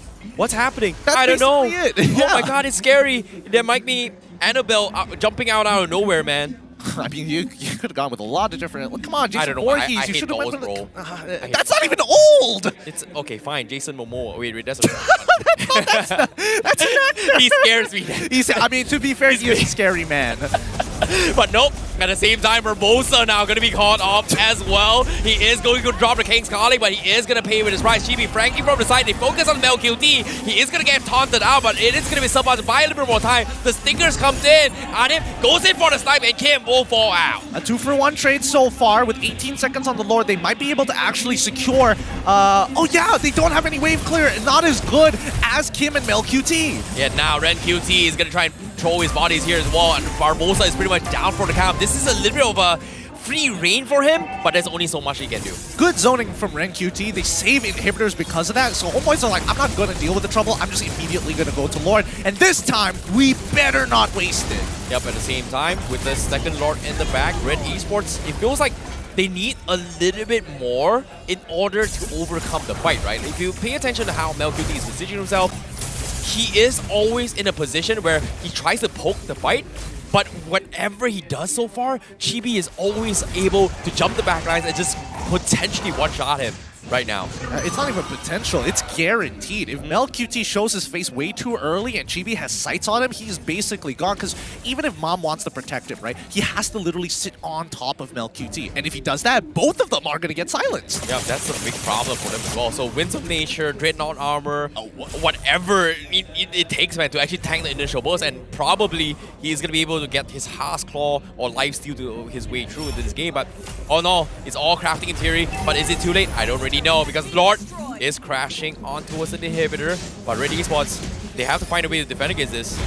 There's nothing they can do. Oh, they push Emo out of the way. Oh my god, the final slash, the damage coming from Homeboys, a little bit too much. Numenon Blast camps in, not going to be able to do much. Lord, it will be taken down, but Homeboys, they take the outer inhibitor, and they're looking for the turn on him, already starting things off to bait this fight. Red Esports, they have to fight this. They have to go bodies for this. GB, here comes the Darkness Fall. The Wombo combo comes in, but guess what? RenQt gets the beats in time, scares off GB. He goes for the Winter Dragon. Can he survive? Yes, he will. And Red Esports, they are able to hold on him now.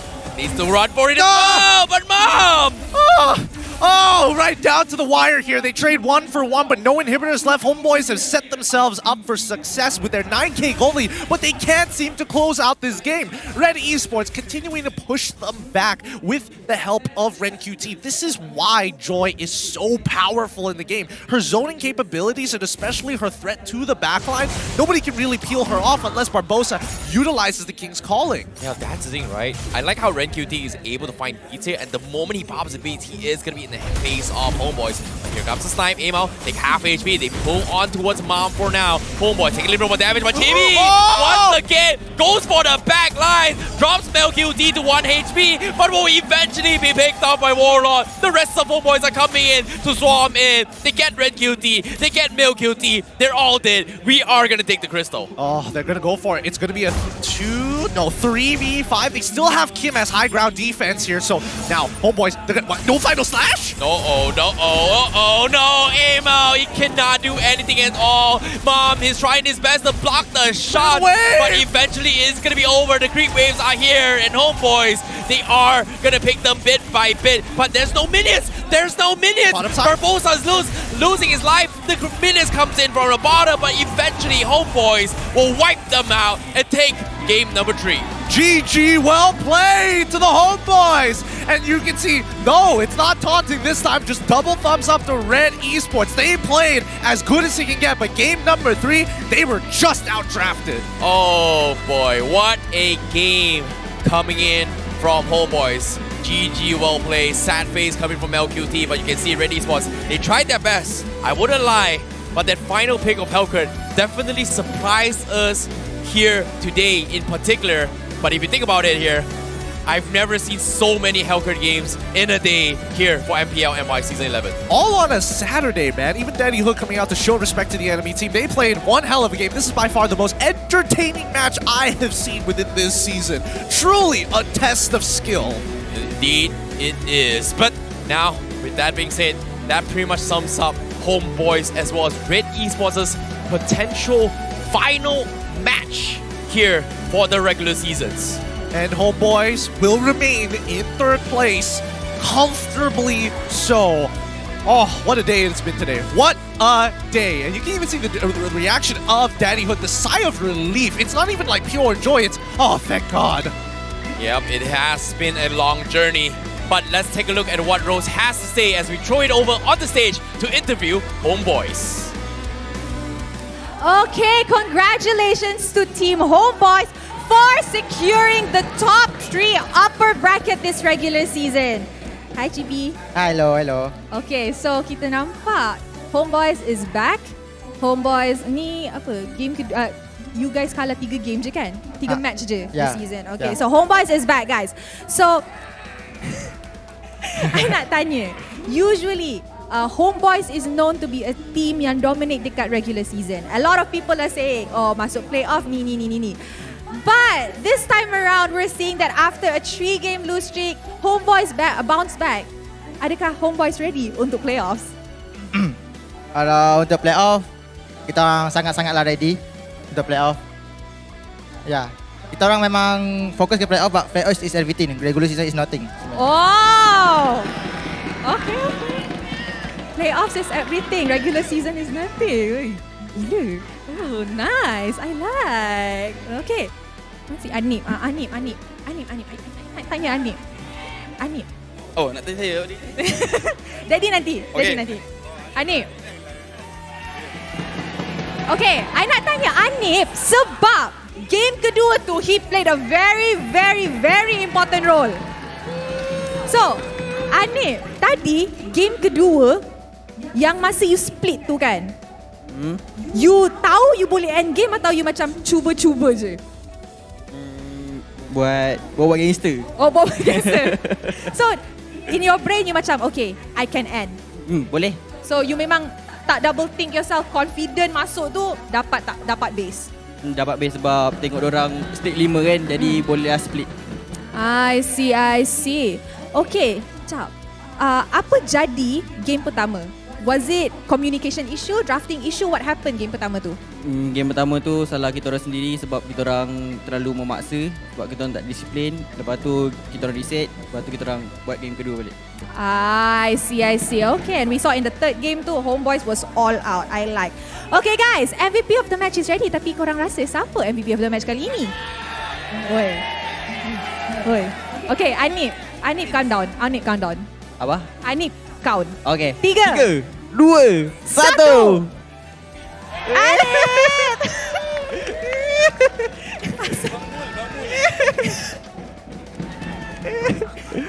Jangan nak gelak. Okay, tak. Sorry. Cannot lah. Okay, so Anip MVP of the match, and I think this is because 3 game Anip consistent. Anip sangat-sangat consistent. So Anip, how are you feeling MVP of the match for your last match in MPL regular season? Happy sebab menang. Playoffs kita akan nampak, and Anip perform lagi ke tak? Perform sebab kita orang fokus playoff. Okay, Daddy. Okay, hi. Hello, hi, Assalamualaikum. Alright. Okay, Daddy. So, nampak kali ini Homeboys memang nampak ready sangat untuk playoffs. Daddy nak cakap apa dekat Homeboys? Okay, first of all, saya nak ucap terima kasih banyak-banyak kepada Red Esports punya fans, Flame Boys. Korang, sebenarnya tanpa korang, kita orang pun tak akan struggle ataupun kita orang tak akan kerja keras sampai ke tahap ni. Kita nak bagi yang terbaik. Kita minta maaf sebab 3 kekalahan berturut-turut tu buatkan korang rasa kecewa. Tapi sebenarnya biarlah kita kalah awal untuk kita belajar daripada kita kalah masa playoff. So insyaAllah di playoff ni kita akan buat yang lebih terbaik, insyaAllah. Alright, thank you Daddy. Okay guys, sekarang masuk untuk invite a lucky viewer up on stage. Can we please have Azrai? Nama betul Kan I salah pronounce? Oh, nak terbuka dah sampin dia. dah ke bawah. Sampin. Hello, sini. Bismillah. Okay, so all the Baju Melayu gang I told you guys on stage today, 90%. So, nak cakap apa dekat Homeboys? Nak cakap tahniah menang hari ni. Hopefully boleh carry the momentum kemenangan ni terus ke grand final. Alright. I like the energy. Thank you so much. Okay guys, ambil gambar dulu. And with that, we come to the end of minggu ke-6 hari pertama. Tapi esok ada lagi. So, jangan lupa scan QR code di bawah untuk datang ke Stadium Juara to watch the games. Dan kalau korang gila satu audience untuk naik pentas, korang akan dapat skin yang bernilai 899 diamond. Congratulations Homeboys once again for securing the top 3 in the regular season. Okay guys, round of applause for Homeboys. Happy tak? Happy. Okay, since korang semua happy, jom kita tambahkan happy dengan mic check dorang. Game ketiga, match ketiga. Let's go! Let's go guys. Go. CL bagi aku dengar dia punya dada. Deg-degan. Woi, baru. Just enjoy the game, play with no regrets. Okay. Dapat. Nice, son. Perang. If dah level 4, balik. Nice! Santai. Kau bisa gas. Ini bisa tak? Ni gas. Eevee ya?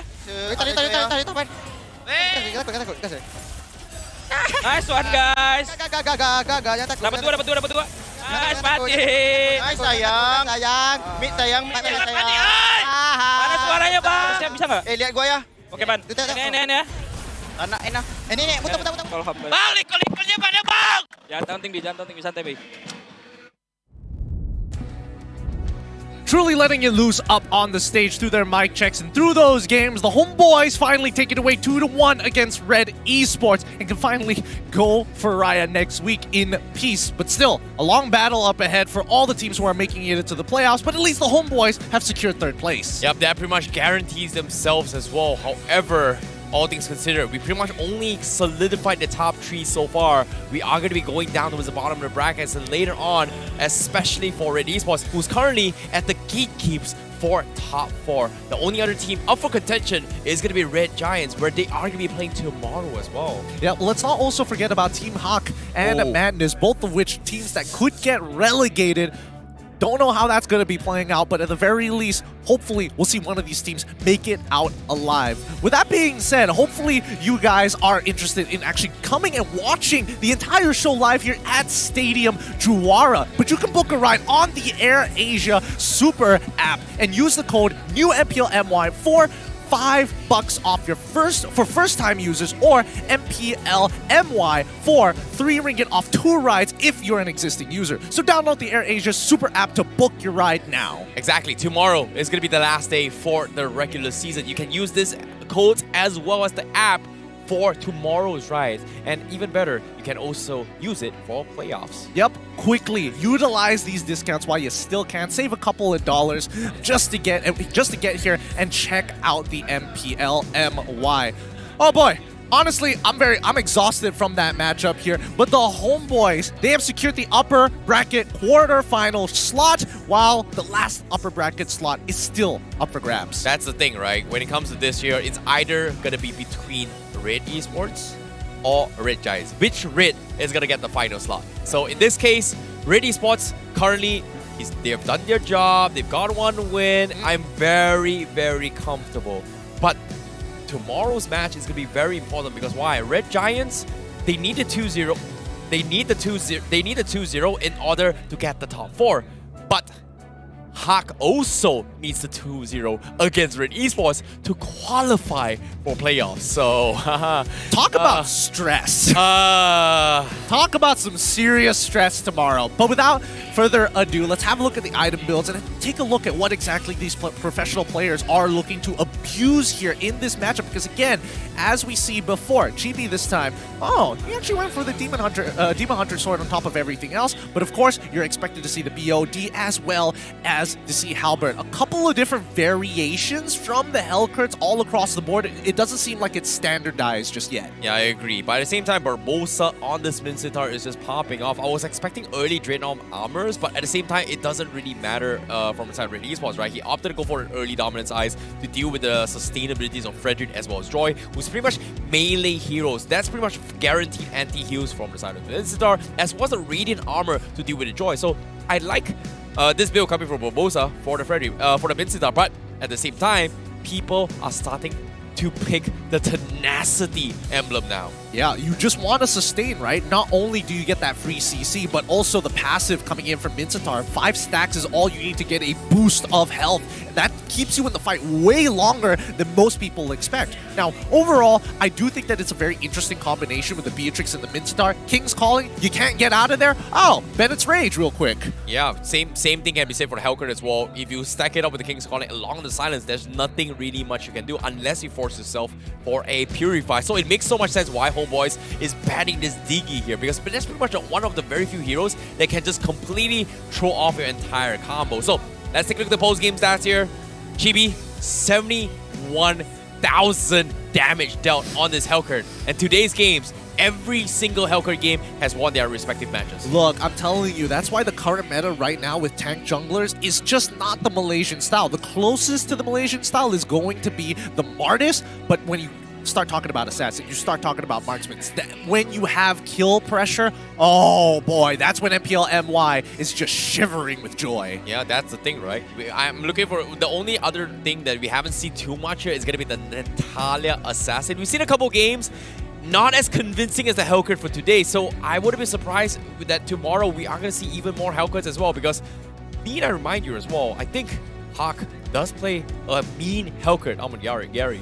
Yeah, I mean, Gary plays pretty much everything. Oh, yeah. If it has damage, Gary probably plays it already. We've seen him play like Damos jungle before, so nothing too crazy can like escape his grasps. Yep. At the same time, and this fights as well, I think Warlord played really well with his setups as well. His catches with the Numenon Blast hasn't been spot on, but his Roam Liberation to threaten Kyym has been really spot on to set up for the fight. So nicely done coming from Homebois. But let's talk about the stats here, because it seems like even though Game 2 and Game 3 was in favor of Homebois, it didn't seem as convincing as we thought it to be from Game number 2 especially. I mean, Game number 2 was very close, and you have to admit both teams played well. The draft was relatively even. A lot of like conflicting issues, especially with Red's Valentina.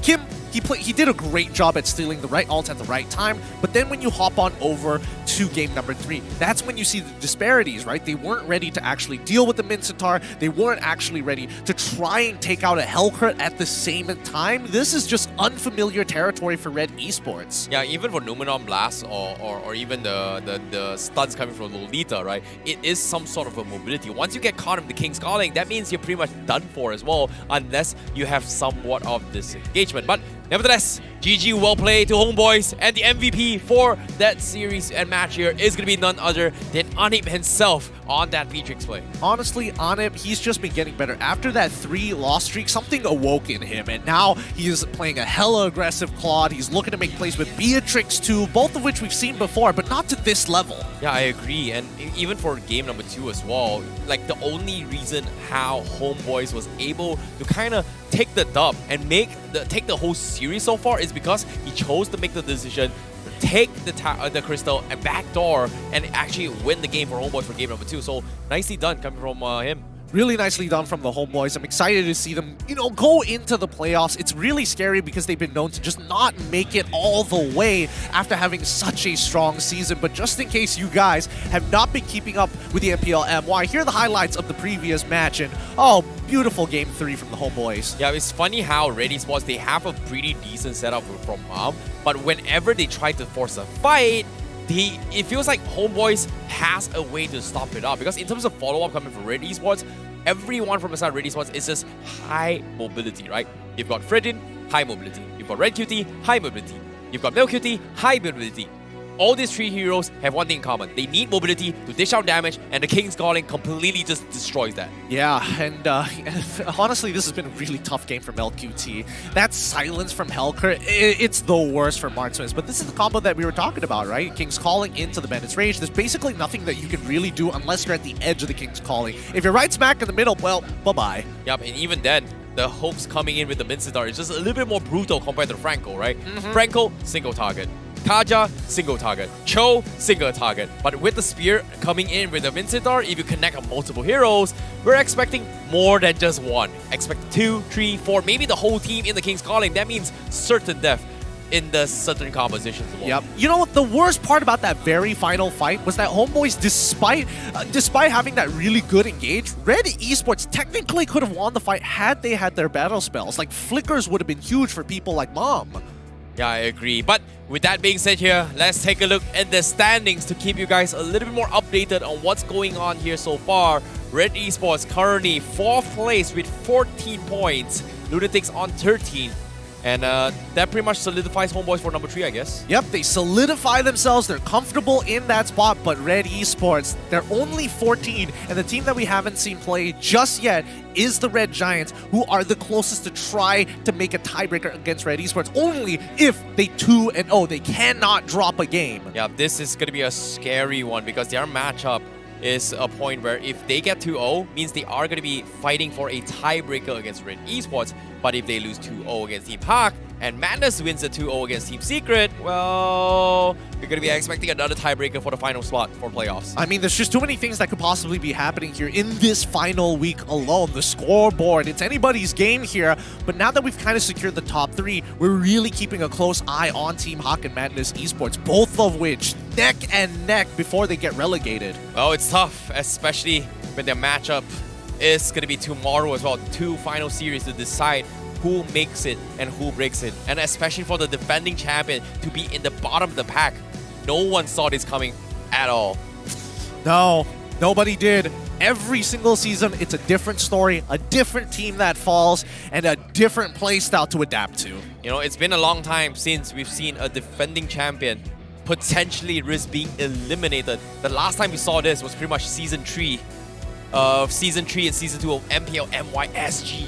This is how many years ago to see a defending champion getting relegated after the next season? I mean, what can you really say, right? It happens, you know? You can't really do much about it. You can only make the best out of the situation. But, oh boy, what a day this has been for the MPL MY Week 6 day number 1. Hopefully you guys have been enjoying the show because these matches have been phenomenal. Yep, it has been a very, very long day. We hope you guys enjoyed the show as well because it is going to be very, very exciting. But before we actually throw into anything as well, I think we do have a very, very short interview segment with the losers of that match, especially for Red Esports, to see what things are going to be looking like for them. But before that, we have a special announcement for you guys, and that is the All-Star Team skin Eudora, Atomic Pop Eudora, is currently available now with custom action bundles. You can enjoy 30% off from the 12th of April all the way to the 2nd of May, and besides the All-Star promo diamonds can also be used for discounts. Now, the skin as well as the bundle will be available in the shop until May the 28th. Look, again, I'm really bad when it comes down to dates, but make sure you grab it while you still can. This event is going to go for at least a month long, so if you're not abusing the fact that you're getting just free stuff, literally the game wants you to play it and wants to give you free stuff, you might as well just do it. Yep, at the same time here. But now, I'm looking forward to see, we are going to be jumping into an interview to see what Red Esports is going to be thinking here as we throw it over to Rose. So Rose, please, please, please, take it away. Okay, Lafel. So, sekarang saya dalam bilik Red Esports and I nak cakap, okay, I want to interview them actually. So, sekarang I have Coach Sora Payung and of course Ren QT, the joy of the match. Okay, so Coach, tadi tu as from a coach standpoint, apa kesilapan Red Esports dalam game ketiga? So bagi saya sebenarnya mistake Red Esports lebih kepada communication lah. So diorang macam mungkin sebab kalau Hellcrit diorang teragak-agak untuk bagi position, information apa semua. So information tu tak connect lah dengan antara teammate. So mistake memang paling besar untuk Red Esports. I see. So do you think that lepas discuss kesilapan tu, it will not happen again in the future? So that's what you hope for sebab it's a good thing juga sebab benda ni jadi sebelum playoff. So kalau playoff dah jadi ni kita tak boleh patah balik masa. So alhamdulillah jugalah kalau kita tengok kat bright side dia, kita benda ni jadi sebelum playoff. So bersyukur jugalah. So kita tahu that Red Esports target is actually top 4 for this regular season, but currently we have to watch one more game to know siapa yang akan jadi top 4. With that, apa perasaan Red Esports? So sepatutnya kalau boleh kita orang patut 2-0 tadi, tapi dah tak ada rezeki disebabkan mistake kecil untuk second game. So kita terpaksalah mengharapkan Yudo Red Giant untuk kalah dengan Team Hawk, dan saya harap Min Man Gary semangat lah untuk lepas playoff ni. Korang tolong korang tolong kita orang juga. Wow. Wow. Yeah, they need that win. Okay, so let me move over here sekejap. Ren QT. Kita nampak Ren QT dapat joy 3 kali tadi. So, tadi tu you memang nak main joy to show everybody that your joy is padu ke? Since it's open, just might as well take it. And why did you decide to take it dalam game ketiga walaupun game kedua tu kalah dengan joy? Sebenarnya saya confident dengan joy saya sebenarnya, tapi lepas dah kalah tadi saya punya confident dah jatuh untuk pakai joy, tapi saya akan cari balik confident tu untuk playoff ni. I see. Adakah kita boleh nampak joy Ren QT in the playoff again? 80%. Saya akan spam joy sampai saya global. Oh wow. 80%. Coach is like, macam mana nak draft ni? Okay, so another question for Coach. Ramai orang tengah cakap sekarang in the community that MelQt hanya bisa Claude. As a coach, what do you have to say? So sebenarnya MelQt dah buktikan dia bukan bisa Cloud je. Dia boleh main Lista tadi pun menang by one. Brody, so sebenarnya tak hanya bisa Cloud lah. Dia boleh macam-macam hero lagi. I see. Kalau for coach kan, sekejap, MelQt, come. I nak tanya something je. MelQt, diorang cakap MelQt ni hanya bisa Cloud. So kalau Mel boleh bawa 1 mm dekat MPL playoffs nanti, nak bawa apa? Kalau coach bagi? Cloud. Saya nak bantai balik yang bantai saya pakai Cloud tu. Oh, okay. Selain Cloud? Selain Cloud, saya nak pakai Beatrix. Oh, okay. I rasa coach boleh bagi lah coach. Okay, so Sora, one last words kepada semua fan yang datang sokong Red Esports dari minggu pertama sampai last week dekat MPL. So, thank you fans. Walaupun first week kita orang dengan second week kita orang macam tak beberapa okay. So, Alhamdulillah kita dapat bounce balik dan insyaAllah kita orang dapat top 4 dan kita orang dapat upper quarter final upper bracket untuk season ni. So, saya memang berterima kasih sangat dengan orang yang percaya dengan kita orang yang kita orang boleh. Mungkin ada yang tak percaya tapi kita dah buktikan yang kita sebenarnya kuat dan boleh lawan dengan tim-tim giant yang besar bak kata orang. Alright, thank you Sora and thank you Ren QT. I will see you guys in the playoffs. Okay guys, and with that, let's show it back to the casters to know what they have to say about this little interview. Lafel, nak cakap apa tu? No love for the English side, but it's okay. I assume that I am the... Yeah, you're LaFell now.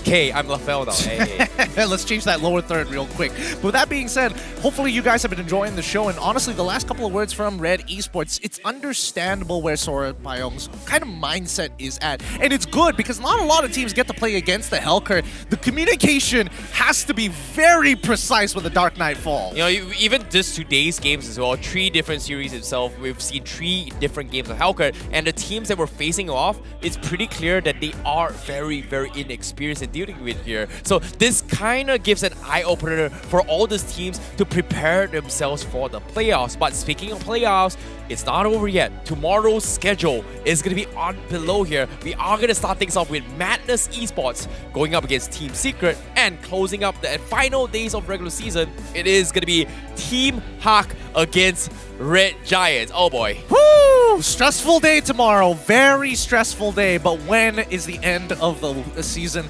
ever not stressful? It always comes down to this, right? Every single season, it always comes down to who's getting relegated or who's going to make it through. And half the time, these tiebreakers, if it ever comes to it from the Red Giants, could change everything. That's the thing, right? If Red Giants takes a 2-0 against Team Hawk, they're pretty much in contention to fight for top 4 of a tiebreaker. But if Team Hawk gets 2-0 and Madness gets 2-0, tiebreaker for the final slot for relegations here, or who makes it the playoffs. So it is going to be tough considering that Team Secret is 0 against nothing, against everybody. Well, with that being said, I don't know about you guys. I'm thinking about it makes me stressed out. So while I stress out and start molding and pulling out my hair, you guys can quickly go and scan the QR code down below. It's a survey for you guys to get prizes, but more importantly, so that we can collect feedback about the MPL MY, whether it be English, whether it be BM, or the overall show. If you're one of the few audience members who came to Stadium Juara, you can start talking about the seating. You can start talking about the visual experience. What was it like for you guys at home? Exactly. If if you want to save some of his hair, be sure to say you love Gideon, you love Gideon, you love Gideon, and also potentially follow our social medias. You see, his hair is pretty much dropping off, so you need to show some love in the survey here, and even follow my social medias as well, and say you love the English broadcast, you love it more than BM. Just keep saying it. BI is better than BM. Bro, this is you're way too far. You're taking it way too far. So I'm gonna stop you there. But with that being said, my name is Getting Q. This is IcyBaby12. You've been watching the MPL MY Season 11, Week 6, Day number 1. We'll see you guys tomorrow.